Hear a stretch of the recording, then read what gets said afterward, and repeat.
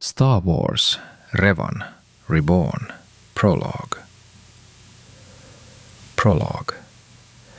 Darkness enveloped the room, despite the abundance of lamps and light fittings. But the darkness cared nothing for the inventions of this galaxy's primitive inhabitants. It had come to this world today, following the Force, so unceremoniously summoned by the insolent Gifted One. For some reason, the fool had needed to concentrate so much dark side energy around himself that even the light retreated, allowing the darkness to swirl freely, ignoring all sources of light in the room. The room was crammed with medical equipment, leaving only a small semicircle of empty space in the center, near the operating table. 3 tanks of Bacta, which had so successfully replaced Manan Kolto several thousand years ago, stood in a neat row along one wall. The other wall was occupied by a sophisticated patient monitoring system, capable of placing a patient into stasis almost instantly if necessary. In the center, a tall representative of the moon race leaned over the body of a man, a human. Darkness swirled around them, occasionally pierced by blood-red bolts of force lightning. The medical droid scurried back and forth, clearly confused about what its master was doing. The patient had been dead for several days. There was no way to repair the damage. But this didn't bother the moon in the least. He'd spent his entire life fighting death, and he was the only one in history who had come close to victory. Though he admitted to being inspired by the achievements of the great Sith Emperor of old, today would be his triumph, and no one else's. Yes, Vitiate achieved much, managed to live for over 1,000 years. But where is he now? He lost to death. This is not what the moon aspired to. He is Darth Plagueis.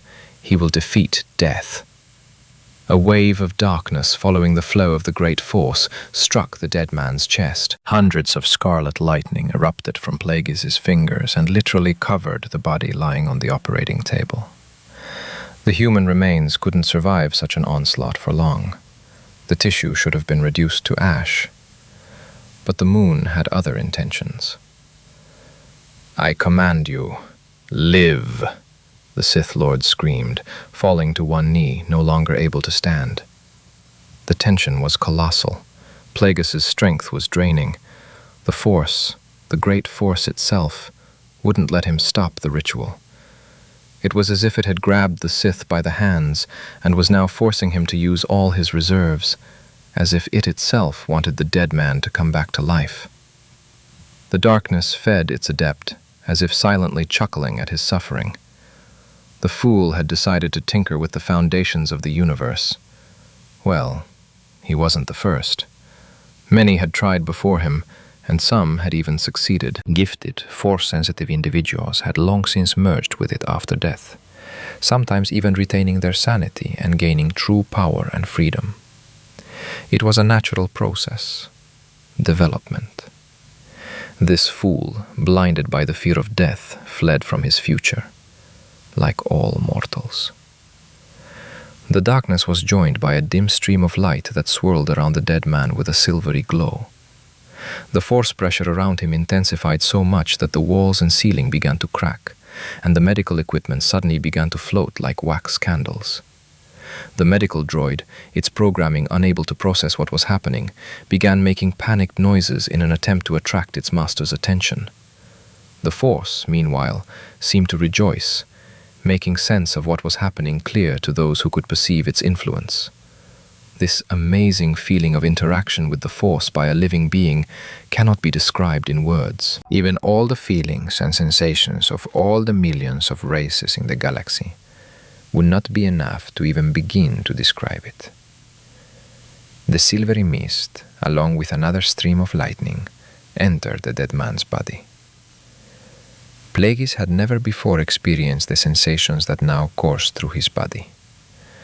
The Force raged within and without, simultaneously burning through all his reserves and imbuing his body with unprecedented power.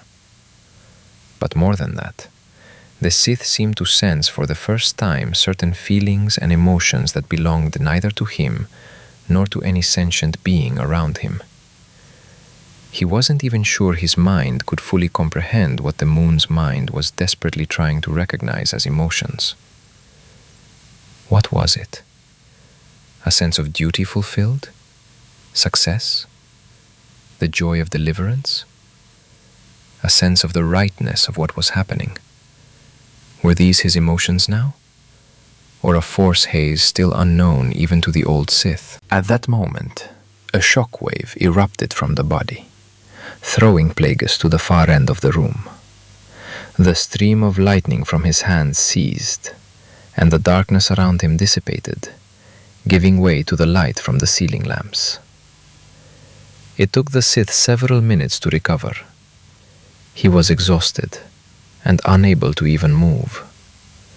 The pain was mild, but the numbness throughout his body made it impossible to assess the full extent of the damage.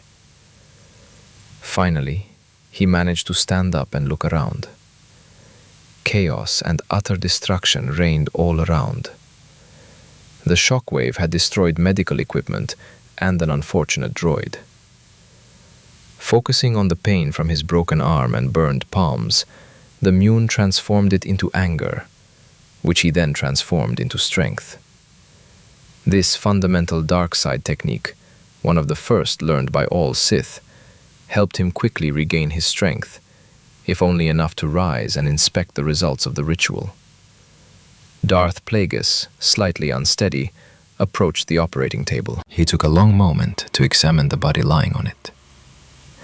He checked the vital signs, then reached out to the Force and probed nearly every cell of the body. The result was the same. There was a dead man lying on the table.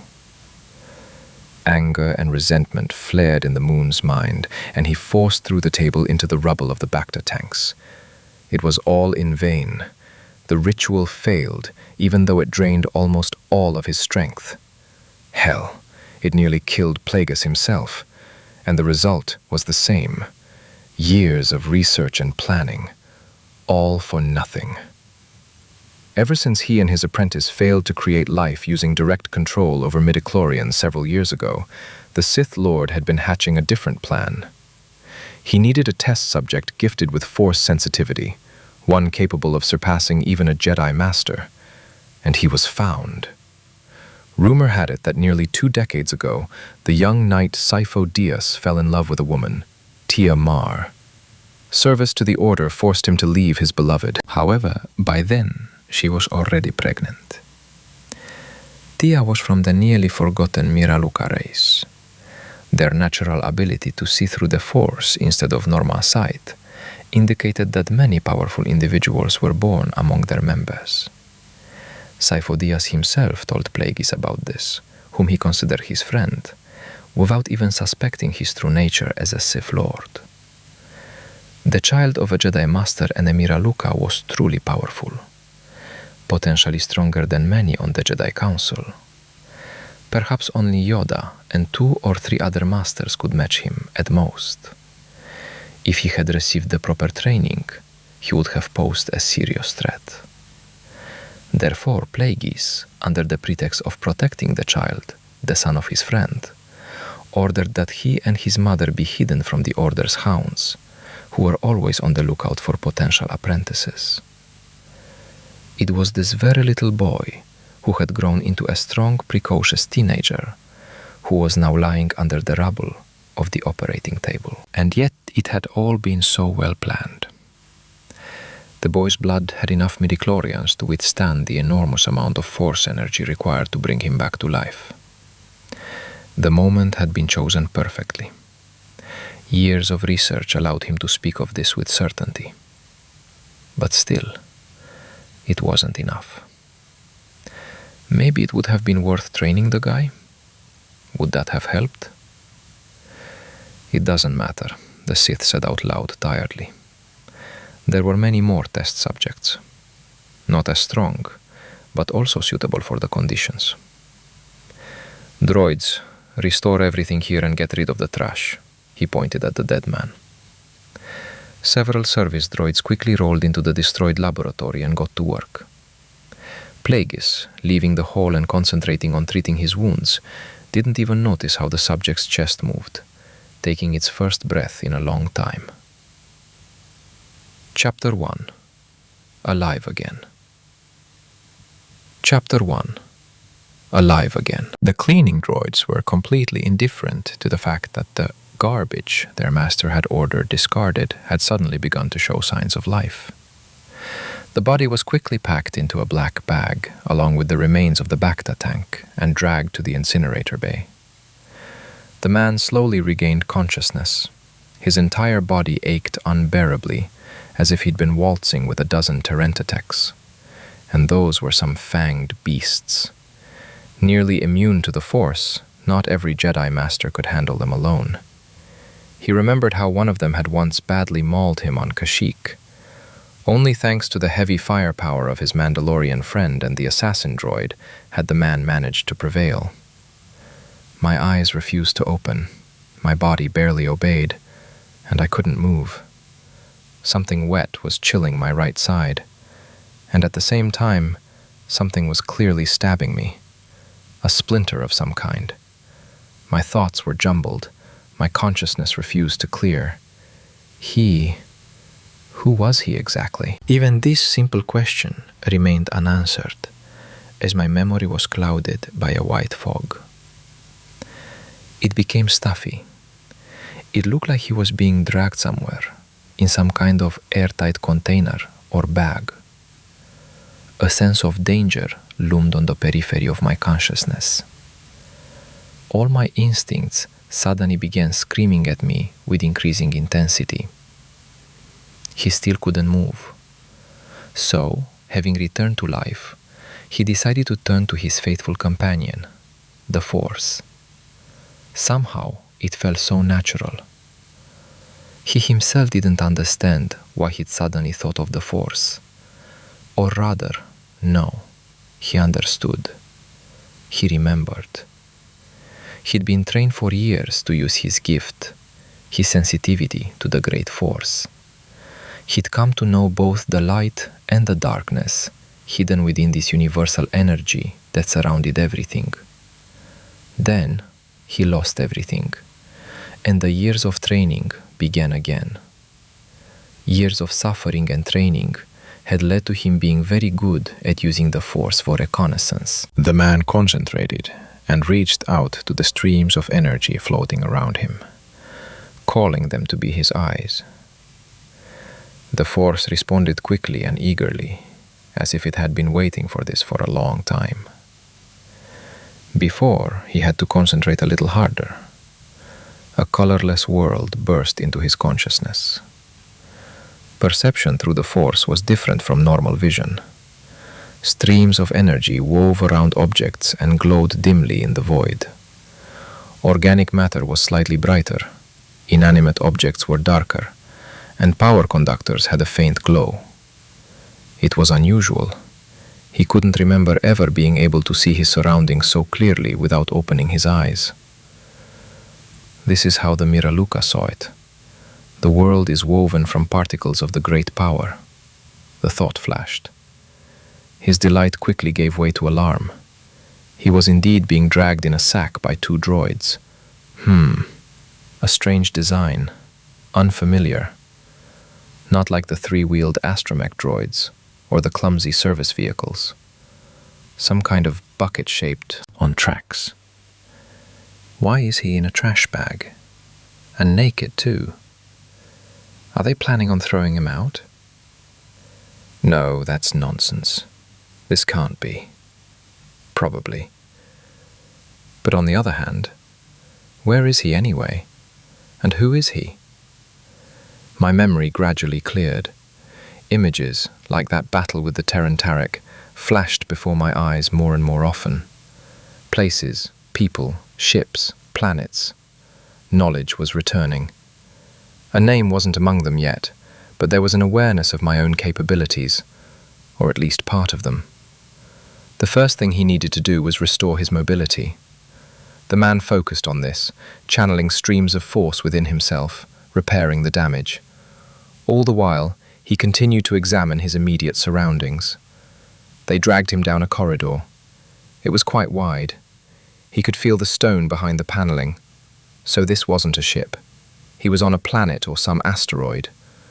The treatment prevented him from expanding his field of vision to explore further. He had to make do with the few meters around him. The droids came up against the door. The man tensed. Through the Force, he clearly sensed danger beyond that door. But so far, there was nothing he could do. The passage opened. Beyond it was a deep shaft leading somewhere downwards. I have a very bad feeling about this, the man thought. The bag was pushed inside. The depth turned out to be considerable, about 30 meters. At the last moment, the man managed to call upon the Force for help and avoid serious injury. He already had enough of that. The treatment had to be stopped. Assessing the situation is more important now. The feeling of threat still claws at the inside of my skull, forcing my body to pump itself with adrenaline. The surroundings were empty. Nothing alive. No droids.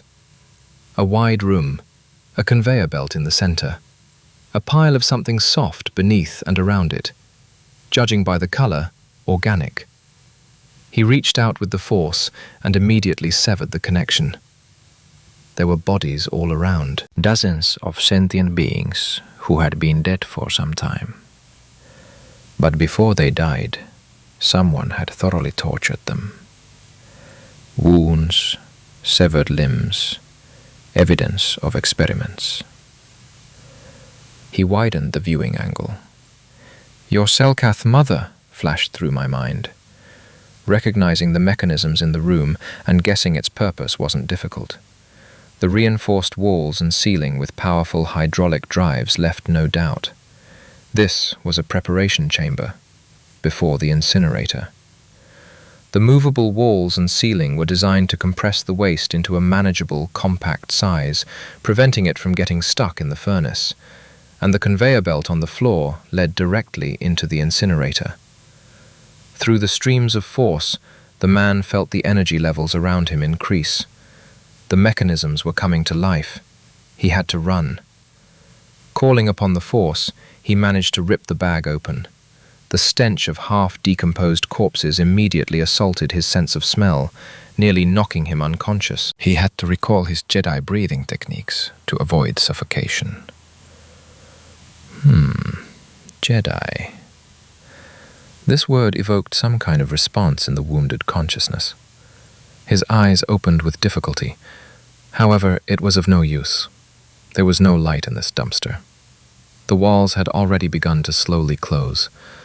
The crunch of bones and the grinding of metal weighed on his consciousness, but he refused to let it distract him. He searched for a way out, and found it. The service hatch on the opposite side from the incineration chamber. It was about 7 meters away, but there was no way to move, which greatly complicated his escape. Reaching for the hatch and feeling the currents of the Force surrounding every molecule of the door, the man who had been dead yesterday yanked it open. The hatch was ripped from its hinges, opening the way out. All that remained was to get his body to the entrance. But how? Lift himself like the door and carry him through the air? No, that wouldn't work. The man was certain that would require too much strength and precision, which he could never achieve now. A quick glance around through the prism of the Force suggested a way out. This is going to hurt, he thought resignedly, preparing for the blow. With a powerful throw, he lifted the debris his bag was resting on and launched it toward the hatch. He was throwing at random and almost hit it. His body flew through the opening without a hitch, only his left foot slamming hard against the remains of the hinges. Pain shot through his shin, but his body already felt like it was on fire, so a little stronger or weaker wouldn't have made much difference. The man knew that such service tunnels were rarely inspected, and the hatches weren't even equipped with alarms, so they wouldn't look for him here.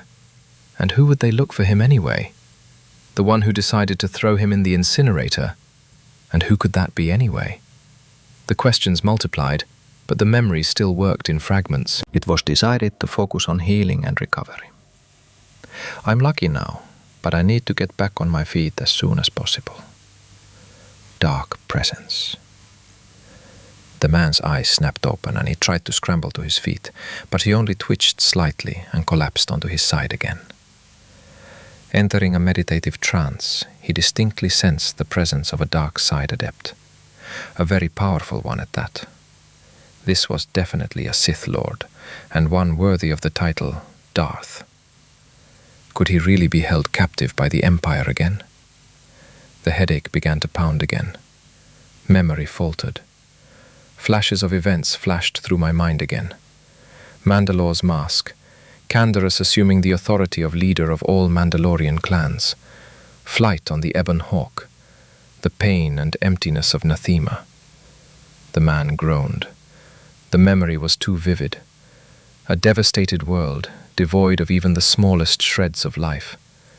The great force itself was absent. This wasn't a planet. It was hell. For those sensitive to the force, it was also a deadly poison. Every minute spent in that world brought pain. The air was literally suffocating. Even through a breathing mask, breathing was difficult. Weakness and fear. That's what the man, now lying on the floor, felt then. And all of this was the work of one being. The Emperor. The head of the Sith Empire, Vitiate. Another flood of images. The attack in orbit around Nathema. The Hawk, his ship, was shot down. The man was captured. Darth Nihris. This woman was quite ambitious and cruel, but also foolish and blinded by a thirst for power, like almost all Sith. After all, she failed to notice how her captive had managed to gain the trust of her apprentice, Lord Scourge. Even while drugged with powerful sedatives, the Force-gifted prisoner managed to plant the desired thoughts in his captor's mind. He was rescued. The student had turned against his teacher. But he hadn't freed the prisoner imprisoned in the Nihris citadel alone. An old friend came to his aid, a comrade in arms, a companion, and, to some extent, a student. Maita. Yes, her appearance struck fear into Scourge. He saw the Jedi Master for the first time and was struck by her power. Under the influence of the captive's delusions, the Sith decided not to fight the girl, but to enlist her support. Together, they arrived at Nihris's house. At the same time, the building was attacked by the Imperial Guard. Nihris was planning to overthrow the Emperor, which naturally did not please the latter. Her student kindly shared rumors and evidence. Words cannot describe the surprise and relief the prisoner felt when he saw his old acquaintance. Even under the influence of drugs, he knew he was saved. The scene changed again. The man lay in the cell, gathering his strength. Mitra and Scourge stood outside, and Darth Nihris was advancing on them, laughing. The prisoner stood, putting on his mask, which had become his second face over the years of war with the Mandalorians. He walked confidently out of the cell. Nihris hurled a bolt of force lightning at him, powerful enough to roast any mortal alive. But not this one. He knew full well who he was and what he was capable of. The lightning was intercepted with his bare hands. Yes, he was a master of Tutamini's techniques and could absorb or redirect energy flows. "I am Reven Reborn, and before me you are nothing," the man thundered, sending a murderous stream of dark energy back at the Sith. The reanimated man awoke to a flood of memories. He remembered who he had been. He was Reven, a fallen Jedi Knight, a Sith Lord returned to the light, a master of the Jedi Order, hero, liberator, villain, conqueror. All these titles were his by right. His memory awakened, and the consciousness of one of the most powerful, gifted beings of his time rose from oblivion. Again the feeling of the presence of a dark entity. "Pull yourself together, Reven. We need to get out of here," the man said through clenched teeth. His memory still had huge gaps, but he remembered the main thing. The rest would come back, but now was not the time to dwell on it. Focusing, Reven scanned the nearby corridors with the Force. No one. Movement was difficult, not even enough to stand up. It was as if his nervous system had been severely damaged, and the signals from his brain simply weren't getting through. Hiding his presence in the force, just in case, the man focused on healing, going into a deep trance. Strength was a truly versatile phenomenon. With its help, even the most terrible wounds could be healed. The main thing was that life had not yet completely left the body. Drawing energy from the infinite source of the great force, Reven gradually restored the severely damaged cells of his body. He couldn't understand what had damaged his body so profoundly. It was as if he were being tortured with force lightning while being pumped full of some kind of poison. He'd only observed such cellular conditions in the dead, who had been gone for several days but were unable to merge with the force. He couldn't have... No, that was nonsense. The man cast aside the foolish thoughts of his own death and resurrection. Suddenly, at the edge of his consciousness, he sensed danger. A pair of patrol droids were approaching the corridor where Reven lay. Hut, the Jedi cursed. His body had only just begun to recover. He was still far from fully healed, but he had already regained at least some mobility. However, that wasn't enough for combat. The light side of the Force couldn't help its wounded adept now. There simply wasn't time. But surely there was another side. The former Sith Lord searched his damaged memory for suitable Force techniques. The only thing that could save him now was dark rage, a Sith technique that used anger, pain, and fear to strengthen the body, transforming them into pure strength and power, albeit with a dark undertone. It wouldn't heal the wounds, but it would allow him to ignore them. Things would get worse later, even fatal, but there was no choice. It was either this or certain death. The thought of using the light-based equivalent of this technique, valor of strength, flitted through my mind. But this required completely suppressing my emotions, which wasn't easy to do amidst the excruciating pain throughout my body. The man stirred. Pain shot through his body. Every nerve was on fire. Peace is a lie. There is only passion, Reven forced out, gritting his teeth. The pain ignited anger and fear for his life. They began to surge within his consciousness. Focusing on these emotions, he intensified them to the limit. Fear for his life became anger. Pain fueled rage. It became very easy to become angry. Through passion I gained strength, the former Sith Lord hissed, falling to one knee. My body was filled with strength. Movement became easier. Anger began to take hold of my mind, gradually growing into rage. With strength comes power. The man, now standing to his full height, breathed heavily, gradually raising his arms to chest level. Darkness was already swirling around his fists, spiraling and gathering power. The dark side heard his call, sensed the anger and darkness he was gathering within his soul. Power permeated his every cell. A pair of droids came around the corner just then. Upon seeing the intruder, they instantly raised their blasters. "Power will bring me victory," Reven barked. A stream of blue and purple lightning tinged with black erupted from his hands. The power of the dark side crashed down on the metal soldiers like a deadly avalanche. Their circuits instantly shorted out, their electronic components frying, leaving the poor souls no chance against the Force user. Two melted armored bodies collapsed to the floor. "With victory my chains are broken," Reven exhaled wearily. "The Force will free me." The words of the Sith code helped quickly tune into the right emotions. Now the dark side nourished the wounded body, wild and unbridled, and infinitely dangerous for the weak of spirit. It beckoned and overwhelmed. The ease, the power the dark side bestowed, coupled with the pleasure derived from using dark techniques, the growing thirst for more, like a drug. Yes, the dark side intoxicates and dominates. Only those few who can maintain their balance on that fine line of madness, beyond which the abyss of oblivion begins, can become masters of the dark side. But such numbers are becoming fewer and fewer. Reven shook his head, clearing his mind and pushing away unnecessary thoughts. Feeding the darkness with his anger was easy. The emotion arose quickly and easily in his mind. After all, he was a prisoner, about to be burned like trash. Wasn't that a reason for anger? They had to get out of here. If a patrol had come, there would be more. Besides, only a complete incompetent would miss such a surge in the force, and the one Reven had sensed earlier was clearly not one of them. He'll heal with the light side later.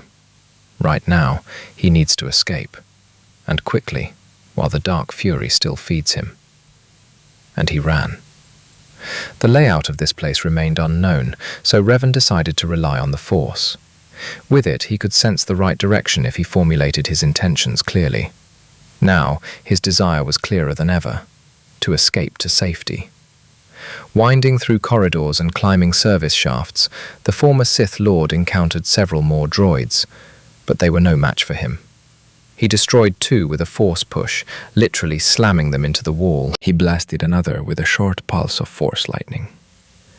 He was already beginning to run out of steam and had to conserve his strength. Thanks to his ability to anticipate danger, Reven was able to avoid encounters with serious opponents or large forces. After a quarter of an hour of running and playing hide-and-seek with the guards, the Jedi was already emerging from the service channel into the hangar. 2 ships were parked on the landing pad. Their configuration was unfamiliar to Reven. At first, he mistook them for heavily modified NR-2s, or even a Renedaran attack craft. But upon closer inspection, he dismissed the idea. And who cared, as long as it flew? The fallen knight himself was a fairly capable pilot. He had won numerous swoop-bike races in the past. There was no security around. This seemed strange, but all senses were silent. There was no sense of threat. The hangar gates were open. Either the owner of this place wasn't expecting an attack, or this was all a big, elaborate trap. In quick dashes, hiding behind cargo containers, Reven reached the folded ramp and flew inside the ship. The shuttle was small. The command center was located just beyond the passenger compartment bulkhead. It clearly wasn't designed for long, distant flights, but there was no choice.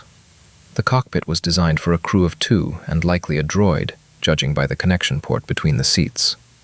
The instruments were familiar, yet somehow odd. A quick inspection yielded disappointing results. Reven wouldn't be able to hide on this ship. No, theoretically he could pilot it, but the navigation computer was locked by the owner's authorization code, and without it, there was no point in flying. He couldn't jump into hyperspace, or even know his current location. Voices were heard outside. Someone was approaching. Without thinking, Reven ran into the cargo hold and, after a quick glance around, took cover in a small alcove between the ceiling beams. And just in time. The shuttle's owners, apparently its owners, had boarded. A couple of crates were rolled into the cargo hold. The Jedi had to use gentle force powers to conceal his presence. His condition was worsening. The battle trance and dark rage were fading. The pain was returning, and his head was beginning to spin. Fortunately, the owners didn't linger. After closing the cargo bay doors, they retreated to the cockpit. A few minutes later, the engines began to hum, and a slight vibration began to sweep through the hull, signaling they had taken off. Reven breathed a sigh of relief. He was out of there. At that moment, the rebound from the dark side technique overtook him. His consciousness sank into darkness, and the Jedi himself tumbled out of his niche onto the floor, right behind the crates brought on board. Over the years of communicating with astromech droids, Reven had learned to understand the binary language perfectly, so he understood perfectly what the little droid was squeaking. Consciousness slowly returned. The Force had kept him alive, and had even healed some of his wounds during his unconsciousness. The pain was no longer as intense, and he could move, albeit with difficulty. Before Reven could even comprehend the astromech droid had spotted him, it had fled for backup. He had no strength to resist, and using dark arts again in such a state would have been suicide, or a direct path to the abyss of madness. A few minutes later, the former Jedi Master sat in the cargo hold under the guns of the ship's owners, a Rhodian and a human. The alien stared at him with its insect-like, faceted eyes, constantly fiddling with the trigger of its blaster. His companion, clad in light duraplast armor, scratched his chin thoughtfully. "So what should we do with you?" he asked, as if into the void. The man was clearly the leader of the pair. "Let's finish him off and be done with it," the Rhodian suggested. "First, let's find out who he is and what he's doing here." Reven sat on the floor, leaning his back against the crates, looking from one of the ship's masters to the other. He tried to imagine what he looked like from the outside, battered, dirty, and from the garbage pit, stinking, and on top of all that, naked. "Hey, you, are you talking about the base?" The man approached and sat down opposite the Jedi. Reven nodded. "Who are you, and how did you end up here?" Finding himself a prisoner once again, the former Sith Lord quickly ran through the possible scenarios in his head. 2 adversaries with weapons. He himself was weak, hungry, battered, and completely unprepared for a serious fight. Even to remain conscious, he had to constantly fill his cells with pure force energy. Revan managed to push the darkness away from his consciousness, maintaining clarity. But the dark side still hadn't given up on its attempts to reclaim its former adept. From the very edges of consciousness, it still reached into the Jedi's thoughts, sending him images of reprisals against those who had captured him. The silence stretched on. He had to respond, but Reven couldn't decide how to proceed. These two were clearly connected to whoever wanted to burn him. If he said he'd escaped from where they'd unloaded, wouldn't they send him back? But there were no other options. Anything else would be too implausible. There was an empty ship, and after a visit to that strange place, a passenger had appeared. There are no coincidences. "A fugitive," Reven replied. "Wow. A fugitive, then? A slave or something? Escaped those guys on the asteroid?" The armored man drawled, scratching his sparse beard. "An asteroid? So that's where they kept it." The experienced commander's mind quickly processed the new information and searched for a solution. He was mistaken for a runaway slave. And these guys are clearly dishonest. They're most likely smugglers or even slave traders themselves. So profit comes first. Their first thoughts will be to return him for a reward or resell him. "We need to return it to its owner. Whoever lives on that asteroid always pays well," the Rhodian drawled. "Here is the first option voiced," thought Reven. "The master wanted to get rid of me. I was no longer needed. But he didn't want to burn with the trash," the former Sith skillfully feigned fear, with a hint of hysteria on his face. The image of the slave turned out to be very convincing. "So, there's no one to look for you," the Rhodian laughed. Strange waves of madness emanated from him, which Reven clearly sensed through the Force. The alien was a sadist, and now he had an abandoned toy in his hands. "Damn, I need to figure something out," the thought flashed through the Jedi's mind, and he focused on the consciousness of his second enemy. "You could make good money by selling me to another owner," the captive said clearly, looking into the eyes of the man in armor. His gaze became cloudy for a moment. "Listen, we could make some good money by selling it to a new owner," he said, turning to his partner. He merely shrugged. He was upset by the proposal. After all, now he wouldn't be able to play with this slave. But he had no intention of quarreling with his friend. He was rather afraid of him. "As you say, Onaka, where shall we take him? For Gesso or Tatooine?" "There's always demand there and no unnecessary questions," the Rhodian suggested. The pay there isn't great, but it's twice as long to Nar Shaddaa, and I still have too much unfinished business with the huts there." The one named Onaka stood up and walked over to the wall. "If I had to choose between Tatooine and the Vergesso asteroids, Tatooine would be better. The mining companies are dropping slaves like flies. They buy them by the hundreds, so we won't get much money. But some private client on that dusty little globe will definitely pay a pretty penny. Reven was pleased with the result. The slave collar wouldn't hold him if he tried to escape. At least they deliver him to some planet, and they try to keep the goods from getting damaged. And the transit time should be just enough to heal and regain his strength. So what? Are we taking him to Tatooine? The Rhodian asked, already lowering his weapon. Yes, Glutor. Make changes to the route, Onaka ordered, then turned to the droid. R2-E4. Bring one of the collars and a spare mechanic's suit. The subordinates left to carry out orders. And don't even think about acting up, weakling, the man in armor said dryly, patting the blaster hanging on his hip. Revan nodded, still playing the role of a frightened and weak slave. Sitting on the floor of the cargo bay, Reven was immersed in a meditative trance, trying to piece together his memories. It was difficult. The fragments of his memory were jumbled together. Different periods of his life were confused.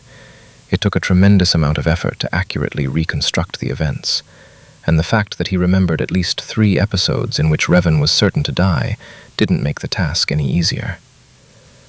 Bastila! The Jedi nearly broke out of his trance from the flood of emotions that washed over him as the image of a dark-haired woman with a lightsaber in her hands surfaced in his memory. He loved this woman. He loved her more than life itself, and he was ready to do anything to protect her. Pain gripped his chest like a vice. He left her, alone with the child. Oh, Force, what have I done? Reven, crushed, clutched his head in his hands. He tried to understand what had driven him to that action. Why had he decided that the safety of the galaxy was more important? Back then, he'd reassured himself that it was for the good of Bastila and their child. But now, he clearly saw the desperate stupidity of those thoughts and his actions. To venture into uncharted regions alone. He even abandoned Candras and didn't tell anyone. What was he thinking? Because of vague memories of a phantom threat, he abandoned his wife and child to their fate. Right next to an order that had a grudge against him, in a galaxy where a new war was brewing. And now, what has become of them? A memory of meeting Mitra Surik came to mind. His old friend told him he had a son, Vaner Shan. Reven slammed his head hard against the wall, tears streaming down his cheeks. "Forgive me," he whispered incessantly. Memories again consumed his consciousness. Scenes of the battle with the Emperor flashed before his eyes. The Jedi lost. The Emperor had done something to him. The memories that followed were fragmented. Imprisonment, the constant presence of the Emperor's consciousness, Mitra's ghost, the escape, the droid factory, and another Shan, his great-great-granddaughter, or an even more distant descendant, his and Bastila's descendant, the Grand Master of the Jedi Order, Satil Shan. She and her comrades helped Reven finally find peace. He slammed his head against the wall again. Bastila and his son were dead. For years.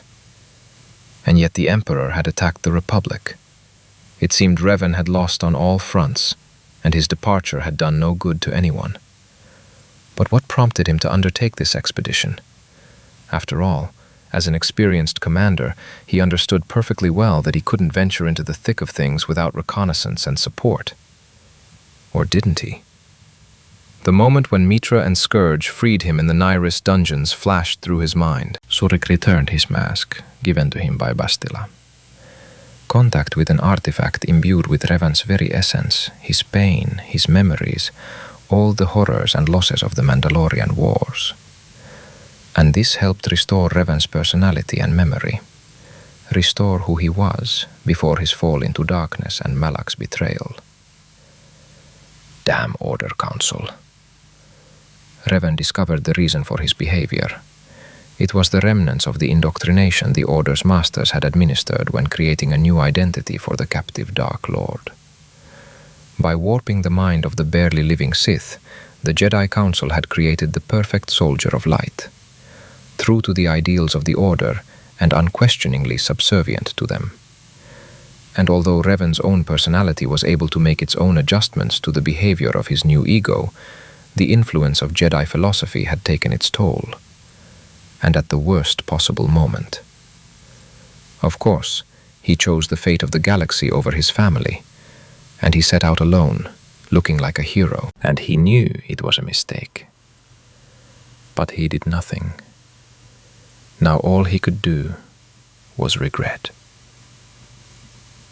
Reven wiped away his tears. At least I know they lived long and happy lives, he tried to console himself. It didn't help. The hatred of the Jedi Council was only suppressed by constantly repeating the same thought. They were long dead. I hope you didn't manage to merge with the Force and are now hiccuping violently in the abyss of oblivion, he muttered through clenched teeth. He had to repeat the Jedi Code several times and go into deep meditation to suppress the rage that flared up in his soul. Reven spent the next few days in meditation. The ship's owners didn't care about their cargo, so no one bothered him. Once a day, he was brought some water and food and taken to the toilet. Otherwise, the cargo hold became his temporary holding cell. Meditation helped clear his mind. Reven clearly understood who he was. The influence of the Jedi Council and the Emperor was a thing of the past. And the former Dark Lord discovered something interesting. In his soul, there was exactly as much light as darkness. It was as if he himself had become a point of balance within the Great Force. Techniques of the dark and light sides were equally easy to replicate. He still had to remain vigilant to resist the temptation of the boundless power of the dark side. But to Reven's surprise, this was much easier than in his past life. Perhaps this was because, unlike most Jedi, he didn't suppress all emotions, but merely tipped the scales of his mind to one side or the other. Love, courage, and friendship facilitated contact with the light, banishing anger and fear. Conversely, by merely focusing on the anger hidden within his soul, Reven forced the light to retreat, attracting the dark side. Along with meditating, Reven also tried to understand where he was, and how much time had passed. From overheard conversations, he realized the ship belonged to smugglers. He also knew where they were headed: the slave market in Mos Eisley, Tatooine. The date and time were worse. The smugglers stopped answering his questions as soon as they put the slave collar on him. He became merchandise. The droid also ignored him. He could only hope to get the information later. The next day, something happened that left Reven in a state of shock. When his temporary owners brought him another helping of water and food, the captive accidentally knocked over a glass and spilled the precious liquid. But it wasn't the lost water that shocked him, but what he saw reflected in the surface of a small puddle. "Who is this?" Reven asked into the void, feeling the unfamiliar face. The man in the reflection, though resembling him, was only vaguely so. It wasn't Reven. His dark hair was cropped short. His eyes, if not a trick of the light and reflection, were green, his nose slightly upturned. The prisoner examined his hands, then felt his entire body, trying to detect any differences from what he remembered. Yes, his body felt different. Previously, Reven had attributed this to long confinement, his thinness and exhaustion. However, now he began to consider another, more terrifying possibility. He was transferred into someone else's body. The most interesting thing is that in the Force, the body still felt like its own and looked the same as in the memories. This is likely because it wasn't the shell that was reflected in the Force, but the essence. Now it became clear why his body was so unresponsive, and the constant weakness.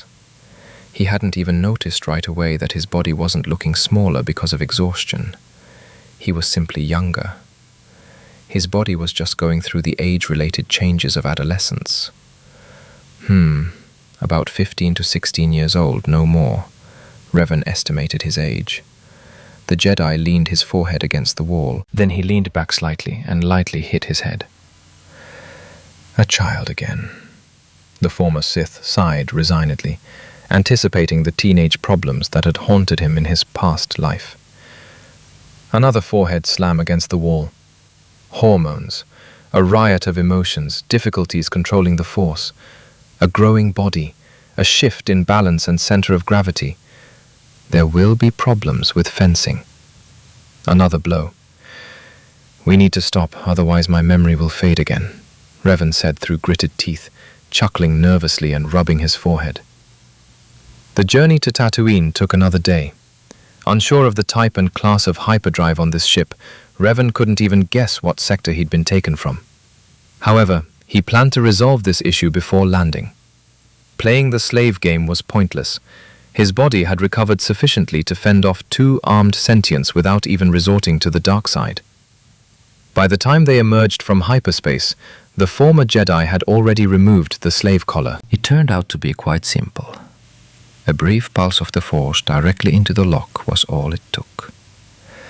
According to Reven's plan, the ship was to be overthrown as soon as the droid delivered another ration of water and food. According to the smugglers, the captive was to be fed before boarding, lest his hungry gaze scare off potential customers at the slave market. Awaiting the droid's arrival, the former Jedi prepared to swiftly seize the ship. The Force coursed through his body, nourishing his muscles and strengthening his bones. This was Force prowess, one of the Jedi's most fundamental techniques. Reven's emotions were completely under control. He was now calm and determined. As soon as the cargo bay door opened, the former Jedi sent a powerful force blast straight at the poor astromech droid. The small bot's hull couldn't withstand the force and shattered, showering the corridor with a heap of parts. Speeding up slightly, Reven flew out of his makeshift cell and headed for the control room. The noise of the droid's destruction startled the 2 smugglers. They scrambled to grab their weapons, but the Force user was faster. He charged into the cockpit and knocked the Rodian unconscious with a single blow.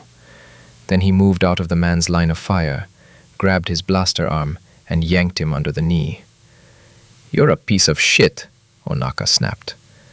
Reven responded to this appeal with a quick blow to the left kidney area. "Be more polite." "Go to hell." 2 more blows and the crunch of a broken wrist calmed the zealous criminal.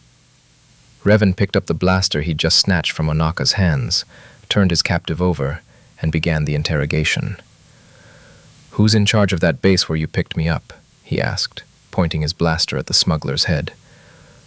"I don't know," he replied through clenched teeth. "What if you think about it?" "Go into the abyss." The former Jedi let out a disappointed sigh. Then he looked into the prisoner's eyes and directed a flow of the Force into his consciousness.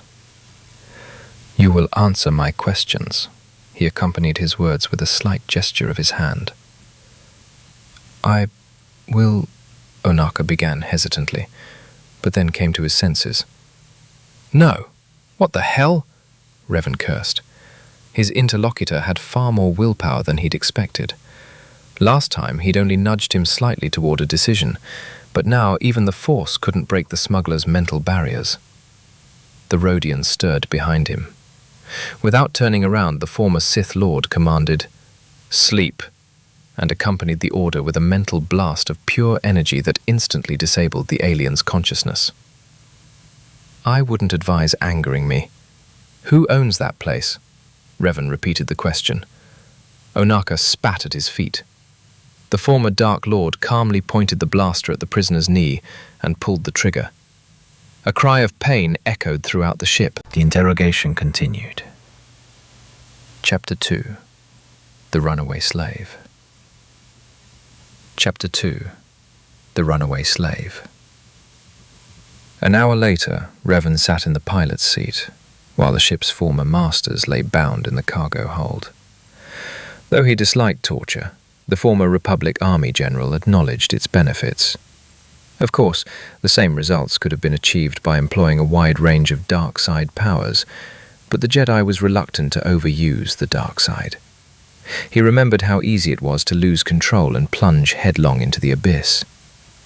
From his conversation with Onaka, Reven learned that he had been picked up from an unremarkable asteroid on the edge of the Anoat system in the Outer Rim. The smugglers didn't know who ran the place. Droids or armored men with their faces covered received the cargo. They also handled the payment. No questions were asked. The pair of criminals were only required to deliver the requested goods, a common practice among various illegal organizations. They couldn't extract anything else. During the interrogation, Reven kept control of Onaka, scanning his mind with the Force, ensuring the truth of his information. The smuggler wasn't lying. Finally, Reven forced the authorization codes for the navigation computer. He unlocked access to all systems. He opened a map of the desired sector of the galaxy and froze. The stars. They're not where they should be, he said quietly, gradually coming out of his stupor. As an experienced pilot, he had a keen memory for the configurations of the constellations and the positions of star clusters in the main sectors. Suppressing the beginnings of panic, he quickly accessed the holonet and checked the current date. He then cursed resignedly, using the harshest language he knew. "Almost 4,000 years?" he asked into the void in a disbelieving tone. No, he assumed some time had passed. After all, the last time he'd escaped, it had been nearly 300 years. But 300 wasn't 4,000. That was simply impossible. No emotions. There are... To hell with this piece. 4,000 huts. An attempt to turn to the code and calm down failed. He jumped to his feet and began pacing the cabin, rubbing his wrists and periodically clutching his head. The Galactic Republic. What happened to it? The Order, the Empire, the Mandalorians, he repeated, trying to pull himself together. Finally, having calmed down a bit, he collapsed back into the pilot's seat and activated the holonet, creating request after request and searching for the information he needed.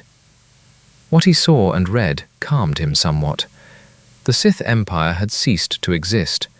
The Order remained on Coruscant, but there was no mention of other enclaves on Tython, Telos, or Dantooine.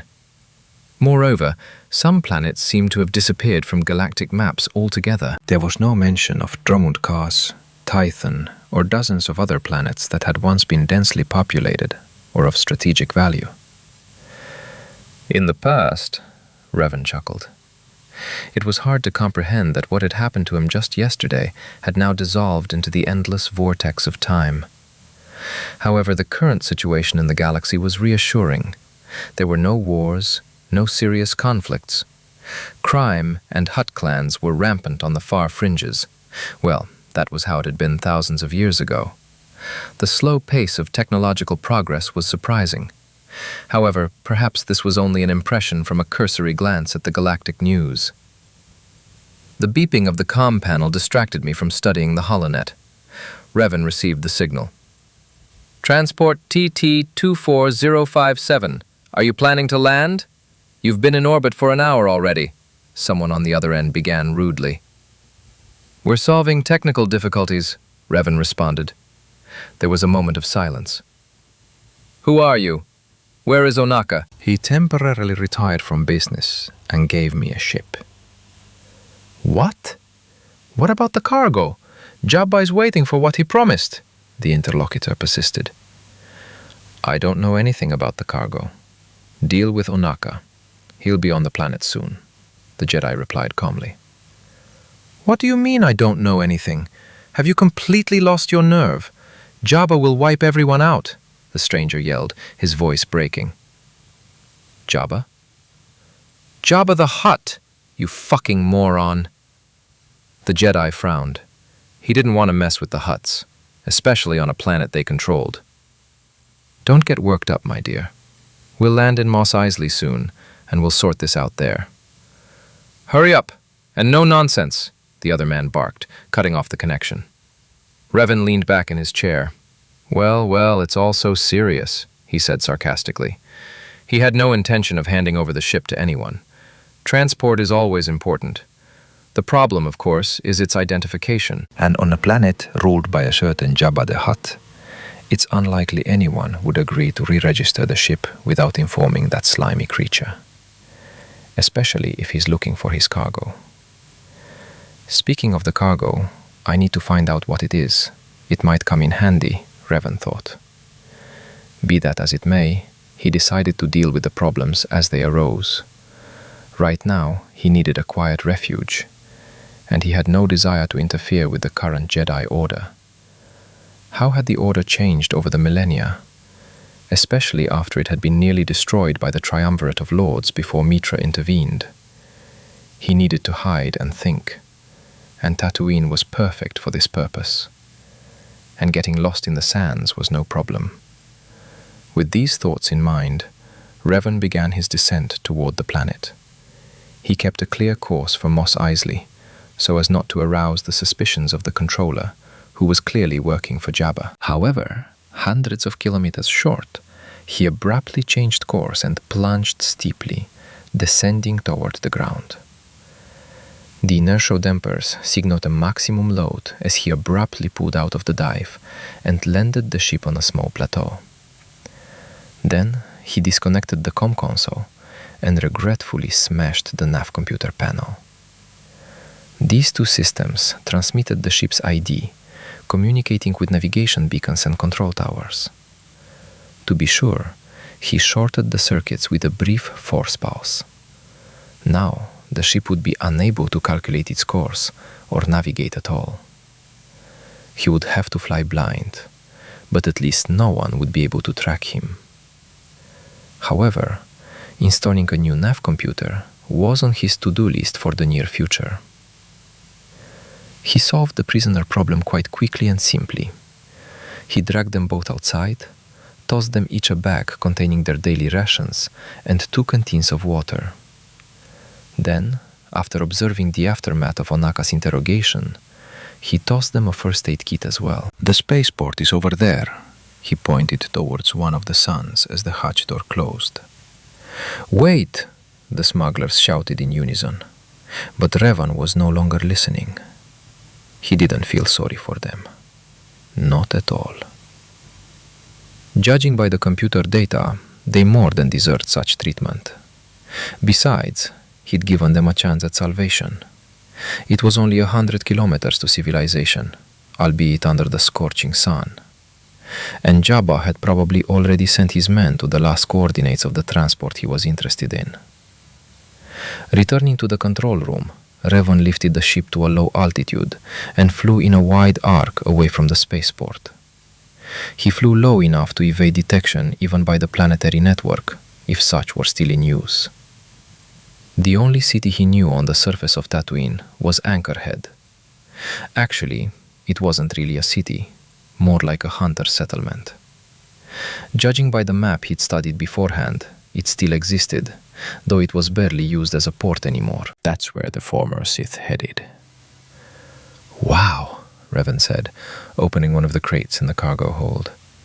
After landing the smuggler's ship in a small ravine near Anchorhead, where the Jawa sandcrawler could not reach, the Jedi decided to inspect his new possession. In Onaka's quarters, he found a decent set of clean clothes and happily changed into them. Thick pants with armored thighs, high boots, a light gray jacket, a thin chestplate of blackened duraplast, and a worn, ankle-length traveling cloak. That's how the rejuvenated Sith Lord now looked. The crew's quarters also contained several examples of high-quality weaponry. Reven didn't recognize the models, but he was able to assess the design and power of the batteries. The main surprise awaited him in the cargo compartment. The crates were filled with Beskar ingots. Not even ore, ingots. The metal might have been poorly processed, clearly without the help of specialists, but it could still be used to create super-strong alloy. Any weapons company would have been greedy for a few kilograms of what was in those crates. Power and great masters. Where did you manage to acquire such a treasure? Reven asked in surprise. From what he knew, Beskar, or simply Mandalorian iron, was practically a sacred metal to the Mandalorians. It was mined only on Mandalore, and its export was strictly prohibited. Or had things changed over the millennia? Perhaps they'd found another source. The metal was truly unique, ultra-strong, refractory, and virtually impervious to the Force. Blades and armor made from this metal could even withstand lightsaber strikes. Only the elite Mandalorian warriors wore Beskar armor. Reven remembered well how difficult it was to fight them. Apparently this is the cargo Jabba is after, most likely as payment for his services, the Jedi thought. As he closed the drawers, he wondered how much such goods cost. Without a connection, he couldn't access the HoloNet and check the prices. I'll have to find out when I get a chance, he thought. You can't learn much from sitting on a ship. So Reven decided it was time to head out into the city to scout things out. Strapping on his blaster belt and regretting the lack of a lightsaber, he headed out toward Anchorhead. He wasn't worried about the ship. The ravine was deep enough to get in easily. The Jawas wouldn't be able to reach it, even if they found it. And even if they did, it wouldn't be a great loss. He'd prudently unloaded the crates of Beskar and hidden them. So even if the ship vanished by the time he returned, he wouldn't be too upset. Reven intended to find another transport anyway. This one was already wanted. Tatooine seemed timeless. Nearly 4,000 years had passed, and the landscape remained unchanged. All around were sands, endless seas of dunes and dry winds. 2 scorching suns heated the surface to the point of extreme heat, forcing even a Jedi to breathe heavily and seek shade, which was nowhere to be found. The journey to Anchorhead took almost 2 hours. To protect his head from the sun, Reven donned an old, wide-brimmed hat he'd found among Onaka's belongings. To protect himself from the sand that was constantly trying to get into his eyes and mouth, the Jedi donned tightly fitting engineering goggles and tied a piece of his torn shirt around his face. He walked through the settlement's gates like this. The passage was unguarded. Over the years, Anchorhead lost its significance to the local population and became virtually deserted. Walking leisurely through the familiar city, Reven indulged in nostalgia. Everything was so recognizable. The same houses of light limestone and blocks of compressed quartz sand, the same streets with their jutting vaporizers, and even the droid shop was still there, though it had changed its name to Droids by Uno Lucca. It's just that there are significantly fewer meat bags around, Reven smiled as he recalled the droid HK-47's favorite address to all intelligent organic life forms.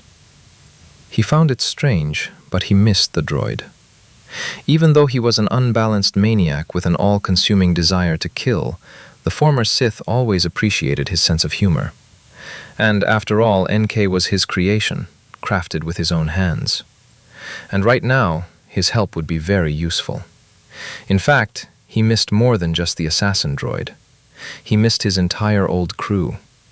The feisty Twi'lek mission, the shaggy Wookiee Zalbar, and the stern Mandalorian Canderous with his tales of military exploits, even if some of those tales were tied to the war against Reven and the Republic. He missed the wise and slightly crazy Jedi recluse Jolee Bindo, whose advice had greatly helped the amnesiac knight avoid falling into darkness again.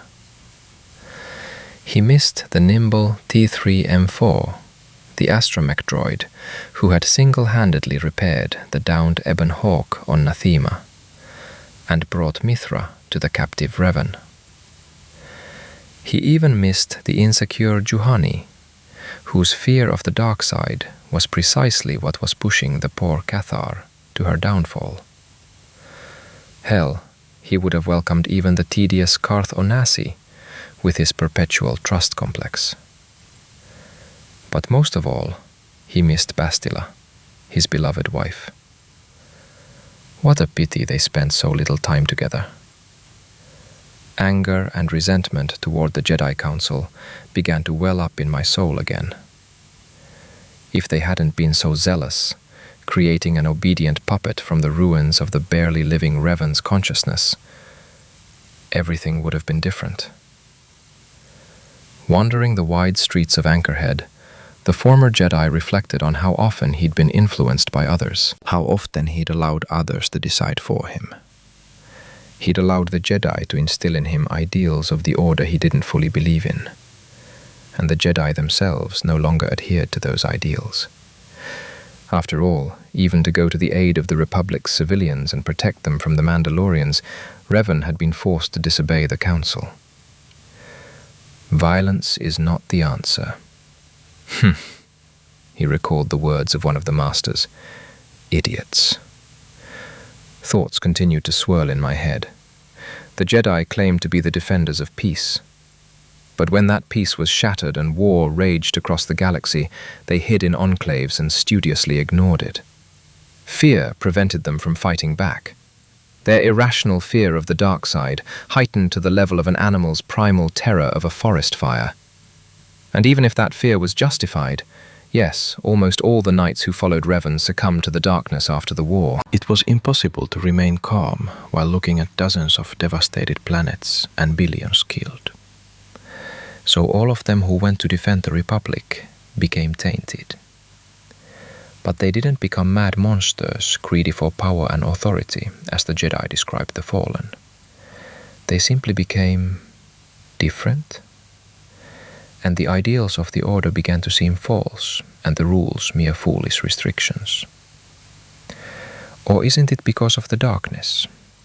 After all, Jolly also left the Order when he became disillusioned with it. Maybe there was something wrong with the Order itself.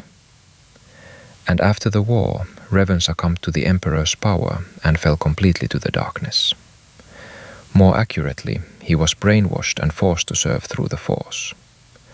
But the former Jedi's will proved stronger. He managed to throw off the Emperor's control, but not to renounce the darkness.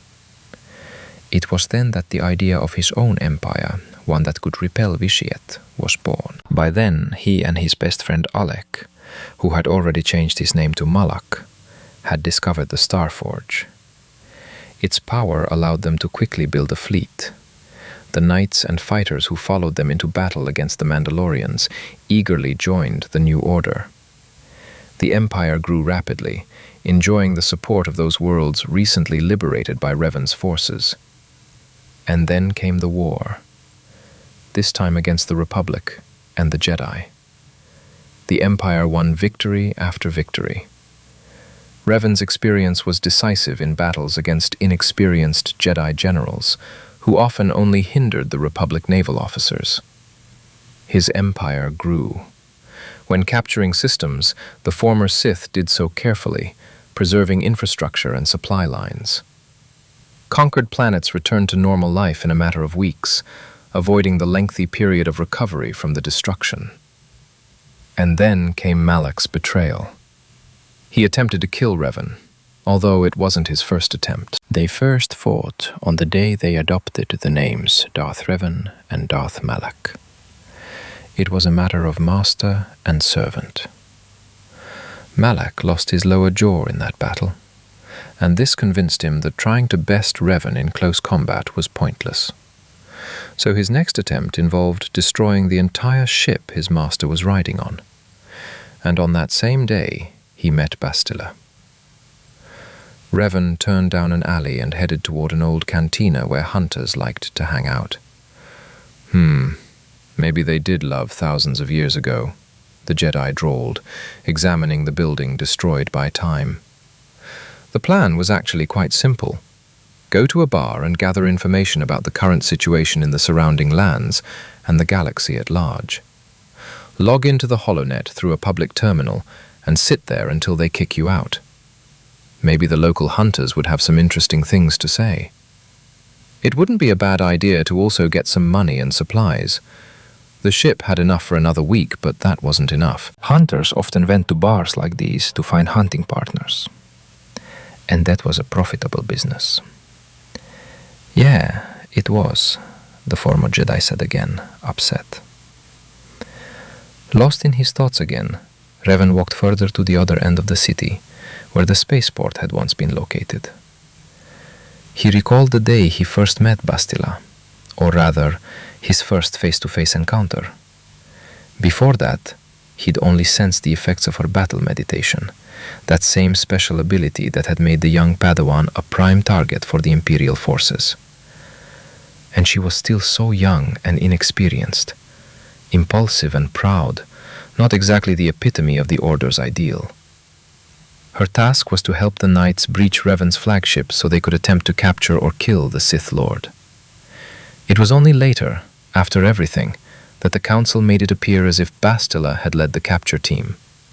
It was she, the foolish girl, who saved the wounded Reven and kept him alive, feeding him with the Force, and forming a strong bond. Hey you!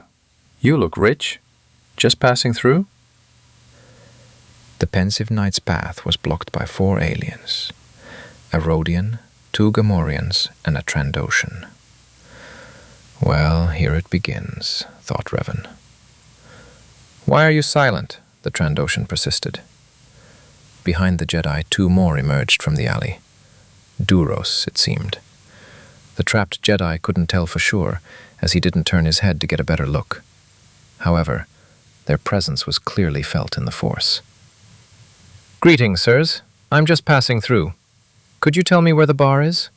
Reven asked in his most welcoming and ingenuous voice. At the same time, the knight was already concentrating the Force around himself, preparing for aggressive negotiations. It's not far from here, literally around the corner, the Gamorrean responded, immediately silenced by the Rodian. Here's the thing. We have to pay a tax on visitors passing through the city, the Trandoshan said. Really? And how much do I have to pay? The Jedi asked, shifting slightly to the side, positioning himself so that the Duros were directly behind him. All I have, the robber responded calmly, taking out his blaster. Reven drew his own and immediately fired at the Rodian, simultaneously dodging the Trandoshan's shot. His calculation paid off. The lizard-like alien's shot hit the Duros standing behind Reven directly. But the Jedi didn't miss, the blast burning a new hole in the alien's head. Pushing their leader out of the way, the Gamorreans rushed into battle. These dim-witted creatures, with snouts reminiscent of the boars of the forests of Yavin 4, always favored axes as weapons. Reven had just shot the second Duros, who was slightly stunned by the sudden loss of his friend. The Gamorrean attempted to cut the Jedi down with a single blow of his axe, but his opponent proved too agile. The man dodged, letting the axe sink into the ground. Then, pushing off the weapon lodged in the stone, he slammed his knee into the pig-like alien's snout, not forgetting to reinforce the blow with the Force. The opponent's vertebrae cracked, unable to withstand the strain. I immediately had to roll away from the second Gamorrean. Swinging the axe in the narrow alley was problematic, so the horizontal strike was slow and weak. Using the momentum of the heavy iron and the extreme clumsiness of the Gamorreans proved easy. A gentle push was enough for the alien to slam his snout into the building's wall with such force that cracks appeared. The crunch of his skull bones merged with the cracking of the paneling. The Force warned him of danger behind him. As he turned, Revan saw the Trandoshan rise to his feet, aiming a blaster at him. The shot was aimed squarely at his chest, protected only by light duraplast. Deciding not to risk it, the Jedi caught the blaster bolt in his open palm, deflecting it away. His hand burned, but not severely. He immediately sent a wave of Force energy in response, crushing his opponent, breaking his bones. It was all over. Revan examined his left hand. The burn was not serious.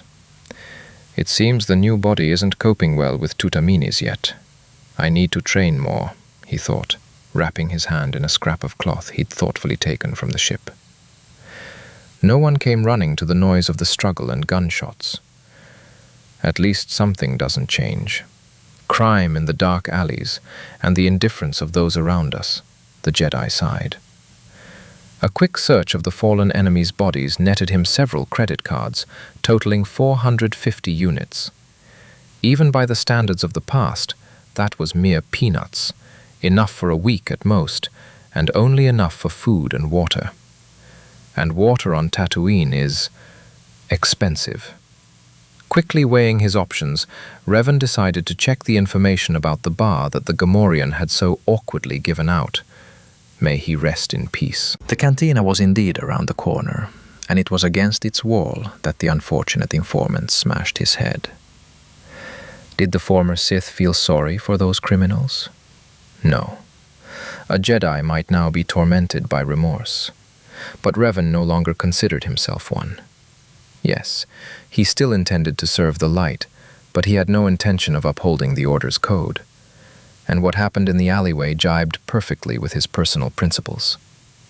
The bar was small, with only 5 tables. Apparently a large crowd wasn't expected. The newcomer's appearance attracted the attention of the few who had bothered to visit. Trying not to stare, Reven slowly walked to the bar and sat down across the stool from one of the hunters.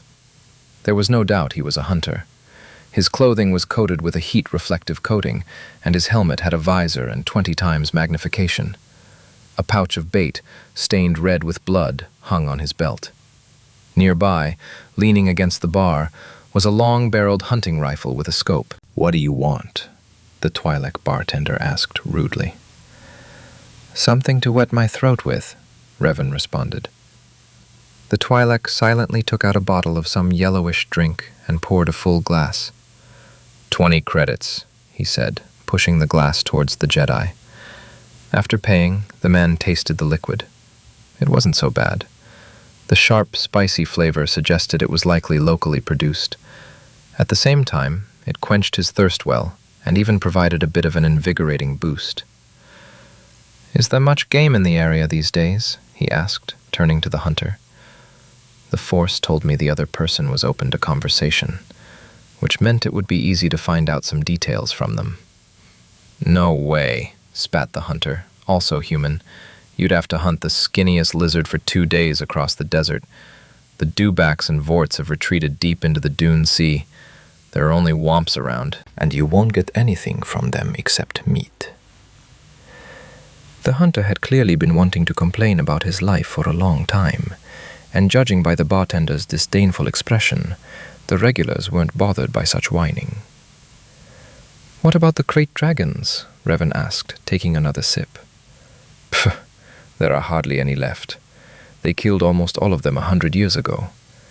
Apparently, a couple live in the canyons to the north, but no one has ever found them, so it's probably just rumors." The man ruffled his bleached, straw-colored hair. "I'm Mel." Glancing quickly at the outstretched hand, Reven decided there was no point in introducing himself. Who knows where his name might come up? Who else might remember it? The Jedi Order certainly did. They loved to scare their students with legends of fallen knights, and he had no desire to get involved with the Order right now. On the other hand, the galaxy is vast. There are plenty of Revens out there, aren't there? But better safe than sorry. "Vanna." He shook the outstretched hand, calling out someone else's name. The name, however, was not foreign. Bastila had named their son that. It was an anagram of his own name, a tribute to his father, who had disappeared into unknown lands, saving the Republic from an unknown threat. "Are you a hunter, Vanna?" "There was once." The interlocutor looked at him with a critical and surprised gaze. "Once? You look no more than 15. Reven mentally slapped himself. He shouldn't forget his new appearance. "My father taught me. Then he left and never came back. So now I don't know if he was a hunter or not. The Jedi got out of it." "I sympathize, kid, but you wouldn't surprise anyone here with a story like that. Almost all hunters were trained by relatives who were later eaten while hunting, or shot by Tusken raiders." The man patted him on the shoulder. "Tusken raiders?"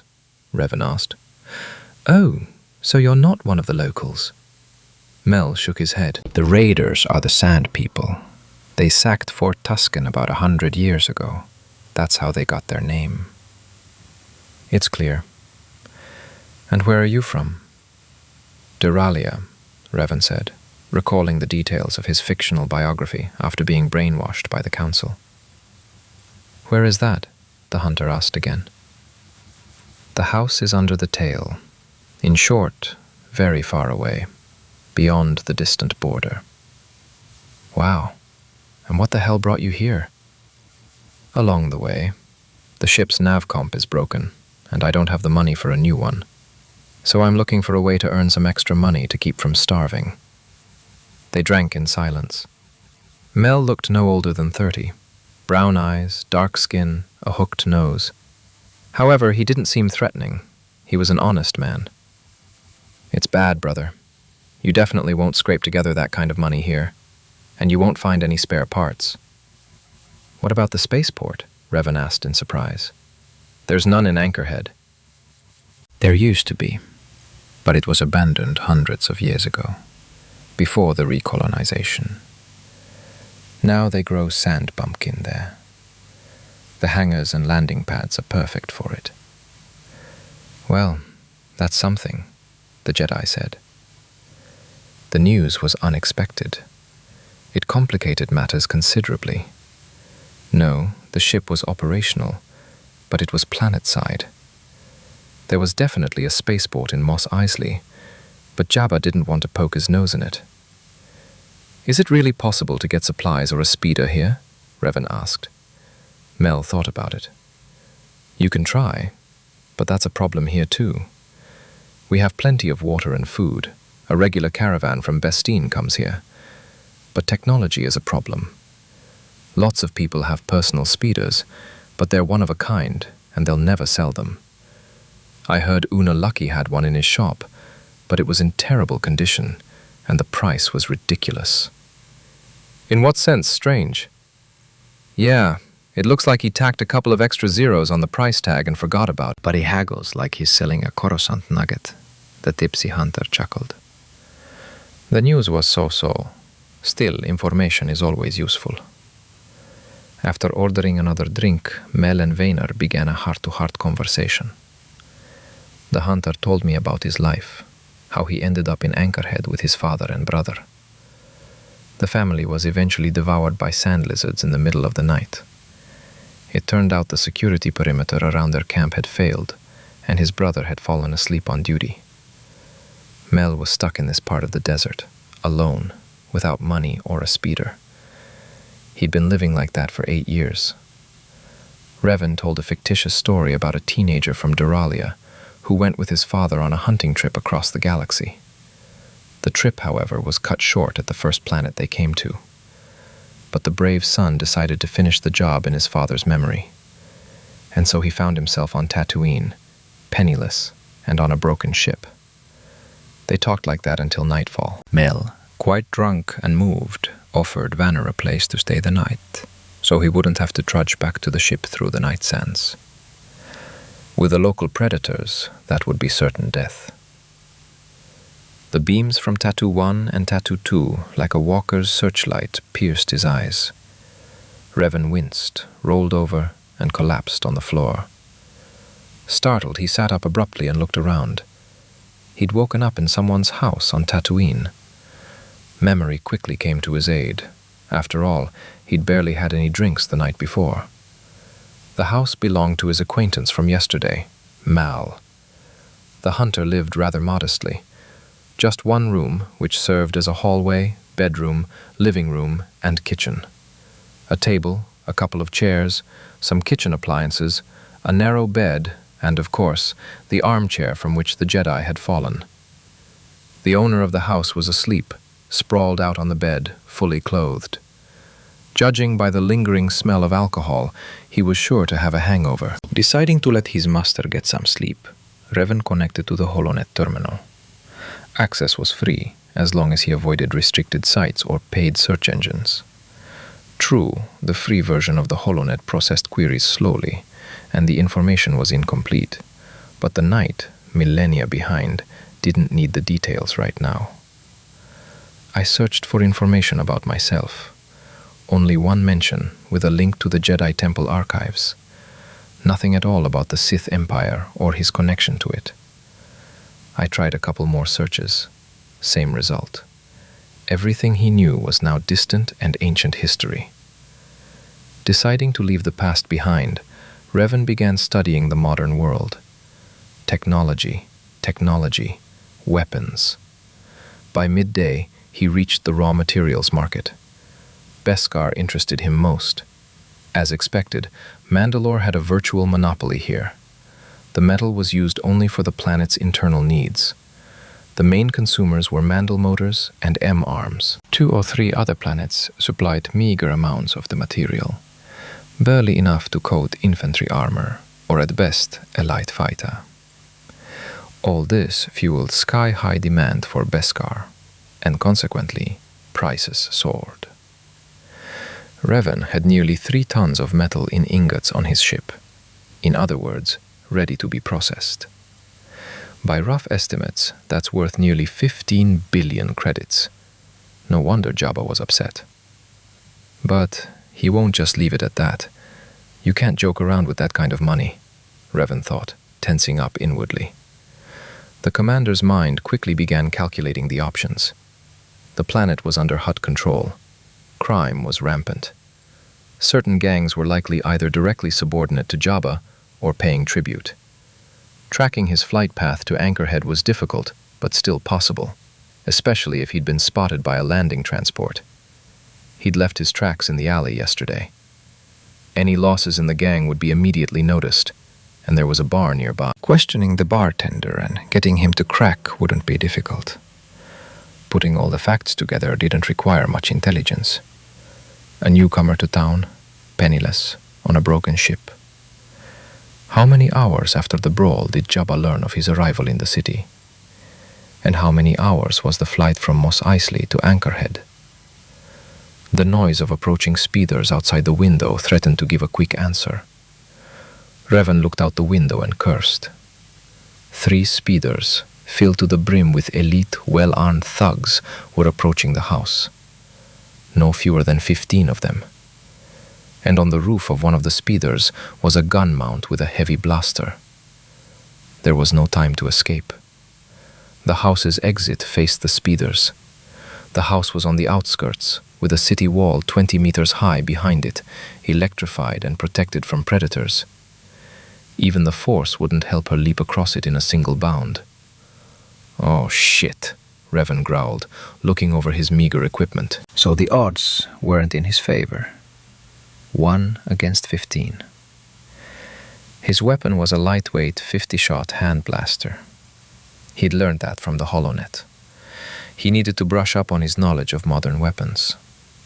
Mel wasn't part of his calculations. He was unlikely to defend the barely known youth, and even if he did, he wouldn't be much help now. The only consolation was that Jabba needed the Beskar, and therefore a living Reven. If only he'd remember to warn his thugs about this. "What's that noise?" the hunter muttered sleepily, awakened by the roar of the speeders. Reven was still looking out the window, thinking about his plan. "Yes, the meeting committee is heading to me." Mel staggered to the window. For a moment he peered at the vehicles from which their passengers had already begun to disembark. Then his gaze instantly cleared. "I wish I were Sarlacc food. These are Jabba's mercenaries," the hunter shouted with hostility and a hint of fear. "Yeah. He must have been upset that I didn't land in Mos Eisley," Revan said calmly. "This isn't your ship," Mel quickly realized. The Jedi nodded. "And the cargo too." Revan understood perfectly well that with these few words he had drawn a clear line for his new acquaintance. There would be a conflict here now, and there were only 2 sides. Sitting in cover wouldn't do. "Well, what the hell, Vanner? Just half a day in your company, and all around me that stinking bantha ass is rapidly shrinking," Mel whined, adjusting his pants and tightening his belt. The Jedi just shrugged. "They need me alive. You hide for now.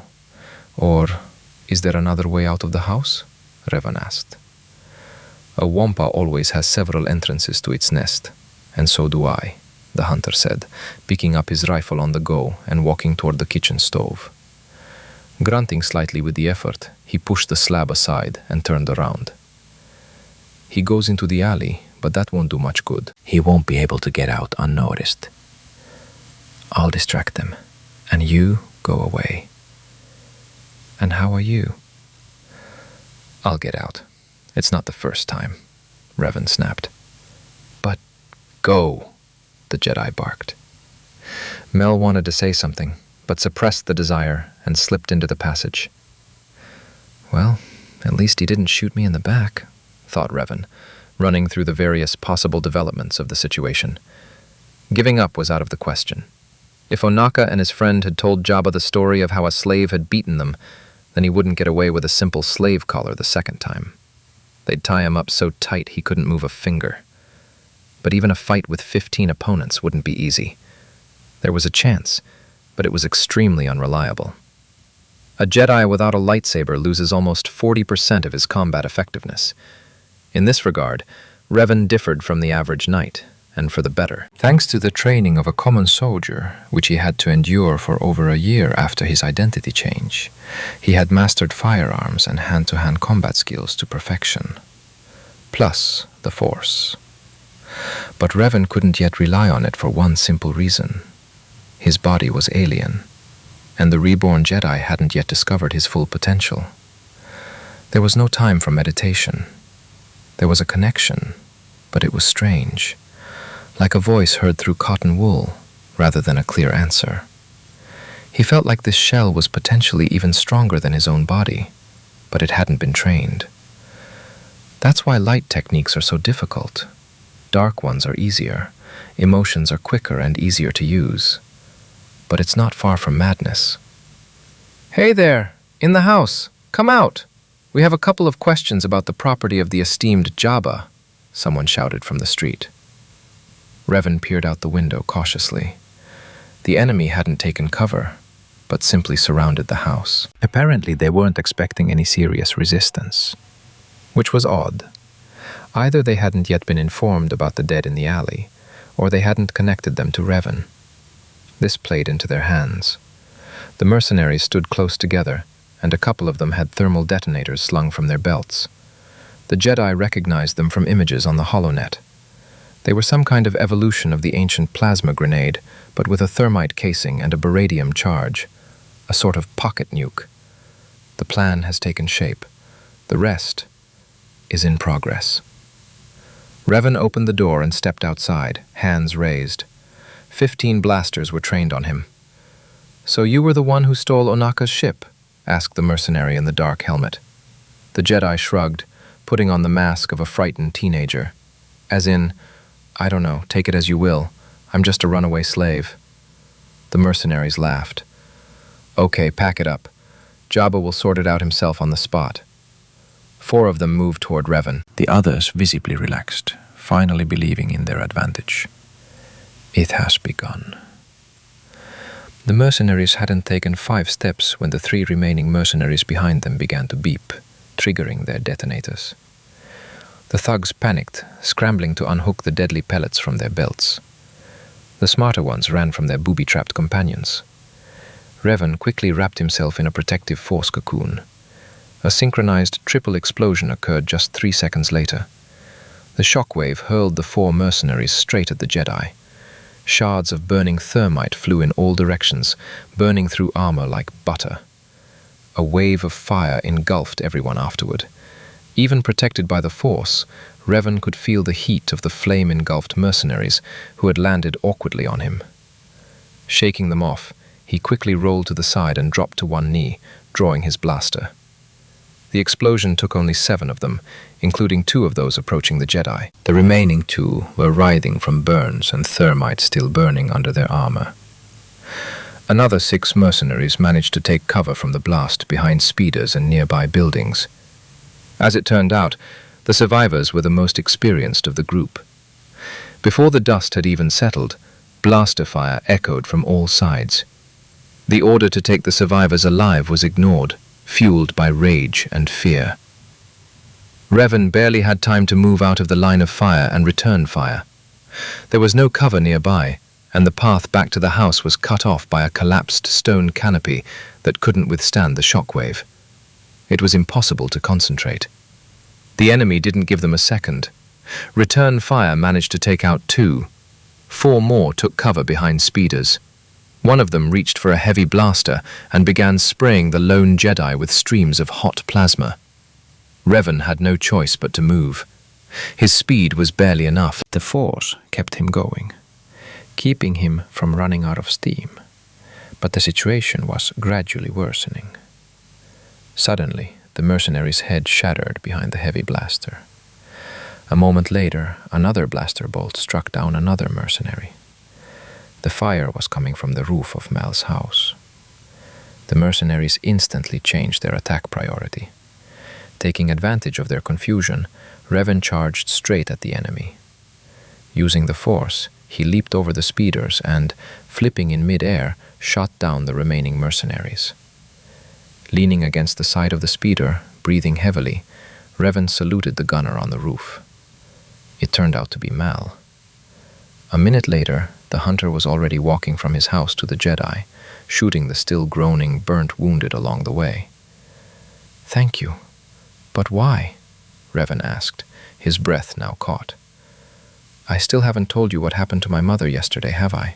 Mel asked, frowning. The Jedi quickly realized what his new acquaintance was leading him to. Jabba? One of his groups of marauders.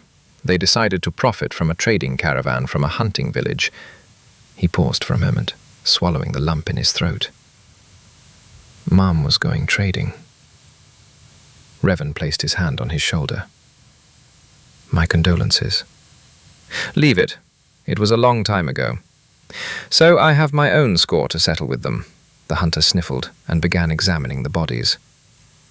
Once again, Reven was struck by how intriguing the force was.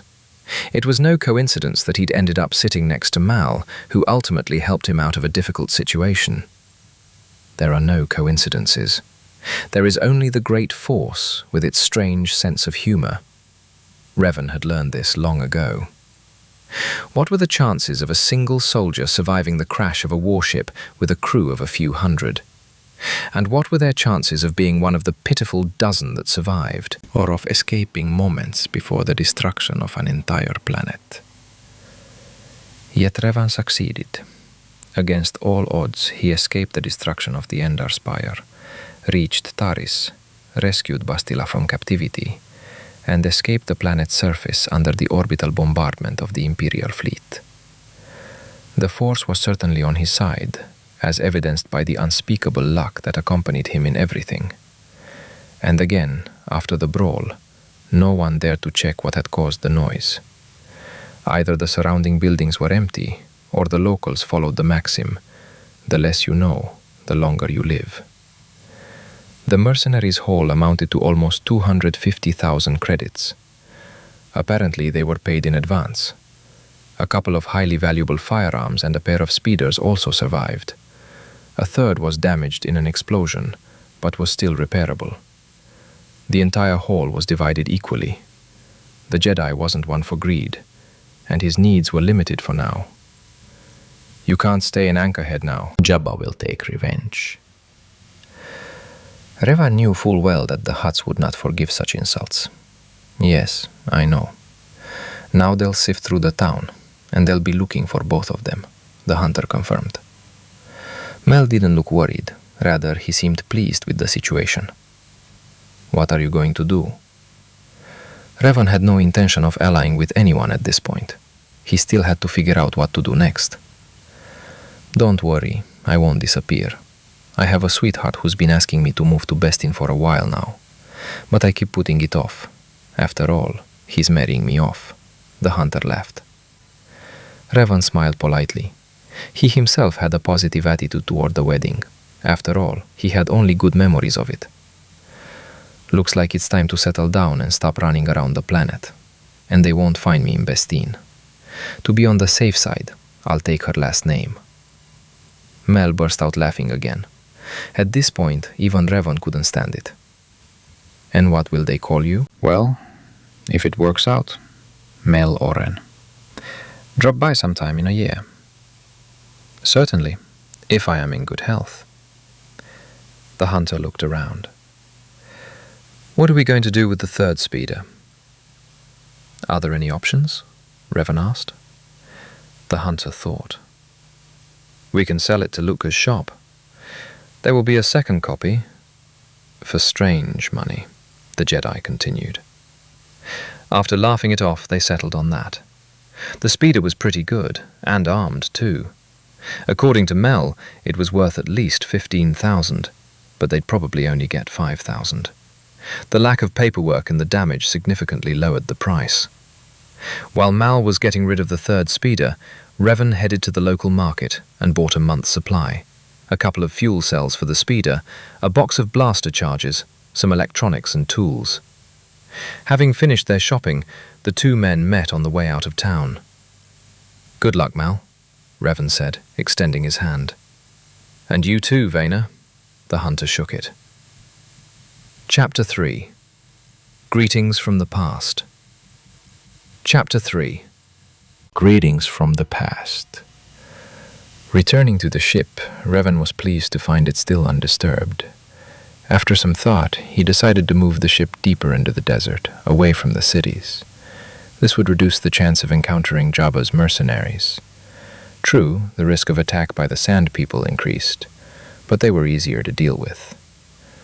The speeder fit perfectly in the cargo bay, right next to the Beskar crates that had safely returned aboard. Each crate was equipped with an individual gravity platform for easy loading and unloading. As a result, even a single person could move a ton of cargo without much effort. It took Reven almost the entire day to find a comfortable and safe landing spot. He found one, in a canyon where, judging by signs, a crate dragon had recently resided. Now it was gone. The beast had left its lair, but the local predators still avoided the canyon. Perfect for the Jedi's needs. With the most pressing issues of food, water, and safety resolved, Reven decided it was time to figure out what was wrong with his body. It would also be a good idea to understand why the Force had brought him back to life, and what was now required of him. He didn't believe it was simply a gift from fate. Something was wanted of him, and the debt would have to be repaid sooner or later. Immersed in meditation, Reven first focused on his current body. Upon closer examination, he discovered the reason why the Force was so unresponsive to his calls. His body was truly untrained, and Reven's very essence had not yet fully merged with his new body. Time and deep meditation would correct all this. Within a couple of days, he hoped to at least partially return to full fitness. It didn't work out. Instead of a few days, the former Jedi spent almost 3 weeks, and he was still far from perfect. However, with each passing day, his connection to the Force grew stronger, and his power grew, and the oppressive feeling of being in someone else's body receded. Under the influence of the Force, diligent training, and Revan's mind, his body began to change. His height increased, his muscle tone increased. His green eyes tried to change to the brown they had been in his past life, but ultimately settled on a shade somewhere in between. The hero of the past no longer resembled a child. He now looked about 20 years old, and his facial features, though vaguely, still resembled his true face. All this time, Reven trained, not only in the Force, but also in swordsmanship. While a staff isn't a lightsaber, he was still able to master the basic techniques. Mercenary patrols and hunting caravans passed nearby several times, but none came close enough. The protection of nature was working. Towards the end of the 3rd week, Reven sat in Onaka's quarters again, meditating. This time, he tried to understand why he had been summoned here. Mustering all his willpower, he addressed the Force directly, trying to convey the meaning of his question. For what? Suddenly, a blinding white flame appeared before his eyes. It danced, captivating him with its frenzied yet fluid movements. Then, deep within the flames, a black haze appeared. It began to grow, intertwining with the flames. And now the black fire, like a mirror image, mirrored the movements of the white one. The two flames intertwined, struggling to overcome each other, but they were equal. For a time, the balance remained unbroken, but then the light flame began to fade, and the dark one grew. The still intertwining tongues of flame race away, becoming the center of the galaxy. But a moment later, dark tendrils of swirling smoke begin to spread from star to star, from planet to planet, consuming and desiccating them. Momentarily breaking his trance, Reven tried to comprehend what he had seen. The balance had been shattered. Darkness had suddenly begun to prevail, for the light had slumbered. Is this already happening? Or is it just a distant threat? But there was no answer. Not a hint, not a vision, not even the faintest sense of rightness. But how to fix this? Consciousness was once again drawn into the abyss of visions. This time, a human silhouette appeared in the raging flames. He took the darkness in one hand and the light in the other and pressed them to his chest. He embraced them in his heart, nourishing one and suppressing the other. Balance was returning to the world. The swirling tendrils retreated as the light in the ghostly figure's chest fell upon them. The man in the vision reached out and pulled two more people from the void into the light. Their souls were also at odds, but a moment later, balance was established, and they began to glow just like the first. Then each figure brought two more people into the light, and more, and more, and more. The picture changed. The silhouette of a planet with two moons orbiting it appeared before my eyes. Tython. The Jedi recognized her instantly. The light and dark moons orbited in perfect balance, and the light that Tython began to emit now bathed the entire galaxy. The power of the visions overwhelmed his consciousness and carried him away somewhere. Waking up several hours later, Reven, still lying on the floor, tried to comprehend what he'd seen. Visions sent by the Force were usually clearer, a premonition of the future, a clear-cut version of events and the consequences of decisions. But this vision was fundamentally different, a stream of images. They could be interpreted in different ways. Apparently, the Force warned him of danger. And this danger threatens not himself, but the entire galaxy. The balance has been disrupted, or will be disrupted, but very soon. Even now, while meditating, Reven often found himself surprised by his sensations.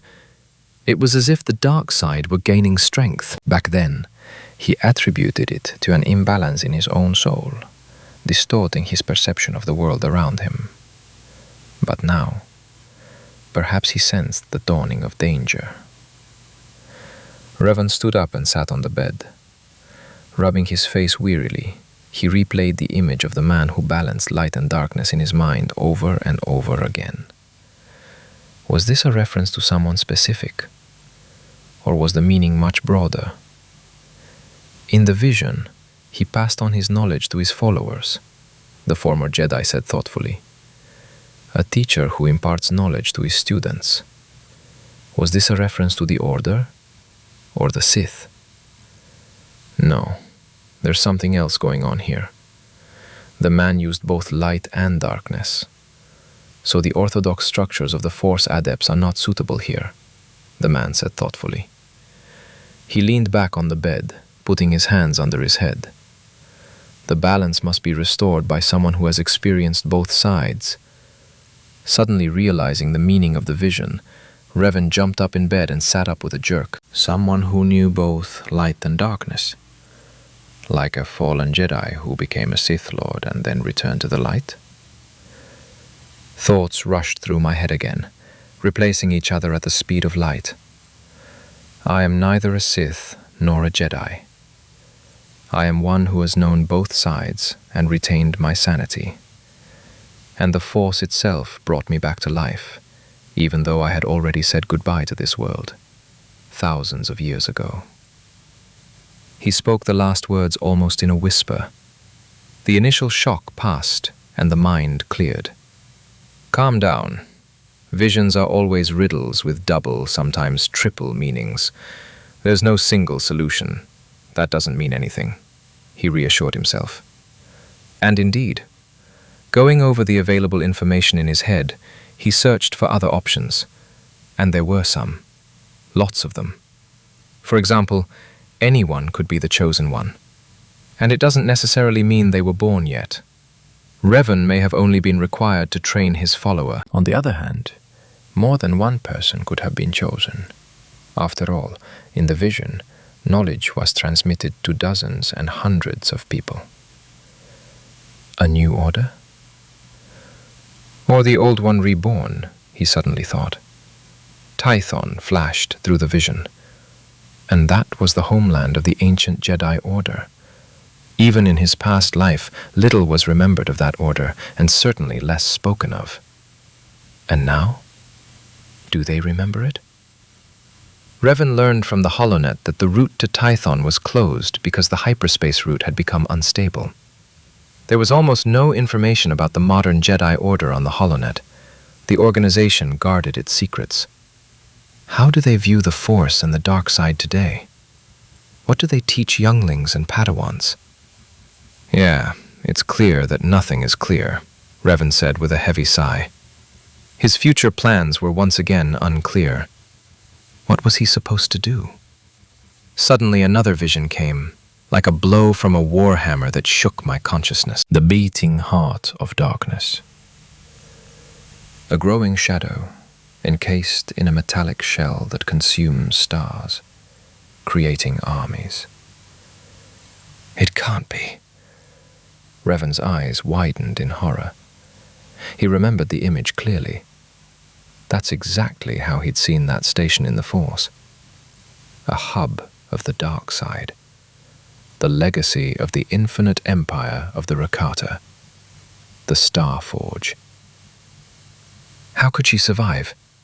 The man jumped to his feet and began pacing the cabin. He thought again of the Republic fleet's attack, his final battle with Malak. They had won. The forge was destroyed. It had been blown to pieces. Not a single fragment larger than a couple of meters across remained, and even those had burned up in Rakata Prime's atmosphere. Or was not everything destroyed? Something must have happened. Back when he was Darth Reven, but what? Memory helpfully supplied the necessary recollection. Darth Reven was the only Force user alive who could comprehend most of the Starforge's mysteries. One of them was the infinite drive seed, the core of the Starforge's heart. A self-evolving, semi-mechanical organism fueled by the energy of the dark side. The very particle from which a new station could grow over tens of thousands of years. And he hid one such seed far from the main forge. Fool. Reven dropped his head into his hands. Did he ever imagine, when he placed the apple-sized sphere in the lower levels of Nar Shaddaa, that thousands of years later he would have to face the consequences? No. He didn't even remember that until today. The memory of those events when he was a Sith still felt fuzzy. Having calmed down a bit, he turned his attention to something else. How large could the drive have evolved? The Star Forge was discovered over 20,000 years after the destruction of the Rakata Empire. Assuming that the rebellious slaves wouldn't have left the station alone, we can assume it was also badly damaged back then. So it must have recovered within 20,000 years. Star maps with similar self-repair properties were still heavily damaged when Reven and Malak used them. None could pinpoint the forge's exact location. Only after visiting several planets and comparing surviving data were they able to locate the station itself. 3,000. That's not 24. The new forge shouldn't appear yet, Reven thought. However, the power of the infinite engine could be explored and harnessed. An army could be created that could... No, the former Jedi interrupted his thoughts. I fell into this trap once before. The dark side fueled the forge, simultaneously enslaving the minds of the station's inhabitants. And Reven always sensed it. He disliked being on the station and was a little afraid of its power. But at the same time, he couldn't help but exploit its potential. And now, the desire to find the beginnings of the forge resurfaced within him. However, his mind insisted that this could be the source of the galactic darkness, and it must be destroyed. The confrontation between the two principles in his soul did not last long. In any case, we need to find him first, the man concluded. The plan of action for the next few years was taking shape. Reven planned to gather information and build his strength. But his first step was to find the germinating seed. At the very least, he wanted to learn its location. Then he needed to contact the Jedi Order and understand what was driving them in this time. Yes, the plan was not so great, but Reven believed that the Force would show him the way and lead him to his goal. Finding the seed proved a difficult task. Meditation was of no help. Even with all his efforts, the Jedi couldn't sense the beating heart of darkness as he had with the Starforge. Perhaps it was still too small, or perhaps it was simply the distance. However, he felt one thing for certain. There was nothing left on Nar Shaddaa. The star maps could have helped in the search, but on his own recommendation, they were destroyed shortly after the victory over Malak. Or perhaps not all of them. After all, they only knew the locations of a few maps. There could be others somewhere. But where? Only other star maps could reveal their location. Was there a chance that one of the maps he knew of had survived? For example, on this desert planet? Meditation helped me retrieve information from my memory.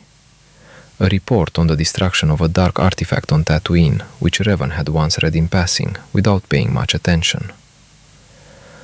Due to severe sandstorms in the operational area, the use of ground forces is impractical. Due to the limited time for the operation and the need for the cruiser Poznański to be present in another system, it has been decided to conduct an orbital bombardment of the quadrant containing the artifact, he recalled, recalling the report. The coordinates and type of ammunition were erased from memory. A successful hit was made precisely at the specified coordinates. Ground observers confirmed the simulated hit on the target. The cruiser is withdrawing to support the main fleet. A conditional defeat, then, Reven repeated. As Scott once liked to say, in military terminology, everything that begins with the word conditional should be perceived as fictional. I knew they would be careless about this task, the knight spat. Although at the moment, this was only to his advantage. The map was located deep in the cave.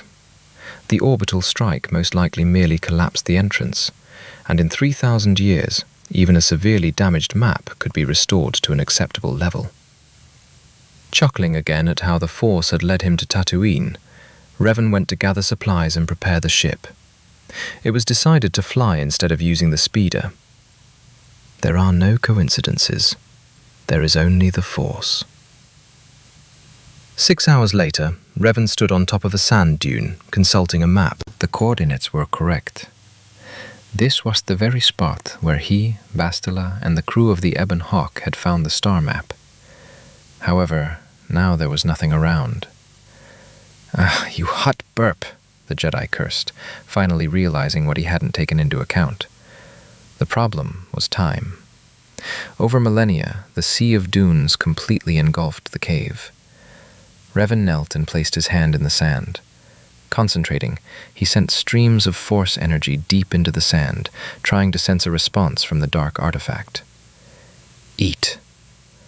At a depth of almost 10 meters, the very same cave could be felt. Apparently, the entrance was indeed blocked. There was no sand inside. The artifact pulsed with darkness, confirming its preservation. "And how are we supposed to dig you out now?" The Jedi scratched the back of his head thoughtfully. "I tried to move the sand. It didn't work. It was so hard to feel each grain of sand as an individual object, Trying to move billions upon billions of almost indistinguishable objects at once. No amount of concentration would be enough." After some thought, he decided to approach the matter from a different angle.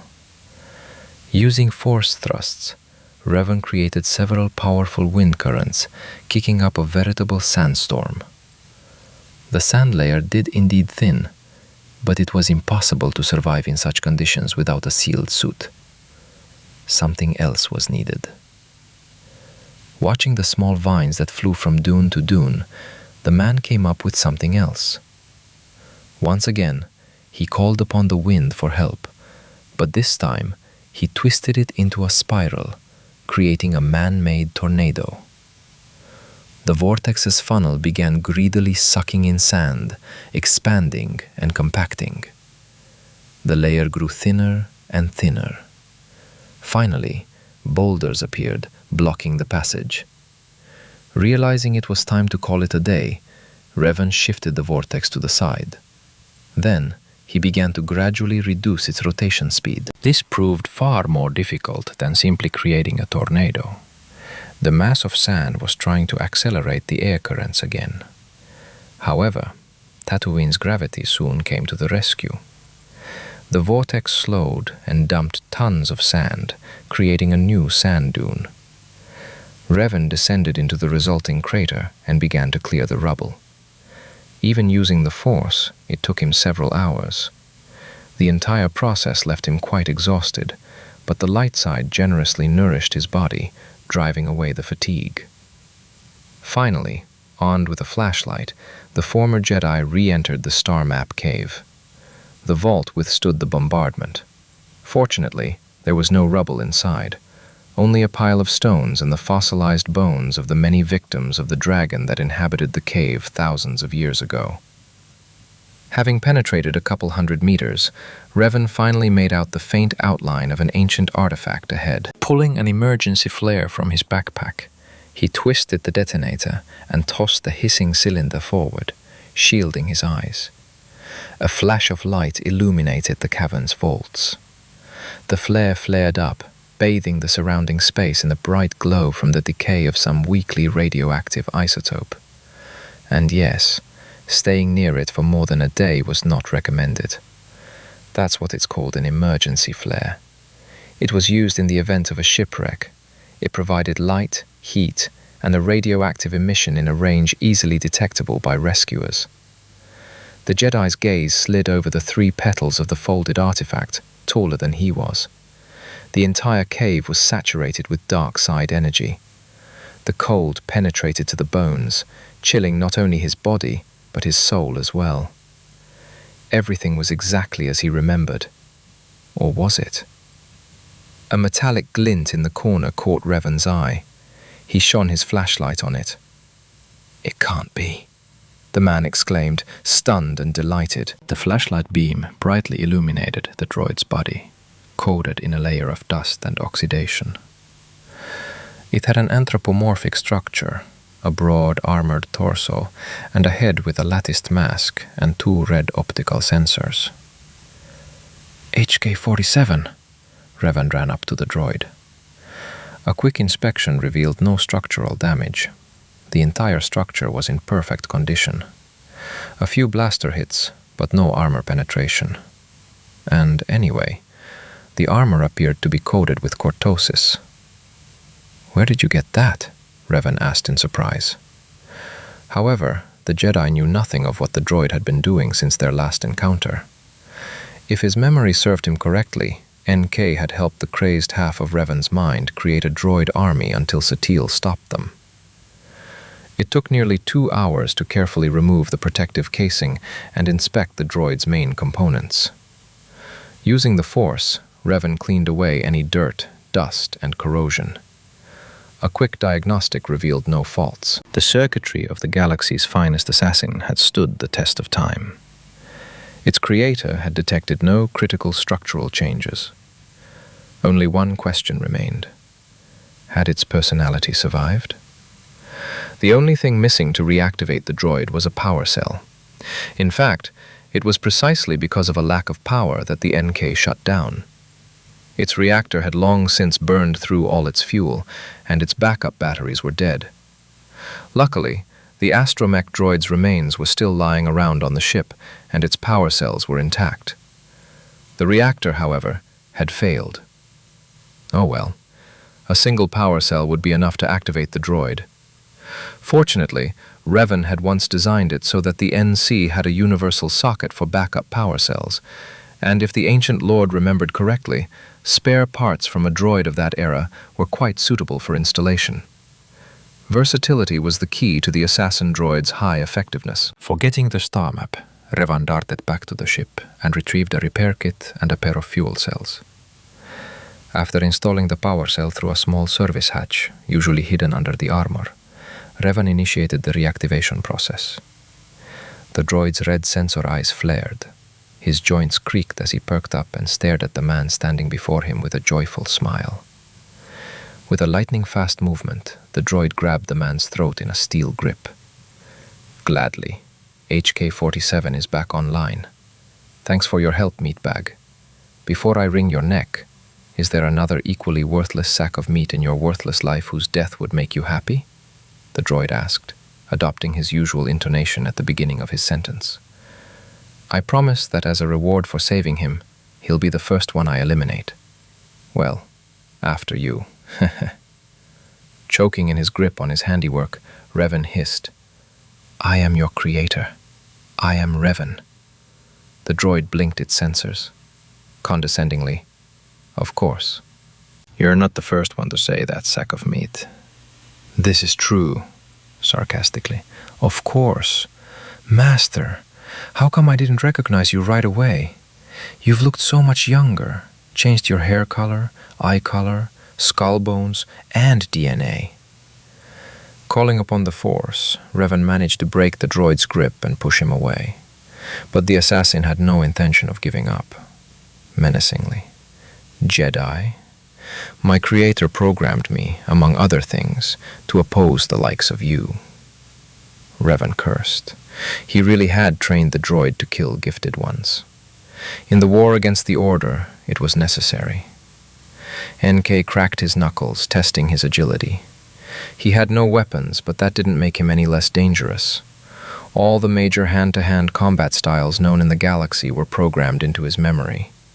Reven himself added all 7 lightsaber styles, so the droid could develop countermeasures. Special mention should be made of the suppression and concentration breaking devices, designed to prevent gifted individuals from using the Force. For example, a high-frequency sonic generator that directly impacts the vestibular system, causing dizziness and pain. The droid was already ready to lunge at the enemy, just as Reven had taught him, in a chaotic trajectory, making Force precognition difficult. Stop! Authorization code P479025/Malak, arrogant sack of meat, the Jedi said quickly, raising his hands. The killer stopped, straightened up, and bowed his head slightly. His eyes blinked again. A joyful greeting. Master, the NK-47 is ready to serve again.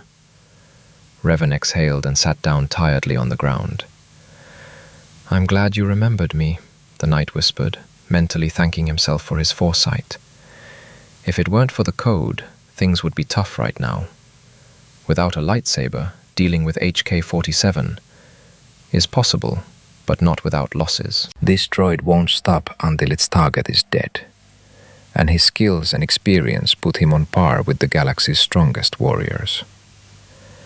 Even Canderous, Mandalore the Guardian, admitted that he would have difficulty, very difficulty, defeating HK one-on-one. An impatient question. Master, is there anyone you need to kill? The droid asked, seeing that its master was deep in thought. Reven shook his head. No, NK.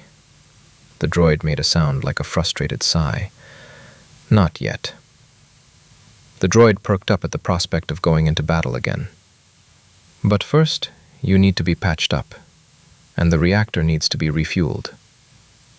The killer began to blink his optical sensors rapidly, running a self-diagnosis.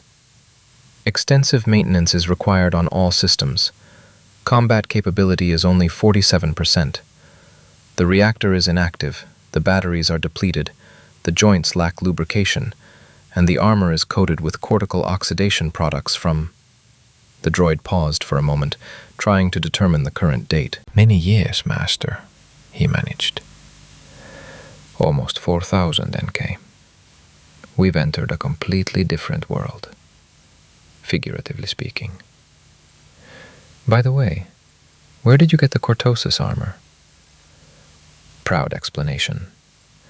A gift from Mandalore the Restorer, Randus Ordo, Master.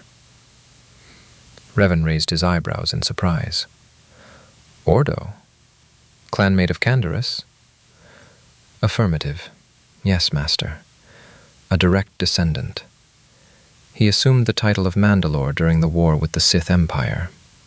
For the most part, he remained neutral, occasionally providing assistance to the Republic. And how did you end up with him? I don't remember much about the events on Lehon. With regret. Master, my memory of those events is also lost. I don't know how, but after the battle, I ended up in the possession of Master Satil Shan. Since she was your relative, I chose to serve her. The droid looked away slightly. Irritated. The most boring years of my functioning, Master.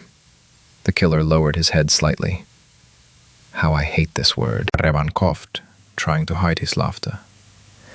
He remembered well that NK hated being called Master, but it was ingrained deep into his behavioral matrix.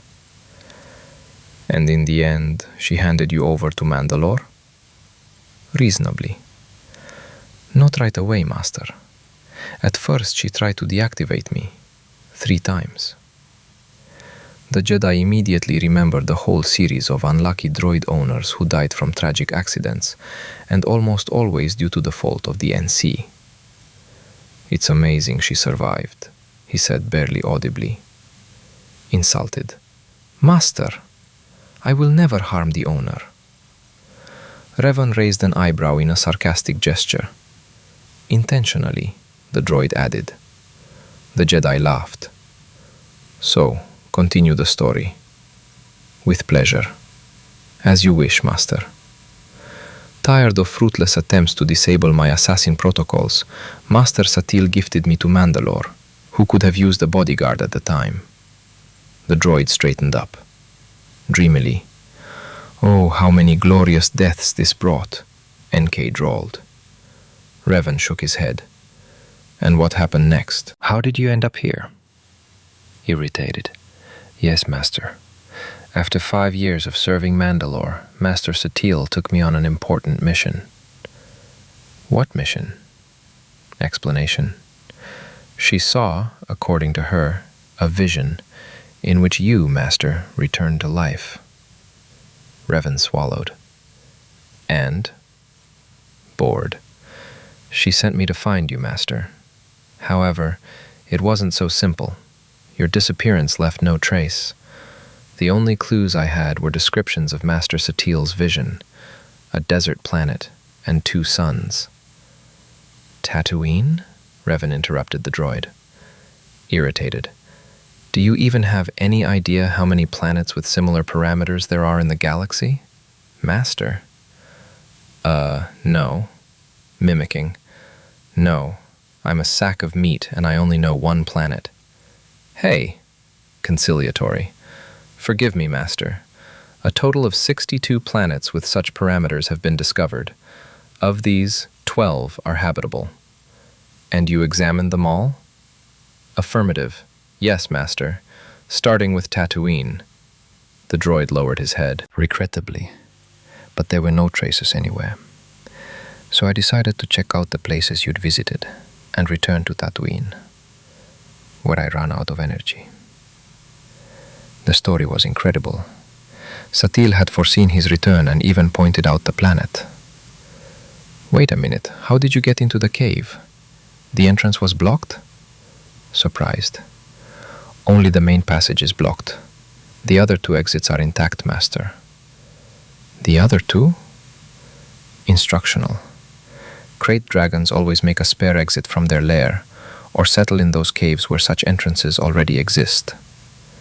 Reven slapped his palm against his forehead. How come we didn't notice this? Bored. On your first visit, you weren't given the opportunity to thoroughly explore the cave. The attack by Kalo Nord and his mercenaries shifted your focus, Master. And after that, no one remembered the cave.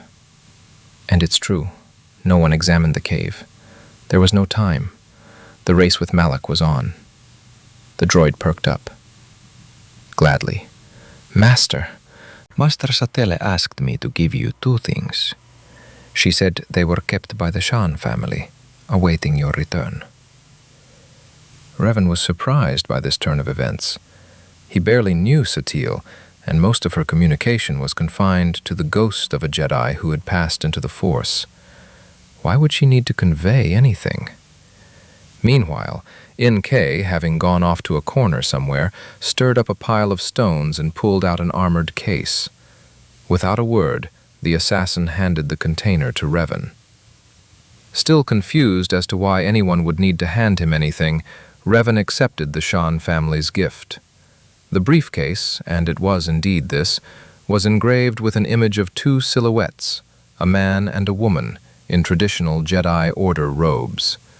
They stood back to back, blades ignited and ready for combat.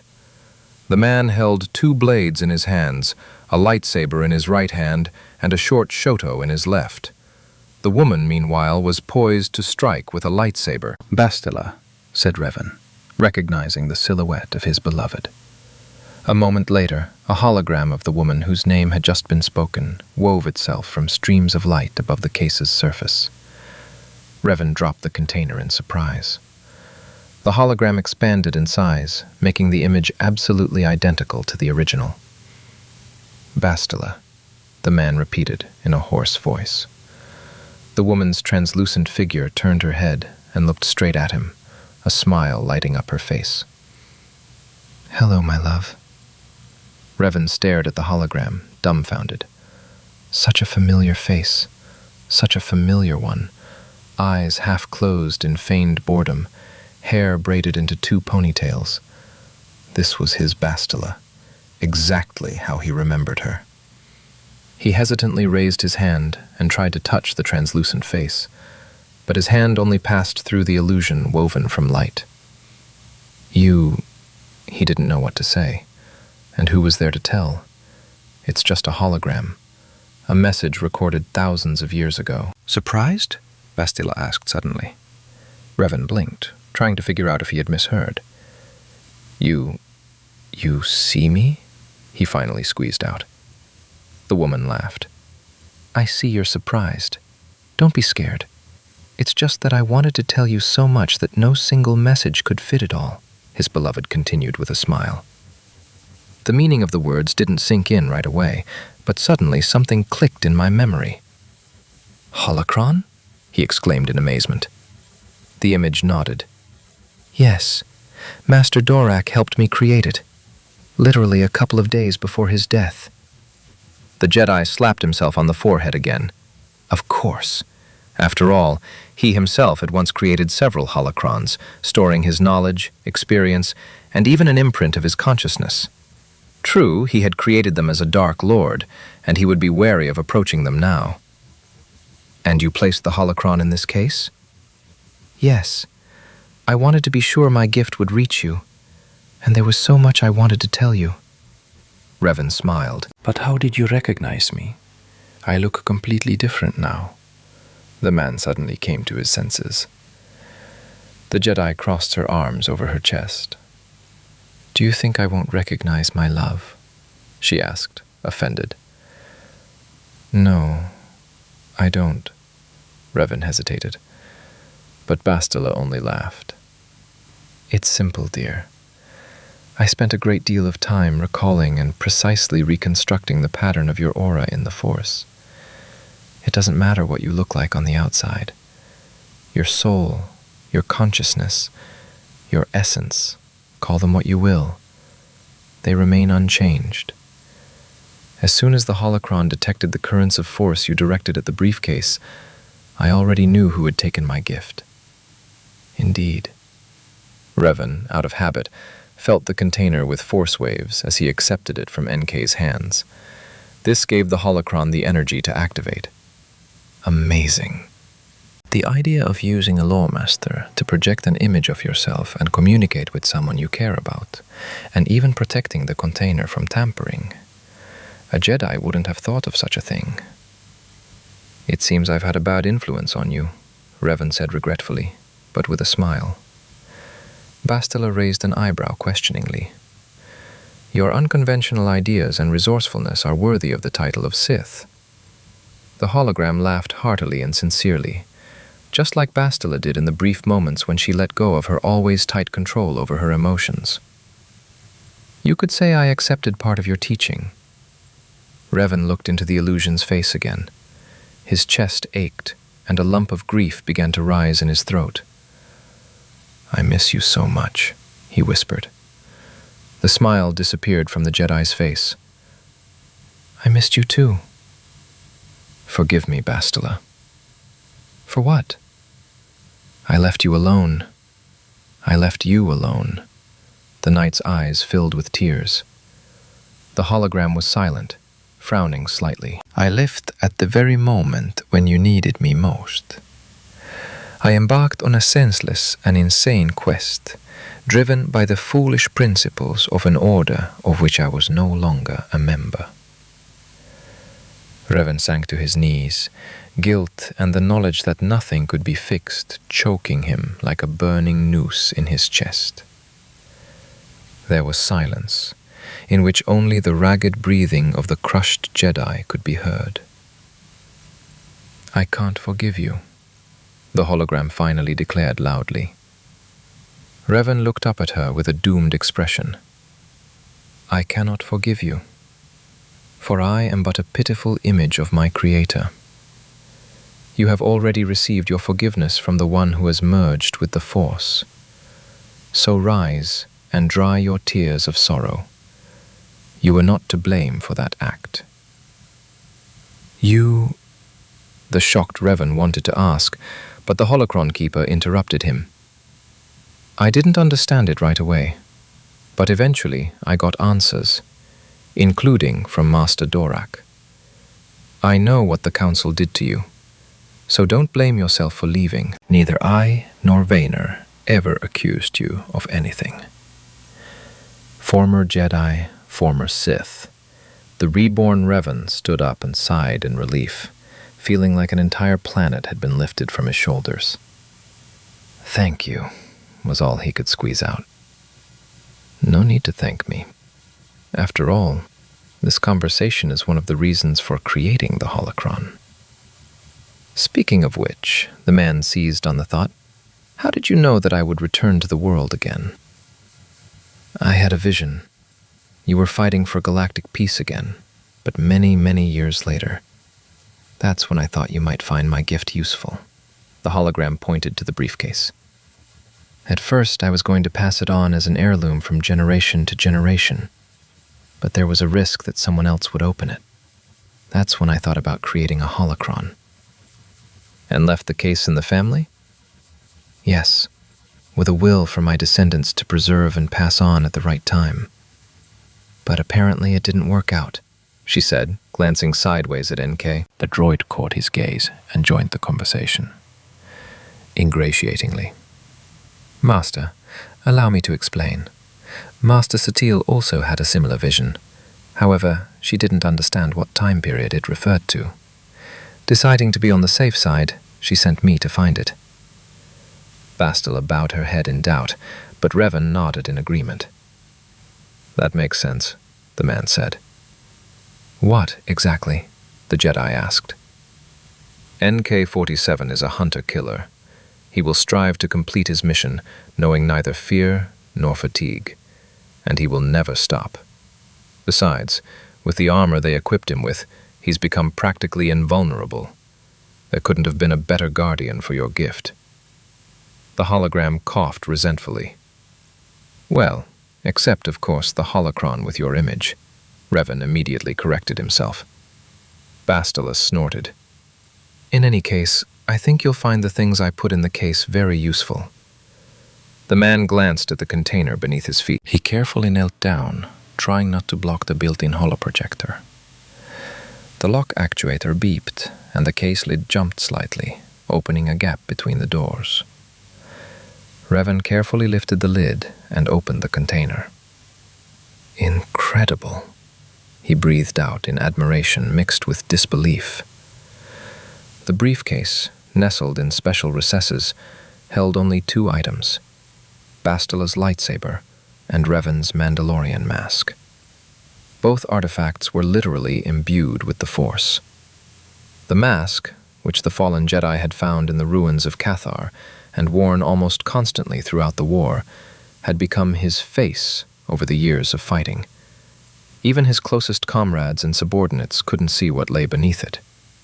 This explained why, after his memory loss, no one could recognize the Dark Lord as a simple Republic soldier for so long. Reven carefully lifted his mask, gently stroked the T-shaped visor, and smiled faintly. This object had been an important part of his past life, and he sorely missed it in this one. How did you find her? She stayed on Lehon after your death, Reven asked, realizing the impossibility of what was happening. Satil found the mask. I merely advised her to add a new artifact to my original gift. The woman pointed to the lightsaber. You remember it, right? The man glanced at the hilt of the deactivated staff, Bastila's favorite weapon. It wasn't the blade that had traveled with them on the Ebon Hawk. That one had been destroyed aboard the Starforge when Reven tried to reason with his beloved, who had succumbed to the dark side. The only thing this staff retained from the original was the focusing crystal, or rather, one of them. The former Dark Lord personally assisted the Jedi in developing the new weapon. The idea was to make the weapon more versatile. Unlike a standard staff, it featured 2 sets of focusing crystals and independent power cells. Its structure resembled 2 standard lightsaber hilts connected. The blades were activated independently. At will, the staff could be split into twin blades. The twisted artistic carvings were added by Bastila herself, in memory of her mother with whom she had just finally reconciled. Reven extracted the second set of crystals from his lightsaber. This staff became a symbol of their unity for the couple. They were both certain they would never be separated. Reven carefully picked up the gifted weapon. He carefully examined every millimeter. Then he closed his eyes and peered inside, using the Force. Everything was in order, every component intact. Although, something alarmed him. The crystals. For thousands of years they had been imbued with the energy of the Force, and the dark side, which dominated this cave. Bastila's golden crystal had changed structure and color. Reven couldn't predict the blade's arc of energy. The second crystal, as if trying to compensate for the fate of its brother, shrank and condensed, losing its color but protecting itself from the dark side. Interesting, Revan said, standing up and holding his staff out in front of him. Click the activation button. With a hissing and vibrating screech, 2 blades are ejected from either end of the lightsaber. Revan stared, mesmerized at the shimmering blades. One was almost entirely black, with a bright golden glow at the edges, echoes of the crystal's former color. The second was silvery white, with a dull greenish core, as if light and darkness themselves had decided to serve as the weapon of a knight who could not stop calling himself a Jedi. The blades had their own character. It was palpable. The smooth, shining white-green, calm and serenity, and the aggressive, menacing black, with flashes of golden flame flickering across the blade every now and then, hinting at the instability of the arc. It seemed eager for battle, ablaze with fury and anticipation. Reven took a step, lunged, rolled, and spun, testing the weapon. The staff fit perfectly in his hands. However, he wasn't particularly fond of this type of lightsaber. Grasping the hilt with both hands, he twisted the ends of the handle in opposite directions. With a soft click, the staff split into 2 blades, a black one in his right, a white one in his left. In his time, Reven had mastered the dual blade technique of Jarkai. His favorite style, however, was Juyo. Feeling the euphoria of the familiar feel of the weapon in his hands, he bounded around the cave like a restless Padawan, performing lunges and pirouettes. How he'd missed this. Only now did he realize how uncomfortable he'd felt without the weapon so dear to every Jedi. Bastila's hologram watched the holocron's creator's husband and smiled. Noticing her gaze, Reven stopped. "Thank you," he said sincerely. "I'm glad you like the gift." The man reconnected the halves of the staff and secured it to his belt across his lower back. He put the mask in his backpack for now. He'd need a Mandalorian balaclava to secure it securely. "Reven," Bastila said unexpectedly seriously. "Yes?" "I must also convey to you a message from my mistress. Will you listen?" "Certainly." The hologram straightened and looked the man straight in the eyes. Her expression changed, becoming relaxed and slightly sad. "My love, I don't know when my gift will fall into your hands, but I believe that day will come. By then, I will long since be one with the Force. Please do not be sad. You are not at fault here." Reven slumped slightly, but didn't dare tear his gaze away from the translucent figure. "Darling, there is nothing more important to me than your happiness. I beg you, don't let the memory of me become your shackles. Live, be happy, love and be loved. Goodbye." "Bastila," the man said quietly, reaching out to the hologram with his hand. The woman's image flickered, indicating that the recording had ended and the guardian of the holocron was once again before him. The droid's joints creaked behind him. Concerned. "Master, you're experiencing a sudden drop in emotional state, which could lead to depression. Should we kill someone to improve your mood?" The proposal was so absurd and so sincere that it elicited an involuntary chuckle from the former Jedi. He looked once more into the face of his wife's hologram and reached out with the Force to the holocron, deactivating it. "It's time to get down to business," he nodded decisively. With anticipation. "Excellent idea, Master. And what is our task?" NK straightened up. "Find the Star Forge again." The droid blinked its optical sensors a couple of times and turned its head towards the deactivated star map. Reven followed the gaze and recognized the artifact. Slowly, he approached, sensing the dark aura of the Rakatan Empire's creation. As if sensing his presence, the device activated. 3 petals parted, revealing a central sphere that rose and glowed, projecting a map around itself. Millennia had benefited the artifact. The map had become more detailed, apparently having established a connection with its sisters. 4 new planets had been added to the already known locations of the star maps.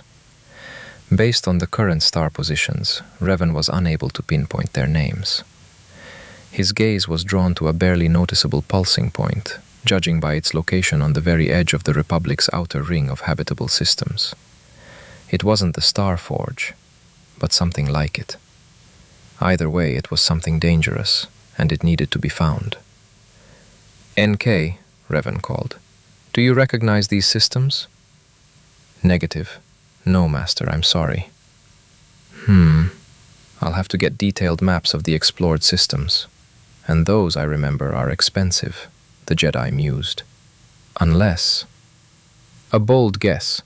The Order's central archives on Coruscant," the droid said. "You read my mind," Reven nodded. NK straightened up, accepting the praise. "I was planning to visit the Jedi anyway." A lot of questions have arisen since I woke up here. The former Sith Lord mused aloud. I just need to figure out how to pull it all off. I don't think showing up at the temple shouting joyfully that Reven has returned is a good idea. Appraisingly, with good fire support, the plan is quite feasible, Master. No, NK, we will not storm the temple. The man shook his head. We will find another way. The droid nodded, its neck joint creaking loudly. And first we need to patch you up and get some decent equipment. Reven chuckled. Thank you. I completely agree with you, Master. Chapter 4. Information, armor, spare parts. What else do you need to be happy? Chapter 4. Information, armor, spare parts. What else do you need to be happy? Reven sat at the table in Onaka's former quarters, meditating, staring into the T-shaped visor of his old mask. The balaclava hadn't been found among the smuggler's belongings, so the former Sith Lord's second face rested on the table, awaiting its time. Everything flows and everything changes, but Tatooine remains stable, like its sands, Reven said thoughtfully. HK-47 slowly scraped the grey-green residue off his chest plate with a deactivated vibroblade. He wasn't thrilled with the ship, dubbing it the garbage dump right off the bat. The Jedi didn't object, as this garbage dump had no other name. It was decided to move the Beskar cargo to the Star Map Cave and reseal the main entrance. It wouldn't be possible to sell it anytime soon anyway, and first they needed to figure out what to do with such good fortune.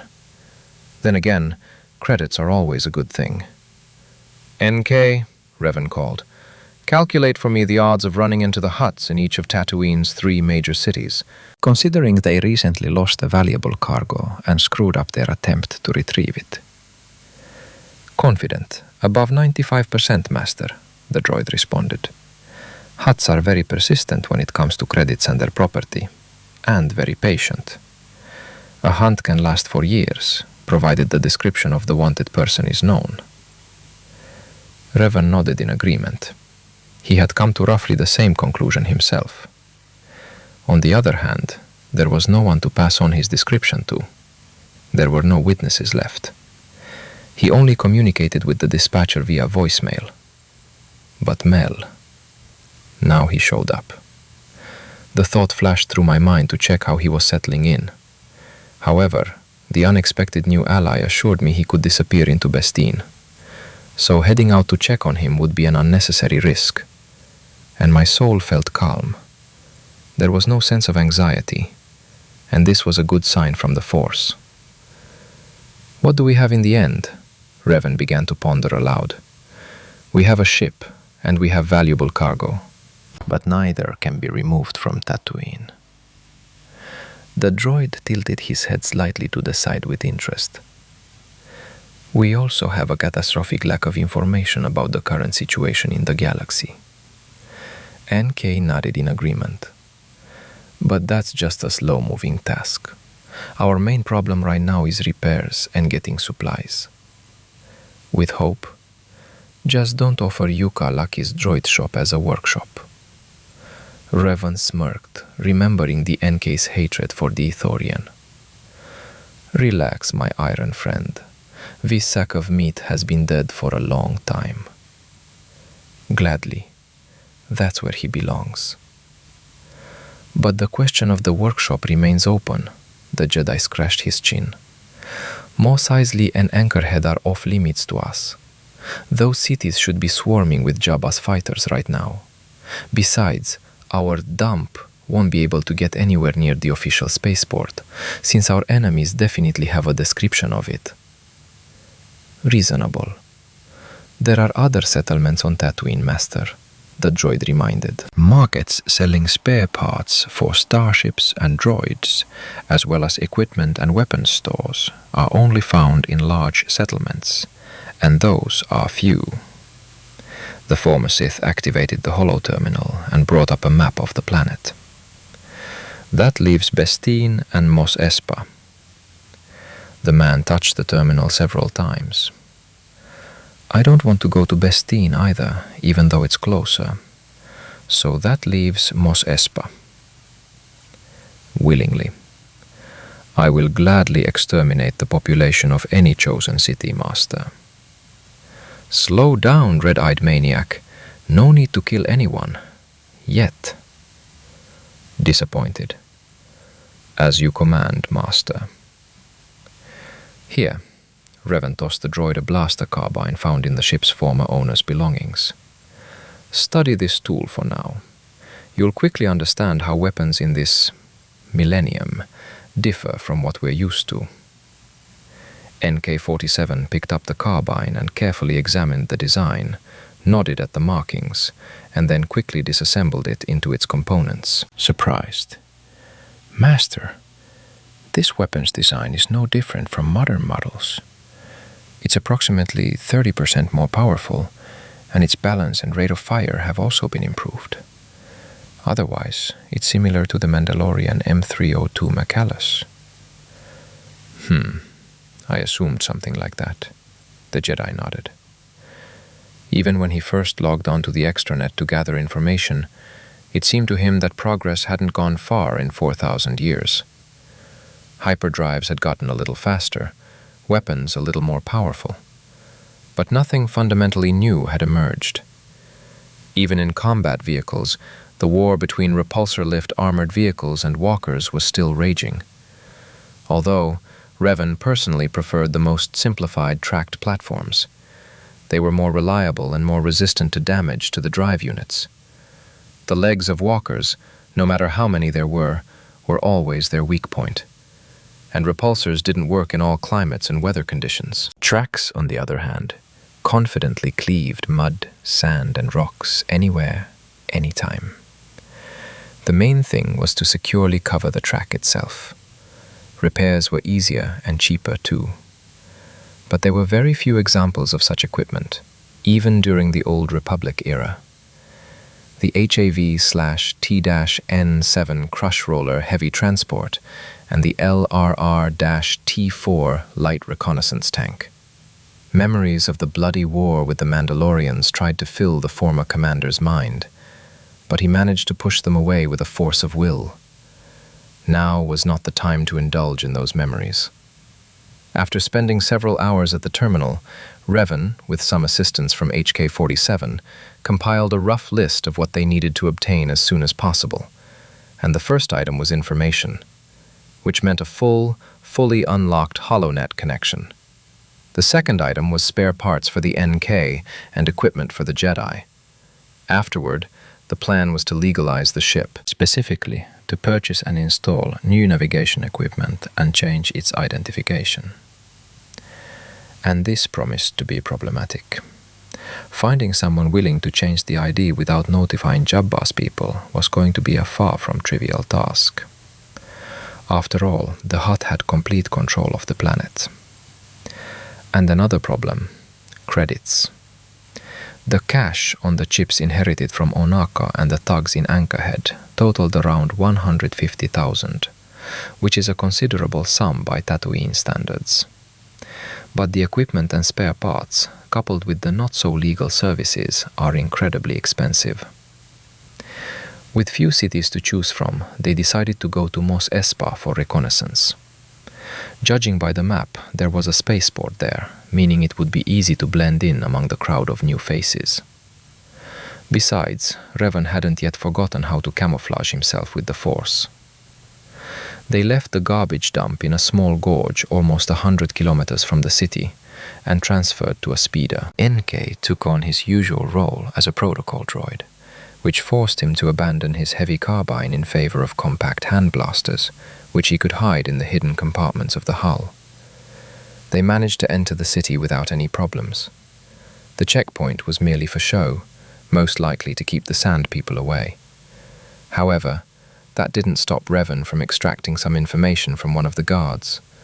For example, about the best inn to stay at, so he could wake up with all his belongings in the morning, rather than tied up at blaster point. Or not wake up at all. A little pressure on the mind was enough to get honest and reliable answers. So, the Jedi and his droid companion first checked into a small apartment away from the spaceport. Local traders usually stayed there, for whom their safety was paramount, and so the room cost 3 times more than Reven had expected. NK, dig through the HoloNet. Gather information on modern weapons, equipment, and combat technology. The former Sith ordered, making sure there were no surveillance devices in the room. And update your language database. After all, you'll have to play the protocol droid accurately, and there are more new species in the galaxy. Insulted. I always act as efficiently as possible, the droid said indignantly, adding the hated word master at the end. I have no doubt, Reven shrugged, but that's an order. Submissively, yes, master. The Jedi himself, meanwhile, studied the city map, noting interesting spots, like a cantina, a market, a droid shop, and several equipment stores. However, all of this could have been found simply by heading to the port area later in the evening, and it would be cheaper. However, for safety reasons, he decided to try his luck during the day first. The droid completed his task quickly, confirming that he was now once again well versed in how to most effectively clear this world of meat bags, and was ready to begin this sacred act at the first command. Having instructed the Iron Maniac to behave more modestly, Reven headed to the nearest store, which he had marked in advance. It turned out to be a shop selling armor and hunting equipment, and more. The salesman turned out to be human, or rather, more than just human.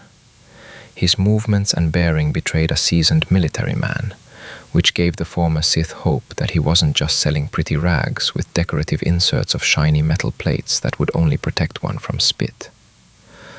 Good afternoon, respected merchant, Reven greeted him. The man turned and looked the potential buyer over with a critical gaze. He lingered on the blaster holster and curled his lips slightly in disdain, clearly not appreciating the cheap blaster and the generally subpar equipment. And you too, my boy, the shop owner replied, not very politely. The Jedi was a little surprised to be considered so young. Still, he looked older than this body's actual age, but perhaps this strange salesman addressed everyone that way. I am looking for good equipment, weapons, and light but durable armor, Reven continued politely. The man raised an eyebrow skeptically and chuckled. Will there be enough loans? Enough, the Jedi nodded at him with a smile. The salesman shrugged and pointed to a display of full life support suits, their gleaming plates polished to a mirror shine, making one squint, not from the glare of Tatooine's binary star, but from the price. The 6-digit price was clearly inflated, especially for such a backwater planet. Besides, these suits were more a toy for the rich than truly useful equipment, as NK confirmed. Indignantly, Master, they're trying to rip you off. This piece of junk isn't worth a third of its price. The filtration system isn't designed for long journeys, and the internal climate control fails at temperatures above 45 degrees, which is daily in Tatooine. I won't even mention the protection. You could even pierce such thin Duraplast plates with your finger, the droid declared, causing the salesman to smirk approvingly. Then perhaps these might be of interest, he said, pointing to the full-size combat kits frequently used by the Justice Corps. Reven himself has already answered here. 3 millimeters of Durasteel is good, but a bit heavy. Better to be a moving target than a well-armored dead one. The shop owner chuckled approvingly. Then, he was about to demonstrate another rack of armor when he was interrupted by the confident voice of the former commander. Perhaps you should stop trying to scare us off with these useless toys, he asked in Mandalorian. Where's the armor for real warriors? Judging by the raised eyebrows, Reven was not mistaken in recognizing the shop owner as a Mandalorian, and mentally thanked his past self for not being too lazy to learn the enemy's language. Do you speak Mandoa? The seller asked in his native language, struggling to regain his indifferent expression. Reven nodded. But you're not one of ours, the Mandalorian narrowed his eyes. Neither one of the Born, nor one of the clan.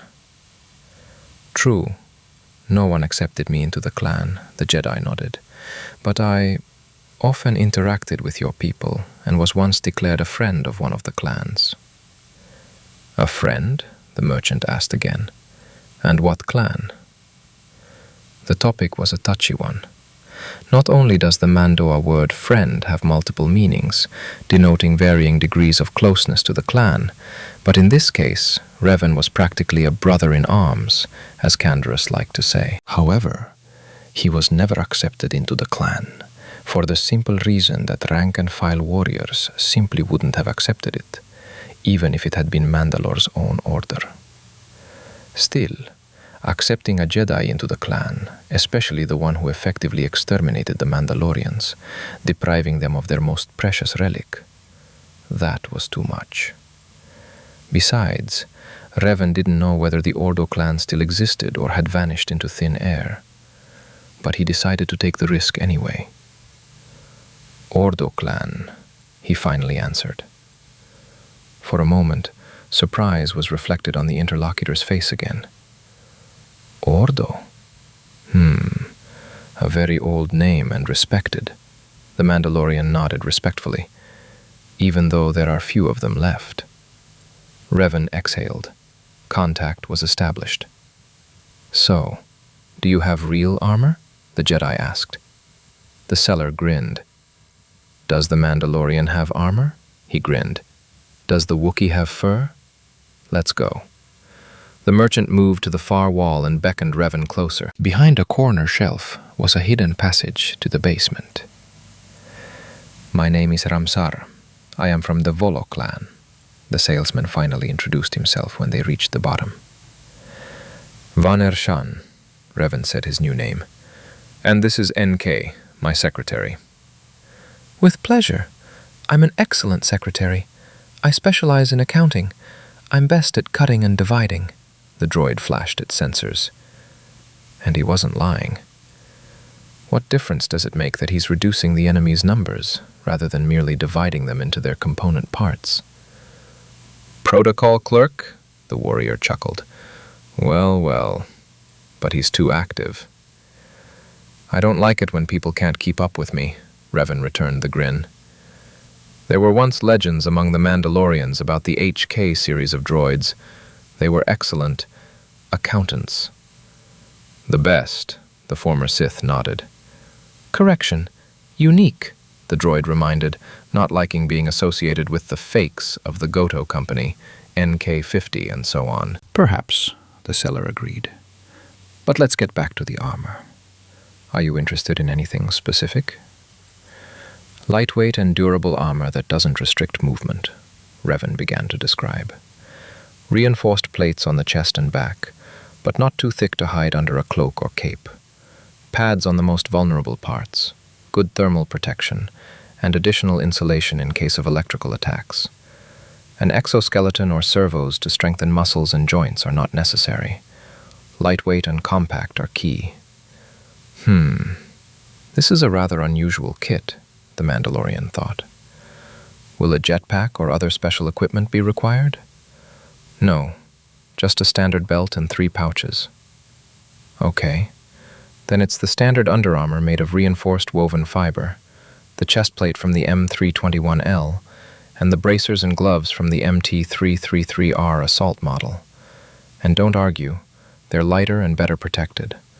Plus, a built-in winch with a hook wouldn't be out of place. We'll take the belt from there, too. The greaves, would fit from the MLR 301 light reconnaissance greaves. But I don't have one, and I doubt I'll find one anywhere these days. But it could be replaced by assembling them separately, using segments from the MR305S and MR307S. The Jedi nodded approvingly, though he had little idea what the suits the shopkeeper had mentioned looked like. The battered appearance of the armor suggested they were all used. Is he selling his own? Reven thought. No, that's too much for just one person. Are the difficulties with selection due to irregular supplies to Tatooine? The former Old Republic commander surmised out loud. Huh? Ramsar didn't understand the question, but following the client's gaze, he explained, No, it's just that decent Mandalorian gear is hard to come by these days. The pacifist movement is gaining ground on Mandalore, and every year they're gaining more and more supporters. And then there's the Republic, which has suddenly stopped buying gear from us, opting for cheaper alternatives. As a result, armorers are losing orders and closing up shop. Quality Mandalorian armor is becoming increasingly scarce. The new models that came out after the M340 are complete crap. I heard they were foisted off on Senate security as their last order. Reven was stunned when he heard about the pacifist Mandalorians and barely kept himself from slapping his hand across his face, giving in to a sudden attack of denial about this new time. The seller, meanwhile, continued. Our people rarely come to Tatooine these days. All the orders are snatched up by those idiots hanging around the Hutt Palace. They're cheaper, but they do the job accordingly, the warrior spat. But sometimes a couple of our kind show up. They come to see me. That's where I sell my goods. Continuing to recount his life on the Sand Planet, the Mandalorian began assembling the previously mentioned parts into a single kit. Fortunately, the fasteners were universal.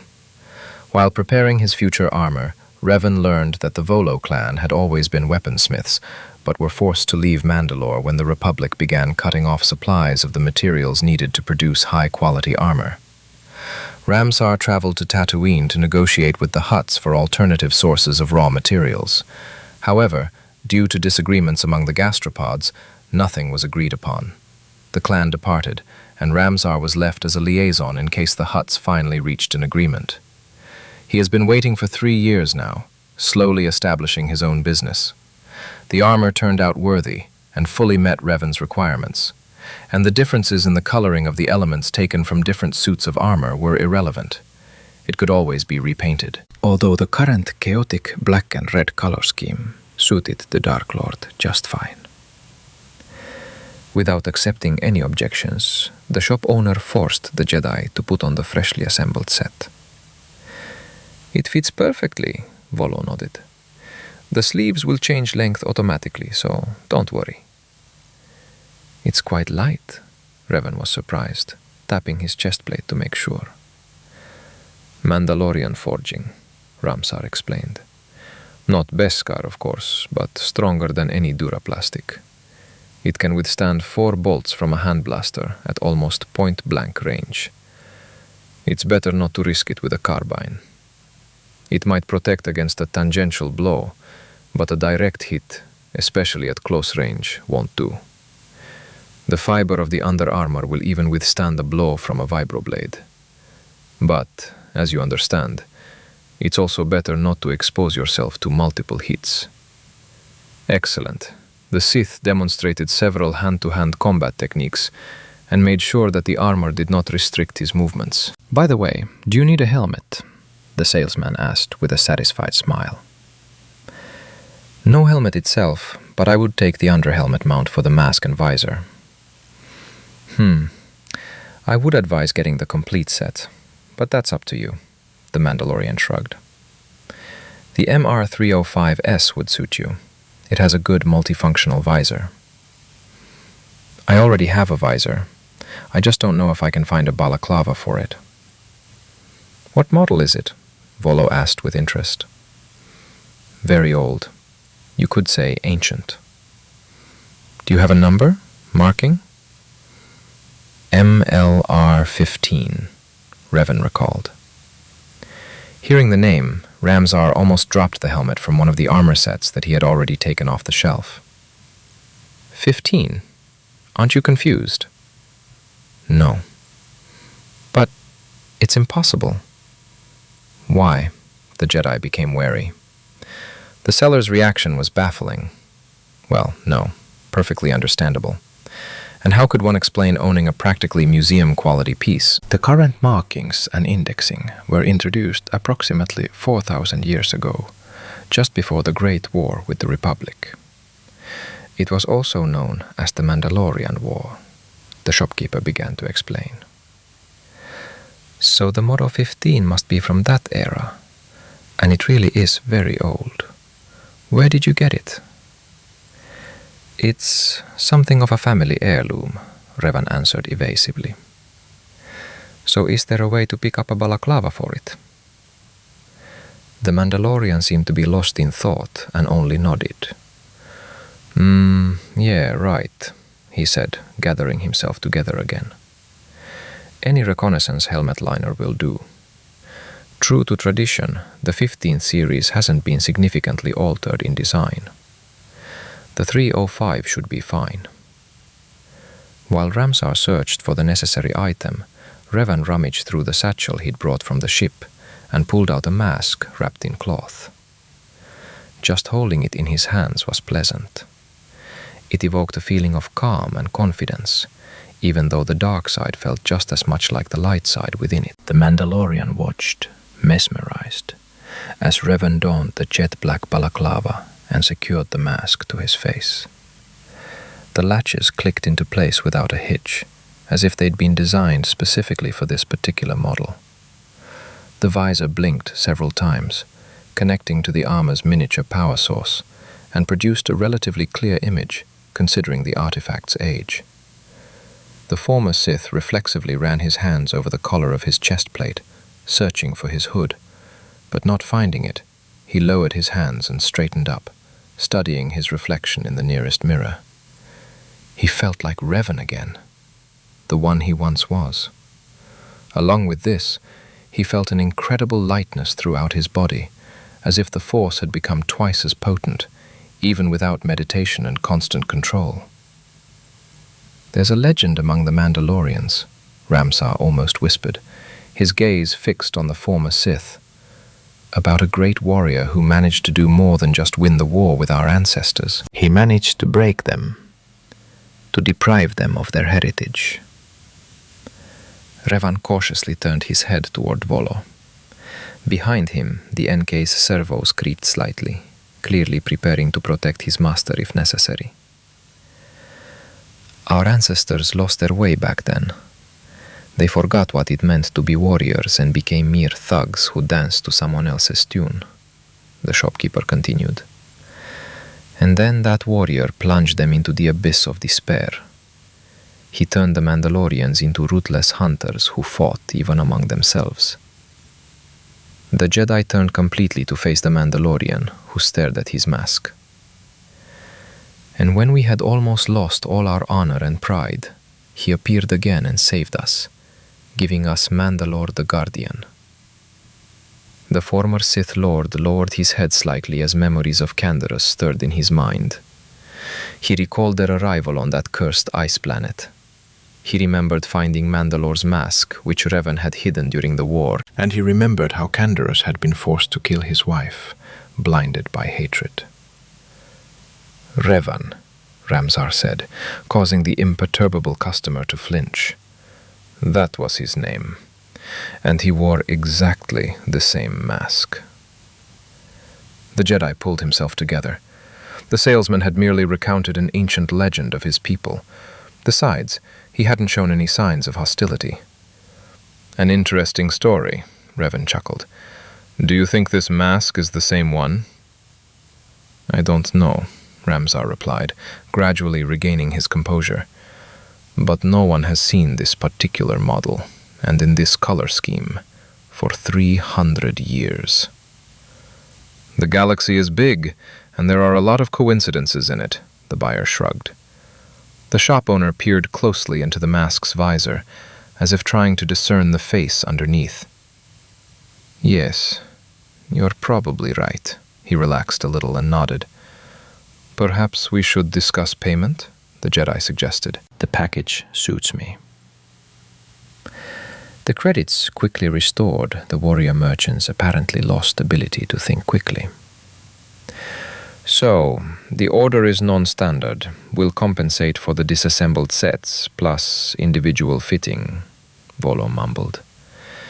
"In total, it comes to 74,000 credits, but I'm ready to give it to you for 60,000. The amount he'd just mentioned seemed to take Reven's breath away. He even had to tap his chest a couple of times and clear his throat to ask if he'd misheard. "A very generous offer, Master," NK spoke up. "Such armor is very expensive on the open holonet markets." "Well, I'm not greedy," Volo grinned, misinterpreting the buyer's behavior. The former Sith considered whether he was willing to part with a sum that nearly halved his budget. He needed the armor. Safety was paramount now, as his body hadn't yet reached its full potential, and his former strength was still limited. "Which means I'm not just ready, I simply have to buy this set. I'll take it, he finally exhaled. Great. Do you have a cape? Preferably with a hood, Reven asked. I don't want my armor to flash in the sun. The salesman smiled knowingly and pulled out from somewhere a shabby-looking dark grey chlamys. Here, a cape made of thread cloak of traditional Mandalorian weave, comfortable and durable. The Jedi examined the fabric with interest. As it turned out, the tattered appearance of the cape was merely a trick of the light. He confirmed this when he draped it over his shoulders. Not a single tear, no sign of wear. The fabric lay flat against the armor plates, blurring his silhouette, as if it were meant to. How much? The buyer asked, no longer thinking about money. I give it to you. Thank you, Reven said sincerely. After heading upstairs to seal the deal with a couple of glasses of Mandalorian homemade liqueur, Ramsar and Reven encountered another armored figure. The stranger waved hello to the shopkeeper and then noticed the Jedi. He spent a few seconds peering through his T-shaped visor and examining his armor, apparently searching for clan markings. Greetings, warrior of the Manduade. Reven greeted him with a polite nod in Mandalorian, recalling the etiquette of the children of Mandalore. I am Vanner Shan. The stranger nodded silently and turned to the seller. Is everything ready? He asked, in a female voice. Under the armor and cape, it was impossible to see the figure and build, so Reven only now realized that the woman in front of him was a woman. Ramsar, meanwhile, pulled a small rectangular container from under the counter and handed it to the stranger. She nodded again and turned to leave. You're not even going to introduce yourself? The Jedi asked in surprise. In his memory, the Mandalorians had at least reacted somehow to the greeting. The warrior stopped and turned her head towards the Jedi. Tira, nomad, she said after a moment's thought, and left the shop. The seller shook his head disapprovingly. And the killer droid's optics flashed angrily. Irritated, disrespectful sack of meat. Sorry for greeting you like that, Vanna. She's like that with everyone. And she doesn't speak Mandoa very well, Volo explained. So she's not a natural-born Mandalorian, the Jedi clarified. No. The nomad clan picked her up when they were wandering the far frontier. Ramsar scratched his chin. It seems like 8, maybe even 10 years ago. She doesn't talk much, but she walks well. A bounty hunter, Reven guessed. NK-47 made a sound that resembled a grunt. One of the best in this sector. Perhaps only young Fett can compete with her. Interesting, thought the Jedi, and tried to remember her image in the Force so that he could recognize her when they met. The stranger wasn't gifted, but she exuded a palpable sense of danger. Such contacts could always come in handy. After all, during the Jedi Civil War, many Force users died at the hands of untalented assassins. However, we can think about this later. For now, we should return to the pressing issues. Ramsar, can anyone recommend a navigation computer nearby? Preferably from a decommissioned vessel, but with a valid identification number. The former Sith understood perfectly well that such questions on Tatooine, as on any other planet with a thriving crime scene, were a completely ordinary thing. The seller thought about it. The easiest way is to contact one of Jabba's bigwigs in the port area. It won't do. I have a complicated relationship with the Hutts. Then there are private owners, but there aren't that many of them. There has to be someone. Well, there's this Toydarian. It's just easier to take a blaster from a Mandalorian than to buy anything from him. He charges such prices that even I'm embarrassed. Reven shrugged. I'll work it out somehow. Give me the coordinates. It wasn't far to go. Near a low building with a sign reading, Watto's Shop, goods for every occasion, were several stalls selling worn-out but still perfectly serviceable spare parts, cables, and mechanisms. With every step, Reven realized this was it. Here he'd find everything he needed for both the NC and the ship. The main thing was to agree on a price. He didn't want to resort to Sith persuasion. As soon as the Jedi, decked out in new armor, and the NK stepped through the shop's doors, a curious alien flew out to greet them. A species Reven had never encountered before. However, he remembered something similar from the brief training course he'd given himself using the holonet. The small, winged creature was unmistakably a Toydarian. "Ah, greetings to the long-awaited customers," he said, circling the human and droid pair as they entered. "How can old Watto help you?" "I hope in many ways," Reven said in an even voice. It was impossible to see his face under the mask, which the former Sith took advantage of to gain a more advantageous position in the upcoming negotiations. "I need ANTK 32/A navigation computer, and also some spare parts for my protocol droid." "I have a lot of things, but I don't recognize the model of your droid." "Oh, it's quite old," the Jedi waved it off. "The original parts are long gone, so I patch it up with whatever I can find." "Yes, that's how I am. So old that I can't even remember who my master is anymore." "Master," the droid drawled. "Then I suggest you go and choose," the Toydarian smiled, revealing his crooked teeth. "I'll call my slave to help you find everything in the warehouse." "Excellent," the Jedi squeezed out. He didn't accept slavery in any form. The very concept was abhorrent to him. However, he understood that rushing to free everyone and everything wasn't the best idea. These people and other sentient beings were accustomed to such a life, and helping them wouldn't simply require ripping off a collar or removing a tracking chip. A long period of adaptation and the work of a highly qualified psychologist were required. Otherwise, freedom would be worse than death for them. "Ani!" the winged alien yelled somewhere towards the utility room. "Ani! Anakin!" "I'm coming!" came from the doorway at the far end of the room. And then, much quieter, "I'll be there in a minute." "What about the nav computer?" Reven returned to the topic, driving away thoughts of slavery. "Yes, a navigator, exactly." Watto clapped his hands. "It's a rare thing, but I have one lying around somewhere." "Oh, don't worry. I'm not interested in the new option at all," the former Sith hinted. The merchant quickly realized what the client was getting at and grinned in anticipation. "We should have started with this," he drawled.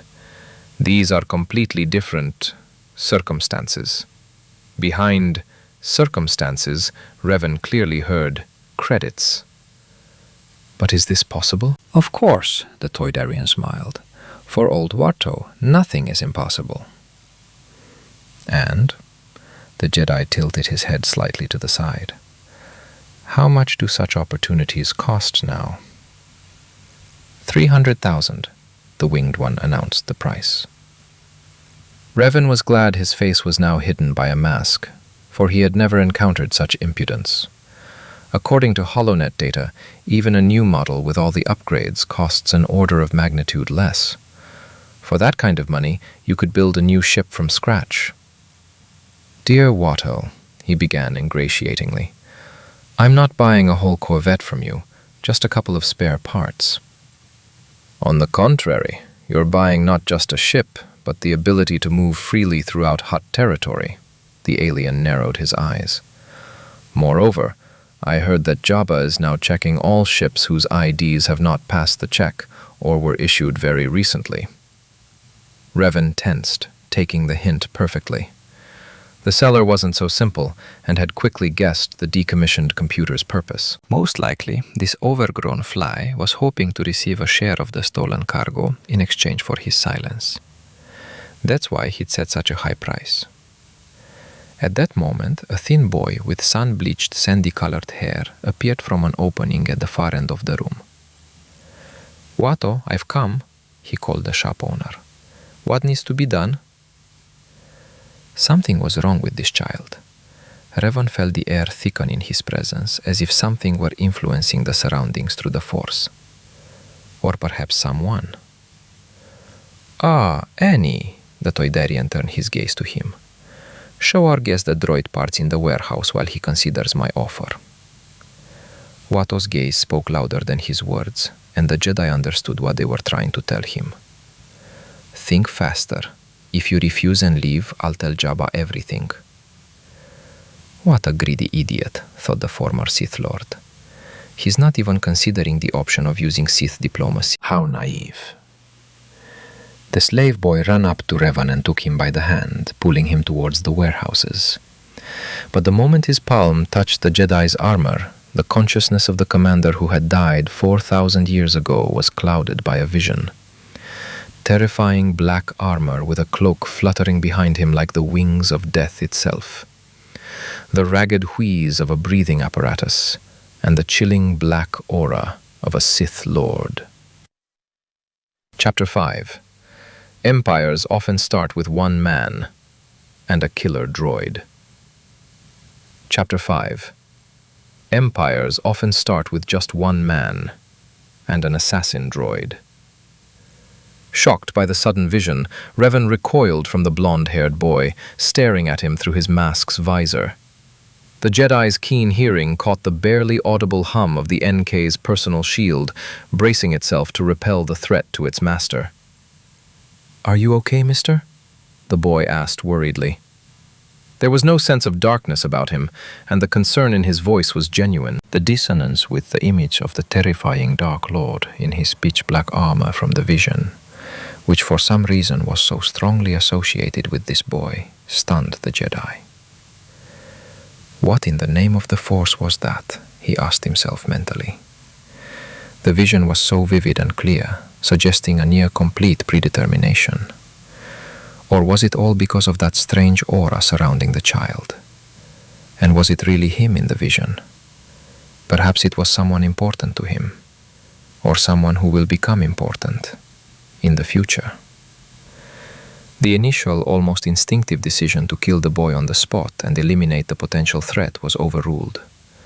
Something elusive tugged at the Jedi's thoughts, as if the Force itself did not wish the child to be harmed. Reven cursed silently. Even he, who had experienced both sides, would never fully understand the Force.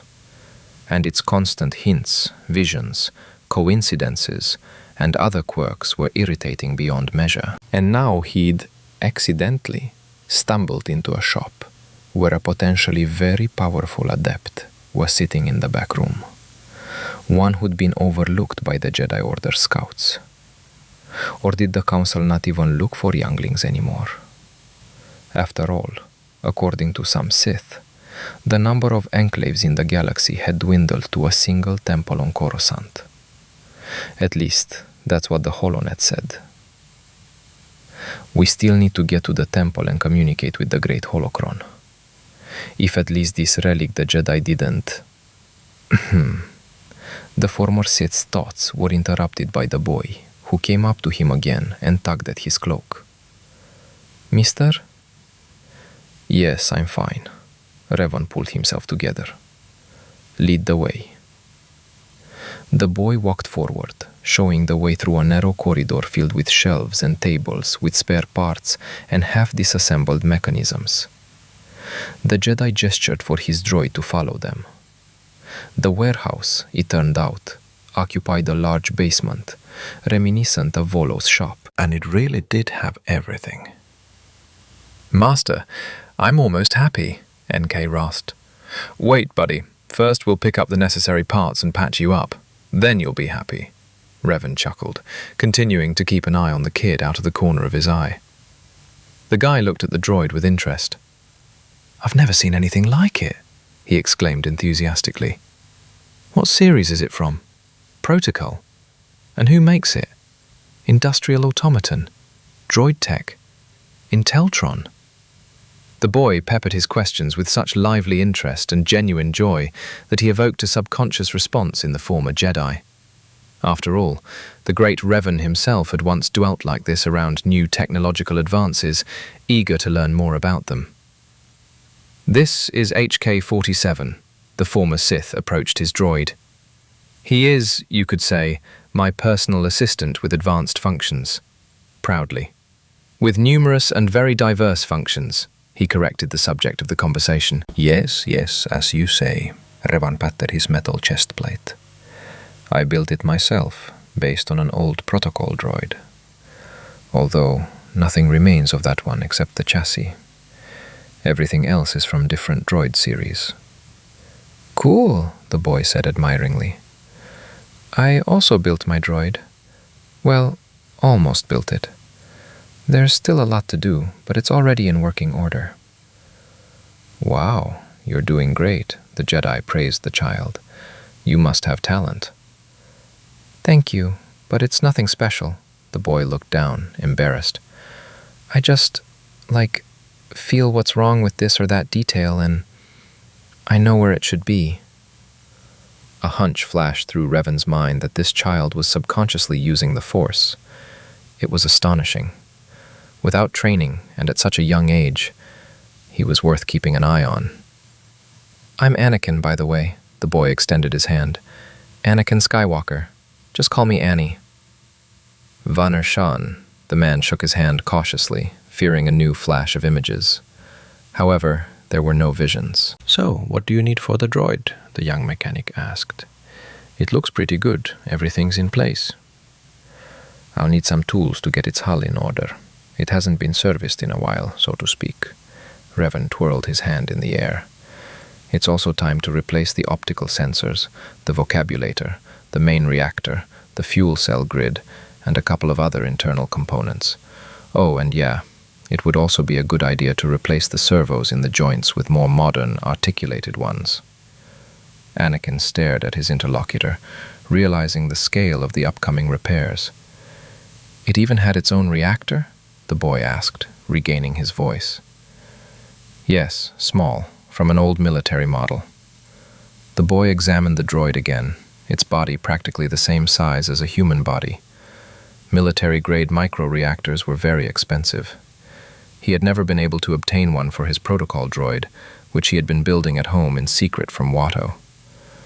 "We don't have any reactors," Annie said regretfully. "Jabba bought the last one 6 months ago." "No problem," Reven shrugged. "Is there any universal fuel based on second-order isotopes?" "It seems so." "Then everything's fine. We can limit ourselves to replacing the fuel cell. The control circuit is undamaged." The Jedi nodded contentedly. "What about the rest?" The boy ran around the warehouse, picking up parts that had been rejected by Reven and NK himself. The droid was incredibly picky.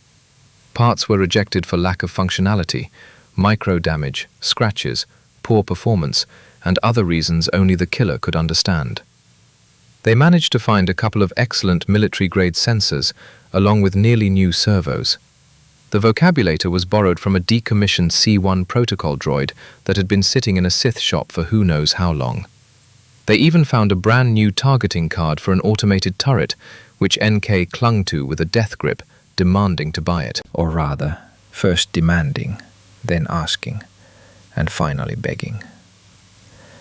And when Reven was starting to get sick of the droid's fawning tone and excessive master exchanges, he gave in. NK could find the software on the holonet.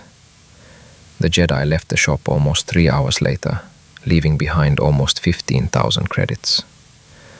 Regarding Watto and his attempted blackmail, Reven decided to play along. He and the Toydarian agreed that the man would think it over and return in 3 days.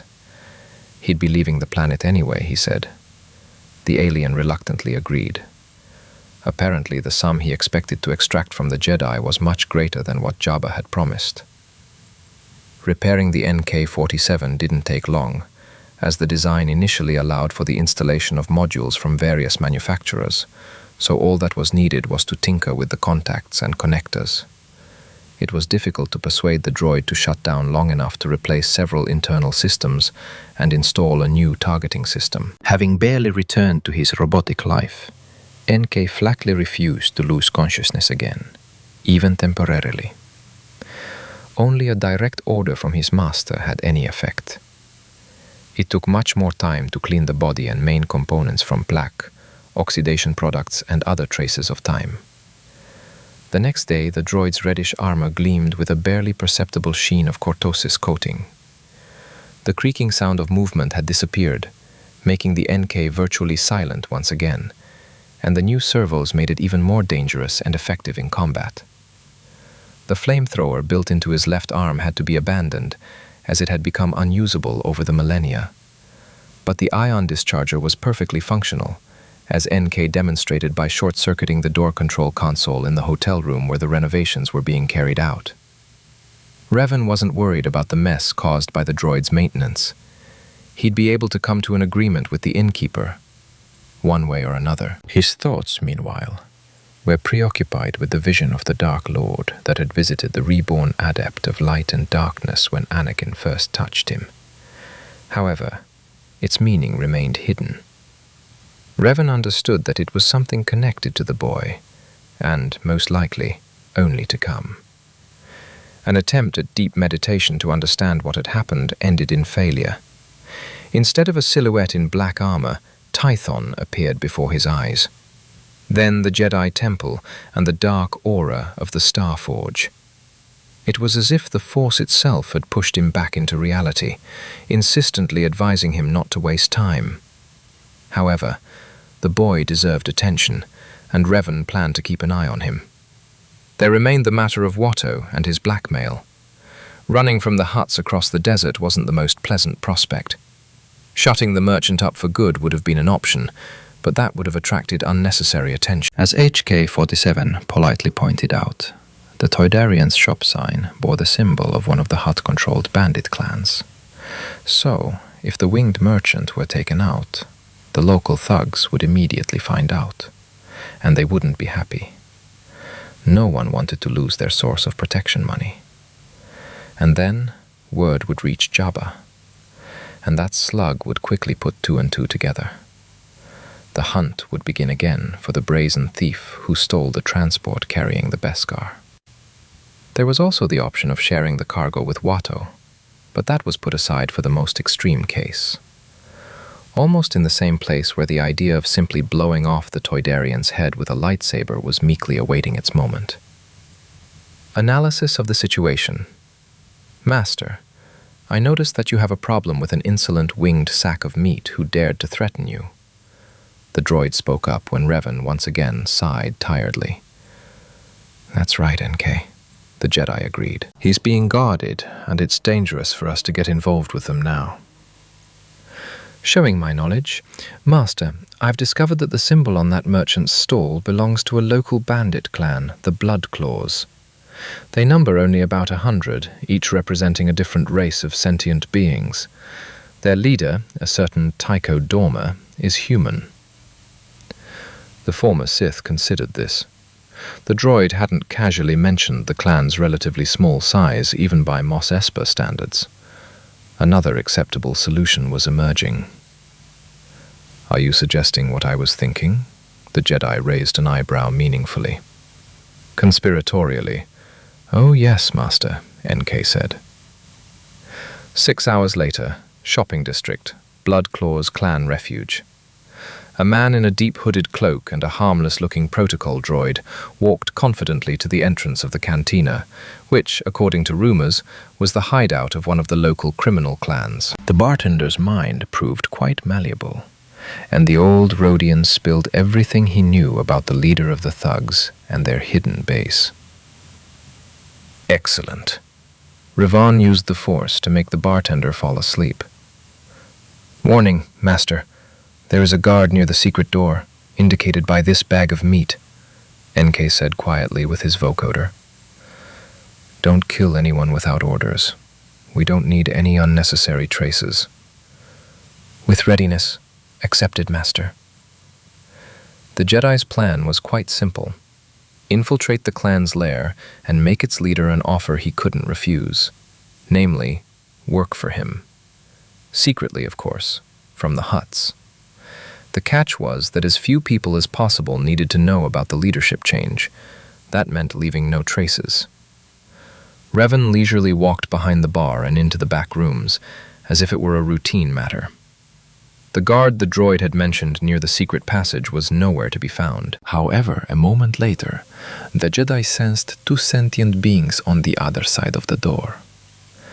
NK-47 lunged forward as soon as the door opened wide enough. With a swift motion, he elbowed one guard in the temple and, the next instant, brought his armored fist down on the head of the second. "Hot, take you, NK," Reven whispered indignantly. "I ordered it." Embarrassed. "I didn't kill them," the droid mumbled like an offended child. The black glove clicked softly against the T-shaped visor of the Mandalorian mask. Sometimes Reven forgot that he had programmed his creation's behavioral matrix with initiative, a desire for action, and moderate aggression. Yeah, moderate, thought the creator of the galaxy's best hunter-killer.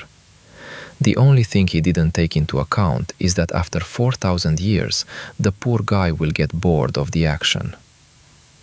After taking a couple of breaths, the Jedi gestured for them to move on. The Force helped the pair of saboteurs move deeper into the lair of thieves and murderers, bypassing the rare patrols and guard posts.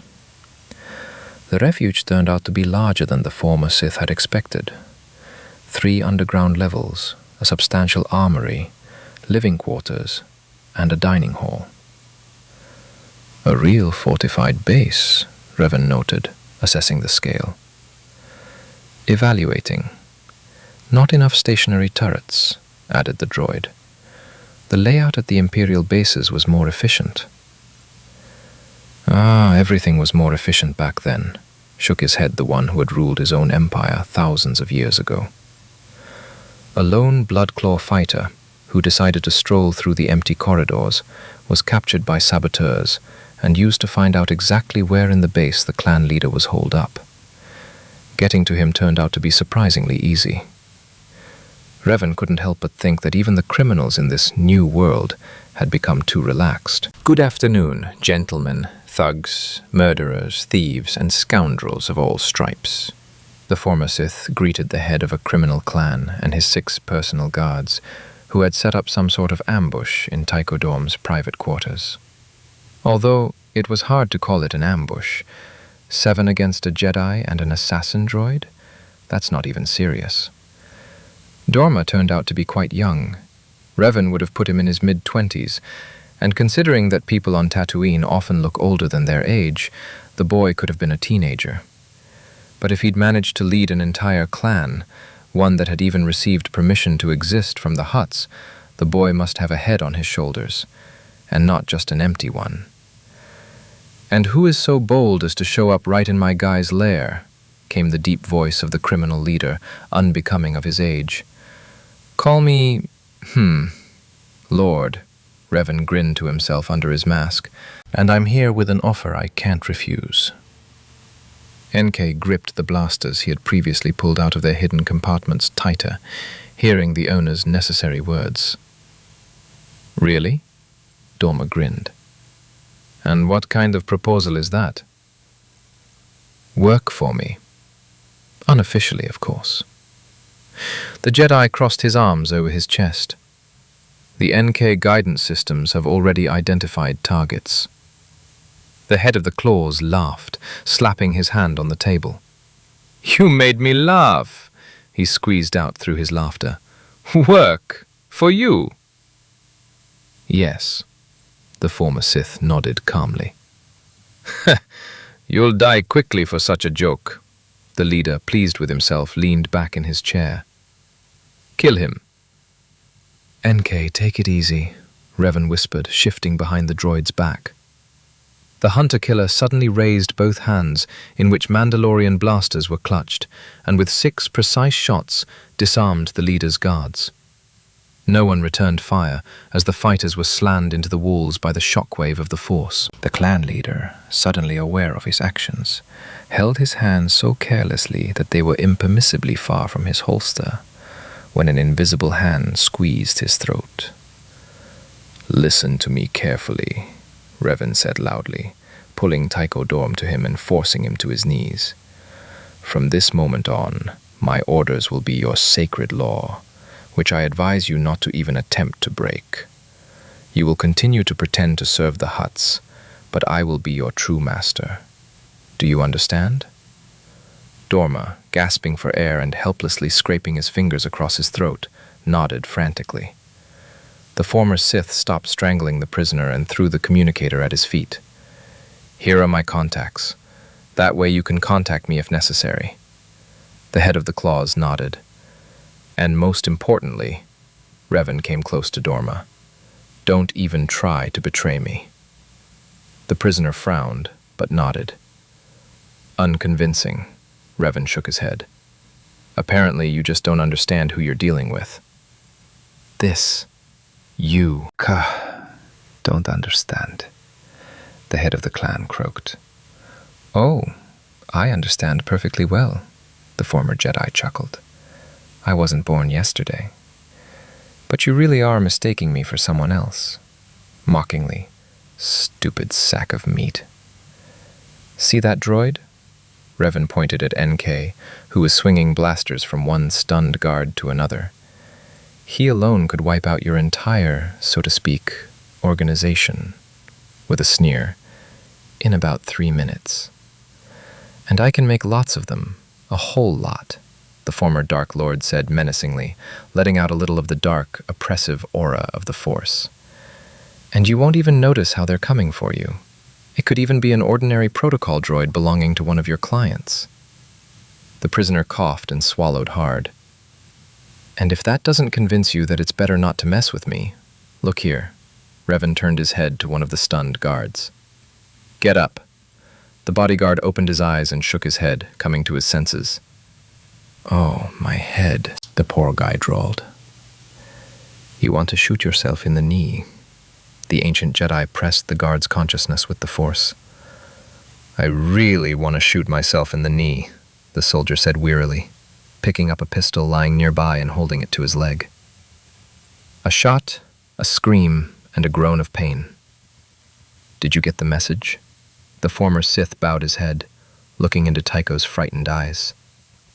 The boy, stunned by what he saw, nodded rapidly, breaking out in a cold sweat. The masked man filled him with primal terror. He'd never met anyone so powerful before. And what about the huts? This stranger could destroy those slugs' entire empire with a single command. Lord, that name suits him. At least, that's what the terrified teenager thought. And Reven had no intention of dissuading him. He didn't need to know that only the weak-willed succumbed to such suggestion. Not to mention that the Jedi had been cunning here, choosing one of the guards with masochistic tendencies. After all, forcing a sentient being to harm themselves isn't so easy. "Yes, my lord, I understand." The head of the Bloodclaws, kneeling, dropped his forehead to the floor, right at his master's feet. Revan shook his head.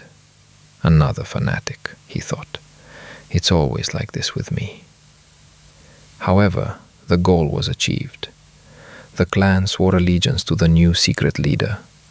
The Jedi acquired a barely visible mark on his left bracer, which any informed sentient being could tell that its owner was under the protection of the Talons. At the end of the introductory meeting, Reven discussed with Dorma the matter of Watto's shop and the supply of necessary spare parts. He also hinted that it would be best to explain to the Toydarian when to keep his mouth shut, lest he lose it. The next day, Watto, who met Reven, was in a rather gloomy mood. Apparently, the conversation with the Bloodclaws had already taken place. Promptly, the Jedi noted mentally, grinding his teeth loudly, the Toydarian showed all the parts needed to repair the garbage dump for a symbolic 10,000 credits. "Thank you for your generosity and prudence, dear Watto," Reven grinned under his mask. "Yeah, right," the merchant grimaced. In short, the former Dark Lord had no further use for this shop. All that remained was to repair the ship and get away from this annoying planet. But an image of Anakin flashed through his mind, causing the Jedi to stop right at the exit. Reven had no desire to take on apprentices, at least not until he figured out what was going on in this world. But he also couldn't leave such a gifted boy unsupervised. Alternatively, they could have dropped him off at the Jedi's, since Coruscant was planned as their next stop. But first, they needed to confirm the boy's abilities. An idea came to mind. "Dear Watto," Reven called in an unctuous voice. "What else?" the winged merchant responded gloomily. "I have one more proposal for you." "What?" A hint of interest flashed behind the hostile tone. "I'd like to rent your slave, Anakin, to help me install the parts I've purchased. I'll pay, of course." The Toydarian squinted and scratched his chin. On the one hand, he disliked the customer, especially since he was dangerous, since he was protected by the Talons, who had warned the shopkeeper to sit quietly and keep his mouth shut. But on the other hand, loans. "How long will it be needed for?" Watto finally decided. "No more than 3 days." "Okay, but he has to come to me every morning to have his chip checked," the Toydarian demanded. "I don't want my slave stolen from me as well."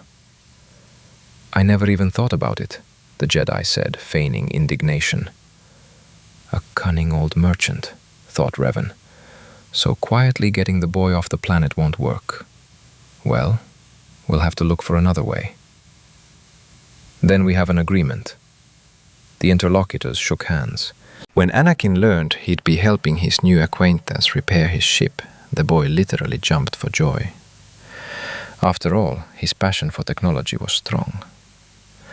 But Vanir could have been as fascinated with ships, droids, and hyperdrives as this boy, Reven thought sadly. Or maybe he was. The Jedi pulled himself together sharply. It was not right to become attached to this child, especially since the future was still unclear. The repairs went fairly quickly. Despite his age, the boy had a good understanding of the ship's systems, almost as well as Reven himself. On board the smuggler's transport, which was nicknamed the Garbage Dump, and the former Sith was seriously afraid that the name would stick, the ship's new owner allowed himself to go without a mask. When Anakin first saw his new friend's face, he was surprised to see that he was still very young, despite acting like a very experienced adult. The Jedi was flattered by the compliment, though he knew it simply couldn't be otherwise. After all, the experience of his past life hadn't gone away. While the repairs were underway, Reven secretly watched the boy, noting any manifestations of his young guest's abilities, and there were many.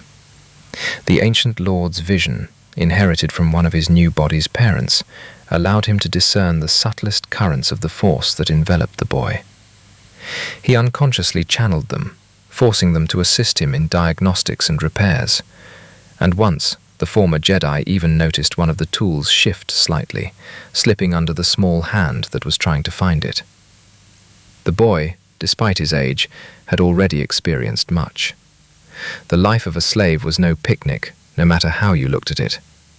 Yet he managed to remain bright and pure at heart, which made the Jedi increasingly doubt that this child could grow into the monster he saw upon their first encounter. However, he couldn't even think of such a thing about his friend Alec, until they both fell into darkness. Anakin was a curious child, and asked his new friend many questions. Who he was, where he came from, what he did, what adventures he'd had. He was interested in everything. There was little of interest on Tatooine, especially for a slave. Reven told the boy roughly the same story he had told Mal, about an unsuccessful hunt and long wanderings in memory of his dead father. In turn, the Jedi tried to find out from the boy about his origins, as well as to determine the extent of his awareness of his abilities. And so, on the third day, when the repairs were already completely completed, Reven decided to talk more or less frankly in order to dot all the I's. Anakin, have you heard anything about the Force? The former Sith asked as they finished their simple lunch of packed rations. Power? The boy asked, surprised and interested. What is it? The Force. How can I explain it to you? Revan mused. It's an invisible energy field generated by all living beings, even the smallest, that surrounds and connects everything in the universe. An elusive and intangible companion and helper of certain gifted sentient beings. Gifted? Yes, the ancient master nodded. For example, have you heard of the Jedi? The boy nodded excitedly. Yes, I've heard of them. They're good. Defenders of justice, peacekeepers, and so on. Anakin tried to remember more. They came to Tatooine several times. They freed 2 child slaves. Aha. So the Seekers are still scouring the galaxy and recruiting younglings, Reven thought. And they have an extremely positive reputation, too. The HoloNet didn't describe them in such detail. And you, Vaynor, are you a Jedi? The boy suddenly asked. What makes you think so? Well, it's no coincidence you started talking about the Force. And, I don't know, there's this strange feeling around you. The Jedi noted to himself the boy's intelligence. Well, I won't hide it. I'm one of the gifted, and once trained in the Jedi Temple. Wow, really? The boy jumped up excitedly. Is it true? Cool. Revan smiled at the child's openness. Moreover, you are also gifted. The former Sith stunned the boy. What? Me? Anakin couldn't speak, his eyes wide open. Yes, I'm almost sure of it. So I can train with the Jedi too? The boy asked hopefully. And they'll come to free me? Or no? You came to free me. Really? So what could he answer to such a sincere question? No? Am I just passing through? But he couldn't confirm the boy's assumptions either. Not exactly. Revan shook his head. I ended up on Tatooine by accident. Anakin became sad. But I promise you, I'll think of something, the man encouraged, patting the boy's hair. Do you promise? I promise. Suddenly, the ancient lord felt the familiar presence of another Force user, and not just one, 2, it seemed. Certainly light-minded, though not radiant with fanatical devotion to the ideals of the Jedi Order. Or perhaps all knights these days lack a particularly light aura. In any case, Reven had no plans to be discovered yet, and so he hastily camouflaged his presence. 2 adepts were clearly approaching the planet. Well, let's see who has come to visit us, thought the Ancient One. Chapter 6. Meetings in Dark Alleys. Chapter 6. Meetings in Dark Alleys. The former Dark Lord of the Sith sat atop a rocky outcrop, wrapped in a cloak, meditating. HK-47 was tasked with ferrying their temporary refuge, the hated droid Scrap House, which had regained hyperspace capability, deeper into the desert. Reven himself never fully understood the reason for the hunter-killer's obvious dislike of the decrepit freighter, and hoped the mechanical sociopath wouldn't destroy the ship out of principle. However, that wasn't what he was thinking about right now. He was preoccupied with the arrival of 2 Jedi Knights, which raised many questions about their knowledge and goals, but also presented some opportunities. For example, a chance to understand what the Order had become, or perhaps even gain access to the temple. Appearing openly before the Light's adepts would have been a foolish act, bordering on suicide. Therefore, Reven discussed the matter with Anakin beforehand, to whom he had already revealed part of the truth about himself.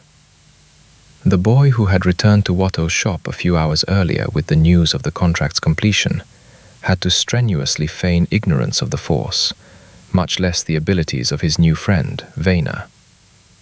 This was in case the knight's destination, as the former Sith suspected, was Anakin himself. Reven, for his part, intended to casually encounter the Jedi on the street. Fortunately, he was clearly aware of their presence, remaining unnoticed. He even chuckled at the idea that he could hide like that, even under the Council's very nose. And for years. Unless they had a good sensor in the Order, capable of detecting even the slightest fluctuations in the Force. But that's rare. And yet, what was the reason 2 representatives of the Order showed up on a remote planet on the outer fringes? A search for younglings? Quite possible. A simple ship malfunction? Also possible. Could the Masters sense the ancient entity's rebirth? Of course they could, if they hadn't lost their skills. The answers wouldn't come naturally, Reven knew that all too well, which meant he had to work again, pretending to be someone he wasn't. But first, a little disguise. A man in Mandalorian armor and a mask, and even a robe with a deep hood pulled up. Personally, such an image made Reven want to slash him from shoulder to waist with his blade. Just for the hell of it, no arguments. He'd encountered too many such dubious characters in his past life, and every single one of them had tried to kill him. And so, the armor was left aboard the departed ship. Only the mask was carefully tucked away in a pouch. The lightsaber was still strapped to the waist, so it couldn't easily be noticed. And as for the hoodie, well, this is the desert. Everyone wears hoodies outside the city limits here, because they're comfortable and protect against the sand. Ask the Tusken Raiders or the Jawas. Thus, flashing the good-natured smile of a young hunter, Revan appeared in Mos Espa, closely monitoring the position of the Jedi. They landed away from the spaceport, even outside the city limits, which was unusual. On Tatooine, it wasn't safe to leave a ship in the desert. Sandstorms, raiders, and marauding Jawas were just some of the threats on this planet. Apparently, the pair of knights needed to conceal their arrival. However, Jabba's men had likely spotted them, even if they couldn't pinpoint their landing location. Revan closed his eyes for a few seconds and checked the direction. He didn't like it. One of the Jedi walked straight to Watto's shop. The former Sith walked to the cunning Toydarian's shop, wondering what to do if the Order's envoy's target was the boy. It would have been wise not to interfere. However, the boy's fate somehow troubled Reven, as if their lives were connected, and this worried him. The former Jedi had never had any apprentices as such, and he sincerely hoped to avoid such a turn of events. And how often has the Force listened to your hopes? The ancient lord chuckled at his own naivety. Suddenly, his keen hearing picked up some kind of commotion in Watto's shop, which made the experienced fighter gather himself and prepare for a possible fight. However, upon peering inside, he saw only a strange, long-eared creature, which Reven recognized with some difficulty as a representative of the Naboo natives, who was confidently losing an unequal battle with a small repair droid. The model wasn't particularly intelligent and had only a severely limited information processing system at its disposal. However, the Gungans, as the people of this strange alien were called, couldn't boast of even such intelligence. "Punch him in the nose!" Anakin shouted across the trading floor. The Gungan, after ramming a couple more counters, tripping over some aircar parts and still screaming, finally managed to comply. The droid folded and went into inactive mode. A dark-haired girl, wearing carefully chosen simple clothing, watched all this with a smile, betraying her awkward attempt to disguise herself as a space traveler. However, the clothing was spotless, and the Naboo linen, renowned for its distinctive texture due to its unique weaving method, had been around since the days of Reven's empire. So, guessing where the stranger had come from, especially in the company of a Gungan, wasn't difficult. "I see you're having fun here, Annie," the former Sith, plastering a welcoming smile on his face, stepped inside. The boy, who had noticed his friend a minute ago, turned towards the entrance and smiled back. "Hello, Vanner," he waved in greeting. "Watto and I finally have some clients." "Straight from Naboo, I see," Reven chuckled, unable to resist noting the visitor's lapse in disguise. "How did you—" the girl wanted to ask, but the former Jedi forestalled her question, simply pointing at the clumsy alien. "This is a Gungan, isn't it?" "My name is Jar Jar," the Naboo native nodded happily. Reven, for some reason, clearly realized that this creature was a walking disaster and a constant source of problems. And, judging by the latest overturned shelf, it was not in vain. "And you?" The girl narrowed her eyes. She looked no more than 15, but her gaze was very inquisitive. "This is Vena, my friend," Anakin introduced the former Sith. "He's a hunter, and like you, he's stuck on Tatooine. And this is Padme." "It's a pleasure to meet you, Padme." Reven bowed slightly. "Likewise, Vena." Her interlocutor bowed reflexively in response. Manners are deeply ingrained." She returned the bow without even thinking. Apparently she was raised in a noble family, or perhaps serves in the house of one, the former Jedi noted. "So you two came from Naboo?" Reven asked casually. "And, as I understand it, you're having problems with your ship." The mention of the planet made the girl tense slightly. The topic was, for some reason, disturbing. Perhaps she had been forced to flee the planet. Or had the Jedi taken her as a gifted being? "No, she's too old, and I can't sense any power in her. Just the basic aura inherent to all living beings." "So she's not gifted," the ancient lord quickly calculated. "So, an escape? A maid's affair with a nobleman? Or, conversely, the flight of a royal personage?" "I'm a servant in the house of a noble family," Padme finally said, having decided what to answer. "And yes, we need to fix the ship." "Oh," Reven feigned excitement. "And I just happen to be an excellent mechanic. And I'd be happy to help with the repairs if you could give me a ride to any other planet. Even Ryloth. I don't care, but I'm fed up with this dusty ball." The girl was a little confused by such pressure, but quickly pulled herself together. "I'm just a servant," she said, lowering her eyes slightly. "Oh, how artificial." The former Jedi almost rolled his eyes. "But you can introduce me to the decision-maker, right?" he said, putting on a masterclass in acting, infusing his voice with so much pleading and hidden hope that even the Hutts would have been moved to tears. "The transition to you was made deliberately in order to sharply reduce the distance." Yeah, I guess," Padme said, embarrassed. "But you too, like Anakin, What?" Reven didn't understand. "Well, you're not free either?" she tried to hint again. The former Sith's eyes widened, and he turned to Skywalker, feigning utter surprise. "I didn't know you already had a girlfriend," he breathed out in amazement, causing the boy to blush. "She didn't mean it that way," Anakin blurted out. A moment later, the realization dawned on Padme, causing her to turn crimson as well. "That's not what I meant," she waved her hands. "I mean that Anakin, he's a slave." Smiling inwardly at how easily he had managed to break through this girl's defenses and gain her trust, Reven praised himself for not having lost his knowledge of psychology. All it took was shock, confusion, and distraction. And voila! She's now comfortable addressing me informally, believing she's the one to blame for the awkward situation. And, as Master Kreia once said, nothing brings people together like a shared problem, especially one with sexual overtones.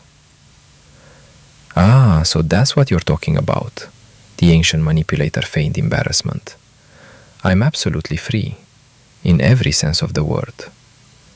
And he smiled a wide, toothy smile, making the girl blush even more.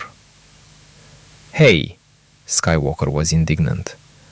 In that sense, I'm also free. Judging by her appearance, Padme was ready to sink into the ground, but she slowly remembered her upbringing and diligently returned her face to composure. Oh, I beg your pardon. Revan raised his hands in a placating gesture. I'm not making any claims. Mine's free too, the Gungan suddenly interjected, his sanity no longer merely doubted by the former Sith, who was now certain of her absence. To overcome the awkwardness and continue their acquaintance, Banner began asking Padme various insignificant questions. About the flight, the Naboo canvas, the Gungan's strange behavior, and other trivial matters. At least, that's what it seemed like to the girl. In reality, a subtle process of information gathering was underway, and the girl was imparting it without even realizing it. From the slips of the tongue, the omissions and the vague answers, Reven realized that some conflict had erupted on Naboo, forcing Padme's family to flee. The Gungan had latched on to a certain Qui-Gon. The girl nearly called him Master, but a swiftly swallowed title, hastily replaced with Mr., was enough. So, one of the Jedi was named Qui-Gon, and he, apparently, was a master. However, to the common people, all Jedi were masters. However, Reven himself suspected something similar. The aura of this particular gifted one had an especially distinctive power. And then, just then, a tall human man emerged from the passageway leading to the courtyard, accompanied by a bucket-shaped astromech. He wore a worn farmer's poncho, beneath which the traditional Jedi robe was easily recognizable. The disguise was good, but sloppy. Overall, this Jedi looked quite young, no older than 40. But that was only appearance. And, as Reven well knew, appearances can be quite deceiving. Long dark hair, slightly grayed, at odds with his youthful face, a neat beard, and incredibly wise dark blue eyes, that's what immediately caught the ancient lord's attention. That look can't belong to a young knight, which means he's already a master, and significantly older than he looks, Reven thought. The droid, noticing the stranger, warned the Jedi about it. He, apparently lost in thought, only now raised his gaze to the one who had entered. "This is my friend, Vaynor," Anakin introduced the former Sith. "Nice to meet you," the Ancient One nodded slightly. Likewise, the Adept of Light answered with a nod. "My name is Qui-Gon Jinn." Reven felt a faint wave of the Force pass through his body. He's checking, he thought. Well done. "Well, let's get out of here. We'll look for a hyperdrive in another shop," the Jedi announced, turning towards the exit. The Gungan responded with a stream of complaints and lamentations. Padme bid Anakin a warm, friendly farewell and darted after Qui-Gon. The astromech droid was the last to leave. Reven silently noted that he didn't like the new series of barrel-shaped droids, especially after similar mechanical fellows had dumped his carcass in an incinerator. It's a shame they stopped producing T3, he thought sadly. A Toydarian burst into the room, and without his armor and mask, he didn't recognize the 15-year-old boy as the formidable representative of the Bloodclaw's criminal clan. So he immediately rushed to sell him some moisture-evaporating devices. Apparently, the boy gave the impression of being a farmer. Having learned, however, that this was only a friend of Anakin's who was not particularly solvent, he sent Reven out of the shop with an insistent request to come back only when he had money. However, Anakin followed almost immediately after. It turned out the old merchant had decided to let the boy go early. Judging by Skywalker's impatient twitching, he was eager to follow the Jedi. And it wasn't just the representative of the Ancient Order himself, but his entourage. A very attractive young entourage named Padme. Reven clearly sensed the boy's attraction to the girl. Or was it a girl? Judging by her age, definitely a girl. No older than me in my current body, the former Jedi estimated. Finally, succumbing to Anakin's persuasion, they decided to follow the Naboo and Jedi stranded on Tatooine. From experience, Reven knew perfectly well that it only took 5 minutes to run into trouble there. And that's exactly what happened. After about half an hour of discreetly following the foreigners as they scurried from shop to shop, the latter got into trouble. More precisely, a Gungan got into trouble when he tried to carefully snatch the carcass of some small animal, but instead threw it at a dug while he was dining. This race, the dug, has never been known for its patience, so an outburst of righteous anger followed immediately. And if Anakin and Reven hadn't intervened, things would have ended badly for Jar Jar. At the very least, his skull would have been pretty dented. "Be careful, Sebulba," Annie began in Huttese. "He's an important foreigner. Be careful you don't get stabbed right before the race." Reven had already heard about the Bunta Eve Classic races from an armor dealer. A plan was already brewing in his head to test the young prodigy's abilities in practice, and even make a little money if the opportunity arose. Perhaps he could even rescue the Skywalkers from slavery without involving the Talons, who might even rebel. Especially if Watto did run off to complain to the Hutts about their vassals' abuses. Dag didn't listen to the arguments, so the ancient lord had to step in. "Sebulba," he whispered quietly, coming close to the long-snouted alien, whose race clearly had their arms and legs mixed up. "You don't owe the blood claws anything by any chance?" Judging by the sharply closed mouth and bulging eyes, he hit the mark. Rumor has it that the hairy one, Reven nodded at Qui-Gon, recently joined forces with their leader, and that big-eared one is the future representative of a clan in the neighboring sector. Don't let his goofy appearance fool you. He's good at disguising himself. The alien was taken aback. He blinked quickly, looking from the Jedi to the Gungan, clearly deciding what to do. Or perhaps he was assessing the depth of the mess he'd landed himself in. "You should go ahead before they come to their senses," the former Sith advised him. The interlocutor swallowed hard and nodded. With a final snide remark about Anakin's racing abilities, the Dug hurried away, forgetting even about his unfinished lunch. Having received thanks from Qui-Gon, Reven and Skywalker offered to accompany the foreigners so that they would not get into trouble again. According to an old woman selling dried fruit, a sandstorm was approaching. This meant they needed to find shelter immediately. Anakin explained how terrifying such vagaries of local weather could be and offered to wait it out at his place, since it was only a short walk away. Everyone agreed. Reven was doubly pleased by this fact, as it presented a good chance to talk to the Jedi. At the Skywalker home, they were met by Shmi, Annie's mother. The dark-haired woman had not yet lost her former beauty, but the years had begun to take their toll, and a life of slavery hadn't exactly contributed to her well-being or fresh complexion. She reminded Reven of one of the instructors at the Jedi Enclave on Dantooine. Perhaps it was the stern, yet caring gaze of her brown eyes. Oddly enough, Shmi took the stranger's invasion of her home calmly and welcomed everyone. Anakin dragged Padme off to show off the droid he'd been building for years. The astromech, named R2-D2, followed, apparently intrigued by the boy's technical talents. Having somehow calmed the Gungan down and occupied him with a socially useful task in the form of cleaning local vegetables for dinner, the Jedi and former Sith began to help the hostess set the table. "Qui-Gon, are you a Jedi?" Revan asked as the hilt of his lightsaber briefly appeared from under his poncho. Realizing his mistake, Jin decided to try to avoid the question. "Why do you think so, Vaynor? You have a laser sword hanging on your belt." The ancient lord corrected himself in time, remembering that few people knew the correct name for the weapon of the Force adepts.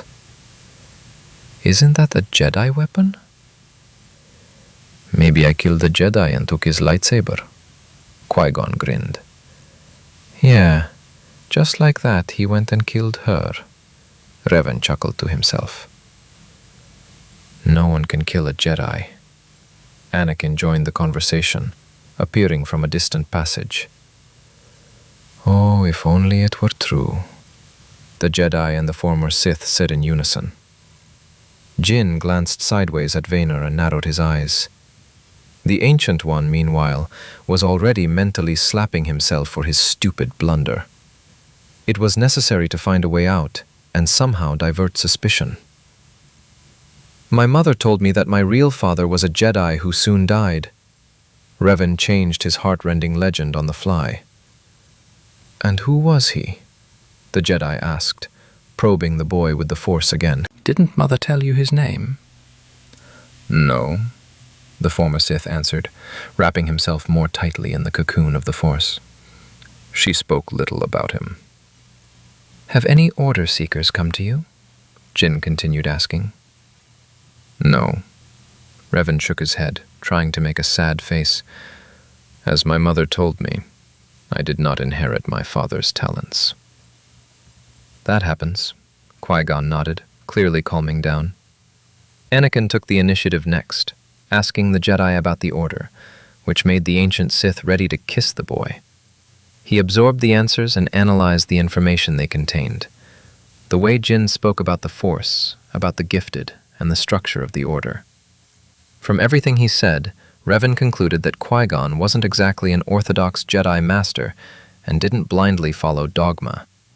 This reminded him of the greatest renegade knight who went to defend the Republic during the Mandalorian Wars.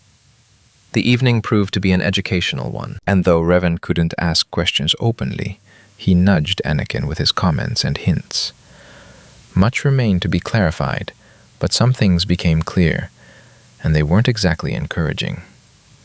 However, there was one clear positive outcome of these impromptu get-togethers. Anakin, with the old Sith's support, offered Qui-Gon a way out of the situation. All he had to do was provoke Watto into betting on the upcoming race and put Skywalker in the running. Reven added to this that Annie had simply inhuman reflexes, and he would definitely win, which interested the Jedi. The Ancient Lord had no doubt that he would do a midichlorian test that very day and find out just how gifted the boy was. All that remained was to hint that the boy and his mother's freedom could be included in the deal, and voila. The plan was ready, and Reven grinned quietly, proud that he hadn't yet lost all his skills as a Sith schemer. What would the ruler of his own empire be without it? The next morning, having arrived at the owner's request on the HK-47 speeder, he found him in an alley not far from Watto's shop, methodically banging his forehead against the wall. Boom, boom, boom. Concerned, "Master, have you decided to terminate your operations early?" the droid inquired. "No, NK. I'm just trying to get my head around the fact that in 4,000 years, the mighty Order, the very mention of which made even the Mandalorians sweat, has become a pale shadow." Boom, boom. Sympathetically, "I understand, Master. I too can't process the information that in 4,000 years, no one has come up with a single new way to get rid of those annoying meat sacks." NK hinted at the lack of fundamentally new blasters on the local markets. Reven gestured to the wall next to him. "Join us," he said laconically. Thump, tinkle, thump, tinkle. There were once hundreds of thousands of Jedi in the galaxy, the fallen knight muttered. And now there are 2 orders of magnitude fewer. Of the dozens of enclaves and temples, only one remains. Bang. Bing. Disappointed. "Apart from Mandalorian blasters, there is nothing worthwhile," the droid echoed. "No progress." Bang. Bing. "Does it help?" the ancient Sith asked. "Negative." "And me too," Reven said disappointedly. "Did you bring everything?" Ring. "Affirmative. Yes, Master. Your things are in the speeder's luggage compartment," NK replied, slamming his head against the wall again, chipping off a piece of the limestone plaster. "Hey, you there!" came the irritated voice of a tenant from somewhere above, a Twi'lek, judging by the leku he'd glimpsed. "Stop banging on the wall or I'll come down and turn you into bantha food." "NK?"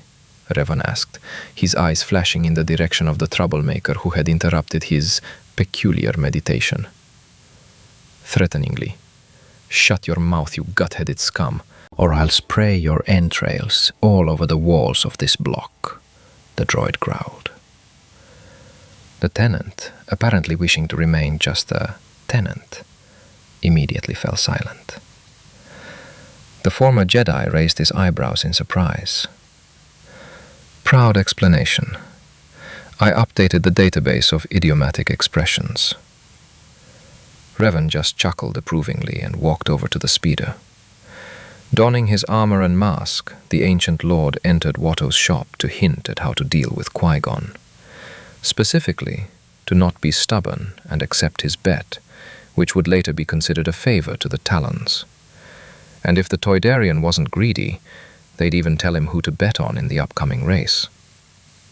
The merchant quickly grasped the gist of the matter and assured him that he would do everything in the best possible way. As he left the shop, Reven nearly collided with Qui-Gon, so he quickly disappeared into the crowd, simultaneously donning a Force cloak. This technique was favored by the Inquisitors of the old Sith Empire, and the former Jedi had not disdained to learn it in his time.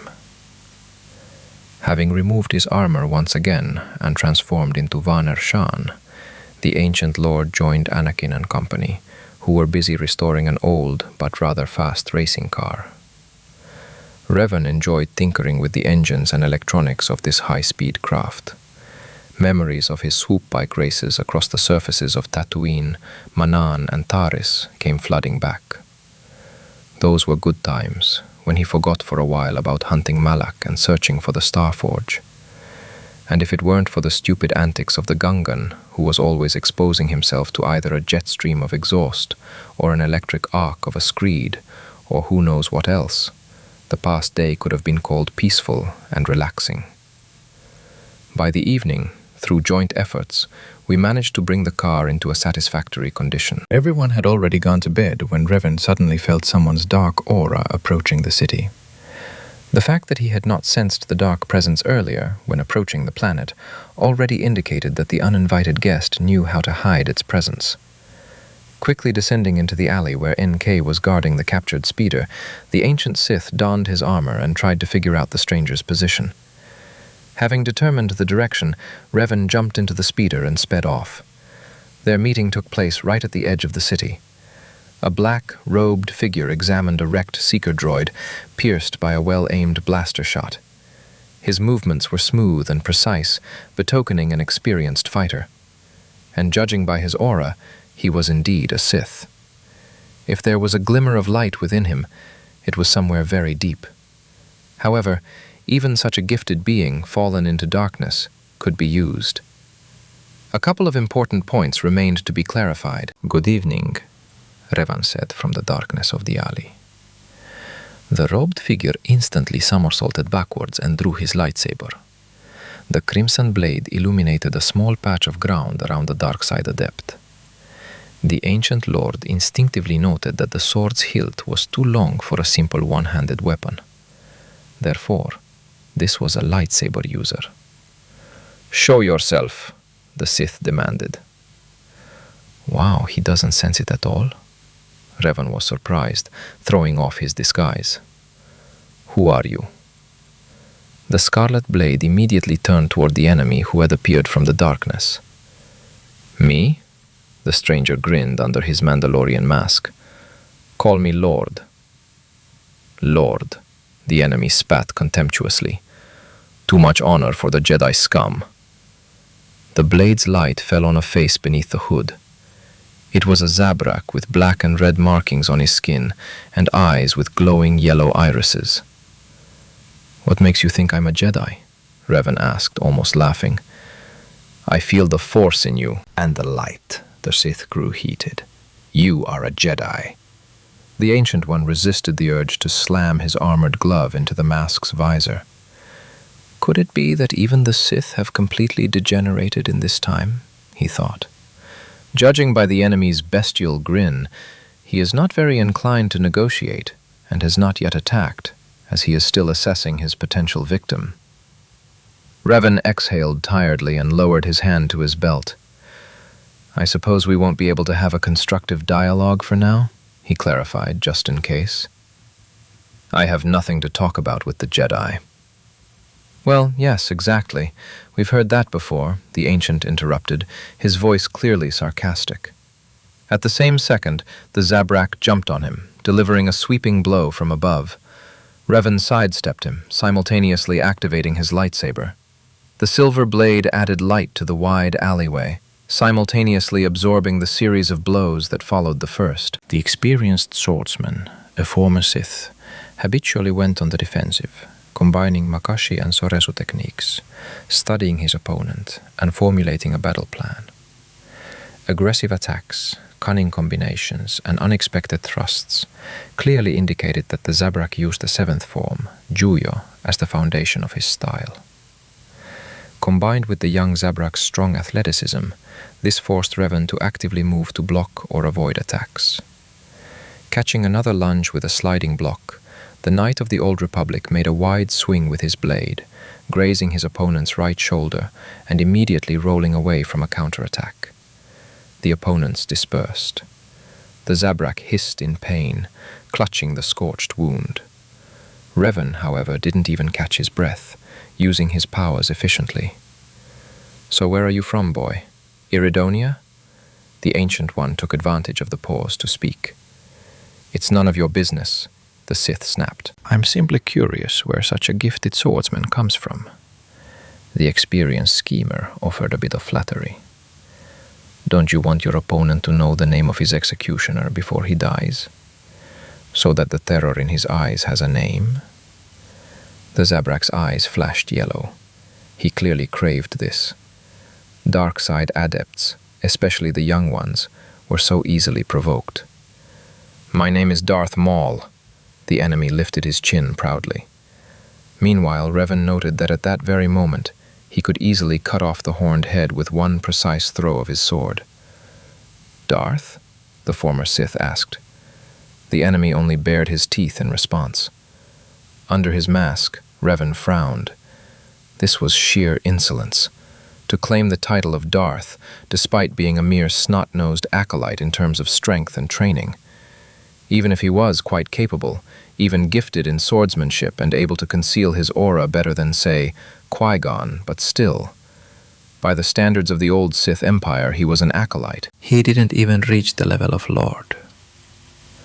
The next moment, a wave of force flew at Reven, apparently intended to knock him off his feet. The Ancient took the blow, simply absorbing it. Maul's stunned expression caused another sigh of disappointment, and the former Dark Lord could not resist, slamming his glove against his forehead with a snap. "A very basic absorption technique, also known as resistance," he commented calmly. "Second-year youngling training. Allows one to block or absorb directed shockwaves and relatively weak force techniques." The Sith charged with a roar, apparently deciding that he was being mocked. The new wave of blows was easily repelled, as Reven was now able to read his opponent's movements without any difficulty. Suddenly, the second scarlet blade lit up, and with a triumphant laugh, Maul sped up. However, his staff was pinned to the ground in a hard block, and his armored mask was imprinted directly into his painted face. "The lightsaber is greatly overrated," Reven commented calmly as his opponent rose to his feet. "I've told Bastila this 1,000 times. Just because there are two blades doesn't mean you have an advantage. You can only grasp the central part, which doesn't give you any advantage in terms of the weapon's length. And the fact that the blades are firmly fixed in a single line makes it easy to track the second blade by the position of the first." "Shut up," the Zabrak barked, rushing back into battle. A lunge, a rebound, a wide sweep, and a series of quick strikes from various directions. Reven dodged most of them, blocking only a small portion and countering with several quick strikes and a sharp dive behind his opponent. Despite his best efforts, the enemy missed the strike to his leg. The silver blade pierced his thigh, piercing it clean through. The Ancient One noted that his opponent hardly used any dark side techniques except for strengthening and weak manifestations of dark rage. Maybe he doesn't know how, he thought, dodging another blow.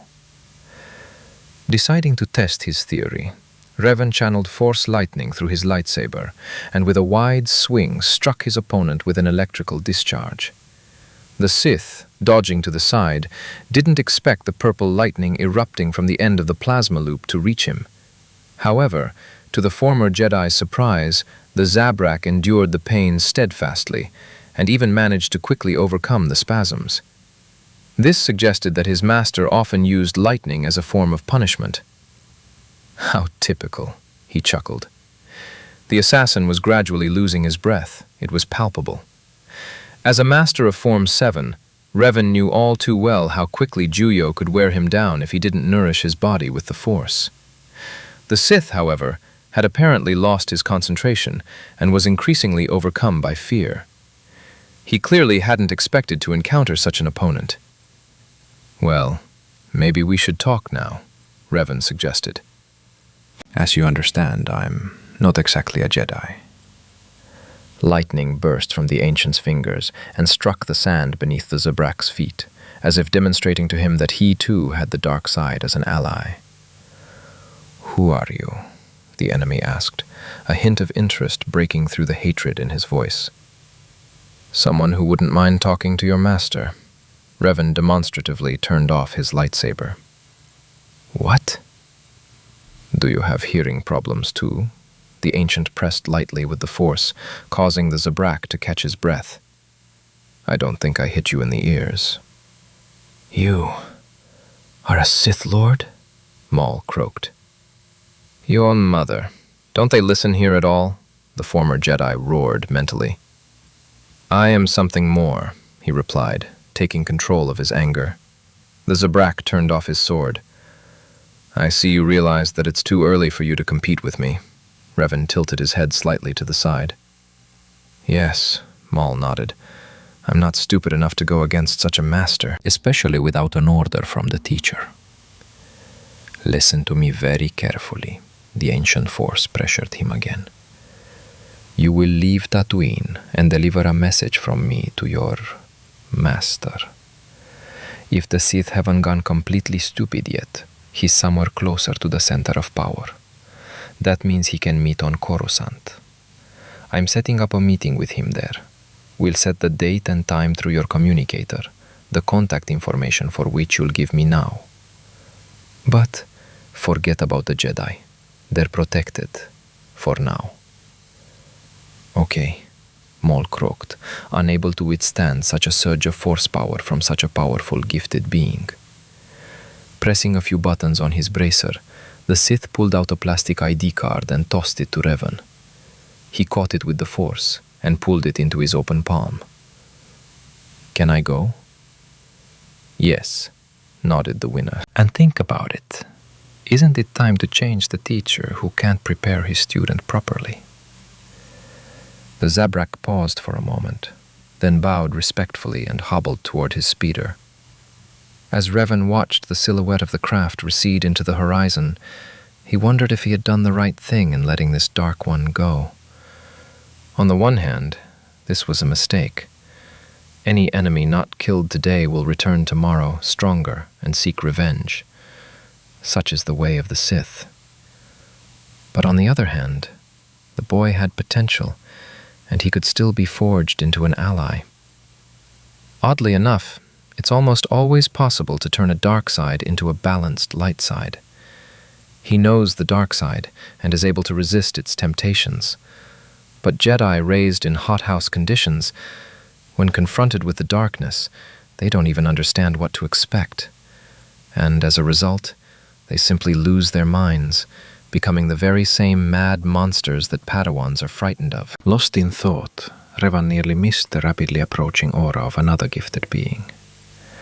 Realizing they were moving toward him and close at hand, he reflexively activated his blade, turning to face the threat and assuming the basic stance of Form 7. The silver blade pointed straight at Qui-Gon's chest, where he clutched the hilt of a green lightsaber. His expression was one of surprise, mixed with disbelief. A second later, it turned to shock. This mask, this aura, it can't be, the Jedi whispered. Reven cursed silently, realizing that not everyone in the Order had forgotten the ancient legends. Chapter 7. Light or Dark? Chapter 7. Light or Dark? Getting caught out of nowhere like this was definitely not Reven's plan.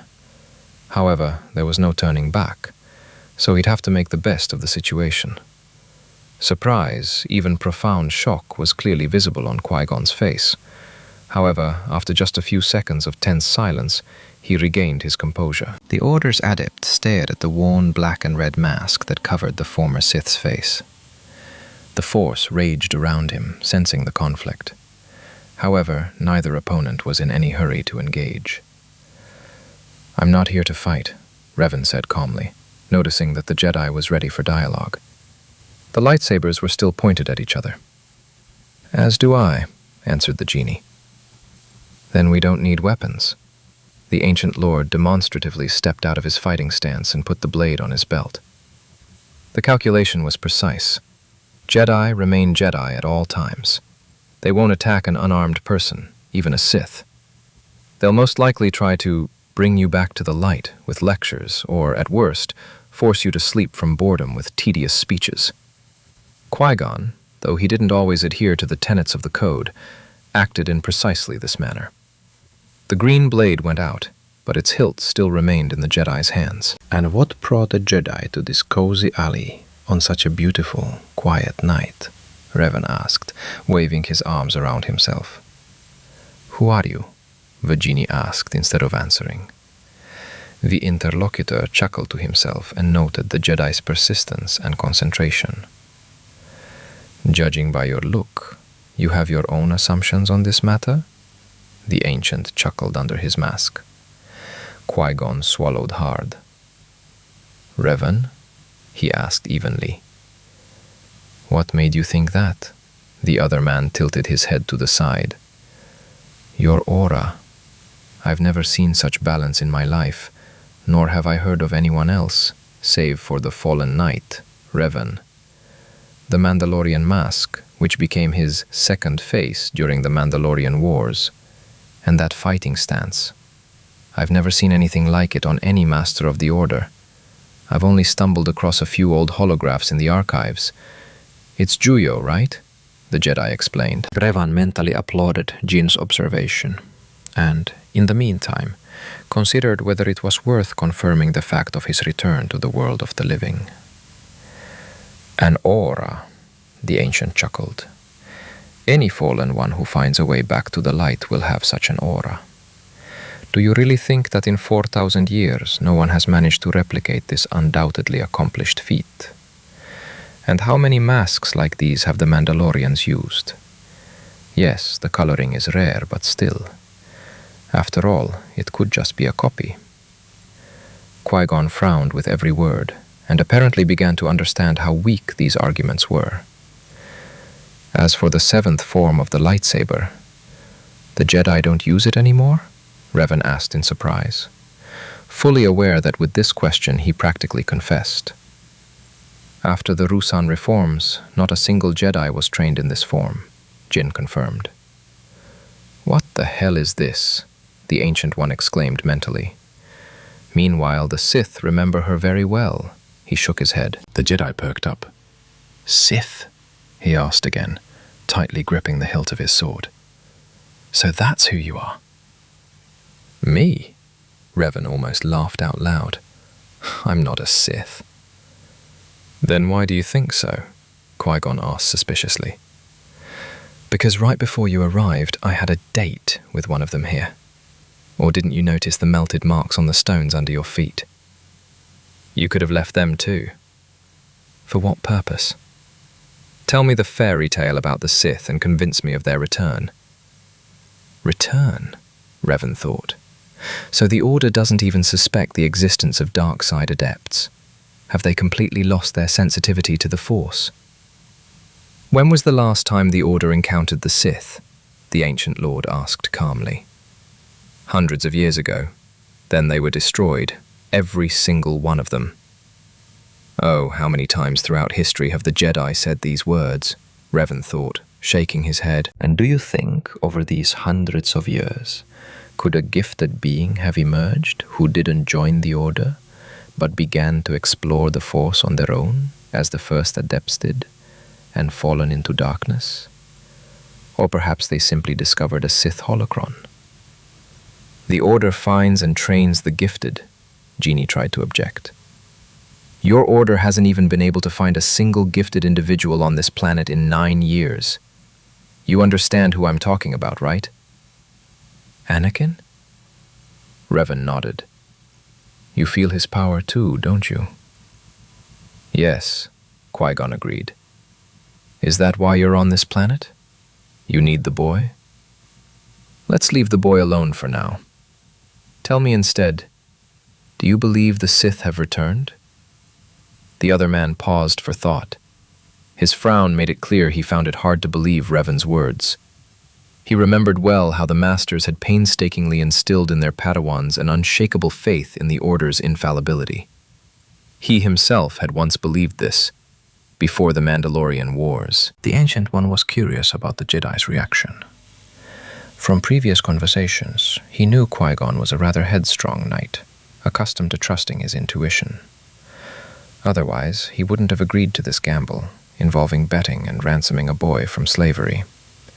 He would have simply done as he'd been taught, notified the temple to send seekers, or simply reported that there was a potentially dangerous gifted being on Tatooine who was no longer trainable.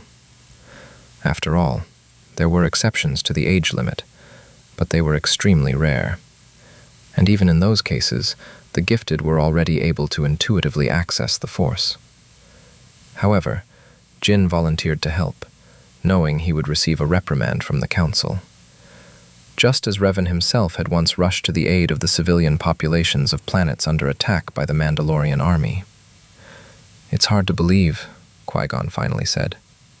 Reven narrowed his eyes, concentrating his entire attention on his interlocutor. The further development of their acquaintance depended on his answer. However, I do sense someone's presence on this planet. Someone dark, torn by doubt, fear, and hatred. And it's not you, the Jedi concluded. So you believe me?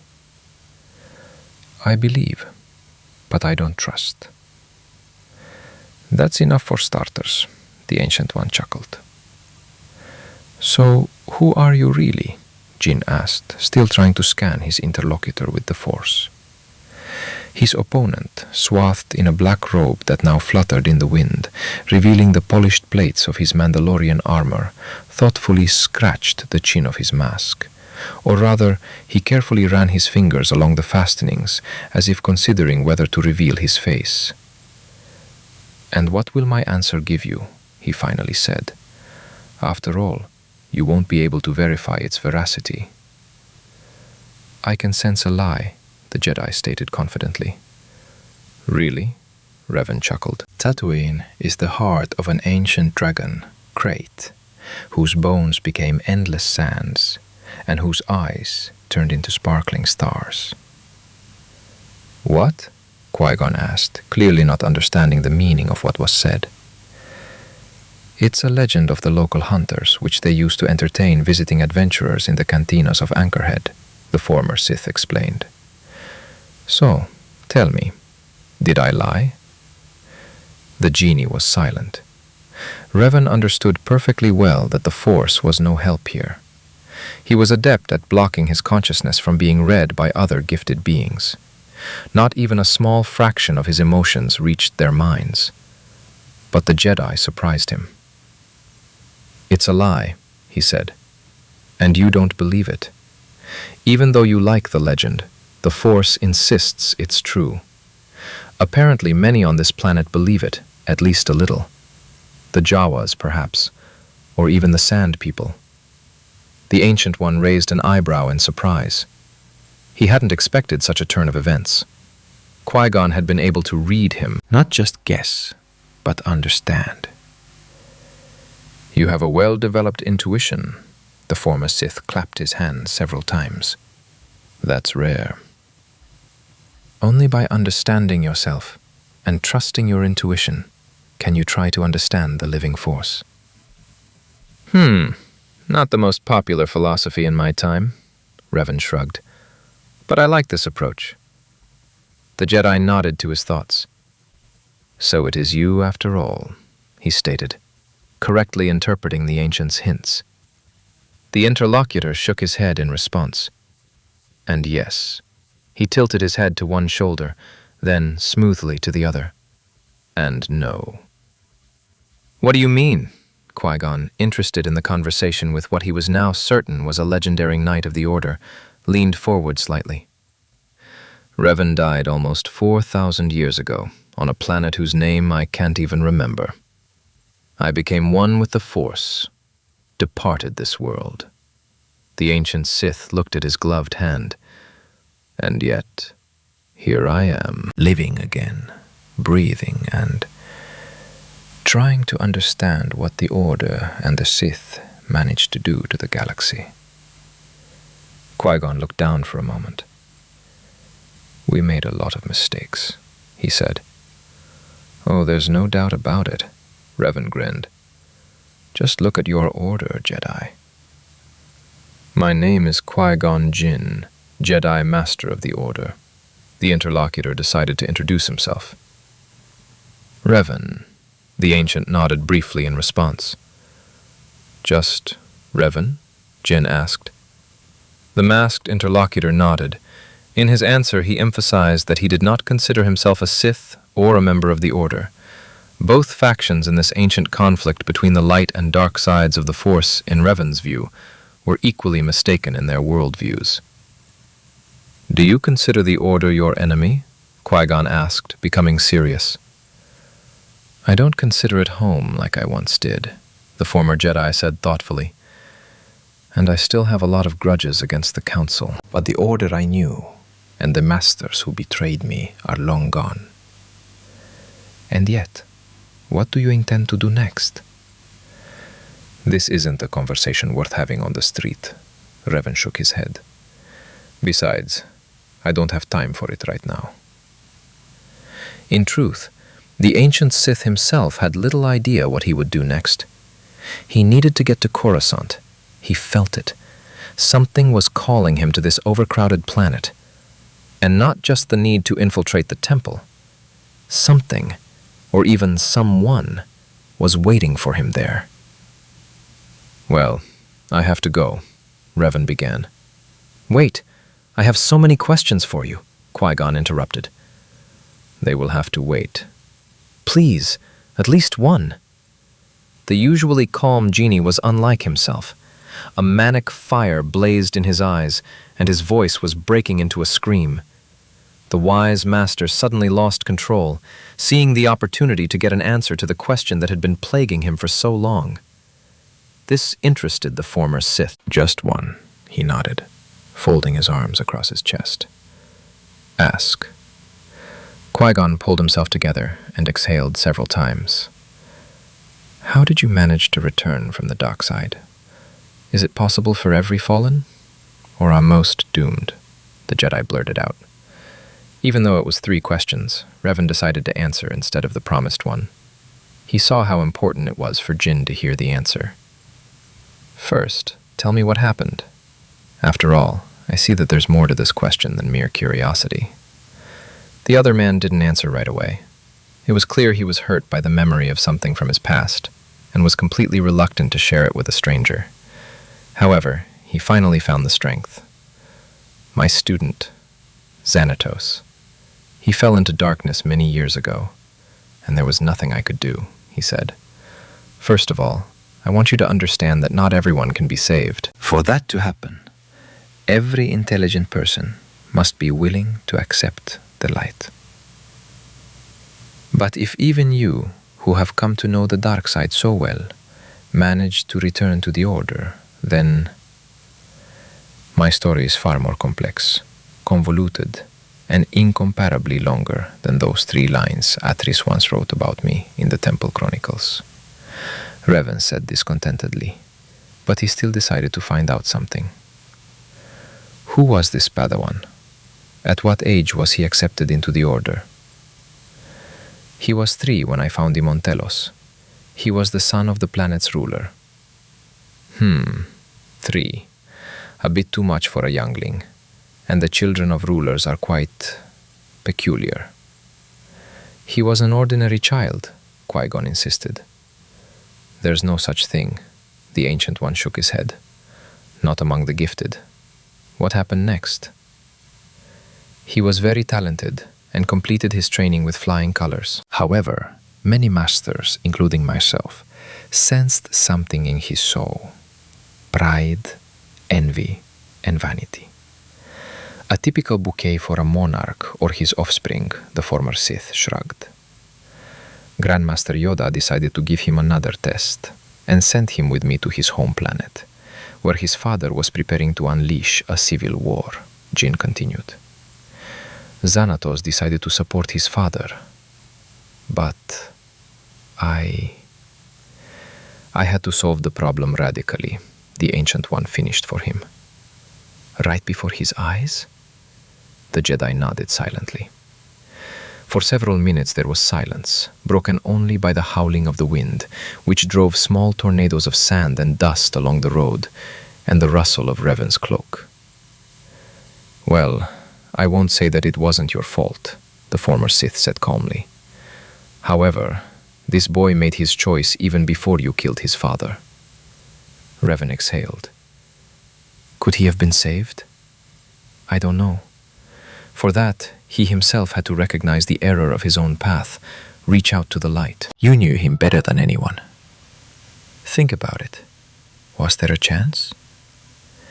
Qui-Gon closed his eyes and, after a few moments, shook his head. No, he said hoarsely. I met him several times after he left the Order. The darkness in his soul only grew. Then you couldn't do anything about it, and you have nothing to blame yourself for. The masked interlocutor shook his head. The masters at the temple made a mistake from the start, failing to properly prepare the child's mind to resist the temptations of the dark side. But how did you manage to return? What brought you out of the darkness? The Jedi perked up. His interlocutor looked at the starry sky and answered, Love. What?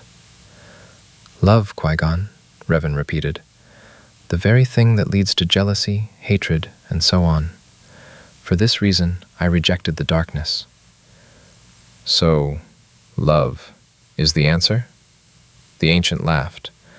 No, that's more like the beginning of a question. A whole hurricane of questions. What is love? What is its power? Why love? What about jealousy? Why has the dark side retreated?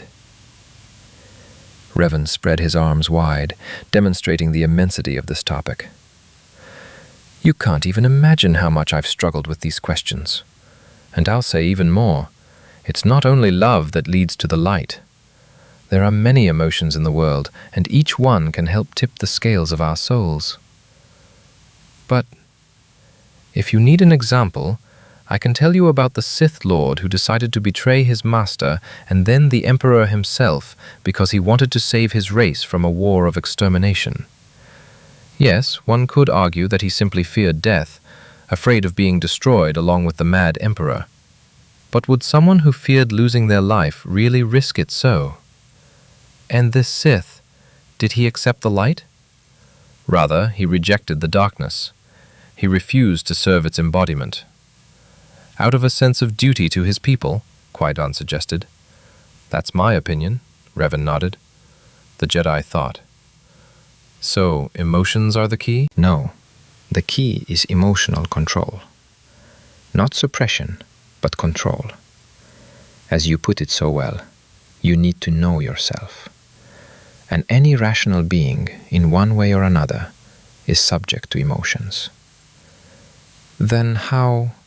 Reven didn't let the Jedi finish, raising his hand and calling for him to stop. Enough questions for one evening. The genie chuckled.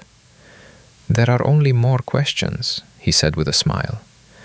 That means there will be a reason to continue this conversation. The Ancient One chuckled. And therefore, I would be grateful if the Council did not learn of my return for now. I have to report it. There's no point in making assumptions, Reven chuckled. They might even think you're crazy. With these words, he called upon the Force for help and wrapped himself in a thick camouflage cocoon, literally dissolving into thin air before Qui-Gon's eyes. The Jedi stood in one place for another minute, trying to discern where his companion had gone, activating his green blade and swinging it before him several times, slicing through the air. Jin turned, jumped off the roof onto the dusty road, and headed toward the Skywalker house.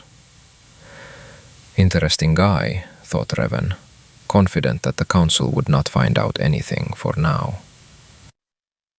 Chapter 8. Don't mess with the Hutts on their planets. Chapter 8. Don't mess with the Hutts on their planets.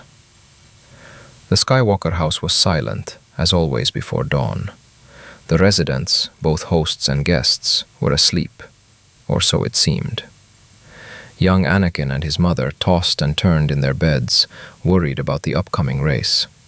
Padme, the Naboo woman, sat in the kitchen with a cup of cold caf, frowning out the window at Qui-Gon, who was meditating on the small terrace. Perhaps only the small R2 series astromech was truly calm and still. But he's a droid, and for him, this is normal. Reven felt all this when he woke up on the floor of Anakin's room, where Shmi had assigned him for the night before, and where he had returned safely the night before, without attracting attention. The former Sith was glad that he didn't have to conceal his presence so much around Anakin. The boy's Force signature was so high he could cover the entire Council of the Order, which once again made Reven wonder how the Seekers had missed him. "Good morning, Annie," he said, stretching, noticing that the boy was no longer even trying to pretend to be asleep. "Morning," Skywalker muttered in response. "Are you worried?" the former Sith said, more as a statement of fact than a question. "Yes." "It's normal. Adrenaline helps in such cases, as long as it doesn't put pressure on the mind." "Huh?" the boy asked again. Reven quickly reminded himself that he was speaking to a child who, due to his remoteness from the developed worlds of the galactic core and his slave status, had received no education. "Don't let fear cloud your judgment," the former Jedi paraphrased. "Remember, fear is the mind killer, but when it's under control, it can become a powerful ally." At that moment, Reven chuckled at his own words, realizing that he had just voiced one of the main principles of the Sith teachings. "Yeah, use fear and turn it into strength," he said mentally, remembering the Emperor's whisper that once upon a time, for a short time, broke his will.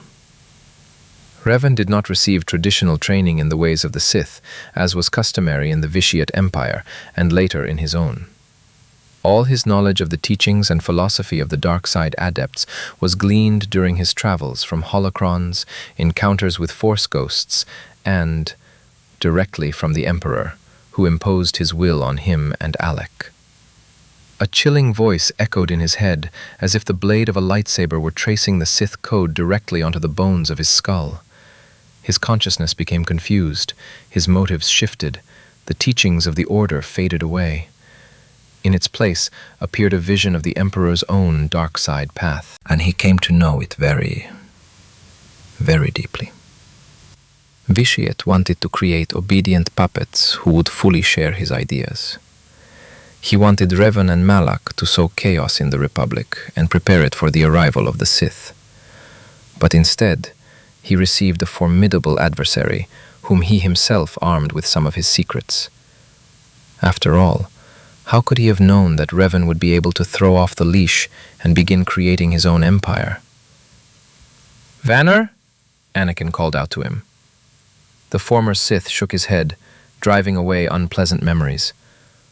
"Sorry, I was lost in thought. Did you say something?" he said, turning his gaze to Skywalker. "No, nothing." He shook his head in response. "Mom is calling us for breakfast." "Excellent." Reven stood up and stretched his shoulders. "I'm getting hungry." Anakin grinned at his friend's smile. "Thank you, Vanner, for the advice. At least my hands have stopped shaking," he said, showing 2 open fingers. "You're welcome." The main thing is, remember, there's no point in being afraid of anything that could happen. And even more so, worrying about things you can't influence. Focus on driving the car, and everything will work out. You have no equal in this matter, I'm sure. The Ancient One encouraged the boy. "Thank you." Reven merely waved off another thank you, and went into the small room, which was, by misunderstanding, called a bathroom in this house. Water was in severe shortage on the planet, so even simply washing up was a challenge. Wetting a small cloth with a couple of drops of life-giving moisture from the dispenser, Reven wiped his face, hands, and neck, glad of at least such freshness. A face that no longer seemed alien to him was reflected in the worn mirror on the wall. The Ancient One felt his forehead and cheeks, showing his teeth to his reflection. "Yeah, even though you tried to look a little older, you still have the minor stamp literally stamped on your forehead," the former Sith smirked to himself. Thanks to intensive training and meditation, Revan had managed to bring this body to its maximum potential at his age. However, there was still room for improvement. He planned to fully return to his former form in 5 or 6 years, once his current host had grown. Still, he was far from perfect, and the nagging muscle pain from yesterday's sparring with the Zabrak was proof of that. However, if all the gifted in this time are like that Sith, I can storm the temple on Coruscant right now, thought Revan, and laughed at this stupid thought. Upon entering the kitchen, the Ancient encountered Qui-Gon, who was deeply pensive. Mentally chuckling at the possible reasons for the old Jedi's musings, the harmless boy, Vanershan, slipped into the kitchen and received his share of the Skywalker's meager breakfast, unaccustomed to so many guests. "How long until the race?" he asked, washing down a crispy biscuit that clearly straddled the line between edible and inedible with some hot swill. 3 more hours, Anakin answered. "But we need to arrive at the launch site in an hour and a half." "I see," the former Sith nodded. "Then should we hurry? We still have to drag the car across the city." The boy nodded and poured something else that vaguely resembled coffee for the tired Padma, who apparently hadn't slept a minute the previous night. At that moment, the communicator on Revan's belt vibrated silently. Having politely thanked him for breakfast, the ancient man went outside to check the car. "NK, what do you have?" he said quietly, raising the communicator to his mouth. A polite greeting. "Good morning to you, Master," the droid responded with faint joy. "Get to the point, please." Disappointed. "As you wish, Master." The hunter-killer immediately changed his tone. "Report. Near the hotel where you stayed until recently, numerous fighters of the Bloodclaws clan, as well as fighters from Jabba the Hutt's personal army, have been spotted, Master." "Oh, shit." Analysis. The Hutts likely noticed the shift in power within the clan and decided to intervene, the droid continued. Concerned. This could reduce the loyalty of the Talons, as well as the Toydarian Watto, to you, Master. The situation was becoming increasingly unpleasant. Clearly, the Hutts had learned that the Bloodclaws had been reassigned to someone else. Perhaps Watto himself had finally overcome his fear and gone to complain to Jabba about being robbed by unruly thieves and mercenaries. In any case, Mos Espa would now be on its toes and raked over the coals, searching for the impudent individual who had decided not to ask permission from the local authorities when he decided to make a quick buck. And if Jabba linked this to the loss of his precious cargo, well, they haven't even come up with a word yet in the main galactic language to describe all of this. Thoughtfully, perhaps the word fuck would be appropriate, suggested NK. I don't know anyone like that. Explanation. This is from the dialect of a distant planet quite unpopular with the Republic. The meaning of this word is an extremely unfavorable set of circumstances, not amenable to censored or obscene descriptions in conventional terms. It is often used to mean the end, and in specific cases, lethal. For example, one of the leaders of this planet used this very word to describe the Treaty of Rusan. It also has the opposite meaning, as something indescribably good. It all depends on the intonation and context, Master. What a convenient word. And, judging by your example, quite appropriate, Reven agreed, meanwhile thinking over a plan of action. It looked like they'd be looking for him, which meant his current circle was at risk. And he didn't want to involve the Skywalkers in this at all. Besides, Qui-Gon's presence literally tied his hands. He couldn't risk him linking Vader or Reven to the masked man who had the local criminal elements under control. So, he needed to find those searching for him sooner. And that meant he'd have to bow to the Hutts, or else cause a bloodbath on the city streets, physically eliminating his pursuers. Okay, we'll see. Reven nodded to his thoughts. NK, drive the speeder to backup point number 3. Joyfully. Is a shootout expected? It is quite possible. Enthusiastically. I'll be there in 3 minutes, Master. All that's left is to get rid of the tail, the Ancient muttered, pondering a good reason to separate from the group and leave the Skywalker home before everyone else. Half an hour later, standing in an alley not far from the hotel, which was still being searched by Hutt forces, Reven was still amazed at how easily he'd been able to go to the bookie. Apparently, the previous day's conversation had unsettled Qui-Gon too much, since the vigilant Jedi didn't lecture the foolish teenager. Padme attempted to do so, but Anakin, who had been warned by the Ancient to leave on important business, quickly took over. Report, Master. My sensors are registering 43 enemies of various races. All are armed with blaster weapons, as well as various types of grenades, HK-47 said. Reven felt roughly the same thing through the Force, and there was no reason to doubt the words of the galaxy's finest assassin droid. Excellent, NK, the Ancient nodded, checking the mask's fastenings. Your task is to capture at least one alive, or obtain information about who is hunting us and where to find them. Any details are most welcome. With anticipation. Am I allowed to use the hangman protocols? Yes, Reven replied, shuddering as a shiver ran down his spine. The deadline is 2 hours. Proceed. The droid armed himself with 2 blaster pistols and disappeared into the shadows of the alley, blinking his red optical sensors goodbye. The former Sith was confident that NK would complete the mission. He had never failed his creator. The hunted man himself, meanwhile, was planning to pay a visit to Watto's shop before he left for the races to ask the impudent Toydarian a few questions. However, he wasn't there. But the ambush was there. 5 sentients, 3 weakways and 2 duros waited inside the shop. Another Trandoshan took up position on the roof of a nearby building. It's not even serious somehow. Reven assessed the trap. In 2 leaps, the Ancient Jedi found himself behind the sniper and placed the muzzle of his blaster between his shoulder blades.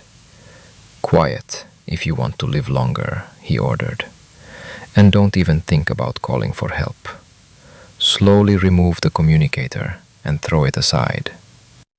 The lizard hissed angrily but carried out the order. Excellent. Now lie still and don't move while I ask questions.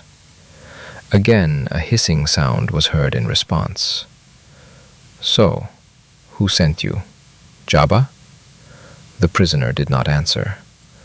Speak. He tried to put pressure on his consciousness with the Force. Silence. Well, I don't think the Jedi will interfere with me today. Qui-Gon won't risk leaving Anakin unattended after all. So, I might as well speed up the interrogation process, the former Jedi thought. Reven pulled a vibro knife from his belt and ran it down the Trandoshan's thigh, cutting through the fabric of his suit and lightly scratching the scaly skin. The prisoner screamed, but immediately fell silent, having received a blow to the back of the head from the handle of the blaster. "Should I repeat the question?" The masked, distorted voice sounded more than a little terrifying. "Fuck you," the lizard snapped. The ancient Sith pinned him to the roof with his knee, clamped his gauntleted hand over his mouth, and plunged a vibro knife into his thigh up to the hilt. Then he slowly began to slide it upward, slicing through the flesh but seemingly miraculously missing any major arteries. The prisoner screamed in pain and bit into the glove with his teeth. "Ready to talk?" Reven asked. The Trandoshan closed his eyes and shook his head, preparing himself for another round of pain. "You think this pain is all I can handle? You think you can endure it?" the former Sith said quietly. "You're wrong."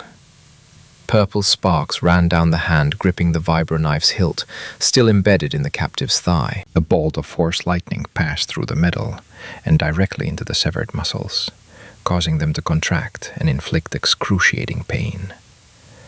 A spasm gripped the lizard man's entire body, causing him to arch, forcing Reven to pin him to the roof with the force. "Don't think that everything will be so simple," the ancient whispered when the Trandoshan was ready to pass out from the shock, and directed the flows of the force to keep the prisoner's consciousness from oblivion. "You must earn oblivion and relief." A new bolt of lightning struck the wound. "Ready to talk?" Reven asked when his captive stopped twitching. He nodded furiously in response.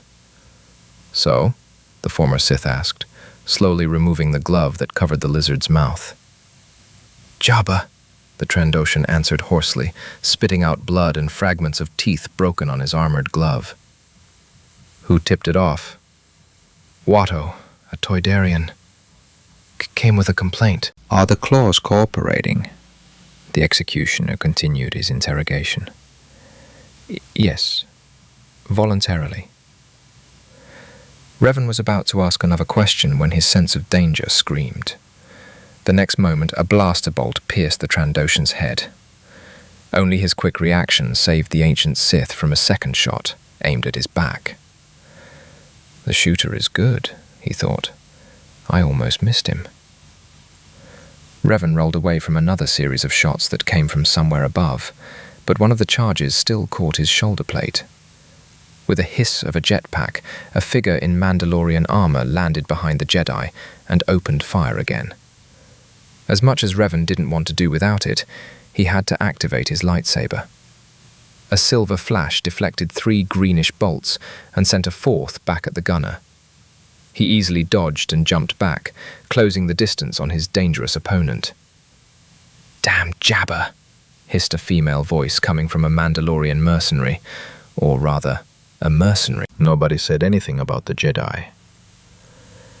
"Maybe we should talk," Reven suggested. In response, the mercenary cursed the Mandoa and tossed a thermal detonator at his feet, which he successfully force-flicked toward the bounty hunters running out of Watto's shop. The force told him that only 2 survived, and they were no longer a threat. The next moment, the Mandalorian abruptly dodged, and a bright flash from a flashbang grenade exploded in her place with a pop, blinding the Jedi. If not for his force powers, he would never have dodged the stream of flame from the compact flamethrower built into the mercenary's bracer, which he used to reach her blinded opponent. Reven cut the net thrown after him with his lightsaber, but was caught by a thin grappling hook cable wrapped around his right wrist. A powerful tug knocked his lightsaber from its grasp, leaving the Jedi weaponless, forcing him to catch the next blaster shot directly on his chest plate. Revan cursed silently in every language he knew. He remembered well how difficult it was to fight well-trained and well-armed Mandalorians. "You've relaxed, idiot," thought the Ancient One, trying to regain his concentration and use the Force. A tug at his rope-bound arm. The Jedi realized they were trying to take him alive, otherwise they would finish him off with a blaster. This was good news, even though he had already prepared himself for the worst-case scenario. But then, his opponent would certainly die. He still had questions, and interrogating the prisoner would be a good idea. Finally regaining his focus, Reven resisted the pull, sending a jolt of electricity through the cable. The winch in the Mandalorian's bracer sparked and shut down. However, this did not harm the mercenary herself, as her armor's insulators held up. However, her suit was no match for the force wave. The girl was knocked off her feet, and Reven took advantage of this to pull his weapon towards himself and cut the cable that still restricted his movements. The Mandalorian quickly assessed the situation and activated her jetpack, attempting to escape. However, Reven prevented this, stopping her with a force grip and slamming her hard against the stone roof. The jetpack was damaged and threatened to explode, but the woman turned this to her advantage. She ripped the damaged device from her back and hurled it at her opponent. The Jedi, seeing that he couldn't throw the improvised bomb aside in time, used the Force to shield himself. However, the mercenary had been waiting for this. By pressing herself tightly against the roof, she minimized the damage from the shockwave and heat from her pack's explosion. Then, before the smoke cleared, she lunged forward, attacking. Revan, still planning to capture his opponent for interrogation, was forced to engage in close combat and extinguish his lightsaber to avoid killing the girl in the heat of battle. It took considerable effort to suppress the alluring call of the dark side awakened within him during the Trandoshan's torture. However, he succeeded. Now, calling upon the light, he concentrated on strengthening and accelerating his own body. Candorus's hand-to-hand combat lessons had come in handy. The mercenary was a capable fighter, but she'd still been slammed into the stone roof several times. And even Mandalorian armor wouldn't be able to fully protect her from an explosion at that distance. She was gradually losing speed, but giving up wasn't in her people's traditions. And Reven knew it. He needed to end this quickly. A forceful push, combined with a punch, sent the girl flying toward a small superstructure housing a moisture evaporator. The subsequent force wave knocked the air out of her lungs. "Enough," Reven barked, jumping up to the mercenary and holding his activated lightsaber to her throat. "As you say," the Mandalorian answered, breathing heavily. Only now, having made out the clan markings on the scratched and scorched armor, did the former Jedi recognize the girl. "You're Tira Nomad, right?" He recalled the name of the Mandalorian he'd met in Volo's gunsmith shop. "Good memory, Jedi," she replied, gradually regaining her breath, understanding perfectly well that the mercenary was only stalling for time and looking for an opportunity to escape. The ancient decided not to delay with questions. "Where is Jabba now? At the races? Who's controlling the Talons now? And... sorry, Vaynor, I think? Nothing personal," the Mandalorian chuckled, interrupting the chain of questions. At that very moment, behind him, Reven heard the familiar beep of a booby trap activating. A tiny explosive charge with a remote detonator was attached to his cloak near his right shoulder blade. He was just a split second short of throwing off his robe. The explosion, though relatively weak, felt like a powerful blow from a Dantooine catahound. Although it didn't cause any significant damage to Reven, he was knocked down and disoriented for a few precious seconds. The mercenary managed to escape. "Hut!" the Jedi cursed, barely hearing his own voice over the ringing in his ears. "You exposed yourself like a foolish Padawan." He understood perfectly well that he had made a lot of mistakes, underestimated the enemy, and neglected the experience of his past life. "Well, Reven, you'll be smarter from now on. Mandalorians are no joke, even if they're not gifted," the former Jedi mentally scolded himself. And slacking concentration in battle or getting distracted by anything is especially unwise. So, train, train, train. Your mind's fine, but your body's still rebelling. Looking down at the entrance to Watto's shop, the ancient Sith merely shook his head. The mercenaries who survived the thermal detonator blast had each been hit in the head with a plasma beam. There were no subjects for interrogation. "Well done," Reven chuckled. "I hope NK was luckier." Returning to the hotel, the former Jedi noted how unusually empty and quiet it was. Mos Espa's inhabitants had suddenly begun avoiding this area. apparently the smoke billowing from the second-floor windows of the hotel, now former hotel. Reven probed the building with the force. As he'd expected, the mercenaries were gone. Or rather, the living mercenaries. But the traces of battle and the echoes of dozens of deaths were clearly present. Only on the upper level, in the far corner, was there still a trace of life. And the ancient was willing to bet that the dark, cold, and decidedly inanimate spot nearby was 47th. Enka, I hope you at least got some information before you started making a scene here about Mandalorians attacking Qatar, the killer droid's creator said, heading towards the hotel entrance. The building's exterior walls were adorned with a scattering of scorched marks from blaster bolt impacts. Apparently, the NK had decided to force its way inside, luring the mercenaries in. The lobby was literally littered with dead bodies. Reven counted 17, all struck by precisely placed shots to vital organs. 2 more were clearly civilians, likely local guests, struck by a stray bolt.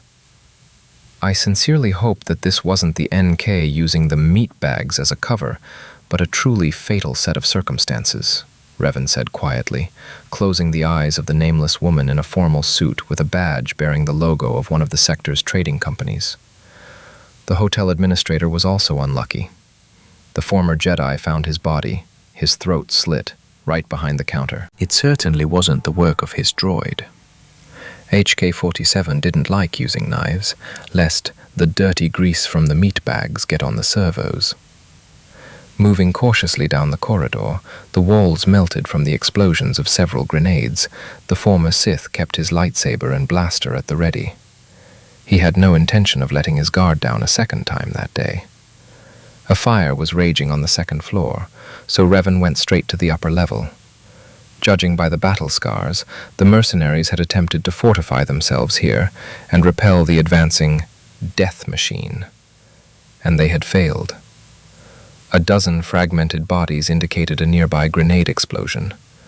The Jedi shook his head, remembering the droid boasting about finding a new way to eliminate those stupid meat sacks who, in this millennium, decided to carry bundles of thermal detonators on their belts, without armored pouches. Yeah, 1 shot and the end of the whole group, Revan drawled thoughtfully. In my time, they handled explosives much more carefully. In the far corner of the room, the Jedi noticed the easily recognizable figure of a droid, who pointed a blaster at him, but after a moment lowered it, turning again to the Rodian kneeling before him. Insinuatingly, "Is that all you know?" The former Sith heard the droid's voice, approaching a couple of steps. The victim nodded vigorously, gracefully. "Thank you. Here's your reward, as promised." With these words, NK shot the prisoner in the head. Reven frowned beneath his mask, but decided to lecture his creation on the dangers of excessive cruelty later. Right now, it was important to rein in the Talons, and also to visit Jabba and settle their differences, preferably without bloodshed, but these were Hutts after all. "What did you find out?" he said, getting straight to the point as soon as the droid turned to face him. "With pride, Master. The mission is complete. 43 enemies have been eliminated, and information has been obtained regarding the movements and location of the Hutt, Jabba the Siligit's Ture. It has also been established that the Red Talon clan is currently controlled by Jabba's protege, one Danal Noganti, a former operative of the Justice Corps, the Republic law enforcement agency that replaced the Republic military." The hunter-killer began his report. During the mission, the hotel building sustained significant damage. 5 civilians were also injured. 4 ceased functioning after coming under indiscriminate enemy fire. "Okay," Reven nodded in response. "Did you manage to find out who the target was?" "Affirmative. Of course, Master. You were the target of the attack." "Who exactly?"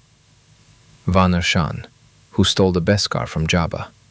Or the masked man who captured the Talons and robbed Watto." "Confidently. The masked man, also known as the Lord." Vaner's name didn't come up during interrogation. It's possible the mercenaries weren't told the target's name. However, there was no hint of the Hutt's personal involvement in the matter. According to the mercenaries' information, which I managed to extract from them, the operation was aimed specifically at the one who had decided to act without Jabba's approval on his territory, as well as at intimidating others who wanted to change the established order.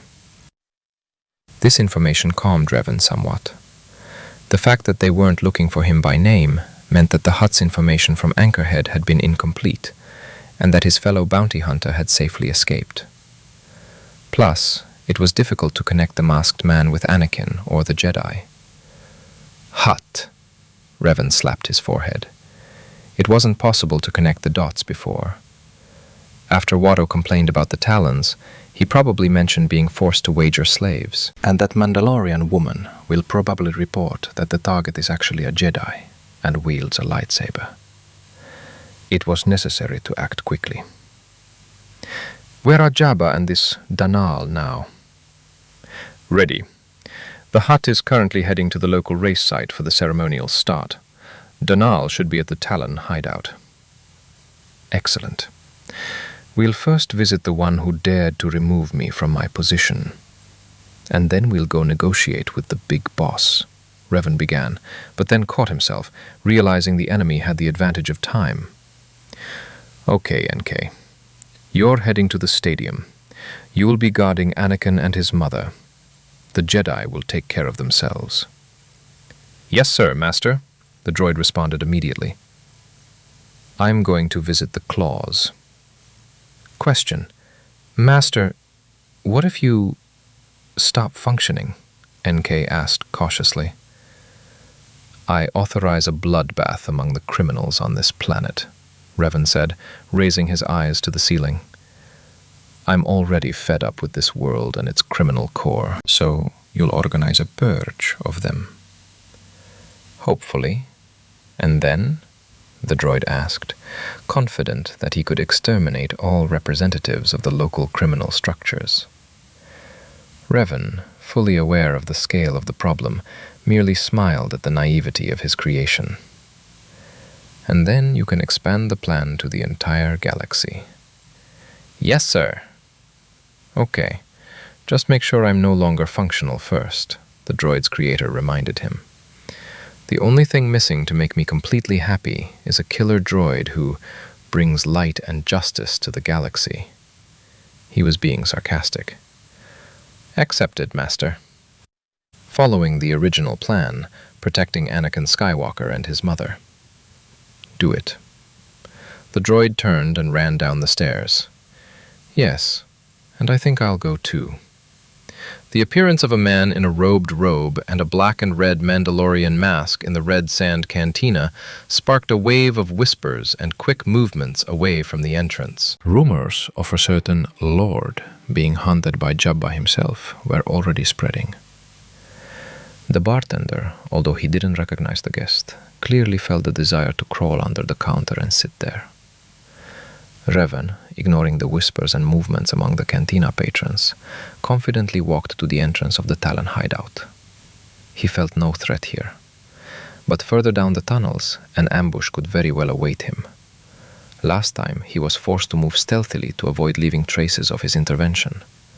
Now, he went straight ahead, past traps and guard posts, for he had come to demonstrate his strength, since this rabble, calling itself a criminal clan, understood only the language of force. The first pair of guards the ancient Jedi encountered were slammed into the wall by a powerful impact. The ceiling-mounted turrets didn't even have time to deploy before a blurry, robed figure emerged from the line of fire and in a single motion severed the cables with a black lightsaber that appeared in his hands. A new patrol, emerging from around a bend, was struck by a bolt of force lightning. The discharge wasn't fatal, but it was strong enough to permanently incapacitate the soldiers. The booby-trap detonators in the next corridor were remotely disabled by the force, and the gunner with the heavy rapid-fire mounted blaster was struck down by his own shot, deflected off the blade of an ancient. Reven walked forward, sensing the mercenaries' fear and feeding off it. The dark side clouded his mind, but his will was stronger. He was certain of his actions. He was driven by a sense of justice, not blind rage. Apparently, imbued with HK-47's abilities, the mercenaries acquired a dozen mismatched battle droids, which, however, proved completely incapable of resisting the trained Force user. A black blade in the hands of a blurry shadow reduced them to a pile of melted parts. The former Sith moved quickly and acted with maximum efficiency. He couldn't help but recall the war years, when he led his soldiers into battle, first as a young general in the Republic, and then as the commander of his future empire. He didn't always observe the battles from the control room of his cruiser. Often, he had to personally conduct sabotage operations, since no one but the most gifted could have handled them. The door to the Talon leader's chambers was locked. Reven tore it from the frame and flung it down the hallway. A barrage of 6 blaster fire immediately erupted from the room. However, it wasn't enough to kill the Jedi. The shots were easily deflected, and the shooters fell to their own weapons. And then all suddenly fell silent. However, the next moment the sounds of a struggle and curses in several languages echoed through the leader's chambers.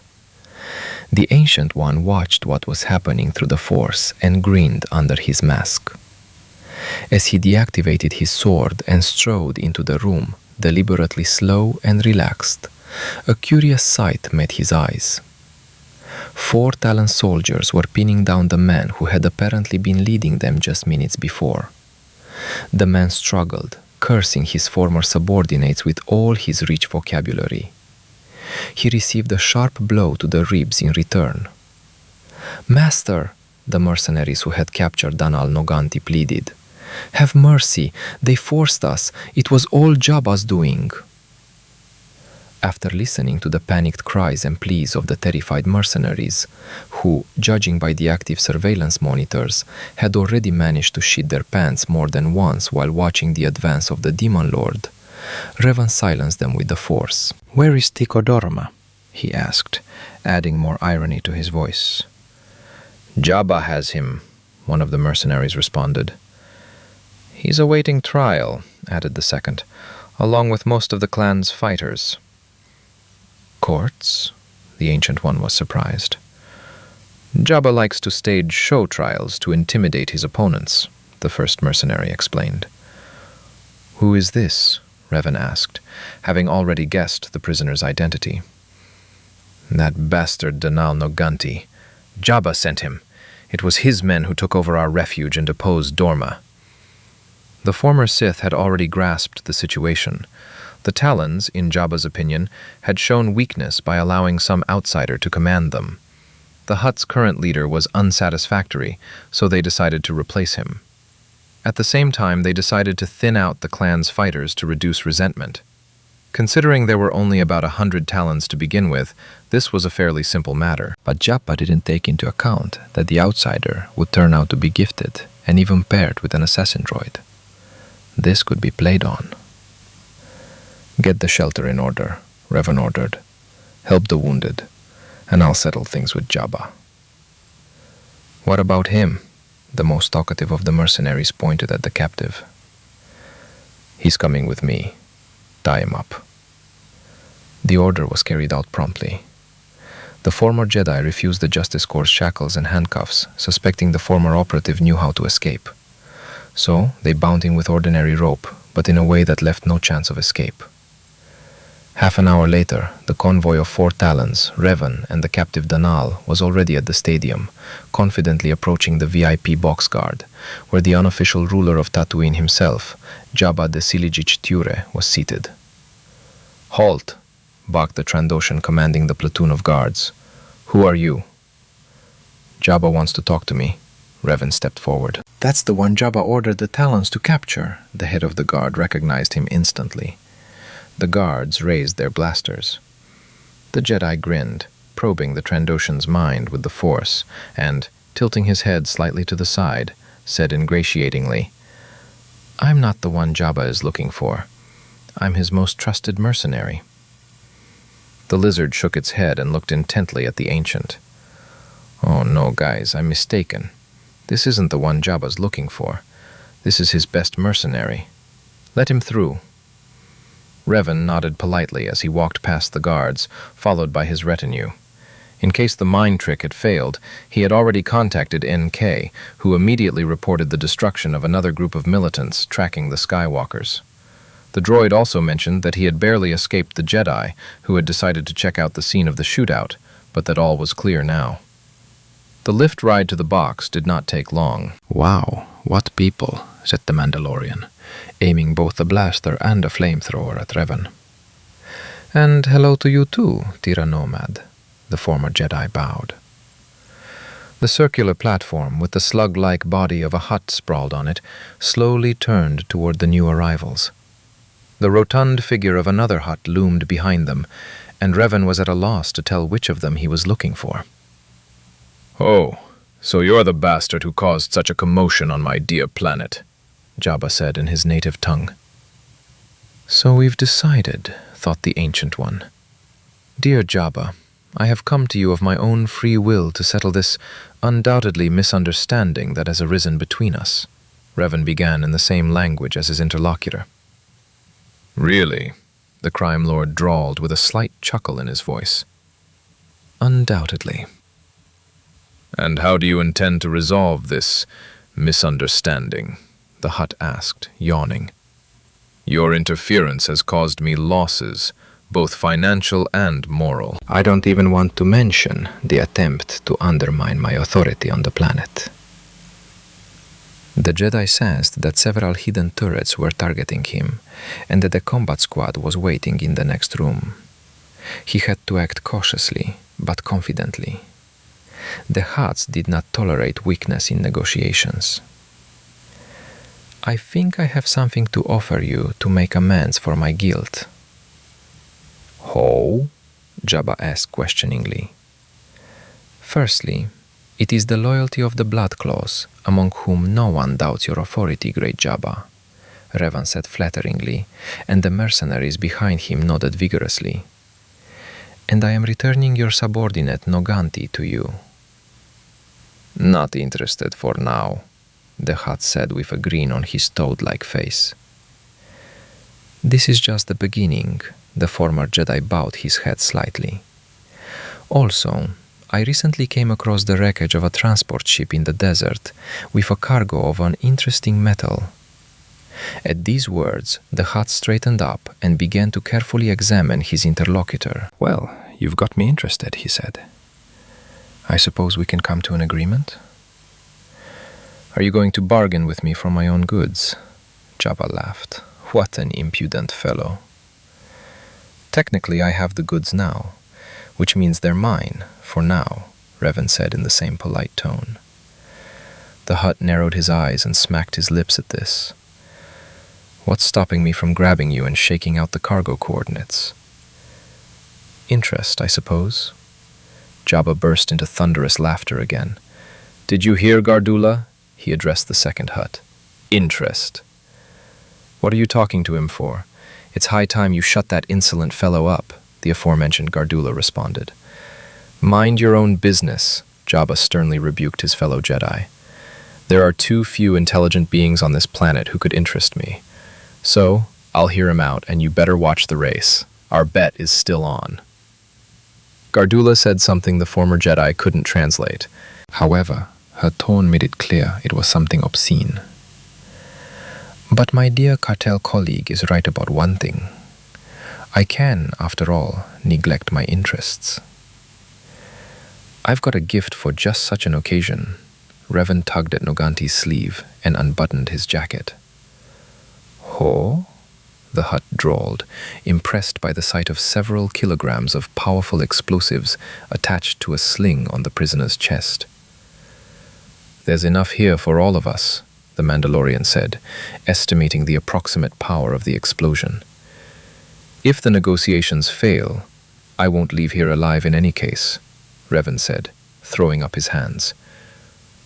"But the detonation is manual," the girl concluded. "That means you can simply be shot before you activate the detonator." "I'd like to see that," the former Sith grinned. "Me too," Jabba said with a laugh. "Didn't you, dear Nomad, say that this guy is a Jedi? and we all know how effective a blaster is against them." The mercenary snorted in displeasure. "There's always a chance," she said, "and for this case I have one very effective sniper droid." The Mandalorian glanced quickly toward the stands. The open box, though covered by a barely visible shield, the mercenary understood that there was no impenetrable defense for a professional. And there was no doubt that the droid was a professional. And the report of the loss of 50 of Jabba's fighters in the last couple of hours made that clear. "Excellent," the Hutt laughed. "Simply excellent. I certainly like you, you impudent fellow." "I'm glad I made a good impression." "So, what do you want?" "To live in peace, of course," Reven answered with a chuckle. Hatter was also amused by the answer. "And that's all?" "Of course not," the former Jedi continued. "I would like Tycho Dormer to take over as head of the Talons again." "And you would have regained power over them," Jabba realized. "But you quickly regained it anyway." The slug-like crime boss pointed to the 4 mercenaries behind Reven. "The Talons are one of the most powerful clans in Mos Espa, and maintain relative order here, which, of course, is to your advantage, esteemed Jabba." Something else? "I'm interested in a couple of Watto's Toydarian slaves." The Ancient One took a risk. While this might have betrayed his interest and left the Hutt with a potential vulnerability, it was better than having to negotiate again and have the winged merchant come running and complain. "I don't control slaves. He won them fairly from Gardula," Jabba dismissed.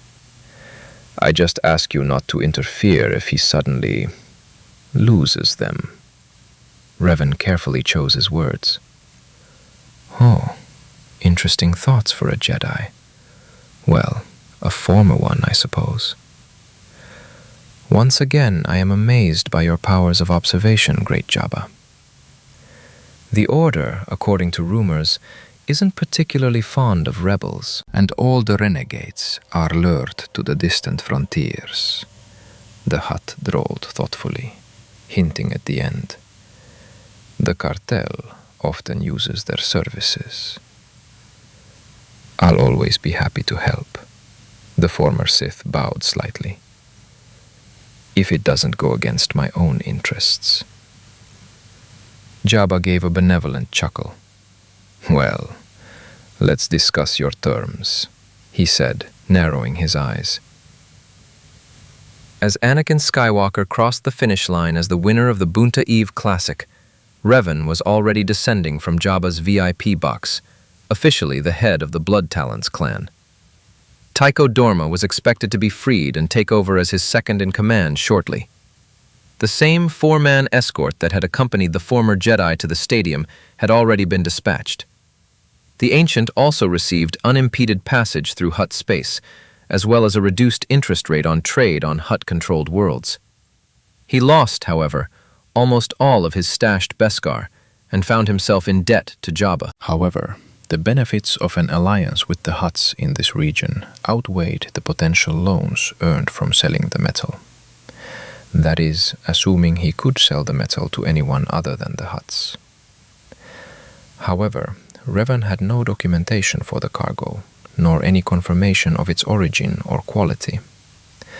This meant that those who could afford such an expensive product legally wouldn't bother with it. The only option left was the black market, and it was always controlled by the slugs or their lackeys. "You're strange for a Jedi," said the Mandalorian Tira, who accompanied him to the exit. "Why not?" "You sense the benefits too well, like some politician or military leader." Reven suddenly wanted to see the face hidden beneath the Mandalorian helmet. There was something familiar about the Mandalorian's manner of speech, a subtle accent, even when she switched to Mandoa. "You're not a Mandoade by birth, are you?" the Jedi guessed. "Origin doesn't matter. It's the lifestyle that matters," the girl shrugged. "Where are you from?" "First, treat me to a drink, and then start the heart-to-heart talk," she grinned in response. "So maybe Sorry, next time, she clapped him on the shoulder. Don't forget to deliver the cargo by tomorrow evening. Otherwise, they'll hunt you again. And not just you. With these words, the Mandalorian pushed Reven out of the elevator cabin and closed the doors. Reven shrugged and turned back to the racetrack. And on the field, near the victor, a crowd of fans went wild.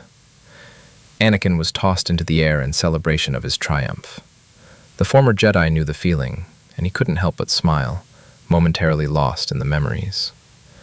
Suddenly, he distinctly felt a gaze directed at him, and immediately sought out its source in the crowd. Among the agitated sea of sentient beings, Qui-Gon stood motionless, like a statue. Revan raised his index finger to his mask near his lips, gesturing for the Jedi to remain silent, and turned around, disappearing into the alley where NK was already waiting for him with a speeder. Chapter 9. Departure. Chapter 9. Departure. Getting through the crowd of fans to Anakin proved difficult. Reven, who had carefully concealed his presence in the Force, felt the impact, suffering several painful elbows from some of Skywalker's more ardent admirers. Recourse to the Force was impossible due to Qui-Gon's presence, and his natural agility and combat skills were of little use against such a mass of sentient beings. As it turned out, only the Jedi noticed Vader's absence, as Padme and Shmi were only concerned about Anakin. The former Sith silently noted that the Naboo woman was overly concerned about the boy's fate. Apparently, the boy's stories of slavery and his natural charisma had managed to touch the vulnerable heart of a girl who, in Reven's opinion, was too soft-hearted. And she was still a child herself. Fortunately, Jyn was in a state of wary contemplation after the ancient fallen knight's latest appearance on the stage, and so he merely nodded in response to Vena's assurances that he had met acquaintances, which was why he had stayed late, and then was unable to find the Skywalkers in the stands and was watching the race from another sector. I suppose we should get the parts for your hyperdrive from Watto before he decides to run away from his debts, Reven suggested. Yes, you're right, the Jedi responded, distracted from his thoughts. Anakin was snatched from the clutches of the fans only 5 minutes later.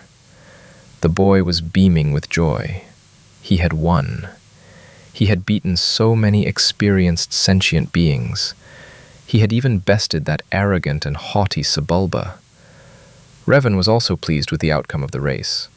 Anakin had succeeded, demonstrating a strong aptitude for using the Force, albeit subconsciously. The Ancient One also noted that the boy instinctively sensed the emotions of those around him, was drawn to them, and, to some extent, even utilized them. This indirectly indicated a predisposition to the dark side. However, it was too early to judge. Watto was found near the bookmaker's box, and his mood was quite subdued. Judging by the group of satisfied-looking sentient beings walking away from the winged merchant with data chips in hand, the Toydarian had lost heavily. So much so that he had to leave promissory notes. You! He pointed his finger at the Jedi as soon as he noticed him. You deceived me. You somehow knew that the boy would win. I am ruined. It was all fair, Qui-Gon replied calmly. We made a bet, and I won, right? You cheated, Watto insisted. Really? And what about? The Jedi crossed his arms. Maybe we should contact the Hutts. I've heard they resolve such disputes quickly. The Toydarian glanced sideways at one of Jabba's mercenaries, who had just hit one of the losing and therefore indignant fans with the butt of his blaster. So how is it? Asked the genie. Did I win? Yes, Watto agreed sadly. And the boy? He's free, the merchant waved his hand. Reven grasped the meaning of this immediately. The bet had been only on the boy. So his mother would remain enslaved? The Jedi, as had happened in his time, were completely oblivious to the consequences of separating families and taking children into the temple when they were already of age. And yet they should have been. How many Jedi had lost their peace of mind when they grew older and reunited with their families? Or worse, when they faced their family's deaths.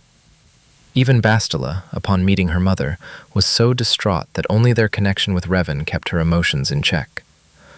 But what if there had been no connection? What would have happened? Doesn't Qui-Gon understand this? After all, his apprentice, judging by the story, also fell to the dark side because of his father.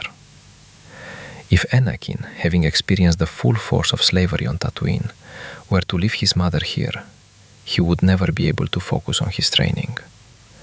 Moreover, fear for her life and well-being would constantly plague his consciousness, making him vulnerable to the dark side. What about Shmi? Revan decided to clarify.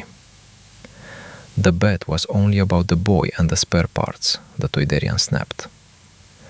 The former Sith frowned and gave the merchant such a look that he stopped flapping his wings for a moment, causing him to sink almost a meter in the air. "I'm sorry, Vaynor, but I can't take Shmi with me," Qui-Gon said sadly. Watto's right. The contract was only for Anakin, and we simply don't have the ransom money. But I promise we'll figure something out as soon as we get where we're going. To his surprise, Revan sensed no falsehood in the Jedi's voice. He believed his words. However, the ancient Jedi knew full well how the Council usually responded to such requests. A gifted person, upon joining the Order, must leave behind everything that connects him with his past life. He recalled the words of one of the masters. She didn't want to leave Shmi in the clutches of a cunning trader. He was currently in debt, meaning he could sell her on to someone else. So there was a risk that she would simply get lost among the slaves of Tatooine, or even disappear into the endless sands.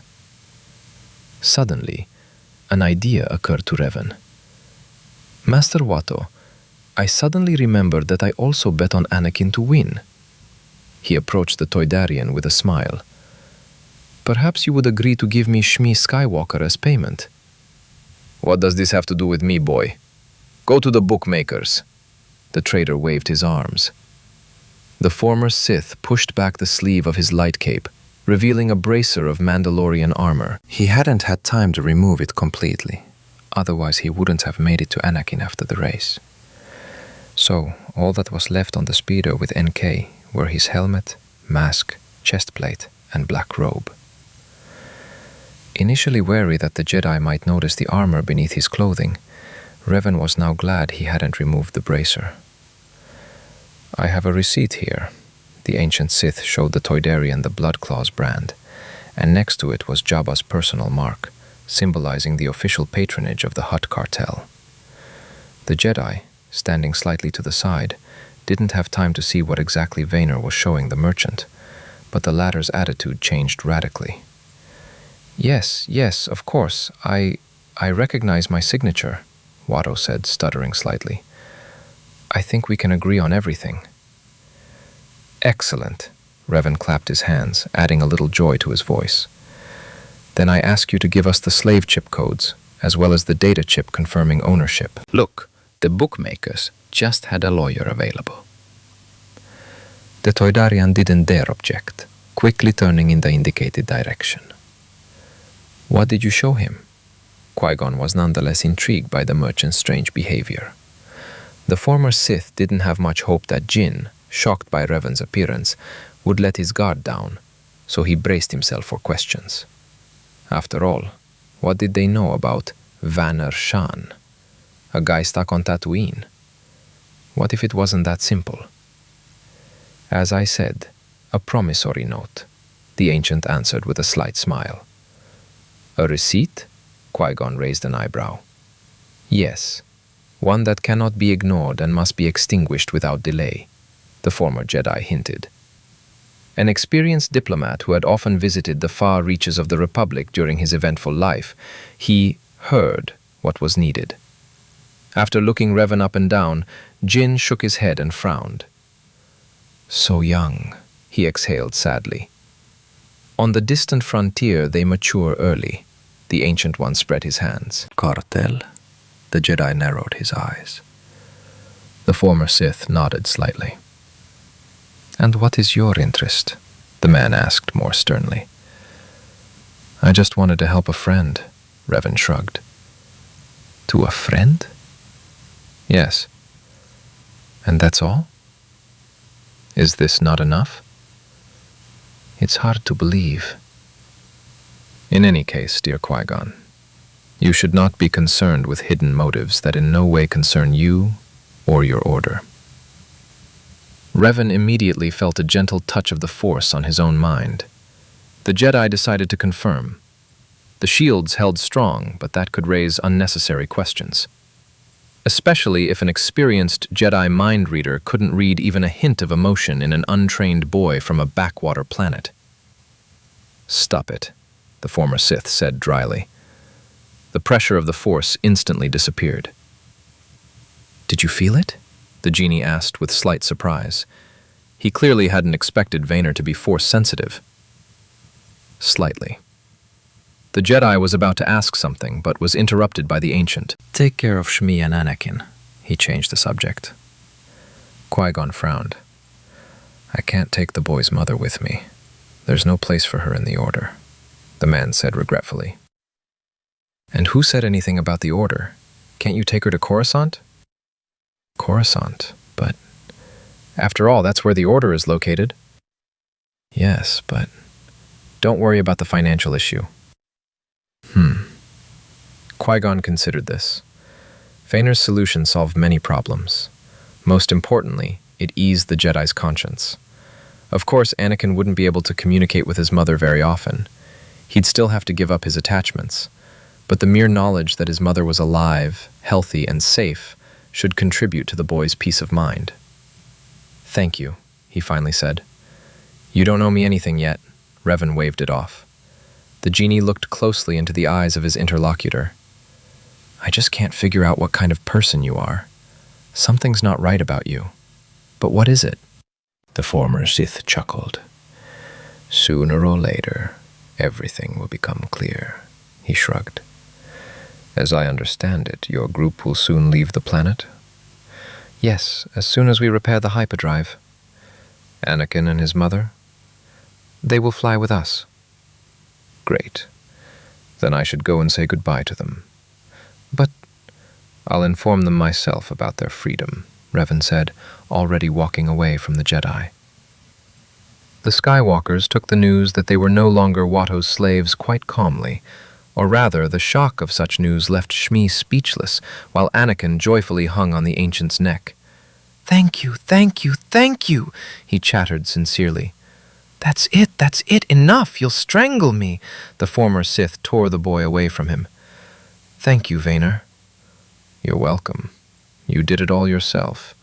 It's just that Watto's greed finally got the better of him. But still... Don't thank me. Reven stopped him. There's nothing to thank me for yet.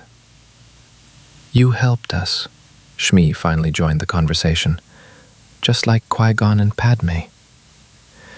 The Jedi's name clearly stirred something in the boy's mind. Will they take me into the temple? Anakin recalled one of his conversations with Vader. It's quite possible, the Ancient One nodded. And I'll become a Jedi? The boy asked excitedly. Reven nodded. Skywalker literally jumped up and down with joy. The former Sith chuckled.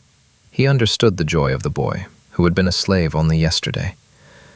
But this child didn't understand what awaited him. Reven was reluctant to hand such a promising student over to the Jedi, but he knew perfectly well that he couldn't devote the boy's full attention at the moment. He himself hadn't yet figured out what was happening in the galaxy, what he intended to do next, or even what he should teach his potential successor. What is the Order like now? What is its culture? What is its attitude toward the dark side? It was impossible to understand anything from Qui-Gon alone.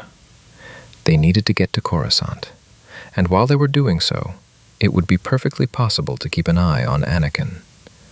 So it was worth taking a little precaution. Anakin. Reven caught the boy's attention. Eh?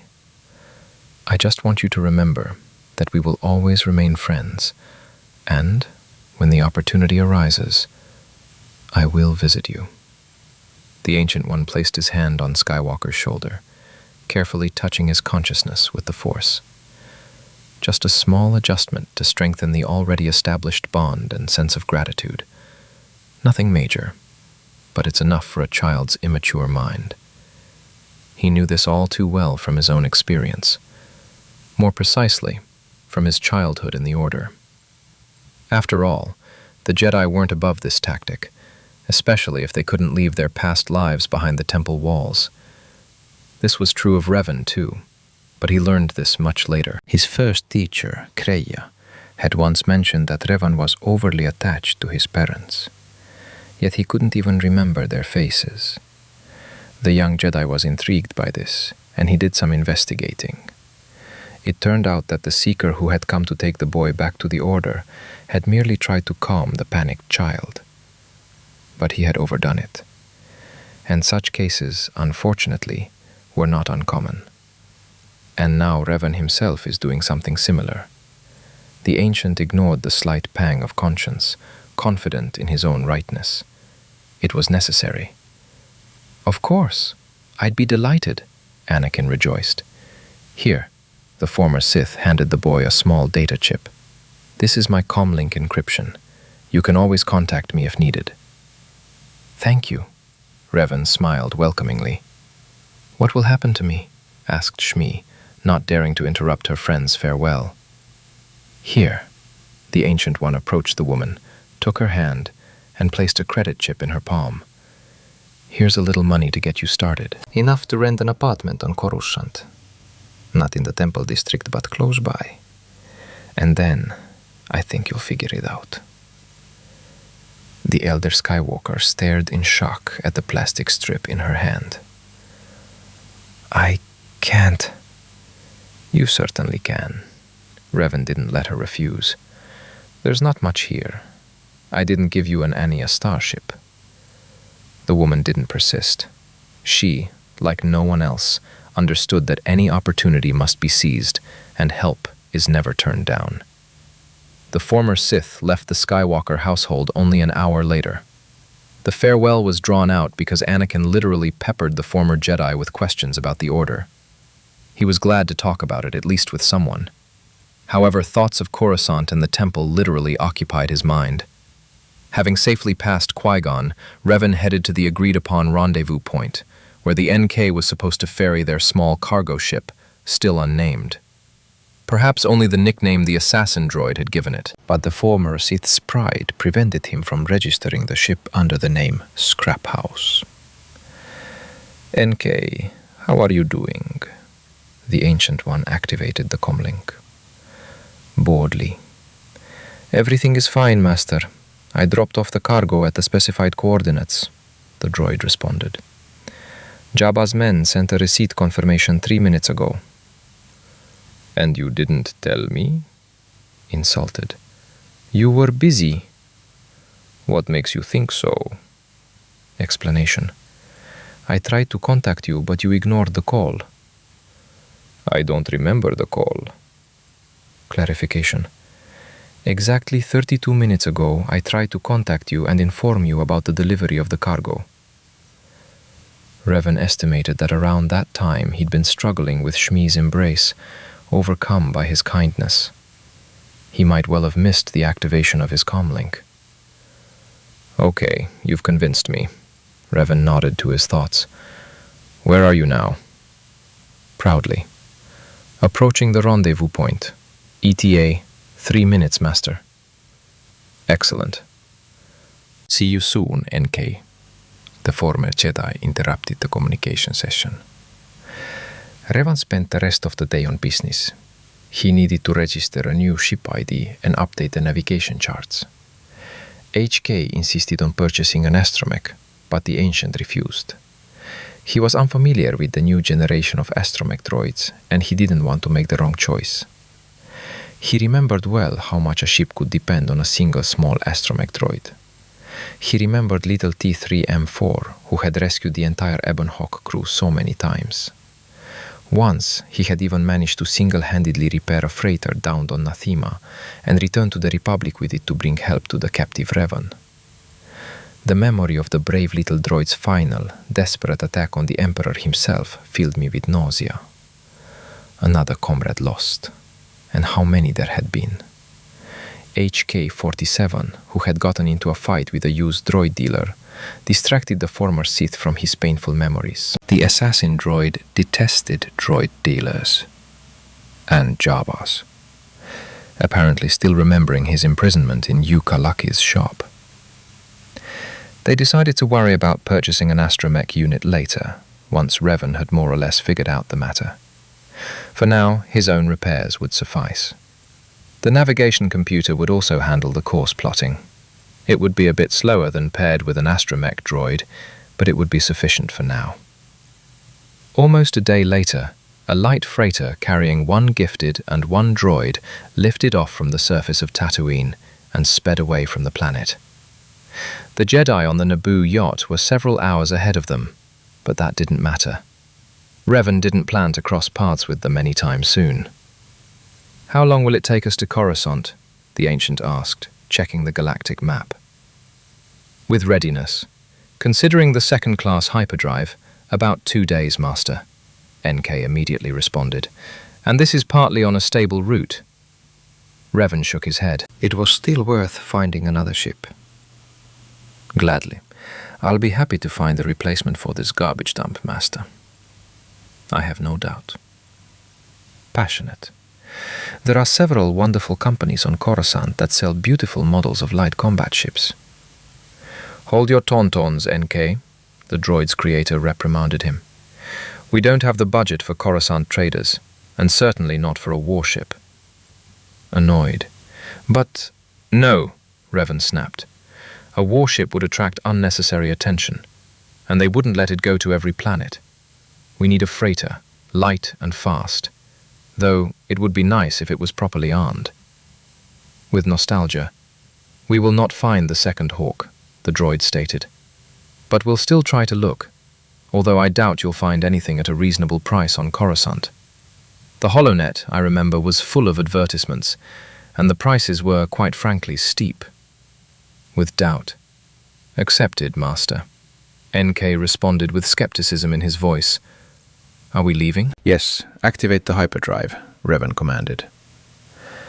Beyond the view screens, the stars flared and stretched into bright white streaks, only to be replaced a few seconds later by the bluish haze of hyperspace. Question. "Master, why didn't you take Skywalker on board? I seemed impressed by his skills. I think he could have become a valuable organic unit, even as a small sack of meat." "Even so," the Ancient One chuckled. The droid nodded. "Now it's not the time yet," the former Sith shrugged. Question. "It's not time for what?" "To recruit a team or take on an apprentice." Reasoning. However, from a tactical standpoint, reinforcing a combat group is always welcome, especially if it doesn't require additional investment, the droid said, flashing its optical sensors. "That's where you're wrong, NK," Reven exhaled heavily. "Do you know what the stupidest thing a commander can do is?" "Interesting question. Which one?" "To lead the intelligent, not knowing where he is going himself." The former Jedi leaned back in the pilot's seat and stared at the ceiling. Not understanding what he should do, not seeing the goal, and not even imagining where and why he is going. This would-be commander will only die, destroying his people in the process. Analysis of the situation. "And now we find ourselves in a similar situation, Master." "Yes." Confused. "Further clarification is required, Master. Before I decide where we go after Coruscant, or what to teach Anakin or anyone else, I need to understand what is required of me personally. The Force brought me back to this world for a reason. There must be some purpose, one I can only vaguely imagine. Perhaps if I see what the Order has become, I'll understand something. Or maybe I can find answers in the great holocron. I don't know." Cheerfully. "In any case, I am with you, Master." "Thank you, NK." "I had no doubt about it." The Ancient gratefully slapped the metal maniac on his armored chestplate. "I'll go meditate while we fly. Let me know when we're 10 minutes from Coruscant." Accepted, Master. Happy meditating. Reven spent the entire journey to the heart of the Republic lost in thought. However, he was unable to obtain answers or find any reassurance. So when NK came to his quarters to inform him of their imminent arrival at their destination, the former Sith was in a foul mood. "Unidentified vessel, this is Coruscant Control Room. Identify yourself." A voice of some intelligent being came from the speakers of the communication system. "This is freighter NXUS 507/54E, arriving on Coruscant from Tatooine." Reven opened the comm channel, checking the map and looking for a place to land. "Requesting a corridor to the spaceport in Sector G41, sublevel 1047. Copy that, NXUS 507/54E. I'm transferring you to Sector G41 control. Please stand by." Received. Dispatcher, we are waiting. A few seconds later, a different voice once again requested the ship's identifier and transmitted the necessary data to the ship's navigation computer. The nameless freighter, recaptured from smugglers, began its descent to the city planet, glittering Coruscant. It's been so long since Reven was here. The districts, sparkling with millions of lights, were mesmerizing, and the huge skyscrapers rising from somewhere in the darkness of the lower levels seemed simply endless. The former Jedi closed his eyes and swayed slightly from the overwhelming sensations. The Force was seething. The planet was alive, even despite its city-like appearance. Billions, maybe even trillions of sentient beings sparkled with emotion, leaving their unique imprint on the Force. It was intoxicating.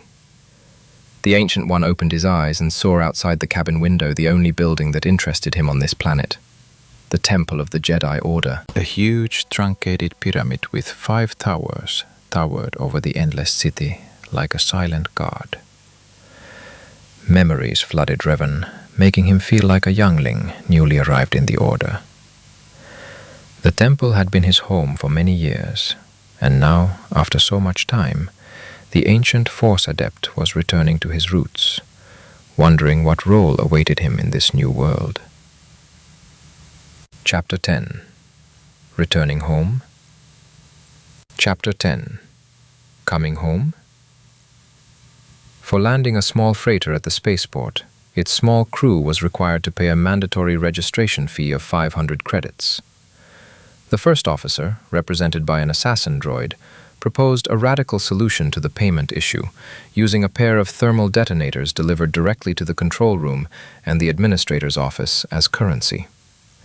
However, the ship's captain forbade such an unauthorized attempt.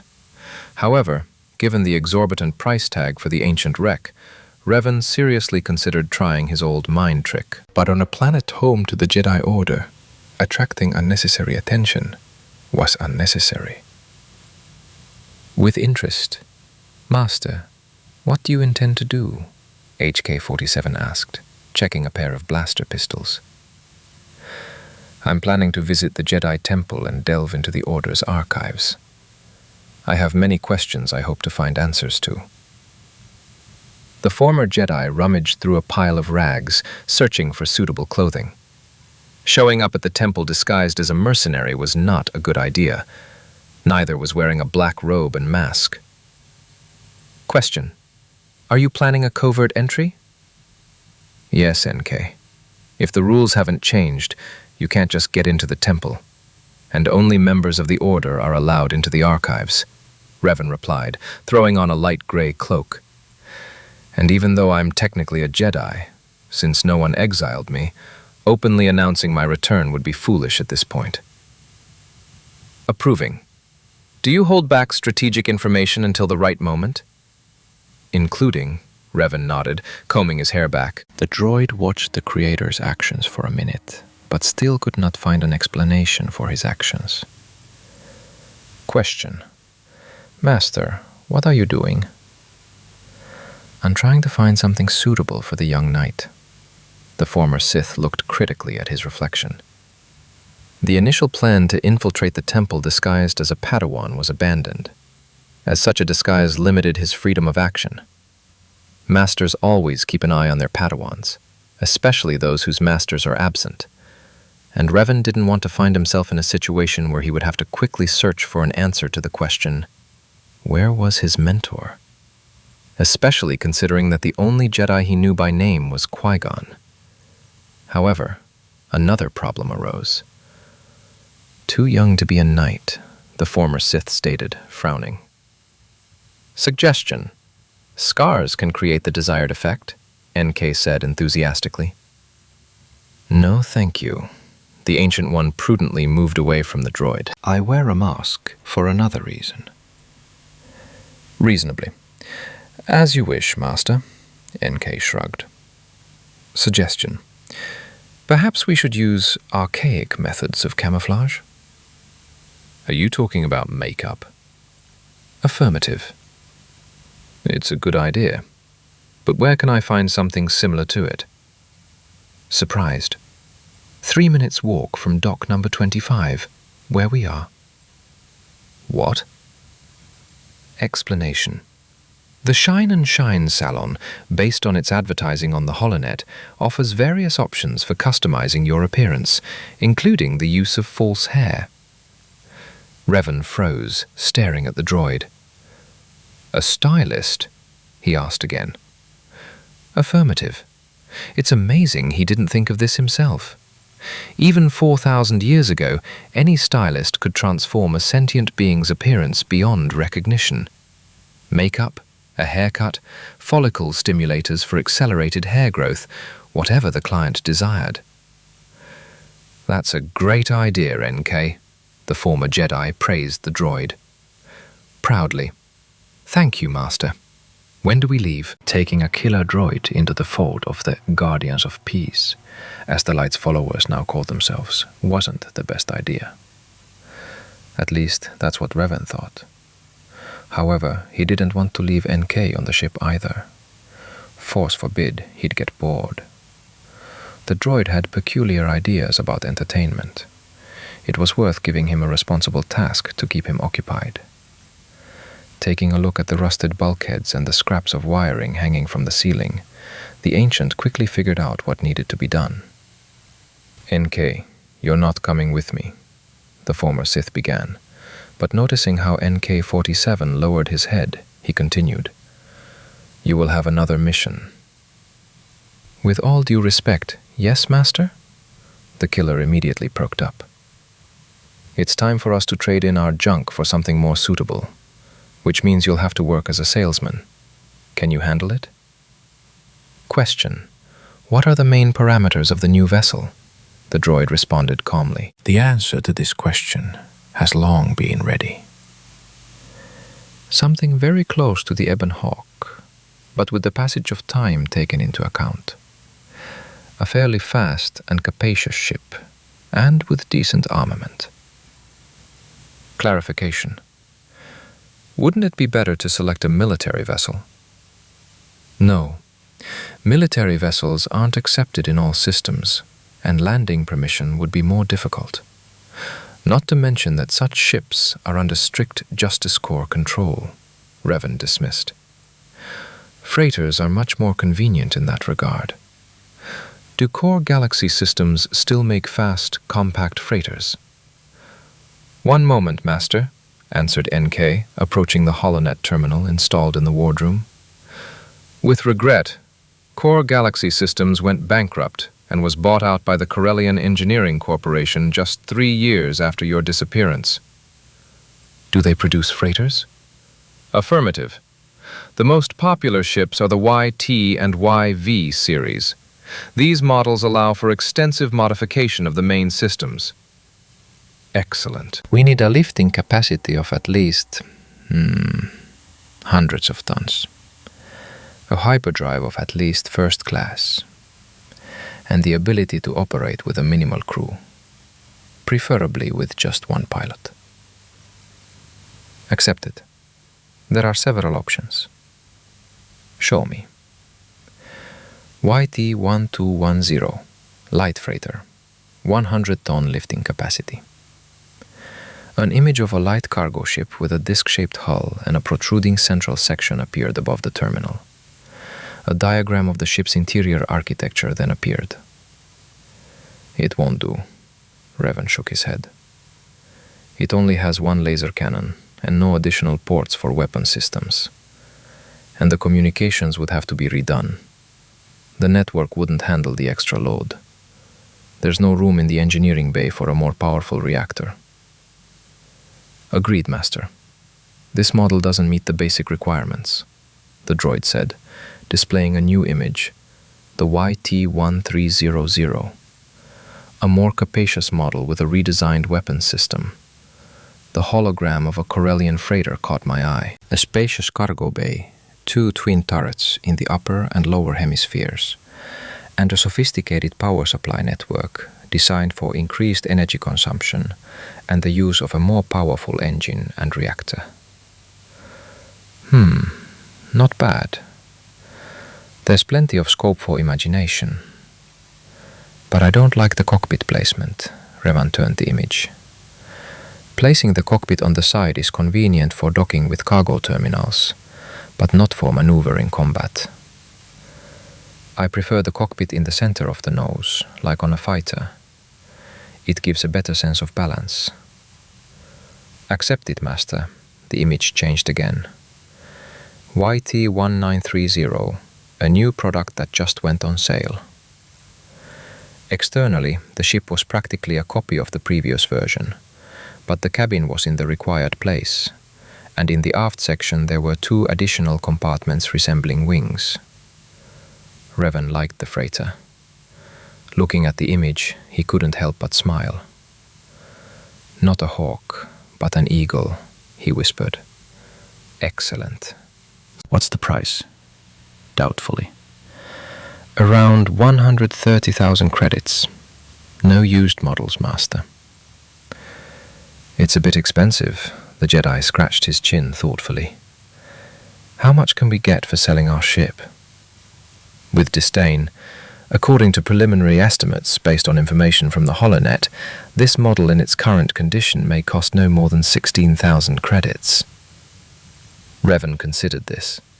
He already had a tidy sum of credits earned on Tatooine, but he wasn't about to squander it thoughtlessly. The YT-1930 met all the criteria, except for its relatively weak armament. But that was easily resolved, given the ship's additional gun ports. The only problem was the cost. Joyfully, "Master," NK suddenly spoke up. "What's happened?" With pride, "I found a suitable option." "Which one?" the former Sith asked inquisitively. "The prototype model, YT-1930/FLP, is currently undergoing scheduled maintenance at the Corellian Engineering Corporation docking facility here on Coruscant," the assassin droid announced. This is stated on their official HoloNet page. The engineers boast that the prototype flew around the outer rim without a single malfunction. However, they didn't specify whether it was the outer or near rim. Also, no diagnostic logs were provided. "NK, don't get distracted." "Of course, Master." The droid stopped reading the article. "With readiness, the prototype is planned to be put up for auction of used equipment." The option wasn't bad. The initial cost of the ship promised to be not so high. "When is the auction?" Message. "The auction is scheduled for this evening, approximately in 6.5 hours. Hut. There was little time to prepare, and postponing the trip to the temple was impossible. Reven sensed it. The only option left was to send the NK-47 to auction. "Oh, I'm going to regret this," the Jedi muttered and turned to the droid. "NK, I'm ordering you to go to this auction and buy the YT-1930/FLP ship." "Gladly. Yes, Master." The metal killer straightened up. "Just don't kill anyone," the former Sith added sternly. "This isn't Tatooine. The last thing we need is problems with the Coruscant authorities." Sadly, "As you wish, Master." Suppressing the apprehension surrounding the purchase of a new ship, Reven exited their wreck and headed to the stylist's salon. He, or rather she, turned out to be a green-skinned Twi'lek woman who wasn't the least bit surprised by the young man's request to create an older look for him. So the ancient man acquired a thin but neat beard, a couple of decorative scars, and long hair pulled back into a ponytail. It turned out that the Jedi look was quite popular among certain Coruscant fashionistas, so they even managed to find a classic Jedi robe, replacing the strange grey cloak Reven found on the ship. 3 hours later, the former Jedi was already heading to the aircar parking lot, finally heading toward the temple. He hung the hilt of his silver lightsaber on his belt, tucking the second blade into his sleeve. The hilt housings effectively shielded the crystals, making them difficult to detect in the Force. This was fortunate, given the strong emanations of darkness emanating from the darksaber. Reven also took care to conceal his dark side, leaving only the light, characteristic of members of the Jedi Order, in plain sight. The Ancient One hoped this would be enough to avoid suspicion, but it was best not to encounter powerful, gifted individuals. Having rented an inexpensive speeder, the former Sith quickly reached the temple area. His stomach tightened with anticipation. He felt he had to visit this place. It was like returning home after a long time. The temple was striking in its size and architecture. Massive statues, wide terraces, galleries and passages surrounding the central ziggurat only added to the complex's monumentality. It seemed indestructible. But Reven knew full well that nothing is indestructible. Even this temple had already been rebuilt several times, and yet it was still magnificent. "It's a pity you can't see him, Bastila," the Ancient One whispered. After circling the complex several times, the former Jedi discovered what he was looking for: a hidden passageway in the base of the temple's second building. Reven didn't want to enter through the main entrance, so he hoped that at least one of the passages he remembered from his training still existed.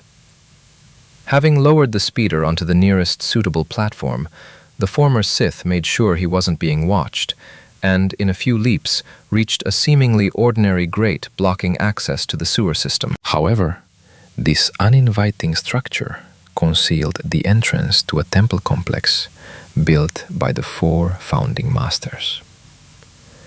Reven had stumbled upon it by chance as a youngling and naturally told no one.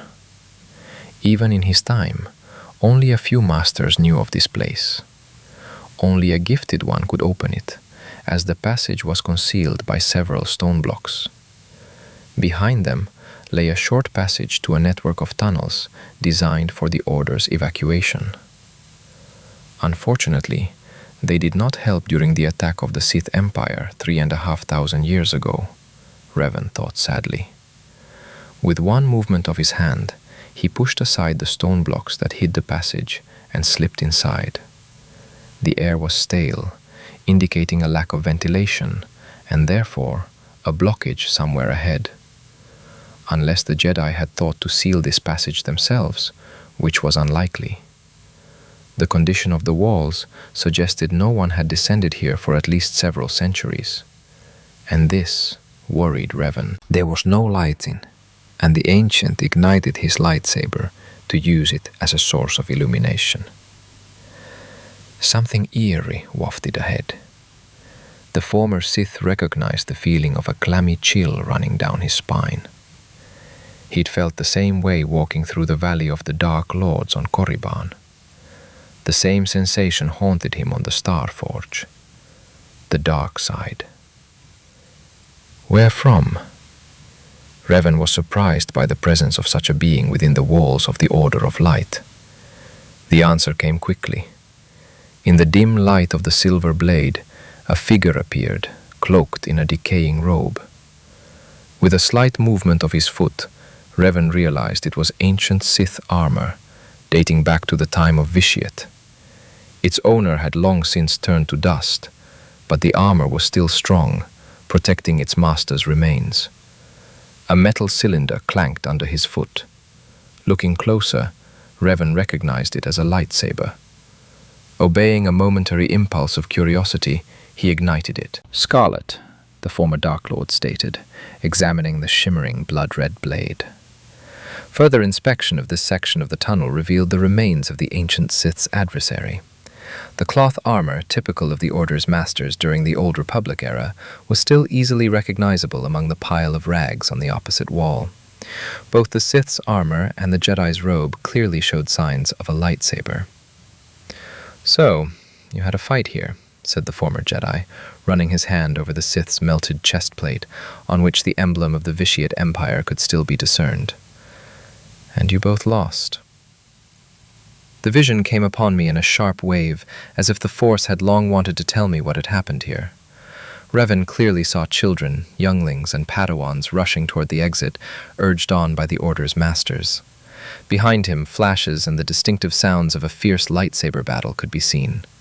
Apparently, this was an episode during Darth Malgus's attack on the temple. Suddenly, two people burst into the tunnel, a Jedi and a Sith. "Your temple has fallen," roared the Sith, whose face was hidden by a solid mask depicting a bestial grin. Following the words, a scarlet blade fell upon the Jedi. The blow was parried by the green blade of a young Zabrak in a light brown robe. "The temple is just a building," the Order's defender made several attacks. "As long as a single Jedi lives, the Order will exist." A somersault and a series of sharp blows helped the green blade reach its target, leaving a red-hot streak on the mask. The Dark One howled in pain and tore off his mask. A red-skinned, pure-blood Sith glared at the Jedi, his gaze gleaming like molten gold, demonstrating his oneness with the darkness.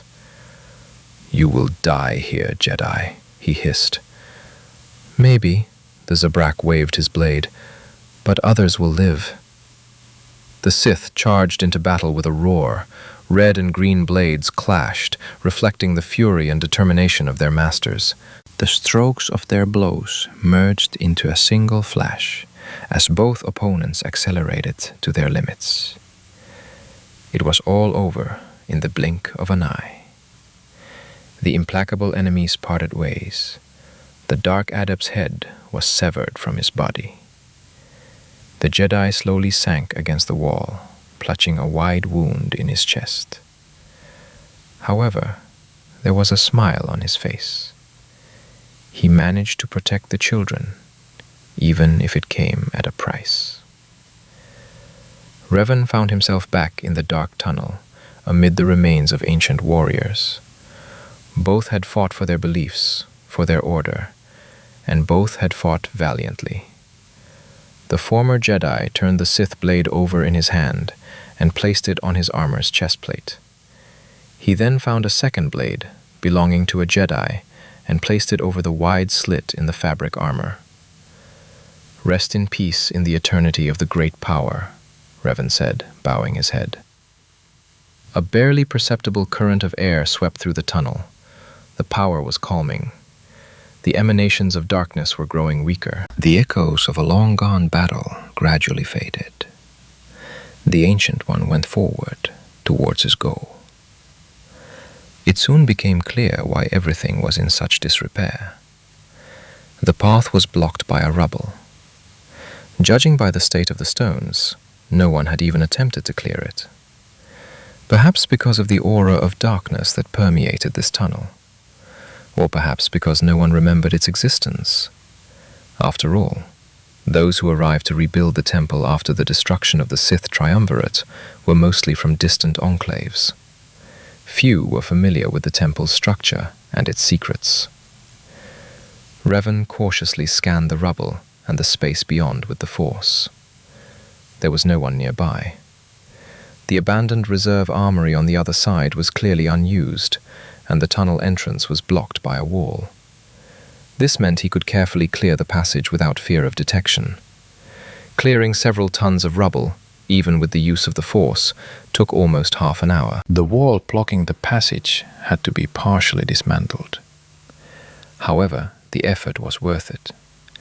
Nearly 4,000 years later, Reven, the fallen knight, the Dark Lord returned to the light, set foot within the vaults of the Jedi Temple once again.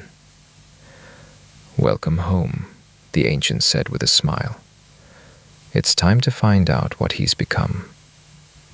Emerging from the lower level, Reven immediately realized the temple had been extensively rebuilt. He didn't recognize the corridors he found himself in. Previously, this had housed ammunition storage and an engineering lab. Now this building resembled nothing more than a complex of training halls and meditation chambers. The interior decoration of the halls and passages was traditionally maintained in a simple style, with minimal embellishment.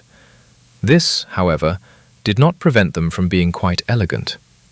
Once, light-side adepts swarmed here, but now, everything was silent. It seemed as if this wing was completely unused, which was entirely possible given the Order's low membership compared to the days of the Old Republic. Deciding to trust in the Force, Reven moved forward in search of the Great Hall. The sentient beings he encountered were a sign that he was on the right path. After nearly half an hour of wandering through identical corridors, he reached his destination. Before his eyes appeared a vast hall with dozens of multi-meter columns supporting a vaulted ceiling several stories high. The scope was astounding. Even though the former Jedi had seen this place in ancient times, finding himself here again, he couldn't tear his eyes away from the beauty of the surroundings. "Haven't been home for a while, Knight?" a female voice said from behind. Reven turned to see a young Mirialan with bright blue eyes and a diamond-shaped tattoo on her chin. A welcoming smile played across her face. A traditional headdress covered her black hair. "Yes, I haven't been here for a long time," Reven smiled in response. "No disrespect, but I don't know your name." "Luminara Unduli, Jedi Master," the woman bowed slightly. "Avna Van, Knight," the ancient bowed back, using the name Canderous had invented during their search for Mandalore's mask. "I haven't met you before either, Knight Wang," the Mirialan said, looking closely at his face. "However, your face seems vaguely familiar to me." "I spent a long time wandering, trying to find myself," the former Jedi said without losing his composure.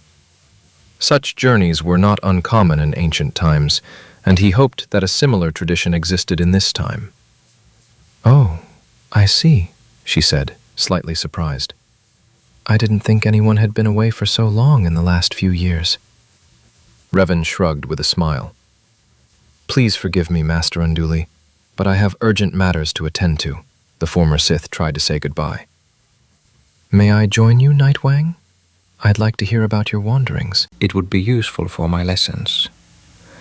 I teach several classes to the younglings twice a week." Refusing to help would have been against the Order's traditions, and so Reven had no choice. "Of course, although I doubt you'll learn anything new." "The value of knowledge is unique to every intelligent being," the girl remarked instructively. "What is boring routine for one person is news for another." "I cannot but agree with such wise words, Master," the ancient nodded respectfully. "Will you accompany me to the archives? I intend to study some additional information to better understand what I experienced." "Of course." The Mirialan turned towards the exit of the hall and waited until Reven caught up with her. This played into the former Sith's hands. He would be shown the way. You just had to watch what you said, otherwise you could get into trouble. "So, Knight Van, tell us where you've been." Luminara began the conversation. "Mostly on Dantooine," Revan answered, naming a world he knew well. "Oh, were you trying to find the ruins of an ancient enclave?" "Ruins? Is this what the Jedi enclave on Dantooine has become?" thought the former Dark Lord. "Yes. However, alas," he said, throwing up his hands, demonstrating the sad result of his supposed search. "And yet another knight, who dared to lift the curtain on the past, faced the inexorable flow of time," Unduli said, closing her eyes. "Exactly so, Master," Reven agreed. "But I was able to learn an important lesson from this." "Which one?" "The past, while important, shouldn't influence the present. I wasted several years on fruitless searches when they could have been spent more productively." Mirialanka laughed, covering her mouth with her hand. You should definitely attend my classes and tell some of the more active younglings about it, she said with a smile. Certainly, the former Jedi assured her. By this time, they were passing one of the training rooms, the door to which was open. The Ancient One couldn't resist peering inside, drawn by the familiar sounds of a lightsaber firing. A small Zabrak woman stood in the middle of the wide room, clutching a training blade. Opposite her stood a slightly older boy, clearly showing off, drawing intricate patterns around himself with his lightsaber. Don't even try, Rina, the boy's voice reached Reven. I convinced Master Dooku to show me some Makashi bundles. Now my defenses are unbreakable. And, as if confirming his words, he moved the blade to the side, described an arc with it, and then finished it all off with a sharp lunge. The girl naturally missed the injection and screamed when the training saber poked her in the arm. "Ha! I told you so," the boy chuckled. "A simple dance of the crescent moon," Reven said, barely audible, more to himself. "That's strange." "Where's the instructor who's supposed to be overseeing the training?" Luminara asked in surprise. I think they decided to practice themselves, the former Sith shrugged. It may be dangerous. Just a second, the Ancient interrupted the woman, noticing how the boy was preparing to attack again with the same technique. The little Zabrak clearly didn't know what to do. She didn't want to lose, Reven could sense it clearly through the Force, but she also saw no path to victory. "Rina, step forward with your left foot. Turn your body and perform a sliding horizontal block," the former Dark Lord ordered loudly. The girl followed all the instructions exactly, only flinching in surprise, which pleased the Ancient One. Her blade blocked the boy's sword, scraped along the plasma arc, and struck straight into the opponent's unprotected chest. "It worked!" the Zabrak woman exclaimed joyfully, extinguishing her blade. "Well done," Reven praised her from the door. "Thank you, Master." The girl was embarrassed. "And who are you?" "Avner Van," the former Jedi bowed. The nascent conversation was interrupted by Luminara Unduli. "Younglings, why are you training without supervision?" she asked sternly. "The craftsmen were busy," the boy mumbled. "That's not an excuse," the Mirialan snapped. "Go back to your rooms and don't do such things again." "Yes, Master Unduli," the children responded in unison, and placing their training swords on the stands near the walls, left the room. And Reven and his companion continued moving along the corridors. Still short of mentors, the former Dark Lord was the first to break the silence. "Yes," Luminara nodded sadly. "The Rusan reform has greatly weakened the Order, though not everyone admits it. There are too few of us even to simply train the next generation. And what will happen next? I'm afraid to guess. Everyone is afraid. That's why they don't start this conversation," the Mirialan sighed. "And we perhaps won't, as you say. You're very well versed in fencing, I take it, since you were able to get your bearings so quickly." The girl changed the subject. "Yes, I devoted a lot of time to physical training. The galaxy is far from the peaceful place its inhabitants would like it to be."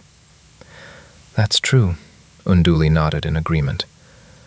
Suddenly, the Ancient felt a powerful surge of rage and irritation, causing him to involuntarily reach for the hilt of his own sword. The Mirialan merely winced. "What is it?" Reven asked, subconsciously preparing for battle. "Master Windu is practicing his Vapad again," Luminara said, rubbing her temples. "Vapad?" Reven asked. "Yes, it's his own fighting style. Some call it the new seventh form." The intrigued former Sith took a few steps towards the door behind which this flow of emotions could be felt. "You shouldn't disturb him," the girl tried to stop him, but curiosity was stronger. Opening the door slightly, Reven saw a dark-skinned Korun wielding a violet lightsaber with furious speed. Lunges and swings alternated with somersaults, flips, and other acrobatic feats.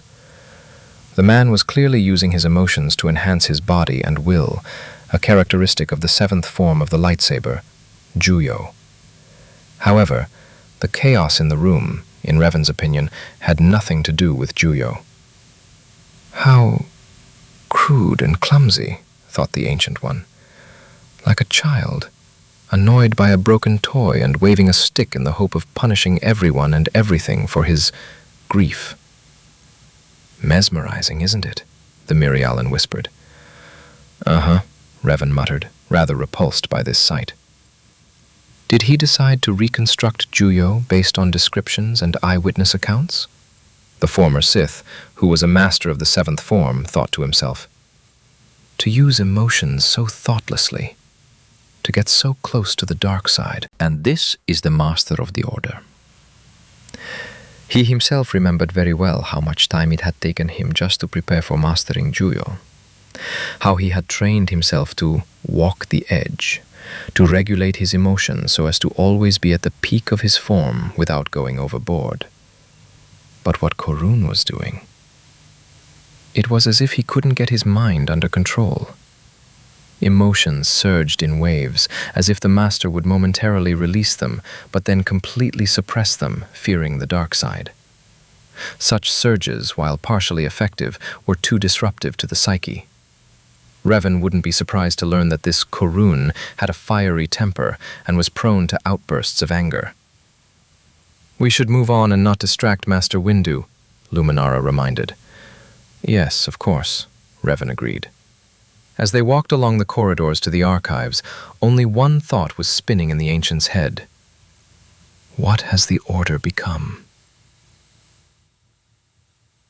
Chapter 10.5 How the Droid Bought the Ship. Chapter 10.5 How the Droid Bought the Ship. The exhibition complex in the 4768 Preport district was bustling with its usual hustle and bustle. The weekly used tech auction was about to begin, always attracting a crowd of buyers and casual onlookers, eager to see if a rare item might be up for grabs. Social status and income levels were irrelevant, as the lots on offer ranged widely in price. You could find everything from an old hyperdrive for a few hundred credits to a brand new, custom-built private yacht for a whopping price. Consequently, the hall, designed for several thousand visitors, was overflowing. For overcrowded Coruscant, such crowds of sentients were commonplace, unlike, say, deserted Tatooine. Many disliked this, but no one was in a hurry to leave the heart of the Republic. It was here that the Senate met, and almost every corporation known to the galaxy conducted its largest deals. There was ample scope for business, both legal and shady. A dark red anthropomorphic droid, polished to a shine, slowly pushed its way through the crowd of sentient beings toward the entrance to the exhibition pavilion. It moved stiffly, carefully restricting the freedom of its joints and servos to emulate the protocol droids familiar to society, whose designs often skimped on proper limbs. It was sincerely grateful to its creator for having provided the appropriate spare parts in its own body. It was also grateful for the pseudo-emotions instilled during its programming, which over time had developed to a near-human level. Thanks to them, it could confidently declare that this planet was to its liking. So many sentient beings all around, crowds of aliens of various races, pushing each other, hurrying somewhere, completely unaware that a killer droid was walking among them. And yet, right now, he could quietly eliminate any of them and disappear without leaving a trace.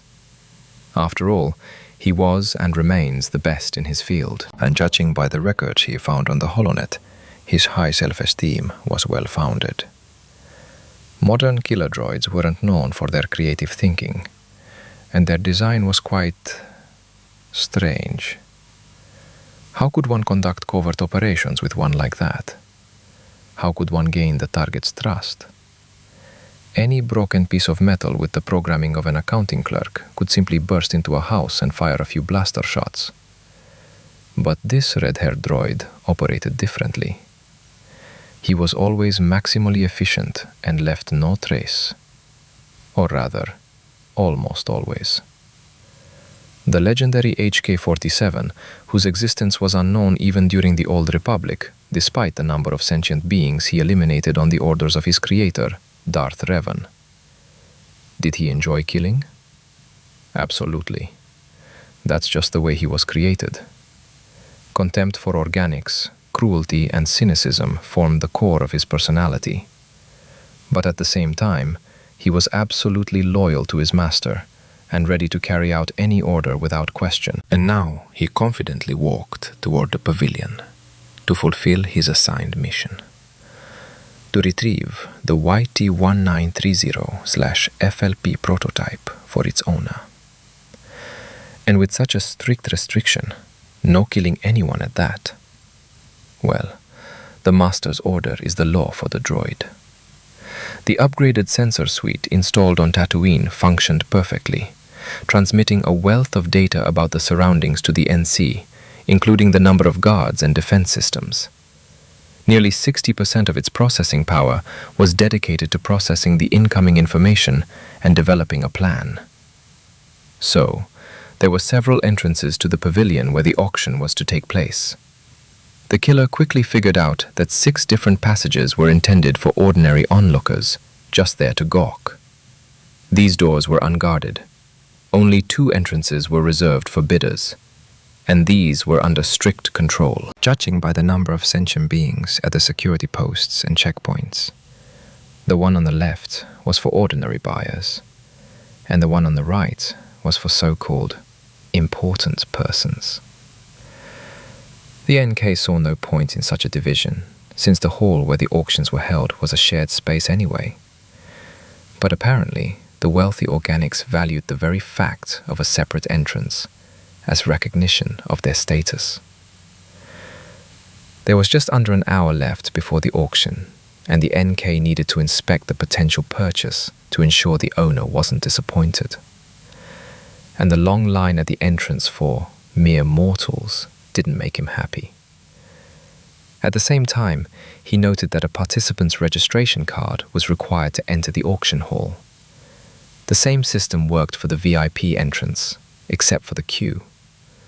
Since the assassin droid didn't like to waste time, reasonably considering it ineffective, he decided to use the VIP entrance. While one part of his computing core was selecting a suitable cover story for the guard, sifting through the holonet via a remote connection, another was finalizing the plan.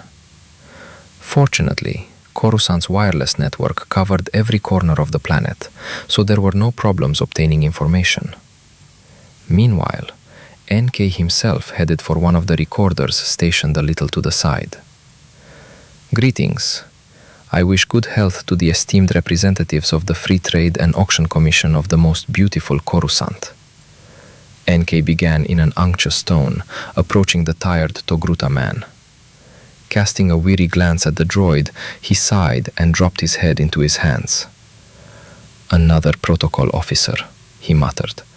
"Why do they program your speeches as if you only speak at social events or earn extra money as prompters at the opera?" The droid instantly read the man's mood and adjusted its behavior based on the effectiveness of the chosen model. However, its combat algorithms were still on alert, just in case. What if this sack of meat needed to be quickly neutralized? Confused. "I'm sorry, dear sir, but I don't understand why you didn't like my speech." "Use your brain, Tin Can," snorted the registrar. Note: unfortunately, my computing core is physically incapable of being spread over the same area as the contents of an organic's cranium. If NK could smile, the stars themselves would have trembled from his grin at that moment. "Oh, come on," the Togruta waved him off. "You still don't understand. Better yet, tell me what you wanted. Did the owner send you to the auction?" Delighted. "You are incredibly insightful. It is exactly so. I am N4K7, secretary of the Kaorosi family.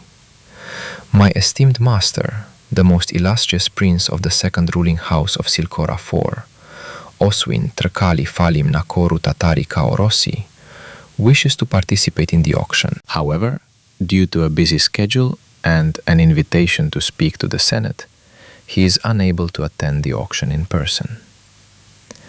This royal personage was indeed currently on Coruscant and had been invited to the Senate. NK knew this for certain thanks to the Galactic Senate News Channel, the second highest rated channel on the planet, counting from the bottom. So, very few people watched it, but the information was reliable. So, another one from the Senate, the man mumbled, typing something on the terminal. Repeat the name, droid. Loyal. His Serene Highness Prince of the Second Ruling House of Silcori IV, Osvin Trăcali Falim Nakoru Tatari Kaorosi. Is that his whole name? The Togruta grimaced. Sublime. Exactly so, and nothing else. The traditions of Silcora IV require that any member of one of the three ruling families be addressed respectfully, including their full title. I hope they live well, the registrar said discontentedly. The Hutt Kings are from the backwoods. Explanation. I assure you, my master has no connection with the Hutts. The man waved his hand irritably, continuing to work with the terminal. I'll need a Republic Citizen ID or clearance to trade in Coruscant space if your planet isn't part of the Republic. The Togruta squinted, reading the fine print on the holo display. Okay, that shouldn't be a problem. Judging by this data, the Silcor system has had a representative in the Senate for 3,000 years. Enthusiastically. That's right. Our planet... Shut up, droid. Where's the ID? NK leaned slightly towards the receptionist counter and lowered the volume of his vocoder. My master didn't want his ID used in the auction, so he gave me this. The droid handed the Togruta a data chip with the so-called broker.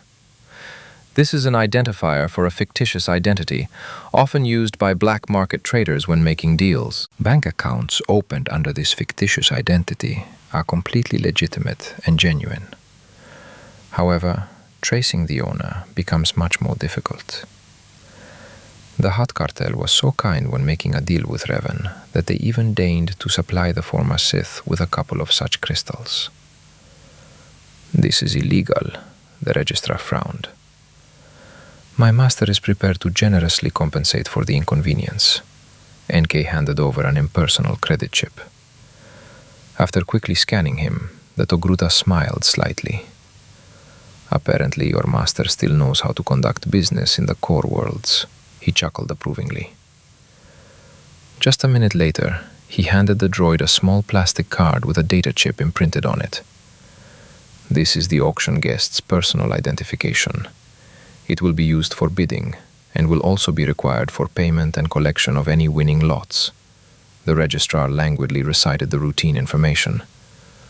Also, I remind you that the lot must be paid for within a planetary day. Otherwise, I will forward your owner's information to the Justice Corps. Accepted, esteemed Mr. Registrar, NK bowed. The auction budget had just been reduced by 5,000 credits. However, the droid considered this expenditure acceptable. Moreover, he was already calculating options for reducing costs. The auction's security was top-notch, as evidenced by the weapons detectors at each entrance. As he approached them, NK was already calculating his possible course of action should the detectors detect a pair of blasters and 3 thermal detonators concealed in shielded compartments beneath the armor on his waist and thighs. There was no line at the VIP entrance, so the droid approached the checkpoint without any delay, presented his membership card, and passed through the scanner. Immediately the detector beeped alarmingly, and the guards raised their rifles, aiming them at the Iron Assassin. "What's up, Erto?" a tall man in private security armor asked the scanner operator. "It's some kind of turbidity," he responded. "Some vague readings. It doesn't look like a weapon, but something similar. And the scanner classified this anomaly as a potentially prohibited object." NK-47 quickly assessed the situation and developed an action plan based on the psychology of organics. Indignantly, "A weapon?"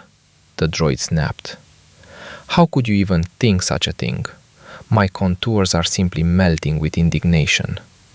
My master is the most serene prince of the second ruling house of Silcora IV, Osu intra Califalim Nakoru Tatari Kaorosi, an influential and respected citizen of the Republic. How dare you insult him with such distrust? I recommend he file an official protest. No, a complaint. Certainly a complaint to the Senate. Fortunately, he's there right now." This tirade made the guards tense and exchange glances. No one needed trouble with the Senate. Such situations arose all the time. Wealthy senators often sent their own security droids in their place, Which they had illegally modified and, in doing so, forgot to provide them with the appropriate documentation or add them to the exception lists of the Unified Security Systems database. "That's all we need," muttered the eldest of the armed men. "Urto, are you sure of your testimony?" The hint in the guard's voice was so obvious that the operator was momentarily at a loss. Yeah, no," he hesitated, running his fingers over the detector's controls. "It's entirely possible that these are just military-grade servos or a non-standard computing unit." "So, nothing dangerous?" "Well, no, probably." "That's good," the elder concluded. "On behalf of the private security company Darkshine, I offer my apologies to your boss." "You may proceed." NK flashed his blood-red optical sensors and took his participant card from the guard's hands, calculating, just in case, how he would break this sack of meat's spine in 3 places. An irritated farewell. "All the best," the droid said as sarcastically as possible. Having finally broken through to the exhibition complex, NK consulted the holographic map to find the pavilion displaying the small ships. All lots, with the exception of large starships and massive construction equipment, could be viewed before the auction at special exhibition areas located around the main building where the bidding would take place. The pavilion, or rather the hangar, was quickly found because it was visible from afar. Passing the neat rows of speeders and air cars, the droid paused briefly near a platform with deactivated security droids. However, after a brief inspection, it merely shook its head and moved on. Its master's words about this world's development having almost stopped were gradually being confirmed. The journey to the hangar took a full 5 minutes, further reducing the time the NK could devote to inspecting the prototype before the auction. And then, among a row of 5 YT-1300 type transports, the winged silhouette of a YT-1930, painted white and red, appeared. The cargo ramp was lowered, inviting potential buyers to inspect the ship. As he stepped inside, the NK noted that the armor, at least in the aft section, was reinforced with thick durasteel plates. While this would have a negative impact on the ship's weight, it presumably would withstand a blow quite well. The starboard cargo hold, through which the droid had entered, was empty, but there were signs of a hasty and rather careless dismantling of the equipment. Apparently, the engineers had removed additional sensors and computing units from the flying laboratory. The first stop was the engineering bay, which housed a pair of hyperdrives mounted at a reasonable distance from each other and housed in protective enclosures. This reduced the risk of hyperdrive failure in the event of, for example, an asteroid impact or a collision with a space object. NK examined the Class 1 hyperdrive with interest, noting that it wasn't a production model, but rather hand-modified, apparently by a team of technicians from the manufacturing corporation. The backup engine was a Class 10, which was quite acceptable. The droid also noted that the engine layout differed from the production YT-1930 model. The prototype had 6 sublight engines, not 4, combined into a single array in the central aft section. But that wasn't all the surprises. A passage led directly from the engineering bay to the left cargo hold, which had been converted into an additional technical room.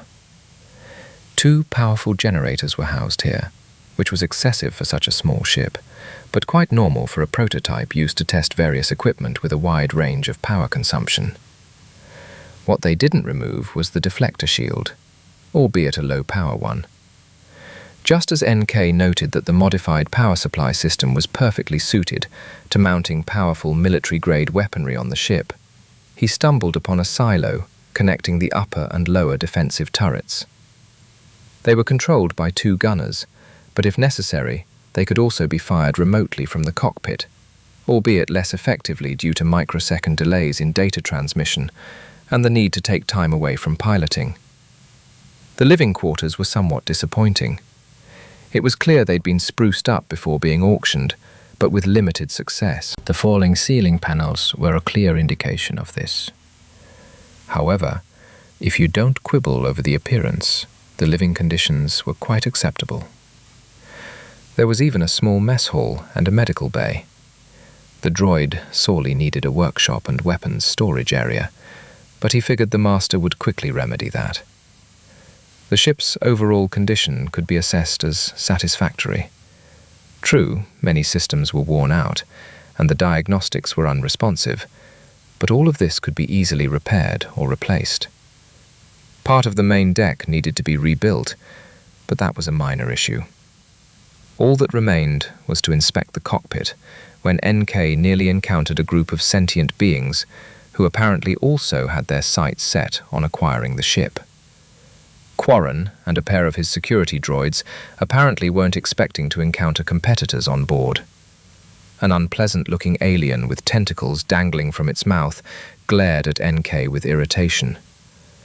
"Get lost, droid." "I've already got my eye on that ship," he muttered in his native tongue, unaware that the galaxy's finest assassin stood before him. Reven's creation had to run his master's command through his processor several times to prevent the "dispose of annoying meatbag" protocol from activating. Indignantly, "I beg your pardon, but this will be decided at auction," the droid retorted. "My master is also interested in this ship."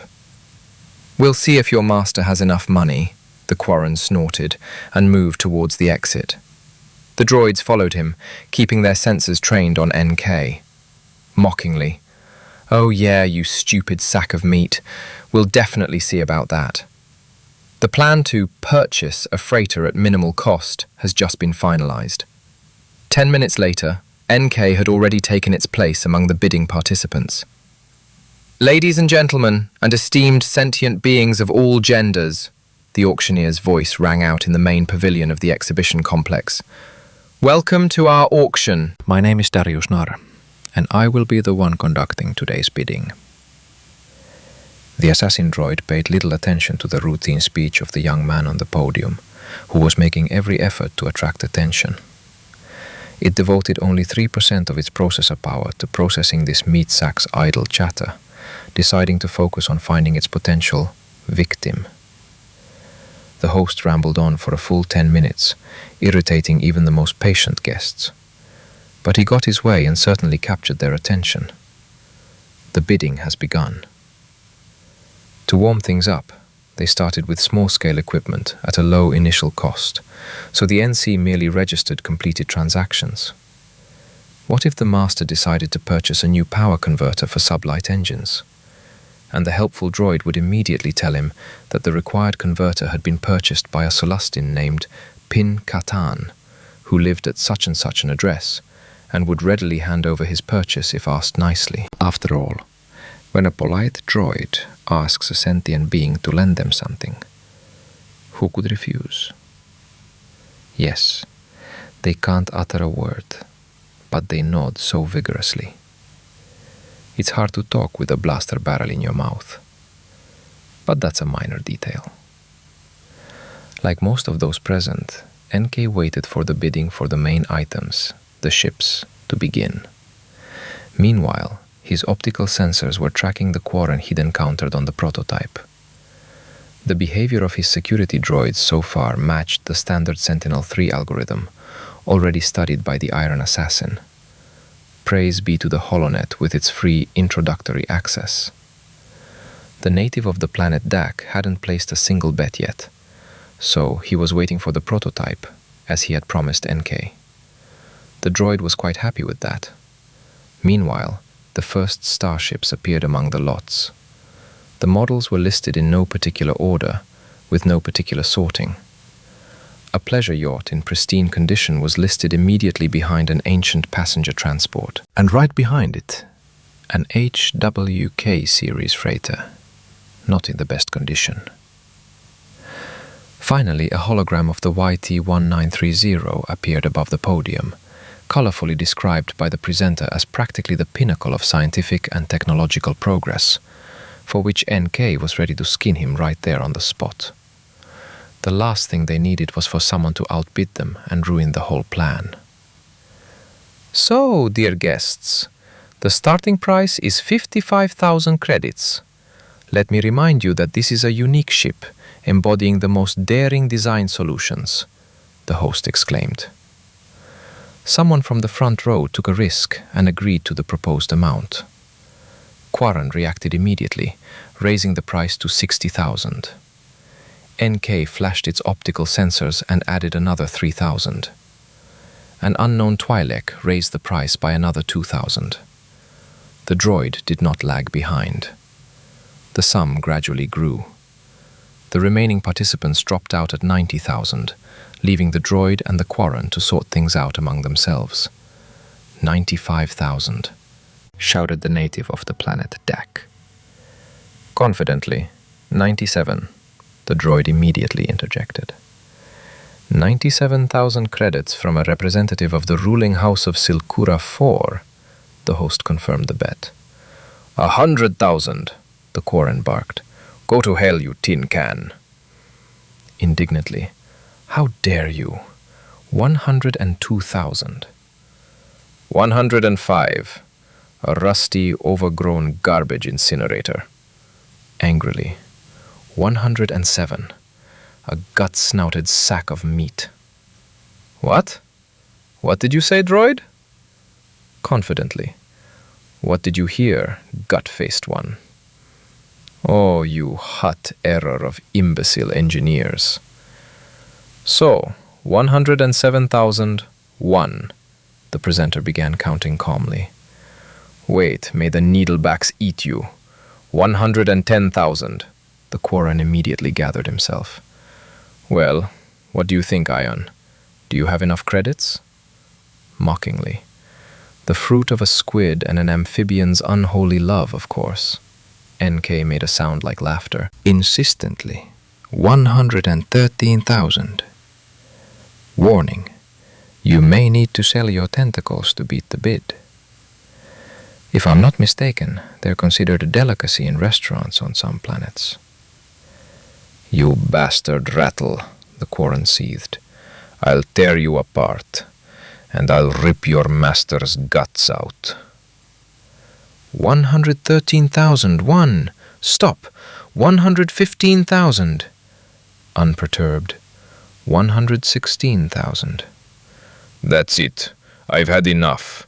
150,000. The room gasped in amazement. The sum exceeded the cost of a new YT-1930 series ship, even with the additional equipment installed. NK understood perfectly well that further participation in the bidding was pointless, since he had no use for the ship at that price, and its master certainly didn't. However, so far everything was going according to plan. With regret, I am forced to retreat, the droid said sadly. Got it, the Quarren cried out joyfully, twitching his tentacles. No one can beat Tissex Dao's bet. NK barely restrained himself from slapping his metal palm across his faceplate. This foolish sack of meat considered himself a winner, having paid 3 times the estimated value.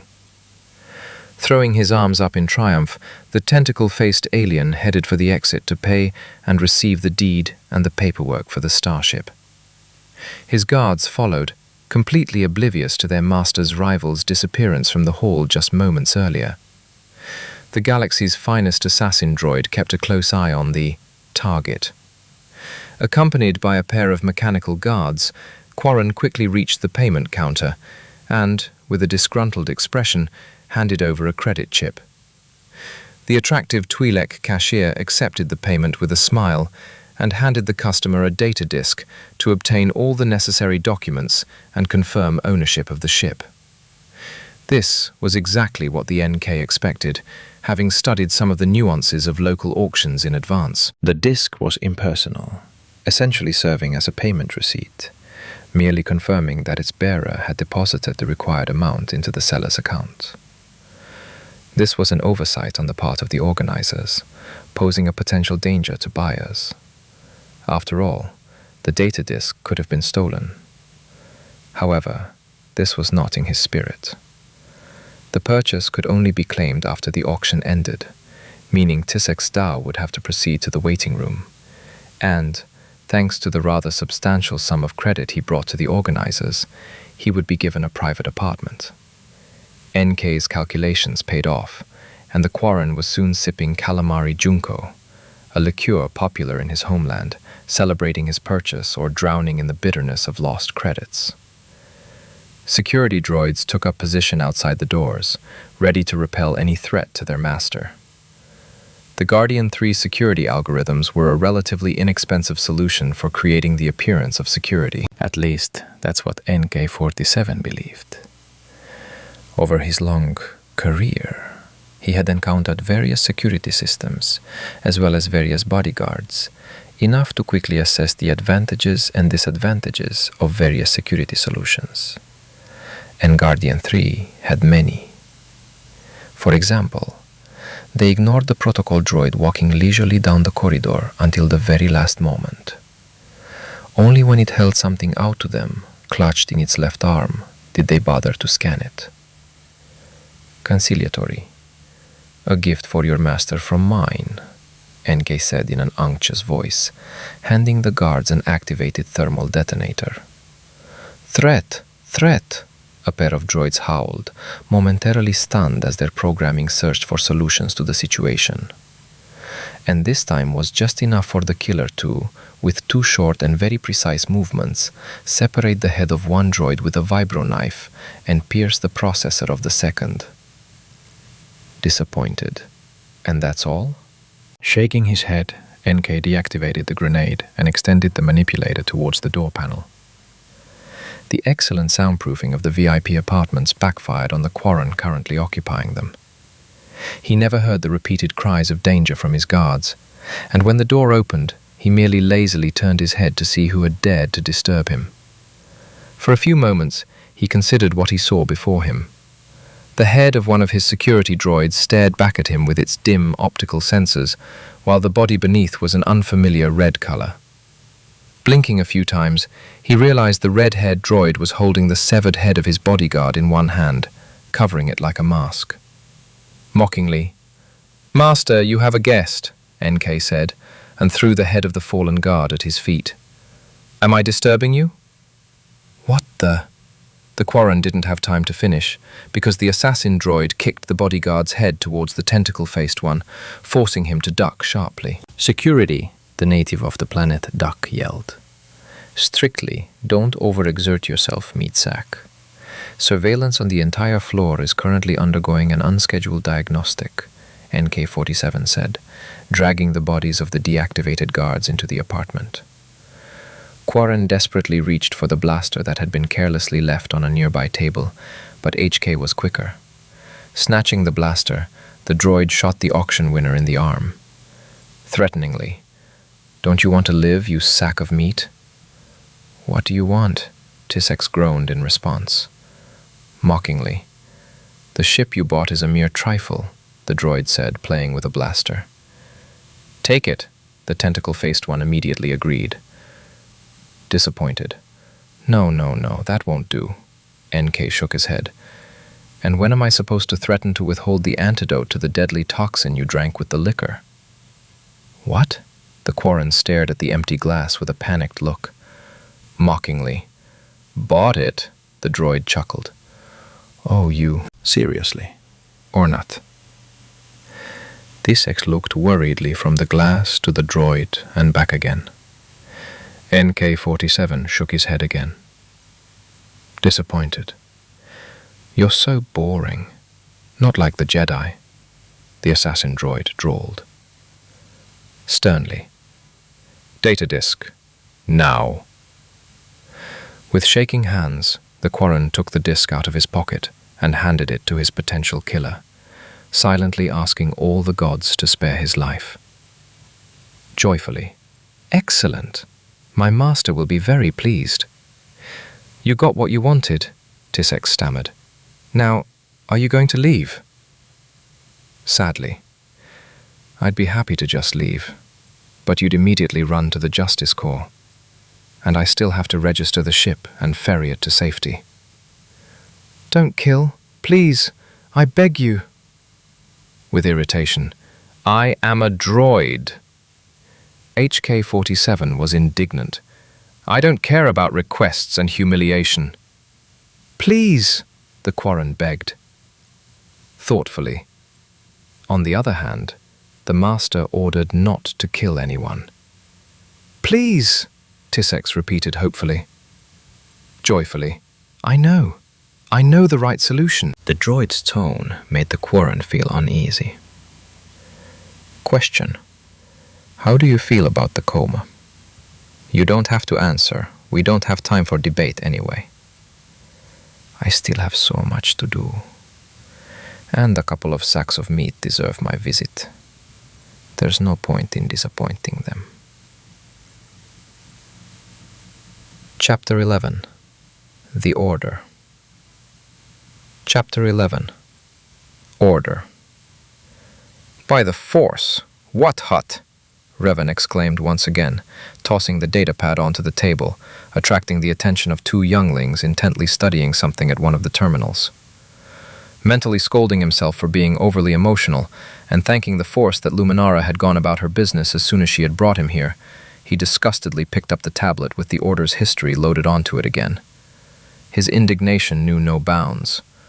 What had been preserved in the archives as the History of the Jedi Order consisted of a paltry 6 pages of dry facts and names, among which, for some reason, not a single dark side figure was mentioned. As if the only adepts of the dark side were the Sith, and even they had been dealt with centuries ago. So there was nothing to worry about. Even his own name was mentioned only once, as a knight who had atoned for his sins. And what sins exactly were not specified. Reven was not at all happy with this state of affairs. He went back to one of the temple archives terminals and connected directly to it, delving deeper and deeper into the repository of ancient knowledge. After going through hundreds of documents and scattered pieces of evidence, Reven began to understand what was going on.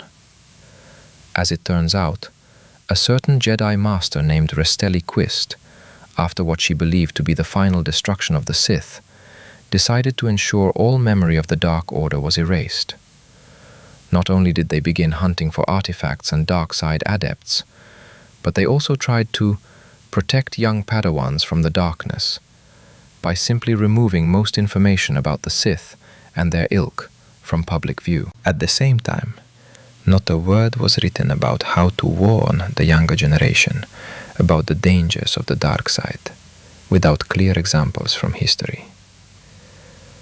The height of idiocy, Reven whispered, opening the next file. With a little determination and perseverance, information about dark side adepts, numerous schisms within the Order, and several major conflicts could be found. But the former Sith seriously doubted many younglings would have the patience for such research, not to mention that it was discouraged. The Ancient One mentally paid tribute to Qui-Gon, who had apparently spent weeks rummaging through the archives to find information about him. Succumbing to his own curiosity, Reven launched a search through all mentions of his own name in order to understand how historians portray him. The results were immediate. High Council-approved information about the fallen Jedi was found in the archives. With each line he read, the former Jedi grew more gloomy and his hand twitched more and more frequently, tempted to reach his head, either to rub his eyes or to slap his forehead in an attempt to dispel the obsession. He couldn't say there wasn't a word of truth in it, but the whole story was presented from such an angle that even Reven himself began to feel something akin to shame and self-loathing. It turned out that he was obsessed with power and authority, voluntarily went to fight the Mandalorians in search of glory, poisoned the immature minds of young knights and Padawans with his false judgments, and drew them along with him. Then, deliberately, he fell to the dark side and led to the downfall of all his followers. The author of this historical essay attributed excessive cruelty, a penchant for genocide, and many other unflattering traits to Reven. However, upon discovering the name of the author of this section in the archives, the former Sith merely chuckled. "I could have guessed," he muttered. "Atris." Reven's relationship with this woman didn't go well from the start. She was a true recluse, hiding in the archives from the rest of the galaxy, afraid to join the Fallen and his followers in the war, which is why she tried in every way to tarnish his name. And the way she described the final battle at Malachor V, it seemed like Reven and Mitra were war criminals, fully aware of the consequences of using an experimental weapon of mass destruction, although, in reality, no one expected the effect to be so widespread. Yes, Reven deliberately exposed his forces to danger by luring the enemy into the kill zone, but the assumption was that Mitra would have time to pull the fleet back. It didn't work out that way. The Mandalorians advanced faster than planned, and Mitra decided to activate the gravity shadow generator early. The Republic forces won that battle, but lost about 40% of their forces. Atris claimed that 70% of the fleet's fighters were sent to certain death. It never occurred to anyone that no commander would take such a risk, especially considering that he himself had participated in that battle, personally leading the assault on the enemy flagship. Reven set out for the unknown regions on a tip from Mandalore, who, before his death, admitted that the Sith had pushed him into war with the Republic. But Mitra returned to the Order, only to be exiled. Oh, how Atris ranted during the trial, while Mitra listened with a faint smile to all her accusations. Having suffered in that battle like no one else, Surik didn't care about the Council's decision. She wanted to fly as far away as possible, from the Order, from the Force itself, to forget the pain and suffering that had befallen her at the moment of the simultaneous death of thousands of sentient beings. Reven had managed to close off back then, but she had not. Atris twisted the truth as she pleased, taking advantage of the accused's tacit consent. Reven had already been declared a fallen Jedi, even though the accusers hadn't even spoken to him yet. The following were descriptions of the atrocities committed by Reven's Imperial army during the war with the Republic. And the Ancient couldn't be blamed for half of them. He would never have acted so foolishly. His goal was to conquer the Republic and establish an empire in its place. When attacking planets, only military installations and enemy troops were destroyed. All infrastructure and residential areas were left untouched. The Empire needed to get back on its feet quickly, and there simply weren't the resources to rebuild the ruined cities and factories. But Malak wasn't known for such foresight, and his troops could be blamed for almost all the crimes described. After all, it was he who gave the order to destroy Taris. But who cares about the details? Why bother remembering the fallen Dark Lord when there's one who's returned to the light, very much alive, and you can dump a very large bucket of slop on him? And so she declared herself the last of the Jedi, Reven thought, continuing to study the records. The one who, in her entire life, never trained a single apprentice. And she decided to lead the Order? He remembered meeting Atris after the victory over Malak, when he tried to find information about Mitra in the archives. It had ended in mutual insults. And much later, he learned from Surik that the self-proclaimed last Jedi had been driven mad by Sith holocrons and turned to the dark side. Mitra had been forced to kill her, something Reven couldn't bring himself to reproach his fellow warrior for. And where were the other masters? Why was the Sith triumvirate allowed to terrorize the galaxy for so long? There were only 3 of them, Reven thought indignantly. All they needed was to present a united front, enlisting the support of the Republic. But no, they chose to flee and hide again. Several hours passed like this. Reven pored over the archived records, trying to understand what had happened to the Order. Finally, he wearily pulled away from the terminal. "It's so simple," he exhaled. "You could have figured it out right away. After all, nothing changes." Time after time, conflicts between gifted individuals flared up across the galaxy, and time after time, the Order's most experienced masters perished in them. Only weak-willed cowards survived, hiding in the far corners of the galaxy, only to return triumphantly when all had died down, waving the banner of light and calling for the Order's revival. What could they teach if they themselves were weak and untrained? The Order of Defenders of Peace and Justice in the galaxy had become an order of archivists and weak-willed diplomats, incapable of arguing even with experienced politicians. The Jedi themselves had been reduced to the Senate's lapdogs, corralled and chained. And this Ruusan reform, Reven hid his face in his hands. How could they do such a thing? From the perspective of a former Jedi and military leader, such a move was the height of stupidity. The Order had effectively stripped itself of its entire military might and ceased to represent any significant force in the galaxy. Yes, the Jedi were listened to, but mostly out of respect. They were feared, but only by those who weren't particularly intelligent. No wonder so many knights died at the hands of mercenaries. The criminal cartels had nothing to fear from the Adepts of Light, since they simply had nothing with which to strike. And everyone is happy with this? Do they seriously agree with this situation? Anger and resentment surged through Reven's soul, and it took great effort to rein them in. He couldn't understand how such a powerful organization could become so weakened. How could they have shackled themselves with their own hands? Why had no one considered where the Order was heading? "Knight, are you all right?" A child's voice called out next to the Ancient. Reven turned his head and saw the same little Zabrak girl he'd met in one of the training halls. The girl looked at him with undisguised concern, genuinely worried about the Jedi's well-being. "It's all right, youngling," Reven smiled affably. "You're Rena, right?" "Yes, Master." "I am not your teacher, and you don't have to call me Master. But the traditions of the Order require that younglings address all members of the Order with respect." "Belea would be delighted," Reven chuckled, remembering the most ardent supporter of traditions in the Enclave on Dantooine. "Who?" The girl didn't understand. "An old friend of mine," the former Jedi waved it off. The girl nodded thoughtfully. "Master, is something bothering you?" she suddenly asked. "What makes you think so?" "You look gloomy," the Zabrak woman stated. "Oh, you're reading about the Ruusan reform.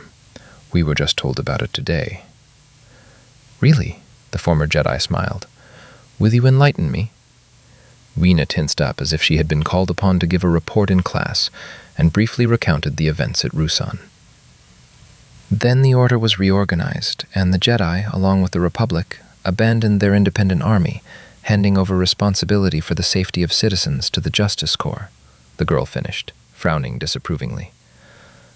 "I see you don't like this story," the Ancient One noted. "The Masters say that a Jedi shouldn't strive for personal power, but should care about the common good. Therefore, the Order doesn't need an army," the girl muttered. "But I think we should be prepared to fight evil with more than just wisdom." "And I agree with you," Reven chuckled. "But the Masters say that the desire for power leads to the dark side." Does having brains lead to that too? The former Sith rolled his eyes. "What?" The Zabrak girl didn't understand. "Don't pay any attention," Reven smiled warmly. "I'm simply noting some illogicality in the Order's policies, that's all." "Oh," Rena was embarrassed. "Don't worry, youngling. Your thoughts are not forbidden, and thinking for yourself is always beneficial. The thought itself does no harm if you are wise enough to understand its meaning. And if it's not enough? That's what teachers are for, to guide the next generation. Can teachers make mistakes? Everyone can make mistakes, the former Jedi shrugged. But it's still worth listening to their opinions. What about the dark side? Reven paused for a few seconds, considering his answer. The Zabrak woman waited patiently. She had never thought of asking this question so frankly before. The darkness conceals many temptations and dangers, but there's no need to fear it. Fear, after all, is perhaps the main thing that drives the gifted to the dark side.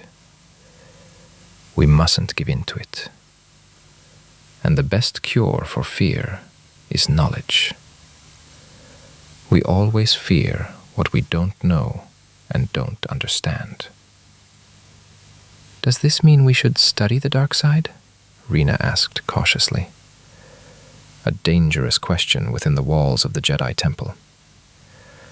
It is important to remember that studying the dark side and following its path are two different things. The girl thought about the Ancient One's words.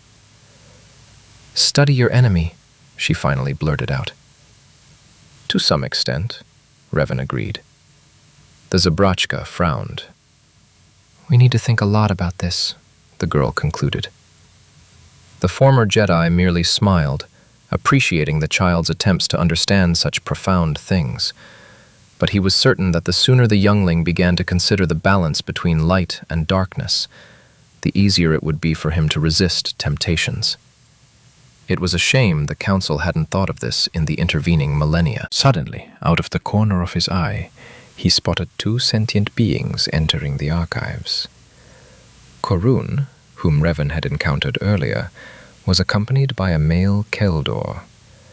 The former Sith immediately recognized them, having just moments earlier been looking at their images on the holoscreen while reviewing the new composition of the Order's Council.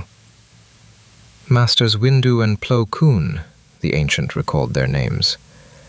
Reven, using the Force to enhance his hearing, listened in on the conversation between the two Jedi Masters.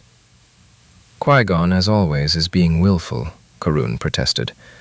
What right did he have to bring Skywalker into the Order, and insist on his training, no less? But you must admit, Master Windu, that all the members of the Council felt the Force within the boy, the Keldor reminded. As well as darkness. But according to Jin, this could be the very child from the prophecy. The Council is obliged to consider all options. The dark-skinned Jedi thought about his interlocutor's words. It doesn't matter. He waved his hand after a few moments, apparently having made up his mind. The risk is too great. His training poses far more danger than benefit, and even the Grand Master agrees. We can't miss such opportunities, Plo Koon countered. The darkness is growing ever stronger over the Order. Everyone feels threatened, and this boy, Skywalker, could be the key to defeating the dark side. Siths, you meant to say, Korun corrected his interlocutor. Yes, the Keldor agreed. According to Qui-Gon, he encountered one on Tatooine, and as we know, there are always two. That means somewhere in the galaxy, there are two dark side adepts, posing a threat to the Order and peaceful life in the Republic. But what if the boy, having received training, succumbs to the darkness that is already within him? The prophecy says that he will restore balance to the Force, and I, like the Grand Master, am confident that this will mean the end of the Sith. There was a silence during which the interlocutors looked at each other, each thinking about their own things. I don't know, Master Plo Koon. I'm afraid to train him. Windu shook his head. Fear leads to the dark side, the Keldor reminded with a chuckle. And yet... Well, Plo Koon sighed. In any case, we must now wait for Qui-Gon to return. I believe the Council will consider his request again. Undoubtedly, Windu agreed. By the way, where is he headed? still accompanying the young Queen Amidala from Naboo. From what I've heard, she's caused quite a stir in the Senate, and even initiated a vote of no confidence in Supreme Chancellor Valorum. Master Van! The girl's loud voice rolled through Reven's enhanced hearing, like thunder on Dromund Cast. Yes, Rena, what is it? The ancient asked, lightly massaging the ear closest to the Zabrak. I wanted to thank you for answering my question. Masters usually don't want to talk about the dark side. You're welcome, youngling. The former Sith nodded. I have to go, but can I talk to you again later? The girl asked hopefully. Of course. Wonderful, she rejoiced. All the best, Rena. May the Force be with you. May the Force be with you, Master. The Zabrak woman turned and walked quickly toward the exit. Reven wanted to return to Windu and Plo Koon's conversation, but the Masters had already left the archives. The Ancient One decided to find out what prophecy the council members were discussing, and how Skywalker was connected to it. Information proved scant. The text of the prophecy was nowhere mentioned, and the experienced commander's hints were of little interest. He knew that rumor and truth always go hand in hand. However, even from the fragments of conversation he managed to overhear, Reven made several conclusions. Qui-Gon brought Skywalker to the council, and they clearly sensed the boy's potential. However, some prophecy clearly alarmed them. They are wary of training him. And frankly, Reven was glad of it. He didn't want to leave the boy to be trained by this order any longer. They would only waste the full potential of this very gifted future Force user. They had to find Jin and take Anakin from him. And the sooner, the better. Reven rose from the terminal and headed for the archives exit. He was disillusioned with the current order. He didn't like the way the Jedi now served the Senate. He didn't like the fact that the number of light-aligned adepts had dwindled to such a pitiful number. He didn't like that the Order had abandoned its military, that military training was no longer taught to younglings, that combat training was given so little attention. The Guardians of Peace had become reclusive philosophers, and were gradually losing their influence. The former Sith couldn't understand whether it was his dark part, the one that bore the title of Darth, speaking within him, or whether any reasonable person would agree with him. But nevertheless, he decided that he could not follow such a weak order. But there's another side, isn't there? And it wouldn't be a bad idea to meet with their representatives either. Maul agreed to arrange a meeting with his teacher. It's worth paying him a visit at the first opportunity. Suddenly, Reven felt a powerful presence in the Force. "Did you find what you were looking for in the archives, young knight?" A creaky voice rang out beside him. The former Jedi turned his body in surprise and saw a small platform floating on repulsors, upon which sat a strange-looking alien whose species Reven didn't know. However, he had encountered similar creatures before. One of his teachers, Vandar Tokai, was of the same species. There was no doubt. From the records of the Order's council, the Ancient knew that this was the Grand Master himself, and he had absolutely no desire to confront him now.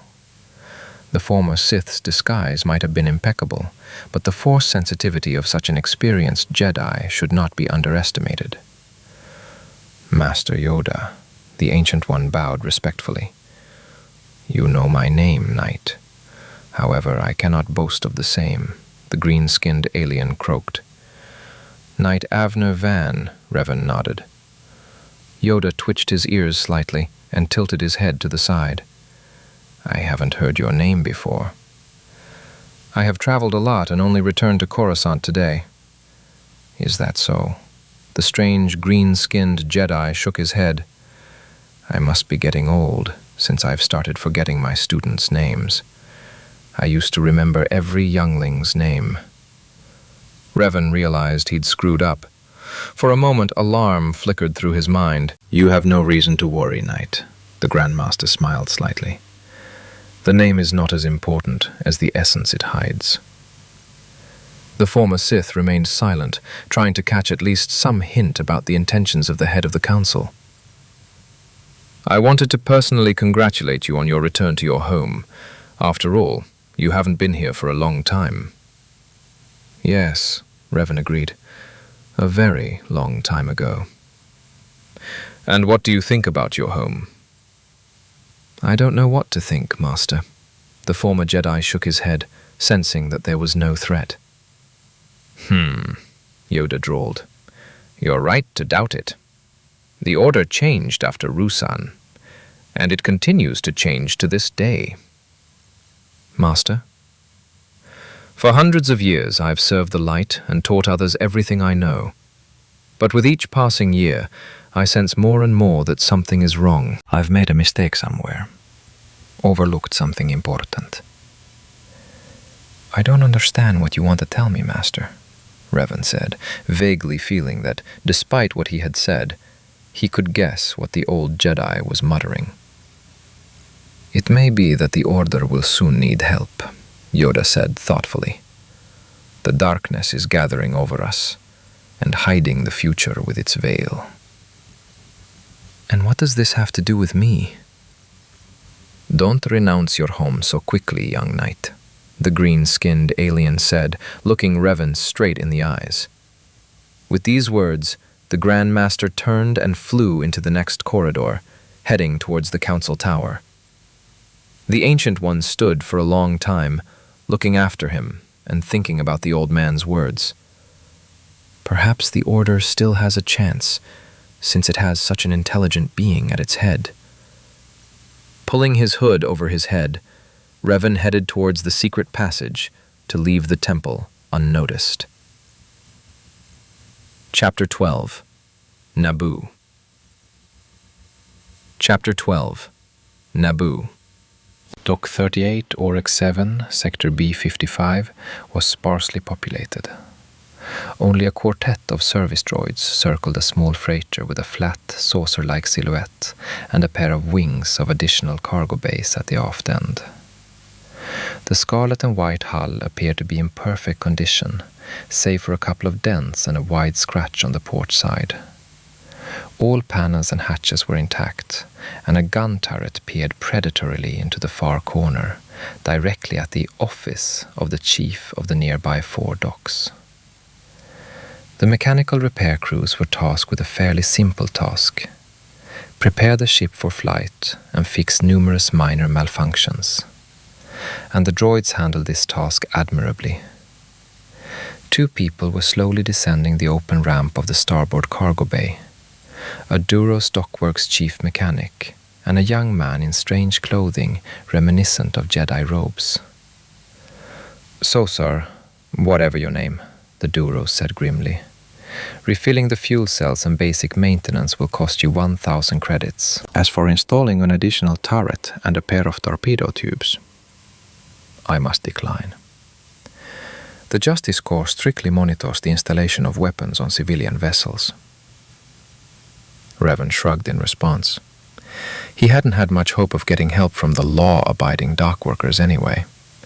It seemed he'd have to resort to his Hutt cartel connections again. The former Sith planned to squeeze the most out of their forced cooperation with Jabba. Of course, respected Tarchus, I understand perfectly, the Ancient answered, maintaining an imperturbable expression on his face. Even though he had already convinced the port worker to give him a discount on maintenance and not ask unnecessary questions about the identity of the ship's owner, for a certain bonus, of course, specifically for him, pressuring a reasonable person whose emotions were clearly showing fear was not worth it. I'm glad we understand each other, the alien nodded, and suddenly perked up, remembering something. However, in any case, I'll need to indicate the name of the ship in the documents confirming the completion of the repair work. Of course, the former Jedi smiled slightly. Reven turned to the ship and ran his gaze over the elements of the hull, the color of its coating reminding him of the sky of Dantooine at dawn. And what name should I give you? Duros asked impatiently. The Ancient One grinned, remembering how he and NK had spent the previous evening arguing over the ship's name. The droid had suggested bellicose names like Bloodblade or Ripper. Reven, meanwhile, was looking for something more sedate and inconspicuous. Ultimately, the two agreed that it would be a nice idea to pay tribute to the ebon hawk by incorporating a bird into the name, especially since the newly acquired freighter, with its wing compartments, resembled these feathered creatures. Dawn Eagle, Reven said, turning to the chief mechanic. The name has already been entered into the registry of civilian ships. He nodded and entered the information into his datapad. The work will be completed in 3 hours. Thank you, the former Sith nodded. Having said goodbye to the ship's owner, the dock worker went to his post. Reven stood with his arms folded across his chest, watching the repair droid monotonously perform its duties, inspecting the ship's main components. However, the Jedi's thoughts were elsewhere. He was haunted by a strange sense of unease and danger, but the threat wasn't directed at him, but at someone familiar. Things were made worse by the fact that attempts to contact Maul were unsuccessful. The self-proclaimed Sith was unresponsive, which irritated him. Of course, Reven knew perfectly well that the Zabrak had immediately informed his master of his encounter with an unknown, powerful prodigy. However, the fact that the Sith had chosen to flee rather than determine the identity and intentions of the potential threat was alarming. The Ancient One tried to focus on the sense of threat and track its source, but nothing worked. The Force refused to send any clear images. The former Jedi suspected this was because he didn't know the person in danger well enough. But one thing was certain: it was someone gifted.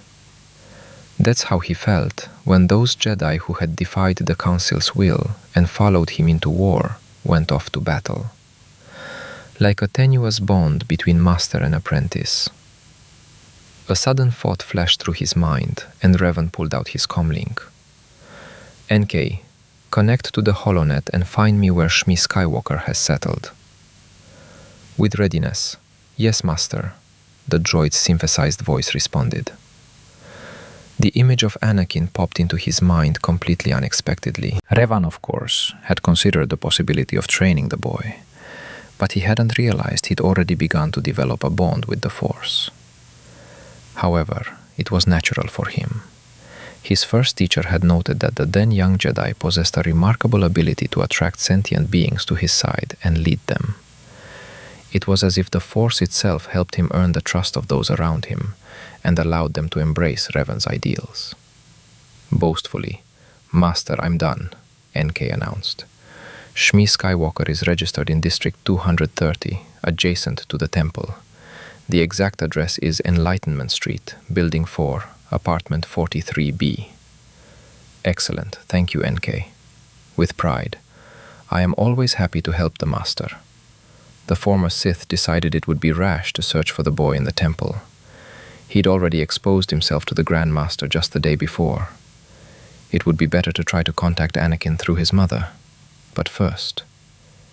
"NK, I have an assignment for you." He activated the comlink again. Interested? Yes, master. "Oversee the Eagle's preparations for launch. Pay particular attention to the weapons and shield generator. I have a bad feeling about this. We might have to abandon the planet quickly." "Agreed. Of course, master. I will see to everything." "And contact our contact in the cartel. We need decent equipment, and fast." Joyfully, "Yes, master."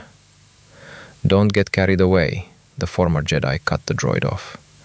"We don't need portable proton torpedo launchers. For now. Stick with standard infantry gear." Disappointed, "Yes, master." Shaking his head, Reven turned towards the hangar exit and went in search of the speeder. As it turned out, Shmi Skywalker followed Vanna's advice and rented an apartment fairly close to the Jedi Temple. This area had always been quiet, as Coruscant's criminal underworld preferred to avoid encounters with members of the Order. Having quickly found the right door on the 6th floor of a building that was not very tall by the standards of the galactic capital, Reven touched the call button on the wall near the doorway. "Yes, who is it?" The woman's voice was surprised. Shmi, this is Vaynor. Vaynor? Skywalker asked, both joyful and confused. Come in, of course. The next moment, the door slid open, and a disheveled Shmi appeared in the doorway. She clearly wasn't expecting guests. However, the expression of joy on her face was genuine. Reven, out of habit ingrained over the years, checked this. The Ancient One followed the hostess's inviting gesture and entered. The apartment was spacious, consisting of 2 adjoining rooms, a bathroom, and a small kitchen. Recalling the real estate prices in the area, Reven thought this was the best she could find with the money he left the Skywalker family. Come in, Vaynor. Sit down. Shmi led him into the living room, or at least that's how the Ancient would have described it. A sofa, a couple of armchairs, a low table, and a TV tuned to the news channel. That was basically all there was in this small space. Perhaps it was the lack of furniture that created the feeling of spaciousness. Shall I bring you something? The hostess offered. I'm not quite settled in yet, of course, but I think I can offer you a cup of coffee. Thank you, Shmi, but don't bother. I won't be long, Reven declined with a smile. Skywalker hesitated, but a few moments later she sank into the chair opposite. I don't even know how to thank you for what you've done for us, she said with tears in her eyes. Apparently the change of scenery forced this undoubtedly strong and reserved woman to relax a little and loosen her grip on her emotions. Years of slavery couldn't pass without leaving a mark, and now, finally freed from the slave chip that had been an invisible blade at her throat, keeping her nerves constantly on edge, the woman will initially feel out of place, and her emotions will truly swing. It had already begun. Reven couldn't help but notice the constant trembling in the apartment owner's hands. No need for thanks, Shmi. I was just helping a friend. The former Jedi smiled, sending a wave of calm through the Force, and watching with pleasure as his interlocutor gradually relaxed. And yet, our family is now in your debt, Skywalker insisted. If it is so important, I will accept your friendship as payment. But, the woman tried to say something. Reven didn't give her a chance to object, asking the question that interested him. By the way, how's Anakin? Did he get to the temple? Shmi was a little taken aback by the sudden change of topic, but quickly pulled herself together. Yes, everything is fine. Despite these words, the Ancient One clearly saw that the woman was upset. Qui-Gon took him as soon as we landed. Knight Jin left me his comlink ID, but in the last few days he's only contacted me once. He said Anakin was fine and the Council would soon make a decision about his training. Is that all? Revan asked, suddenly feeling a sharp disturbance in the Force and a growing sense of unease. Yes, Shmi thought for a moment. Qui-Gon said that Anakin should be with him at all times, so for now they will continue to accompany the Queen of Naboo together. Very strange, thought the former Jedi. It was odd that Jin would drag a boy who hadn't even been accepted into training yet, everywhere around as if he were his Padawan. He could have effectively left the child with his mother until the Council approved the training. And even then, the boy would only be undergoing basic youngling training, not Padawanship. The Ancient's thoughts were interrupted by the voice of the news channel announcer. At today's meeting of the Galactic Senate, the candidacy of the new Chancellor of the Republic was approved by an absolute majority of votes. The candidate is the former senator from the Chomal sector, a native of Naboo, Sheev Palpatine. Revan turned his head to the holovisor and saw the image of a grey-haired man with an open smile on his radiant, kind face. There was something false about his appearance, though, and the Jedi couldn't quite place it. The feeling of anxiety grew, and the invisible pressure of the Force became more and more distinct. The Queen of Naboo, who had arrived a few days earlier, was the first to congratulate the now former senator on his appointment, and expressed hope that her request for assistance to their homeworld, which, she assured, was under illegal blockade by the Trade Federation, would be considered promptly. The Chancellor did not comment on the Queen's request, and assured our journalists that the fact that he was a native of Naboo would not in any way affect the objectivity of his judgment. A senatorial committee will be formed to consider the Queen's request, and its representatives will depart for Naboo shortly. Meanwhile, as we have learned from authoritative sources, Queen Amidala was upset by the long time it took to consider her request for support, and preferred to await the decision with her people on her home planet. A sudden vision washed over the former Jedi like a wave. A planet covered in green plains and beautiful lakes, surrounded by a fleet of massive ships, appeared before my eyes. The orderly boxes of a marching droid army, advancing like a steel wave toward the stubby formation of short-eared natives. A swarm of vulture droids, tearing to shreds a meager dozen aircraft painted in the bright colors of the Naboo Royal Guard. And then he saw something that made him clench his fists until they cracked. The crimson blade of a lightsaber entering Qui-Gon's chest. A grin on Maul's face, and a mournful cry from a young man. Apparently, it was Jin's Padawan. And then the image of a Naboo fighter flying into the depths of the space station appeared. A terrifying realization dawned on the pilot's identity. It was Anakin. The vision ended as abruptly as it had come. Reven rubbed his temples and looked up at Shmi's horrified face. "Did something happen?" she asked worriedly. "No, everything's fine. Just a migraine," the Ancient One dismissed. "There is no point in frightening a mother with visions in which her son is in mortal danger, and his mentor is in danger of death." The former Sith asked for a glass of water, and while the apartment's owner went to the kitchen, tried to recall the details of his vision. The planet was clearly Naboo. There was little doubt about that. Such beautiful worlds, with their abundance of water and greenery, were few and far between in the galaxy. The Jinn is clearly on it, apparently accompanying the Queen, who suddenly decided that returning to an enemy-controlled planet was a good idea. The Jedi glanced at the holovisor screen, where the news about the election of the new Chancellor was still playing, and his gaze was drawn to the line, "Replay." "Hot," the Ancient One exhaled, comparing the current date with the one indicated in the news. It turned out the Queen had left Coruscant almost a standard planetary day ago, and was apparently already approaching Naboo. That's where this growing sense of anxiety comes from. Time is running out. Qui-Gon and young Anakin are in mortal danger. Reven has come to trust his visions. The former Sith had no interest in the death of these sentient beings. Moreover, the Force made it clear that the boy was important. So important that even his tried-and-true mental techniques couldn't quell his anxiety. The Great Force was clearly hinting, "Save him." But what can one person, even a gifted one, do in such a short time? "A lot," Reven nodded to his thoughts, getting up from his chair. "Leaving already?" Shmi asked in surprise, emerging from the kitchen with a glass of water in her hands. "Yes, sorry. Some urgent matters came up," the former Sith replied with a smile. "Bye, Shmi." Without waiting for the hostess's answer, the Ancient One walked to the exit.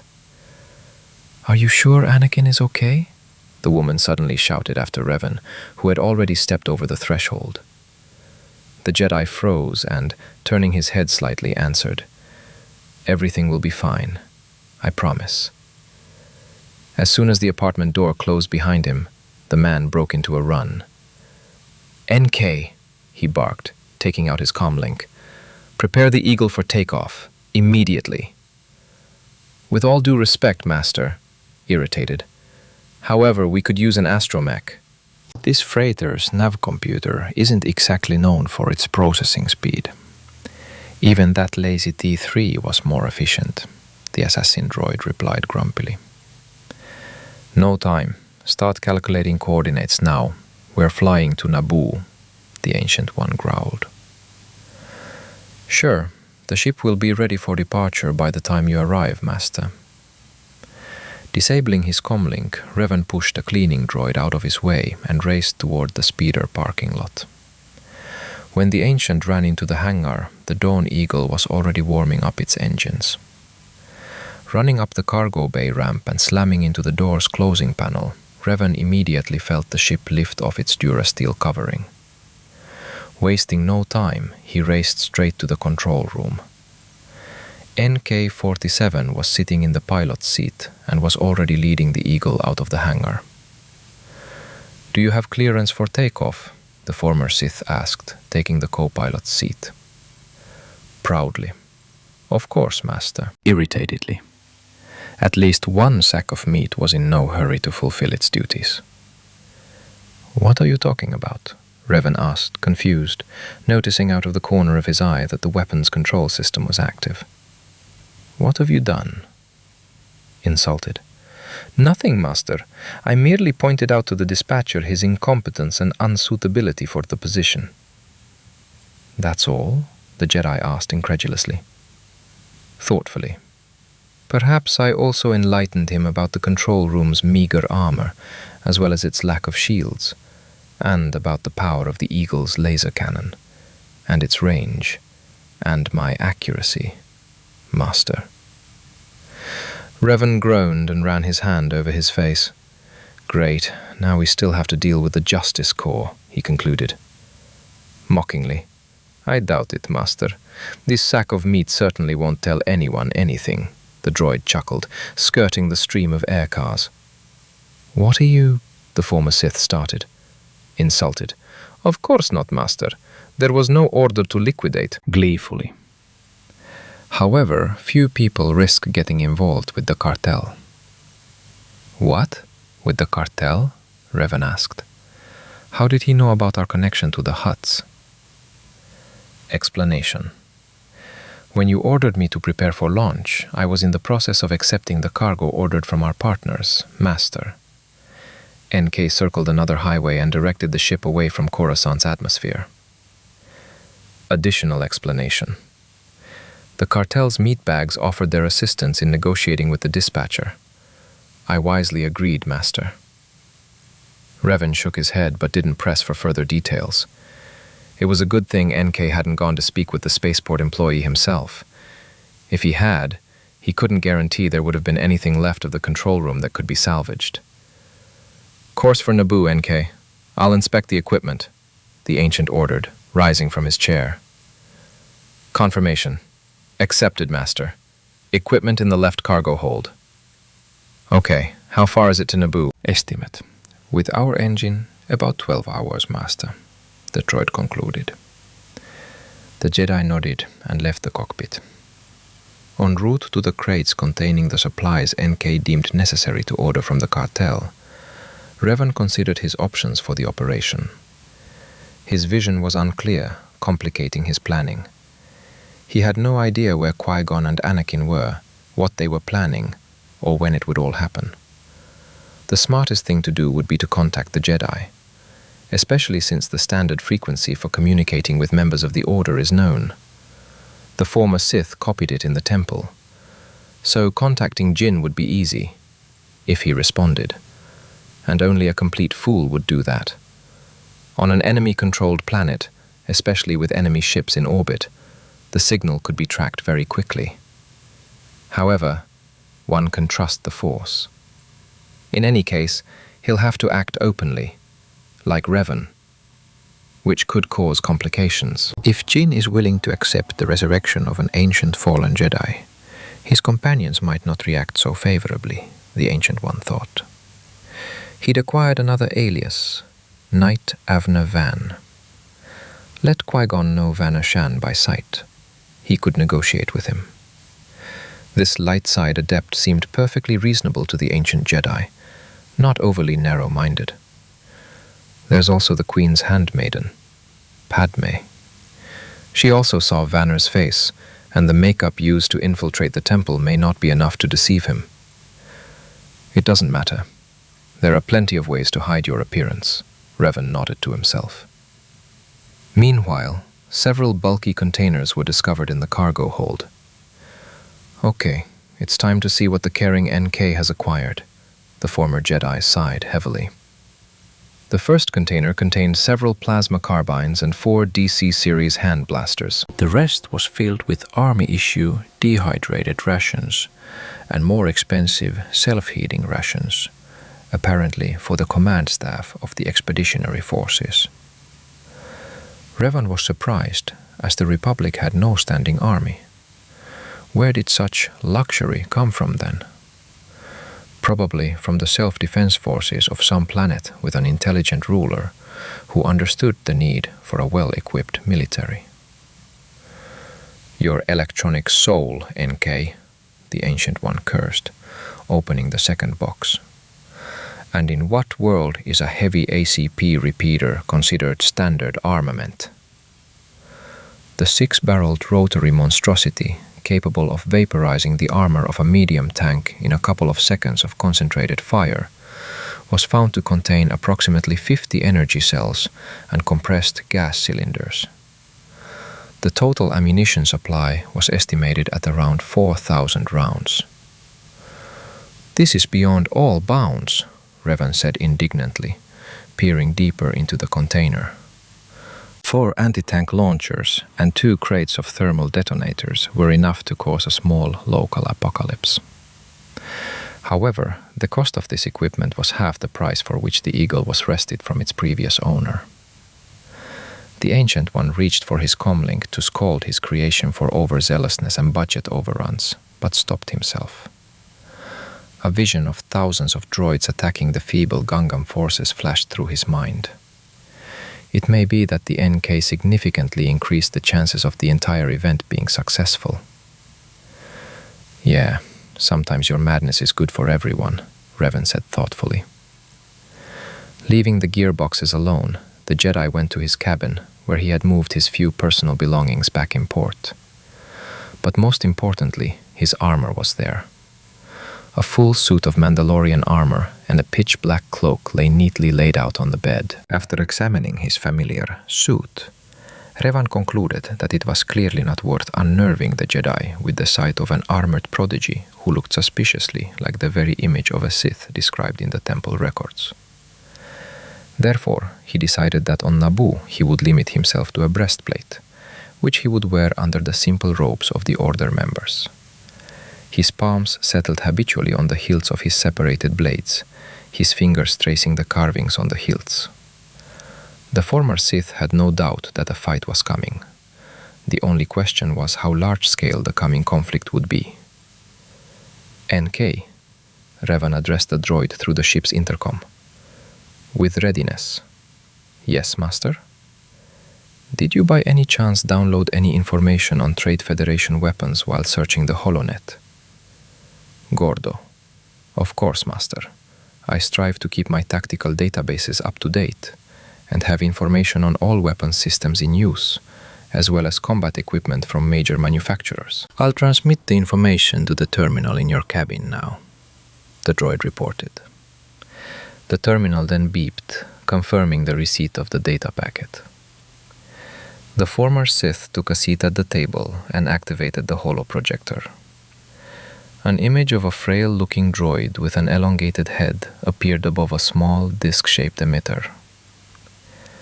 Explanation. The Trade Federation uses the services of Bactoid weapons. The ground forces are based on light B-1 series droids, HK-47 began. Skeptically. A rather primitive design, in my opinion. Minimal armor and poor joint mobility. And the guidance system is worse than that of a 5-year-old meat sack.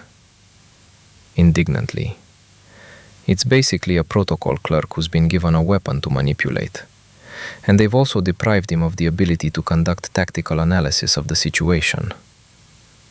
Irritated clarification. Primary control is carried out remotely from a control station or a planetary bunker. Moreover, if the control signal is lost, the droid goes into sleep mode. What nonsense, Reven concluded. Emotionally. Exactly, Master. But for some reason these droids went into production and were even accepted into service? Regrettably. The price, Master. The reason is the relative cheapness compared to similar products. And especially with assassin droids, the former Jedi realized. According to exactly, Master. What else can the Federation surprise us with? Explanation. The second type of droid is far more dangerous in direct combat, Master. These are the so-called destroyer droids, or droidekas, manufactured by the Colicoids. Revan grimaced at the mention of the people from Kola 4. Are these overgrown cockroaches extinct yet? He asked with disgust, recalling several episodes from his past. Regretfully. No, Master, they are not extinct yet. And what did they do? The holo image changed to a three-legged, hunchbacked droid of a bizarre design, reminiscent of the malformed bodies of Colicoids. 2 rapid-fire blasters in place of forelimbs were ominous. Explanation. The droideka is a 3-legged droid capable of rapid movement when folded, but extremely slow and clumsy in combat mode. Analysis. It has a wide 57-degree frontal arc of fire. To attack at a greater or lesser angle, the droid is forced to shift its entire body. Its limited mobility is partially compensated for by a personal shield that protects against physical and energy attacks. Weak spots, Reven asked. Answer. The force dome doesn't cover the droid's underside to avoid wasting energy on contact with the floor. Also, the shield doesn't differentiate between a blaster bolt and a solid obstacle. If knocked over, the shield continues to operate and burns out its energy within a few seconds. Excellent. We can work with this now. The Jedi nodded to himself. What else? Continuation of the story. Infantry troops, consisting of B-1s, are often accompanied by armored assault tanks, AAT. The image shifted again, showing a combat vehicle with a wide, flat base, clearly designed for repulsor-lift travel. The crew compartment was narrower and taller, topped by a long-barreled laser cannon. Lighter weapons were mounted on the sides of the turret, mounted forward. Several openings were visible in the base, which the former Jedi identified as launch silos. NK confirmed Reven's findings with his short story, describing the weapons systems the tank had at its disposal. Vulnerabilities? Explanation. Insufficient protection of the aft section, weak armor on the sides, and the impossibility of reloading missile weapons in field conditions. Theoretically, it could be destroyed with one precise shot to the side or stern. Addition. A grenade under the repulsor will also work, Master. Okay, anything else? The Space Forces are represented primarily by Baryshnik-class battleships and C-9979 landing craft. Vulture droids are used as light aircraft. Images and performance characteristics appeared one after another on the holo display. Excellent. Thanks, NK. Faithfully. Always glad, Master. Exhaling wearily, the ancient sank to the floor and settled into a meditative pose. He had much to think about before reaching Naboo. The NC's message that the ship was preparing to exit hyperspace reached Reven just as he was finishing analyzing his vision. He examined every detail, every insignificant detail he could discern in those fuzzy images sent by the Great Force. There was no guarantee of success, but the former Jedi hoped that the knowledge he gained would help him save the lives of Qui-Gon and Anakin. Donning his breastplate and throwing a grey robe over it, Reven left his quarters and joined the NK in the control room. "How long until the exit?" the Jedi asked. Answer: 1 minute, Master. Judging by the news, the Trade Federation has established a planetary blockade around Naboo. Therefore, after entering normal space, we'll pretend we've ended up in the sector by accident. Meanwhile, we'll smoothly drift toward the planet.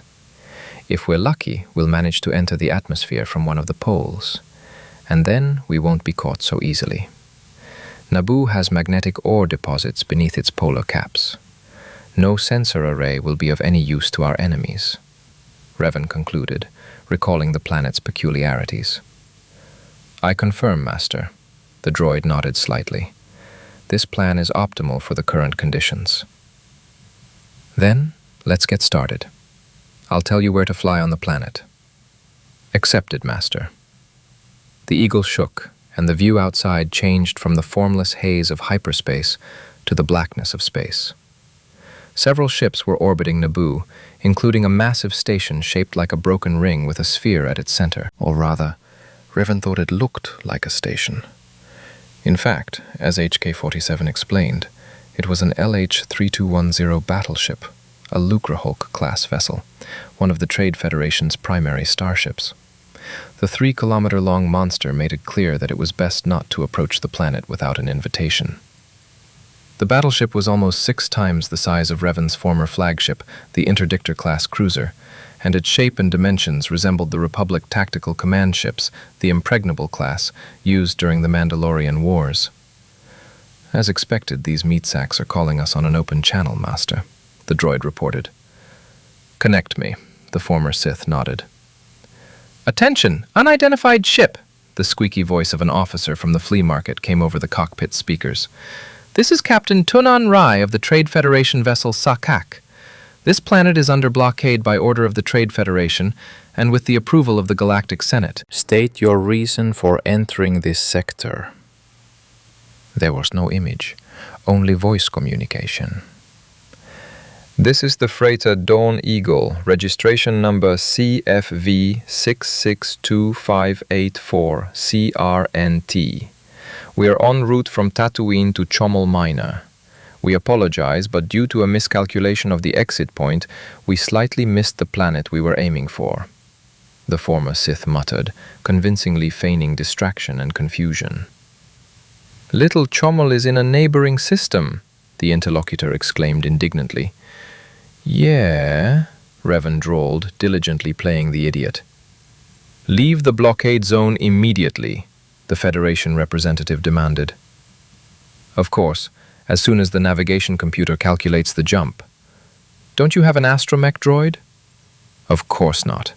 Where did that poor merchant get it?" Reven nearly burst into tears. There was a silence as the enemy naval officer processed what he had heard. "There's nothing unusual, or therefore suspicious, about a ship that, due to a navigation error, ended up in the wrong system. So, technically, the unknown interlocutor has no reason to be aggressive." "You have 10 minutes, he snapped, weighing his options. "Plot a course and get out." It's easier to let an unknown vessel go than to have to explain later why the Trade Federation fleet destroyed a freighter registered on Coruscant. The incident could, of course, be covered up. However, a freighter that fails to arrive at its destination will be searched for within hours. At least that's what the Federation would do. The fleet doesn't need any extra problems with the Justice Corps. "Thank you," the Jedi responded, disconnecting the connection and adding, "5 will be enough for us." NK flashed his optical sensors to indicate that he understood the hint and directed the Eagle towards the planet. Almost immediately, a signal came from the Federation flagship, which was happily ignored. The Ancient One took control of the ship, as no droid could match the skill of a gifted pilot.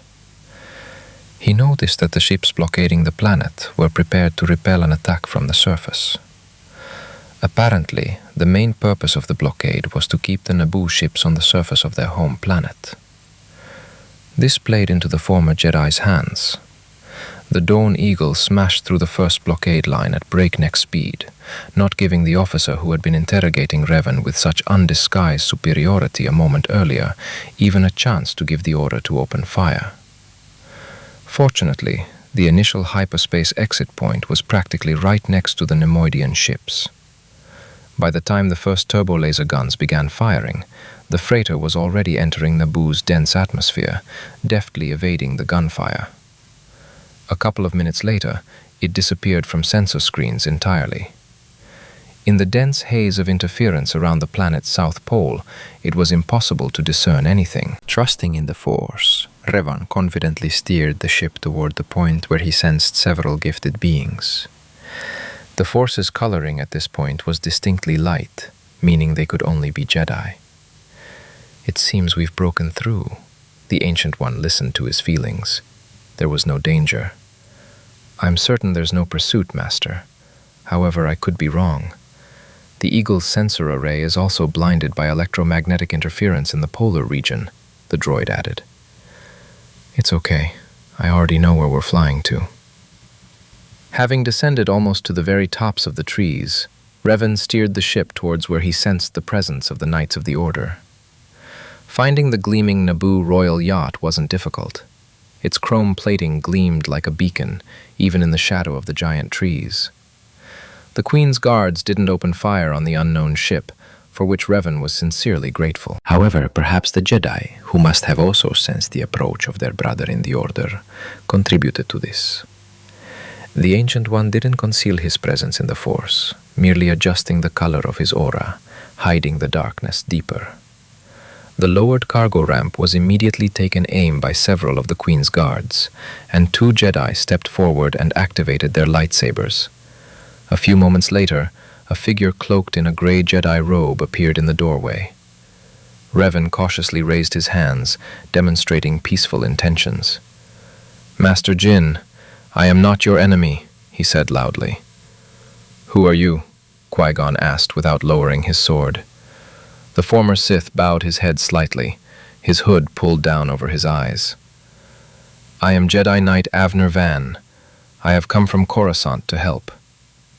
Jin's Padawan visibly relaxed and lowered his blade slightly, but the master himself was in no hurry to trust the stranger. "I've never heard your name," he said suspiciously. "However, we've already met." Revan slightly moved his hood, revealing part of his face and looking into Qui-Gon's eyes. For a few moments, the Jedi peered into the Ancient's face, and suddenly he recognized his interlocutor.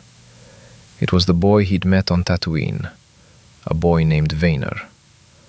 Although he now sported a neat beard, his facial features were quite recognizable.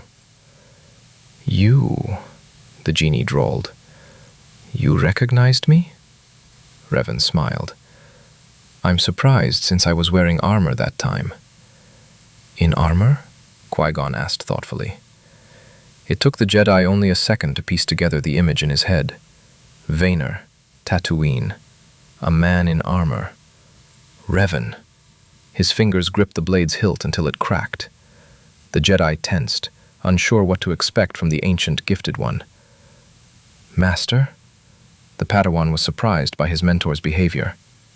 The former Sith recalled the boy's name from the Order's records. His name was Obi-Wan Kenobi, a promising Padawan, albeit overly obsessive about following the rules. In the Ancient's view, the teenager was too susceptible to the Council's influence. "Why are you here?" Qui-Gon asked, pulling himself together. The Jedi already understood that Revan hadn't come to fight. Otherwise, he wouldn't have spoken so openly. Here, however, he practically bluntly told his potential adversary his name. Besides, if he'd wanted them dead, they wouldn't be having such a peaceful conversation right now. "I already told you, I want to help," the former Sith replied, not giving up. "Is it because of the boy?" Ginny guessed. "If it makes it easier for you to understand my intentions, then yes," nodded the one who called himself Avner. Obi-Wan glanced from one man to the other, trying to figure out what was happening. He sensed a Jedi standing before him and his master. There was no trace of darkness, no hint of threat, only power and confidence.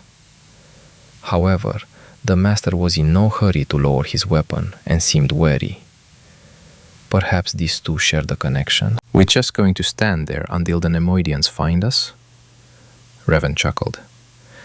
You understand that whatever you're planning, my experience will be useful. Qui-Gon narrowed his eyes slightly, but lowered his lightsaber. Caution and curiosity warred within him. He would have loved to trust Reven, to stand beside him, to ask him about ancient times, about the former order. But at the same time, he understood that before him was not only a Jedi, but also an ancient Sith. This seemingly young man was in fact one of the most powerful and gifted in history, a talented commander and an experienced fighter. Having barely become a knight, he led an army into one of the bloodiest wars of the past.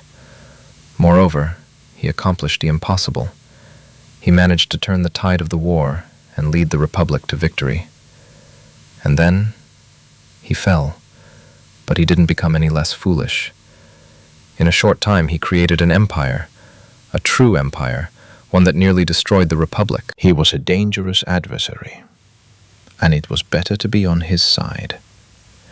The main thing was that that side was the bright side. Good. Avner hesitated a little with the name Qui-Gon. We welcome you to Naboo. The Jedi deactivated his lightsaber, and his Padawan followed suit. The Ancient One lowered his hands with a slight smile. The right decision, he said quietly. Behind him, unnoticed by anyone, HK-47 holstered his blaster, the barrel of which had just moments ago been pointed directly at the head of one of the Queen's guards, hidden in the shadows of the trees. A pair of thermal detonators, ready to be thrown at the Jedi's feet, were launched into a container attached to the droid's waist. The assassin knew exactly how to attack the gifted one. Master Jedi! The girl Reven had seen with them earlier on Tatooine hurried toward Qui-Gon and his Padawan. Padme, the Ancient remembered her name. Your Highness, the genie turned to her. Revan raised an eyebrow slightly, surprised by this address. So this is the Queen of Naboo, he thought. Not impressive. Who is this man? She asked, her voice taking on a commanding tone. This is Jedi Knight Avner Wan from Coruscant. The Council sent in to assist us, Qui-Gon explained, beating Reven to his heels. His experience will be of great use to us. Experience? The girl asked again. Yes, nodded Jin. Avner has extensive experience in strategic planning as well as tactical management of combat units. From a number of 3 sentient beings to a full-fledged fleet, the Ancient added quietly. The Queen was clearly surprised by this turn of events. But we've already approved the plan of attack, she said confidently. Attacks? Reven asked. Attacks on what? And with what forces?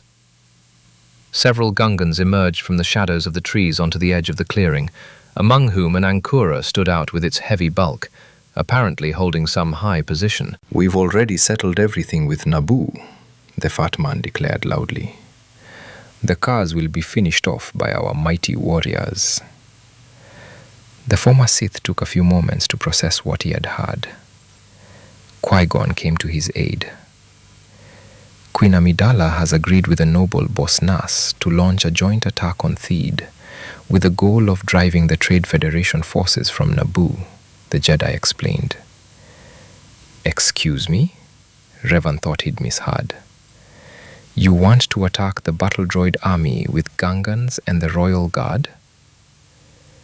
We don't need your help, guards, Boss Nass waved his hand. We'll break the machine ourselves. The guard forces, meanwhile, will try to break into the royal palace, Amidala added. Stop!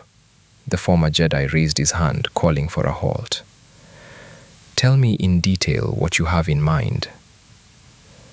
Half an hour later, the great conspirators and revolutionaries finished outlining their brilliant plan.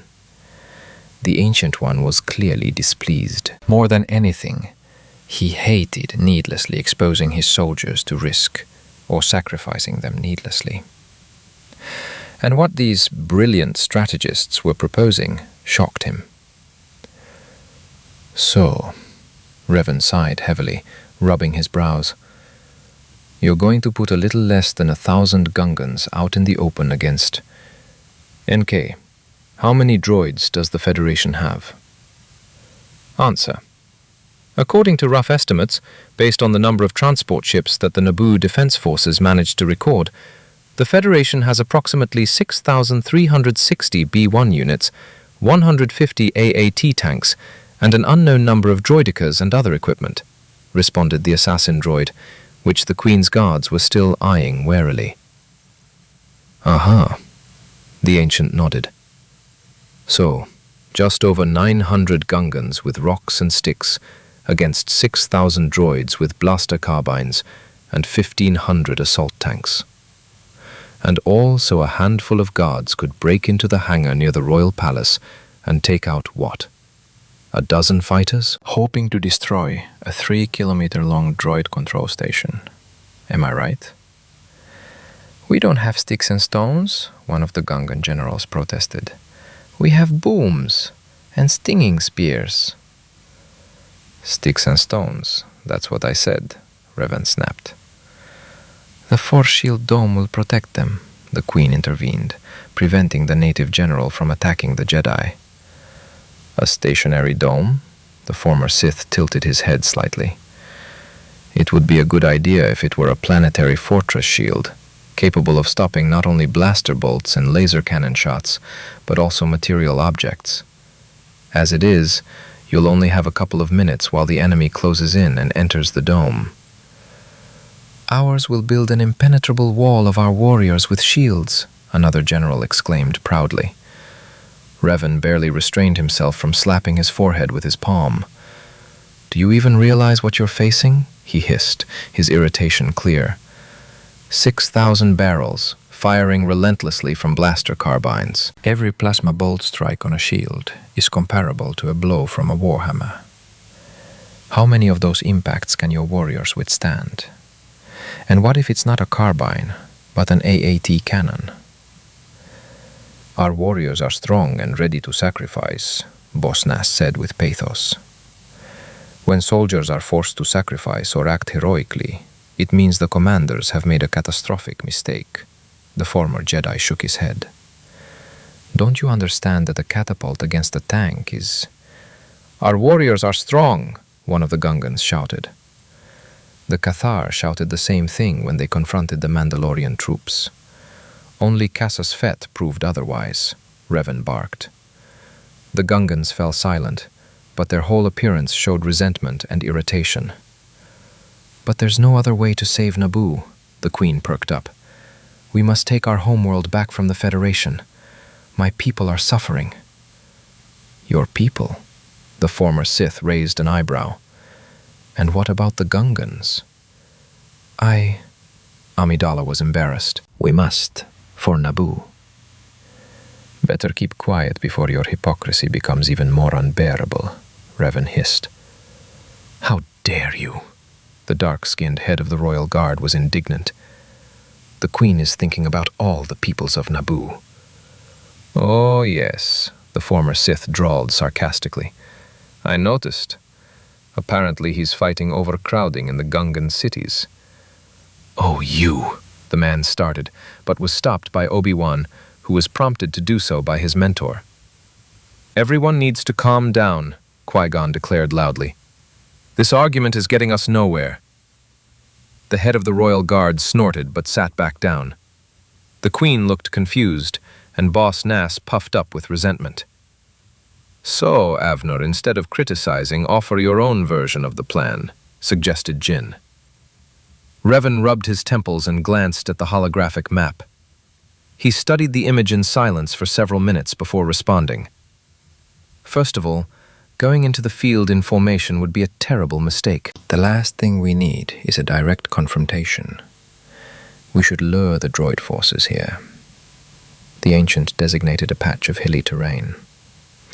Part of the force, under the shield dome, will act as bait between two hills. We'll position the catapults behind them on the high ground. This will increase their range and allow for more precise aiming. The hills will also limit the AAT tank's capabilities, as their vertical aiming angle is severely limited. Those around him, who had initially been reluctant to follow the Jedi's explanations, listened with interest and turned their gaze to the map. Next, use your riders as mobile units, using classic hit-and-run tactics. Arm them with your boom-booms. Have them attack from the flanks and come to the rear, under the cover of the hills. Don't wait for the enemy to get under the shield dome. Fall back and pull the front line back. Here and here. Reven pointed to the hills flanking the central plateau. Place 2 squads of riflemen. I have a pair of heavy ACP repeaters. I'll show you how to use them. Wait for the droids to get closer, concentrating on your brethren under the shield, and then destroy them with a crossfire. Then, the center squad should immediately move forward, close the distance, and finish off the survivors. B1s are quite fragile and can be disabled even by a strong blow from a sturdy stick. Pick up their weapons. Fire back! There are too few of them. Qui-Gon shook his head. The Ancient One exhaled. Yes, there are few of them, but this way they can inflict maximum damage on the Federation army before the droids can respond. Let's hope our tactics will cause a lot of problems for the control station's tactical AI.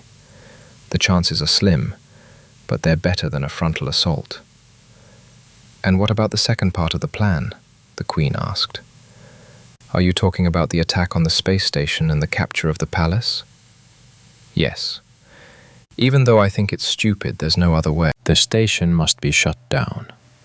Which means attacking it in space. The former Sith seemed surprised by his own words. However, the enemy's air defenses must be suppressed before takeoff to reduce losses during takeoff.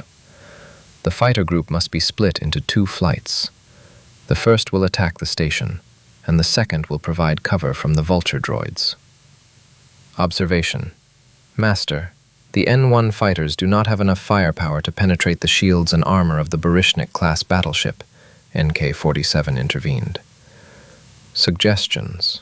The Ancient One turned his head towards him. Tactical proposal. The main hangar gates are not equipped with force fields.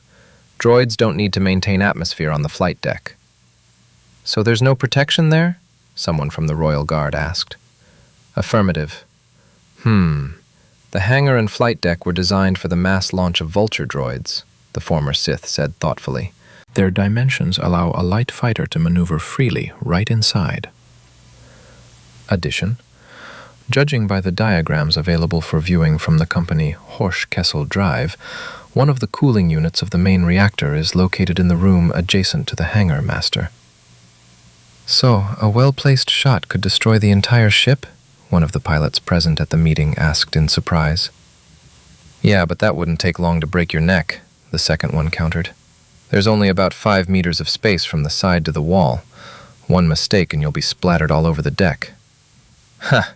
Mind you, I'll volunteer for a one-way flight, the first one chuckled. If it means I can take down this monster with one shot and minimal losses, then why not? After 10 minutes of lively debate, everyone agreed that the option of getting on board through the hangar would be the most effective. Reven mentally made a note to keep Anakin away from the fighters. Force forbid.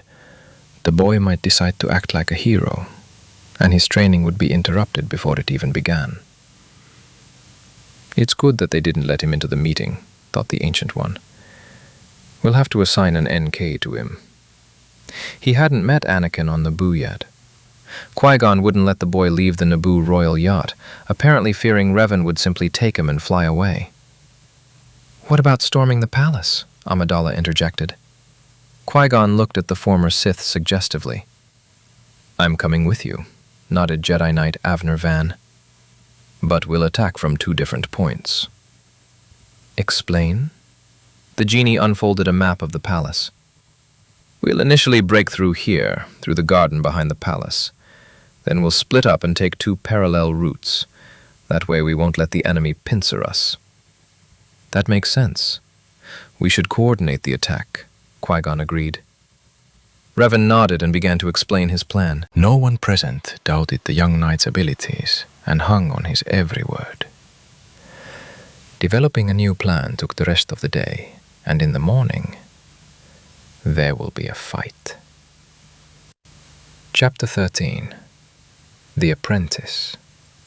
The Path of the Dark Side. Chapter 13. The Apprentice. The Path of the Dark Side.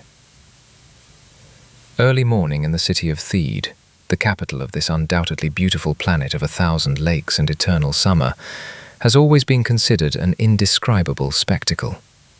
A crimson dawn filled the eastern sky, reflecting off the domes of the royal palace and sparkling with thousands of iridescent sparks in the spray of the numerous fountains amidst the green parks. This riot of colour left anyone capable of distinguishing colours spellbound, their mouths agape. Only the Gungans would have twitched their ears in disbelief, wondering, how can this compare to the glow of the dome of the underwater city at sunset? However, the droid army guarding the royal palace, captured by the Trade Federation viceroy, cared little for beauty. Unceremoniously toppling several sculptures from the parapet of the monarch's second-floor residence, the mechanical soldiers decorated the facade with several heavy blasters. A 50-strong B-1 squad, supported by an AAT tank, stood guard in each courtyard. The galleries were patrolled by droidicas, ready at any moment to turn any enemy they encountered into a blaster-ravaged, charred mass of flesh. And although the main troops left the capital, heading towards the Gungan forces that suddenly appeared on the approaches to the kingdom's border to teach a lesson to the completely insolent natives, the palace was still guarded to the highest standard.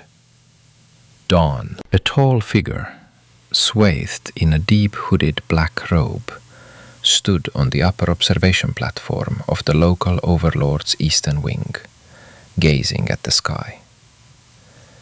Darth Maul had never liked dawn, mostly because it signaled the end of the night's saving silence and the beginning of a new day of torture and endless pain, which his master for some reason called training. Ever since his childhood on Dathomir, he had cursed the rising sun, wincing in disgust every time he raised his eyes to the reddening skies. But today, he stared fixedly to the east, and the Force was the reason. The Sith apprentice sensed the presence of the Jedi on the planet, and now they were approaching. Approaching from the direction of the natural phenomenon he so loathed. Suddenly, he noticed a small glimmer on the horizon. The sun reflected momentarily on the armor of a scarlet starship, barely visible against the dawn sky. At that moment, an alarm sounded. The royal palace's air defense systems had detected an unidentified object. "Here you are," the Zabrak grinned, turning around and going inside the building. The Eagle, with its gifted captain in the pilot seat, was rapidly approaching the blue-tinted domes of the Naboo monarch's residence. "Warning, we have been detected, Master," reported NK from the co-pilot's seat. "I already understand," Reven said with a smile, throwing the ship to the side to let the first strokes of laser beams pass by. "Am I the only one who thinks this is a stupid idea?" Qui-Gon asked, clinging to the back of his chair and not trusting the inertia dampeners. "Wouldn't it have been better to sneak in stealthily, as Panaka suggested?" The former Sith sent the Eagle into a vertical dive, but abruptly brought it back to the horizon at the very ground. "No, we discussed it. Patrols on the approaches would have robbed us of the element of surprise. As soon as we caught the droid's eye, or destroyed even one, the control station would have received a signal and alerted our adversaries to the intrusion. We would have been trapped in the palace, with 100% certainty." The Ancient One didn't mention that he also sensed a dark, gifted being nearby. He intended to personally communicate with his casual acquaintance from Tatooine without attracting the attention of the Order's knights. "And now, no?" asked Obi-Wan, trying to remain as calm as his master, but gradually giving in to the urge to vomit. Not anymore, Reven agreed, grinning cheerfully. We'll just fall on their heads. With a distraction like that, Panaka might as well march through the main gates, singing the royal anthem. NK, right now. Obeying the order, the droid aimed its single but rather powerful laser cannon at the nearest air defense tower and fired. A crimson beam struck one of the towers in the palace's east wing, 5 meters below the defensive cannon platform. The Naboo had spared no expense in protecting their monarch, covering the firing points with small domed force shields, but had forgotten about the structure itself. What could stonework do against several gigajoules of laser beam energy? The answer was immediate. The platform housing the anti-aircraft cannon sank 3 stories and fell silent forever. Excellent, NK, Reven praised. 2 more towers and we'll have a landing zone. With pride. It won't take long, the droid responded immediately. The Eagle dodged another shot and responded with a direct hit on the supporting structure supporting the second platform with the Palace Defense System's gun. It's good that Anakin isn't with us, Obi-Wan tried to joke, turning slightly green. He would have definitely asked to be the pilot. I have to admit that the idea of leaving young Skywalker in the Gungan camp turned out to be quite successful. Qui-Gon nodded in agreement. Revan was just leading the nimble freighter to a new target. I hope they're looking after him, he asked. He's quite capable of going off in search of adventure. I left him in the Queen's care. Panaka assured me they would both be given the highest level of protection, the genie responded. The former Sith almost lost control of the ship after hearing that last phrase. So you're saying you left a restless, adventure-seeking boy next to a restless young queen? The Jedi wanted to object, but thought for a moment and said something completely different. I didn't look at it from that side, he admitted. But is the queen really so reckless as to get into the thick of the battle? Apparently, you haven't studied it well. Revan shook his head and listened to the Force. Indeed, Anakin's powerful aura was felt quite nearby. Apparently, he was traveling with the second group, led by the royal security chief. NK dispatched the last platform covering the backyard with another well-aimed shot. The freighter descended, straight toward the crowd of droids preparing for defense. Attention! Readiness in 30 seconds, the Ancient One commanded. It's going to be hot. The assassin droid immediately rose from its seat and hurried toward the cargo ramp. The Jedi followed suit. One of the guard pilots took the co-pilot's seat to steer the Eagle away from the air defenses after the strike team disembarked. Meanwhile, in the cargo bay, 2 Jedi, an assassin droid, and 6 of the Queen's guards prepared for battle. Reven, entering the room, looked at everyone with an experienced gaze, mentally making the final adjustments to the formation. So, let me recap the plan, he began in his familiar commanding voice, causing everyone to brace themselves. Our group will land at the eastern edge of the royal gardens behind the palace. The second group, under the command of Security Chief Panaka, will enter from the opposite end. Together, we'll break through to the rendezvous point at the entrance to the monarch's residence. Then we'll take the shortest route to the Naboo Guard's internal hangar, where the pilots will begin the second part of the plan. The strike force, meanwhile, will split again and take 2 parallel routes to the throne room, where, according to information from Panaka's agents, the Trade Federation Viceroy is currently located. The fighters nodded in agreement with the plan. We're expecting serious resistance from the enemy droids, the former Jedi continued. So we'll form up like this. NK and I will take the vanguard. Qui-Gon and Obi-Wan will take up positions on the flanks. We'll cover the guards and pilots from enemy fire. The rest of you, follow us at a distance of 5 meters. Don't get any closer, don't run into lightsabers, and don't point blasters at us. Avoid open spaces. Stay close to cover. Cover each other and keep your eyes open. May the Force be with us. May the Force be with us, the Jedi responded. A discordant chorus of good luck wishes from the mediocre fighters followed. The ship shook. "And here comes the assault tank," one of the guardsmen said nervously. Optional explanation. The Eagle's reinforced shield is quite capable of withstanding multiple hits from an AAT cannon, the assassin droid said emotionlessly. The former Sith nodded approvingly, agreeing with NK's words. The rate of fire from a single tank wasn't enough to penetrate the shields, as they had time to recharge between shots. But if there were multiple tanks, there would be problems. The guards trapped in the truck's hold were clearly nervous. They weren't the only ones, though. "There are too many droids there," Kenobi whispered with excitement in his voice. "Trust the Force, young Padawan," Jin encouraged him. "And remember your training." "Yes, teacher." Reven watched this scene, checking the fastenings of his chest plate. Having finished the armor, he pulled his hood lower. He didn't need to see around him, for the Force provided far more information than hearing or sight.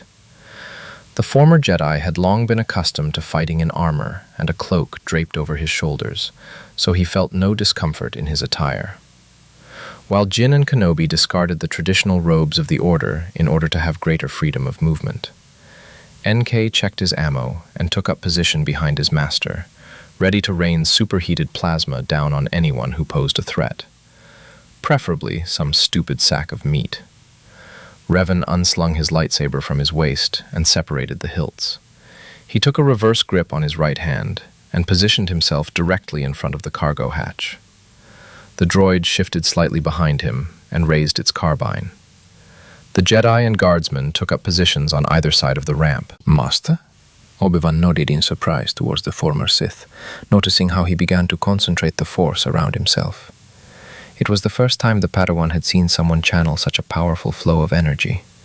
This was no longer simply strengthening his own body, but something more. All that came to mind were Master Yoda's words about how every Jedi is capable of calling upon the Force as an ally if their will is strong. The sight filled the young apprentice with respect for the unknown knight. Reven, meanwhile, entered a kind of trance, mentally reciting the words of the Jedi Code, as he had done before every major battle in his past life. Then he reached out to the Force and strengthened his body with a technique formerly known as Force Valor, erected a small barrier around himself to protect himself from the first wave of shots, and prepared to use the acceleration boost. Jin watched the ancient knight's training with ill-concealed awe. He hadn't seen such concentration of the Force in a long time. The knowledge and techniques that Reven so easily employed were now available only to a few masters. No, any gifted Jedi, with sufficient diligence, could strengthen their bodies and even deflect a blaster bolt with their bare hands. But Reven, he clearly understood the Force and the Order's teachings much more deeply. He also had an understanding of the other side. Mentally, the Jedi accepted the sudden idea that a better teacher for Anakin would be hard to find. However, the past of this ambiguous gifted Jedi was alarming. With such a mentor, Skywalker could be both the galaxy's salvation from the Sith and the death of the Jedi. Look carefully, Obi-Wan. What you're about to see, well, you'll understand it yourself. Qui-Gon replied to his apprentice's questioning gaze. Sergeant Droid, BD-346, assigned to the 3rd Assault Squad of the 2nd Regiment of the Trade Federation Armed Forces, was the first to respond to a new threat that had appeared in the territory entrusted to his protection. A scarlet starship, clearly not of military design, descended without authorization, attacking several weapons platforms covering the rear courtyard of the royal palace. Obeying the basic directives programmed into its base software, the droid sent data from its optical sensors to the orbital station, awaiting further instructions. The order came almost instantly. Attack the enemy. The response message also contained several options for how the battle would unfold and proposals for using the soldiers of the 3rd Detachment, supported by an assault tank. The first salvo from the AAT's main cannon missed its target. After all, B-1 series droids weren't known for their excellent targeting systems, but the second hit its target.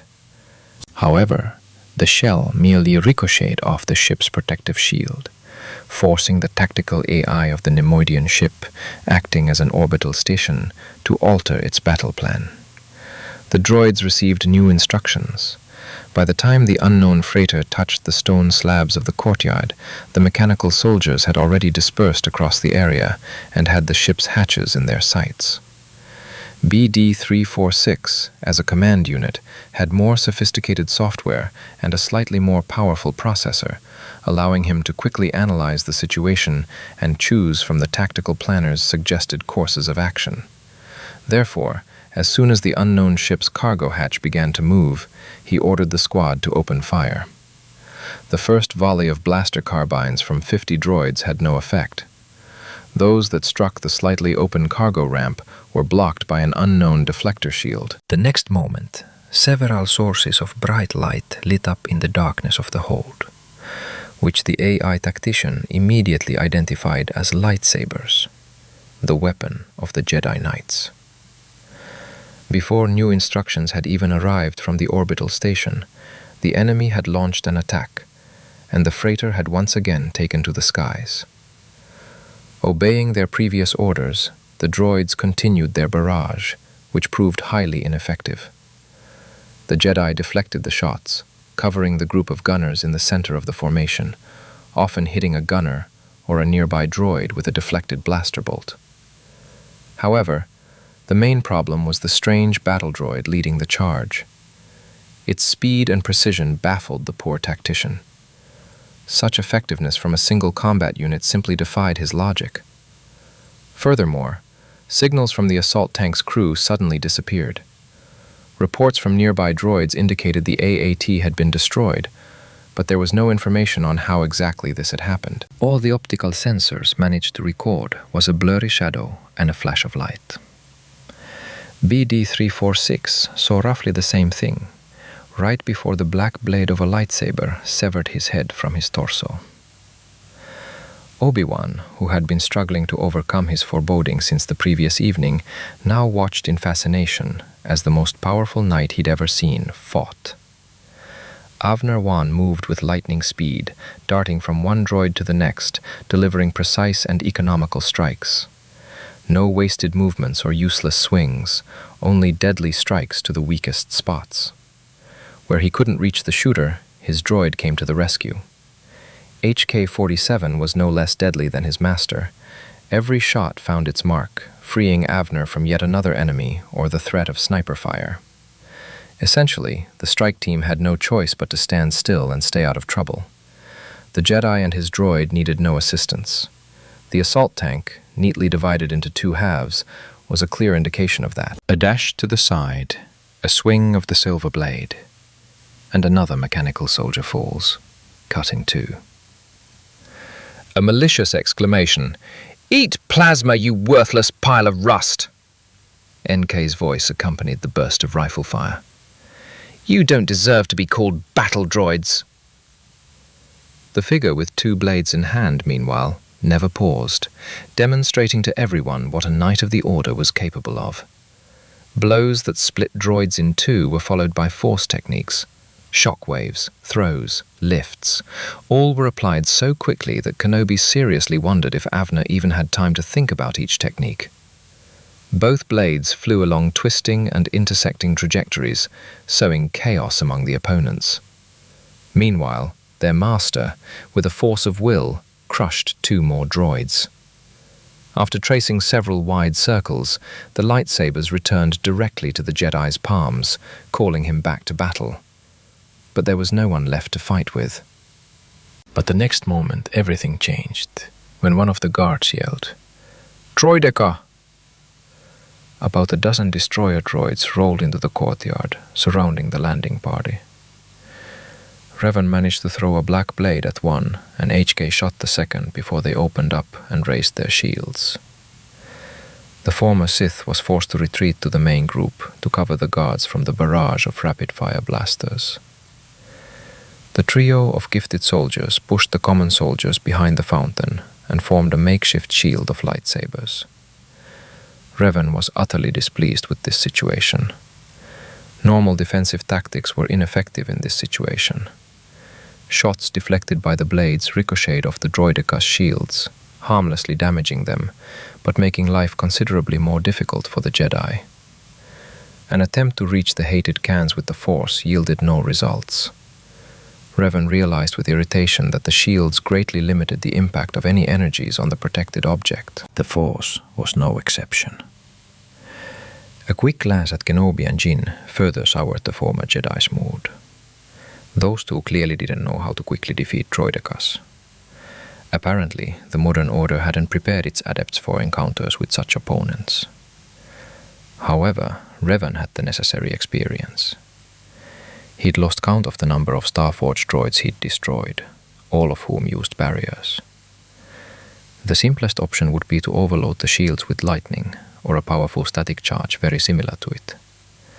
However, this could provoke the Jedi to act irrationally towards a dark side adept. Reven had no desire to prove to those around him that he wasn't fallen, but simply looked very much like one. But there were other ways to deal with the droidekas. "NK, discharger to the right flank," the Ancient One ordered.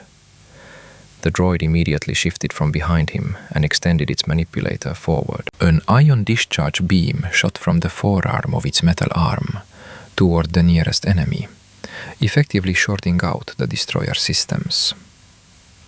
At that very moment, the defenseless enemy was shot by the guards, and the NK prepared to repeat the trick as soon as the required module recharged. "Obi, Jin, cover!" Reven barked, focusing on calling on the Force for help. With an effort of will, he tore a chunk of stone slab from under the feet of another droid, causing it to topple onto its neighbors.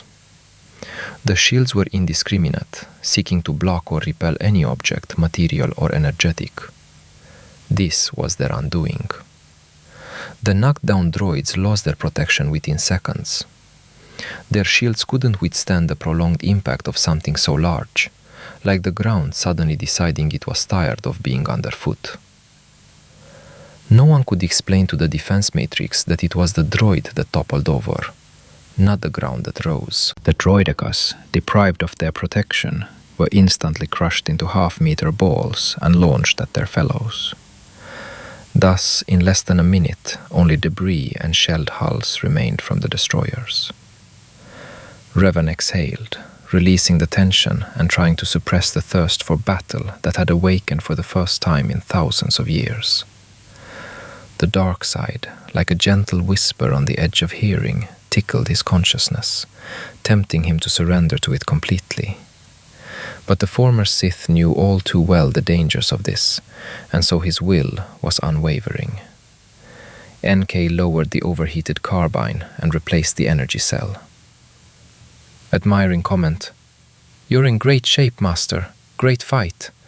But I hope we'll see some meat sacks in the future." "Anything is possible," Reven said with a grin, listening to the conversations behind him. The guards discussed what they had seen in low voices. "Wow, I've heard that Jedi are powerful fighters, but that much?" Yeah, with that kind of support, any enemy is a breeze. "Yeah, the main thing is to not get caught in the crossfire yourself," the fighters said, vying with each other. Only two were silent. The Jedi.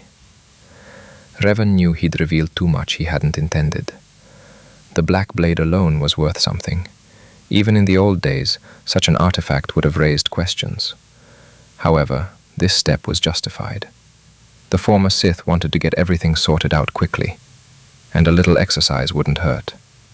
Qui-Gon and Obi-Wan, without saying a word, approached the person responsible for the mountain of chopped iron around them. Not without approval, Reven noted that the faithful droid was tracking the movements of the light adepts, with its barrel slightly lowered. Respect was evident on Jin's face. He was glad to see in action the man he had read so much about in the archives. Kenobi was impressed by the skill of the knight Avner Van, about whom, for some reason, he had never heard anything until now. "Knight Wang," he began, "let me express my admiration for your preparation.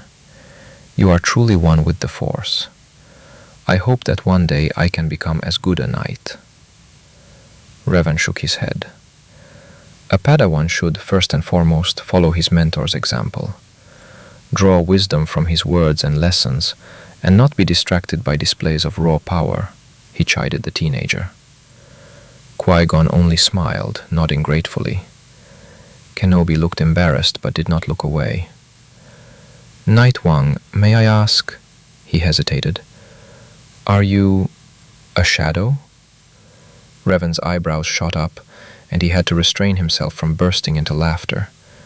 He'd been mistaken for a tracker from the mythical Shadow Corps, that secret society born in the depths of the Order, whose goal was to find and destroy any manifestation of darkness. But there's no confirmation of the Shadow Corps' existence, and there never was.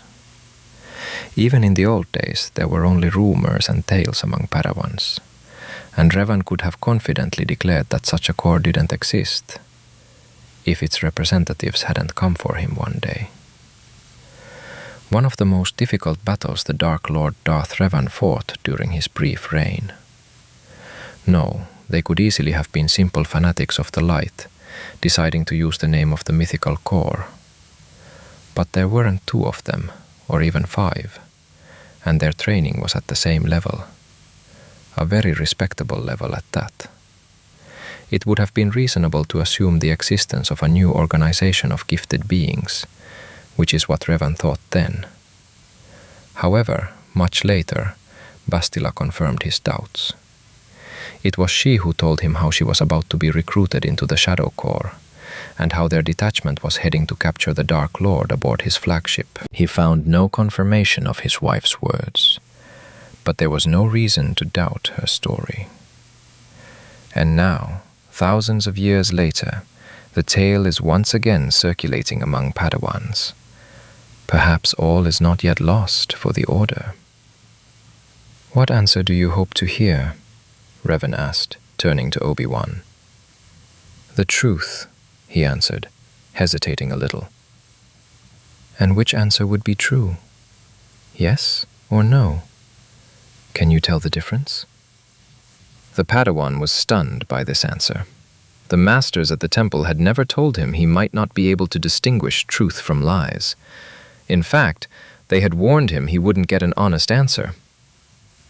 But the student began and stopped short, not knowing what to say. Shadows are a myth, Reven smiled. Let them remain a myth. Jin shook his head, hiding a smile. Before his eyes, Reven had created a new legend about a knight named Avner Van, without a single lie. And he'd even taught his Padawan a lesson about not believing everything he heard, even if it came from a higher up in the Order. Poor Obi-Wan would now spend weeks wondering who this Knight Van really was. Warning, armed meat sacks approaching, NK reported, raising his carbine. Revan turned his head and saw Panaka frozen near the column. The head of security looked with disbelief at the battlefield and the group of Jedi and guardsmen who didn't have a scratch on them. The former Sith glanced around the area and nodded, silently agreeing that it all looked very impressive. A small group of fighters surrounded by a mountain of scrap metal, chatting cheerfully against the backdrop of a tank cut in half and slowly burning, couldn't have made any other impression. When we were discussing the diversionary maneuver, I must admit, I didn't imagine this, Panaka said as he approached, gesturing to his group that there was no danger. Explanation. The owner is in a good mood, noted NK, which caused a new stupor in the dark-skinned soldier. Reven rolled his eyes and shook his head. How did your part of the operation go? Qui-Gon asked, ignoring the droid's comment. Panaka started, shaking off the shock. Quite well. We encountered no resistance and were able to pass unnoticed.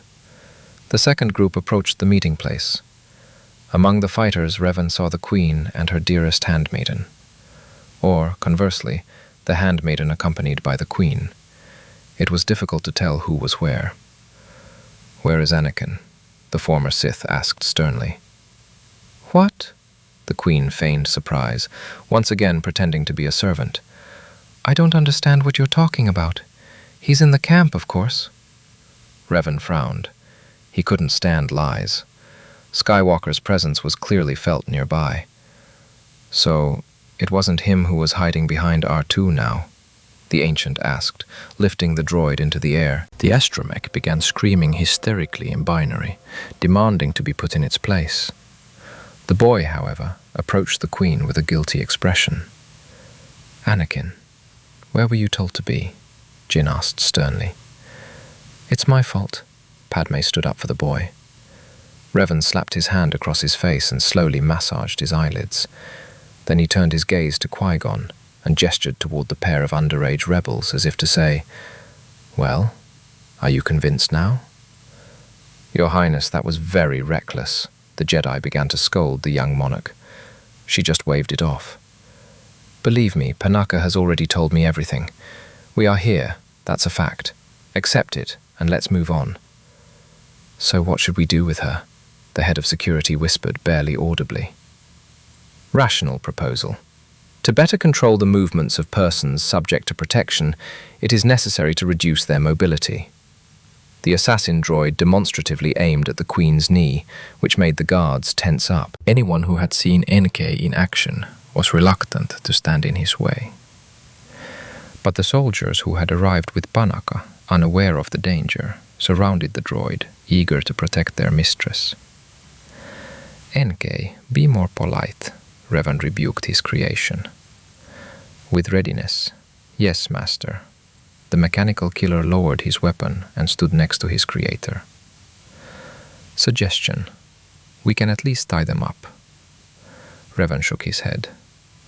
"If there are no better offers, you will keep an eye on the boy personally, and you will be responsible for it," the former Sith threatened. Depressed. "Yes, master." The assassin droid sadly agreed with the order. "Anakin, don't take a step away from the NK," Reven said sternly. The boy nodded vigorously. He needed overprotection like a rancor needs clothes, but he couldn't bring himself to contradict his friend, and Skywalker considered Vanera of Tatooine a friend. The Jedi watched the scene in silence. While Kenobi seemed unconcerned about the boy, Jin was worried. The prospect of Reven simply taking Anakin without the Council's approval didn't appeal to him. After all, while he held the legendary knight in high regard, they weren't close. The Jedi didn't believe that Reven, having redeemed himself, intended to corrupt the boy's personality. However, the former Sith would certainly not sidestep the issue of the dark side during his training. What if the boy snapped? What if the darkness consumed him completely, turning him into a monster obsessed with power and strength? Would Reven stop him? Qui-Gon planned to train the boy himself, but he couldn't help but notice the emotional connection that had already begun to form between the former Jedi and Skywalker. It wasn't a force bond, but trust. The boy trusted Reven and obeyed the order to remain by the droid's side without protest. Perhaps he is the one who should teach Anakin. The chosen one must understand both sides of the Force and have a choice. The Council will leave him no choice. But the former Sith Lord, it's all too complicated to be resolved so simply. Meanwhile, Padme attracted attention. "Can we continue the assault before they throw all their forces at us?" she said indignantly. "It's not an assault, but a sabotage operation. An assault is much faster. And noisier," Reven corrected her. Although it was a surprisingly wise idea. Panaka immediately formed his guards into formation. The plan was for the group to split up again. Reven would lead 5 fighters through the central staircase, attracting attention and allowing the second group to quietly carry out their plan. Specifically, they would infiltrate the main hangar and seize several N1 starfighters, subsequently attacking the Trade Federation flagship and sparing the Gungans the fate of being slaughtered by the droid army. The Queen, meanwhile, hoped to reach the throne room and arrest the Viceroy. Revan and his squad were supposed to proceed in the same direction, but by a more direct route. However, the former Jedi had another goal, one no one suspected. He had already lost track of Maul's presence as they approached the palace. The Sith had concealed his presence much more skillfully than he had on Tatooine. The Zabrak Hutt clearly had no desire to confront Reven. With his attack, the Ancient planned to draw the Sith out and force him into a confrontation. However, whatever Maul and his master were planning, Gunray's death or the destruction of the Trade Federation were not in their interests. The Jedi joined Panaka's group, intending to ensure the Queen's safety, so that no one could interfere with the conversation with Maul. The meeting and regrouping took no more than 3 minutes. Afterward, the Queen and her retinue set off for aggressive negotiations. Reven, meanwhile, launched a diversionary maneuver. Specifically, he blew out the tall decorative doors blocking the entrance to the main staircase with a powerful force push, simultaneously ripping the interior furniture off its hinges and tearing several marble slabs from the floor and walls. And then the assault began. Reven's group advanced with incredible speed. The droids didn't have time to prepare their defenses before a whirlwind of lightsabers, supported by a team of 5 snipers, burst into the next corridor or hall, sweeping away everything in their path. The former Sith missed the NK he'd left with Anakin. The guardsmen, though they tried to actively assist, weren't accustomed to working in tandem with a Jedi. Reven was often forced to defend them or change the direction of his attack to avoid engaging particularly active assistants. They encountered droidicas several times but quickly dispatched them.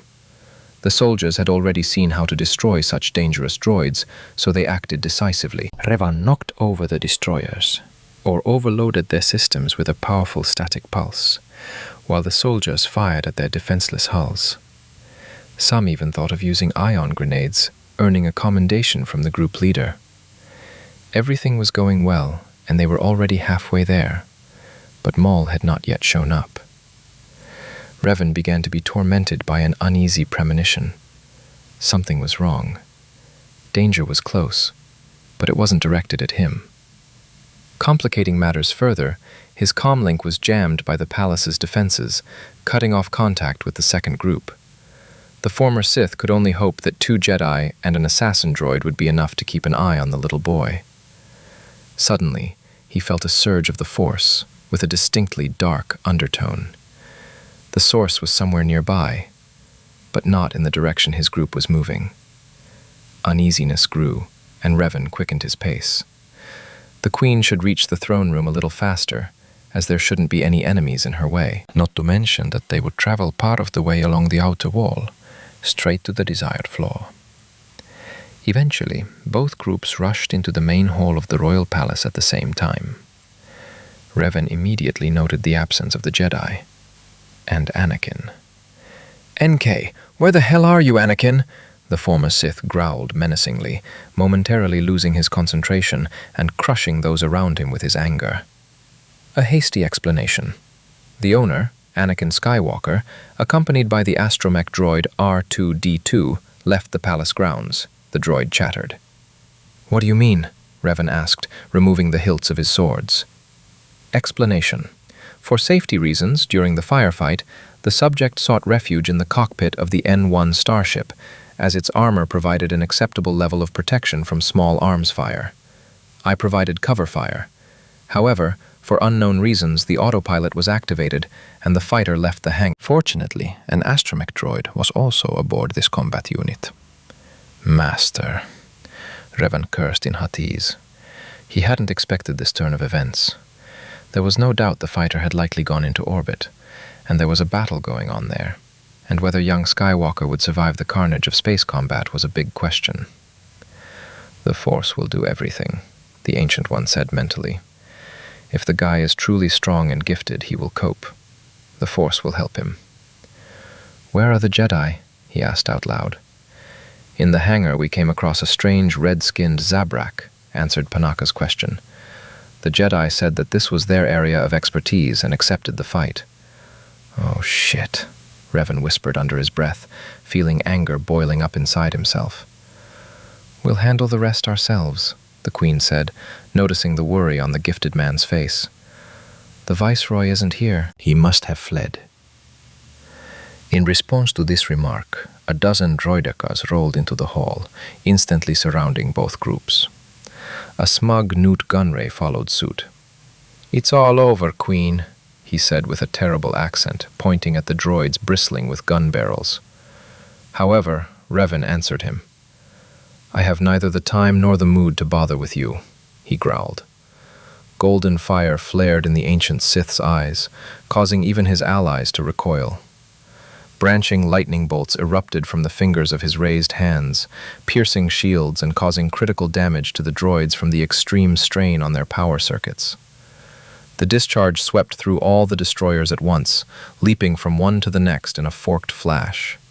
Stunned by the swift reprisal against his guards, the Nemoidian attempted to flee. However, the black blade of a lightsaber thrown after him severed his left foot. With a cry of pain, the Viceroy rolled head over heels across the floor. Gunray's aide, who had been standing like a silent statue the entire time, tried to grab the blaster, but in the blink of an eye, the figure next to him took his wrist. The guards, awakened from their stupor, took control of the room, dispersing and attempting to block the passages with protective armored doors. However, Reven Force managed one of the doors, declaring that he would need to find a way out. "I won't leave this alone," the governor cried, clutching the stump that remained of his foot. "You attacked the representatives of the Trade Federation government."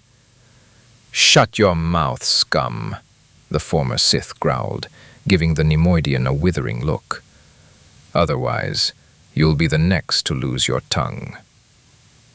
The prisoner immediately stopped threatening those around him with terrible punishments and lawsuits to the Senate, realizing it was best not to argue with this rational being.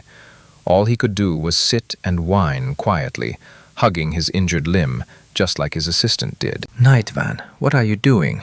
Amidala snapped, apparently only just regaining her voice. "He's a prisoner.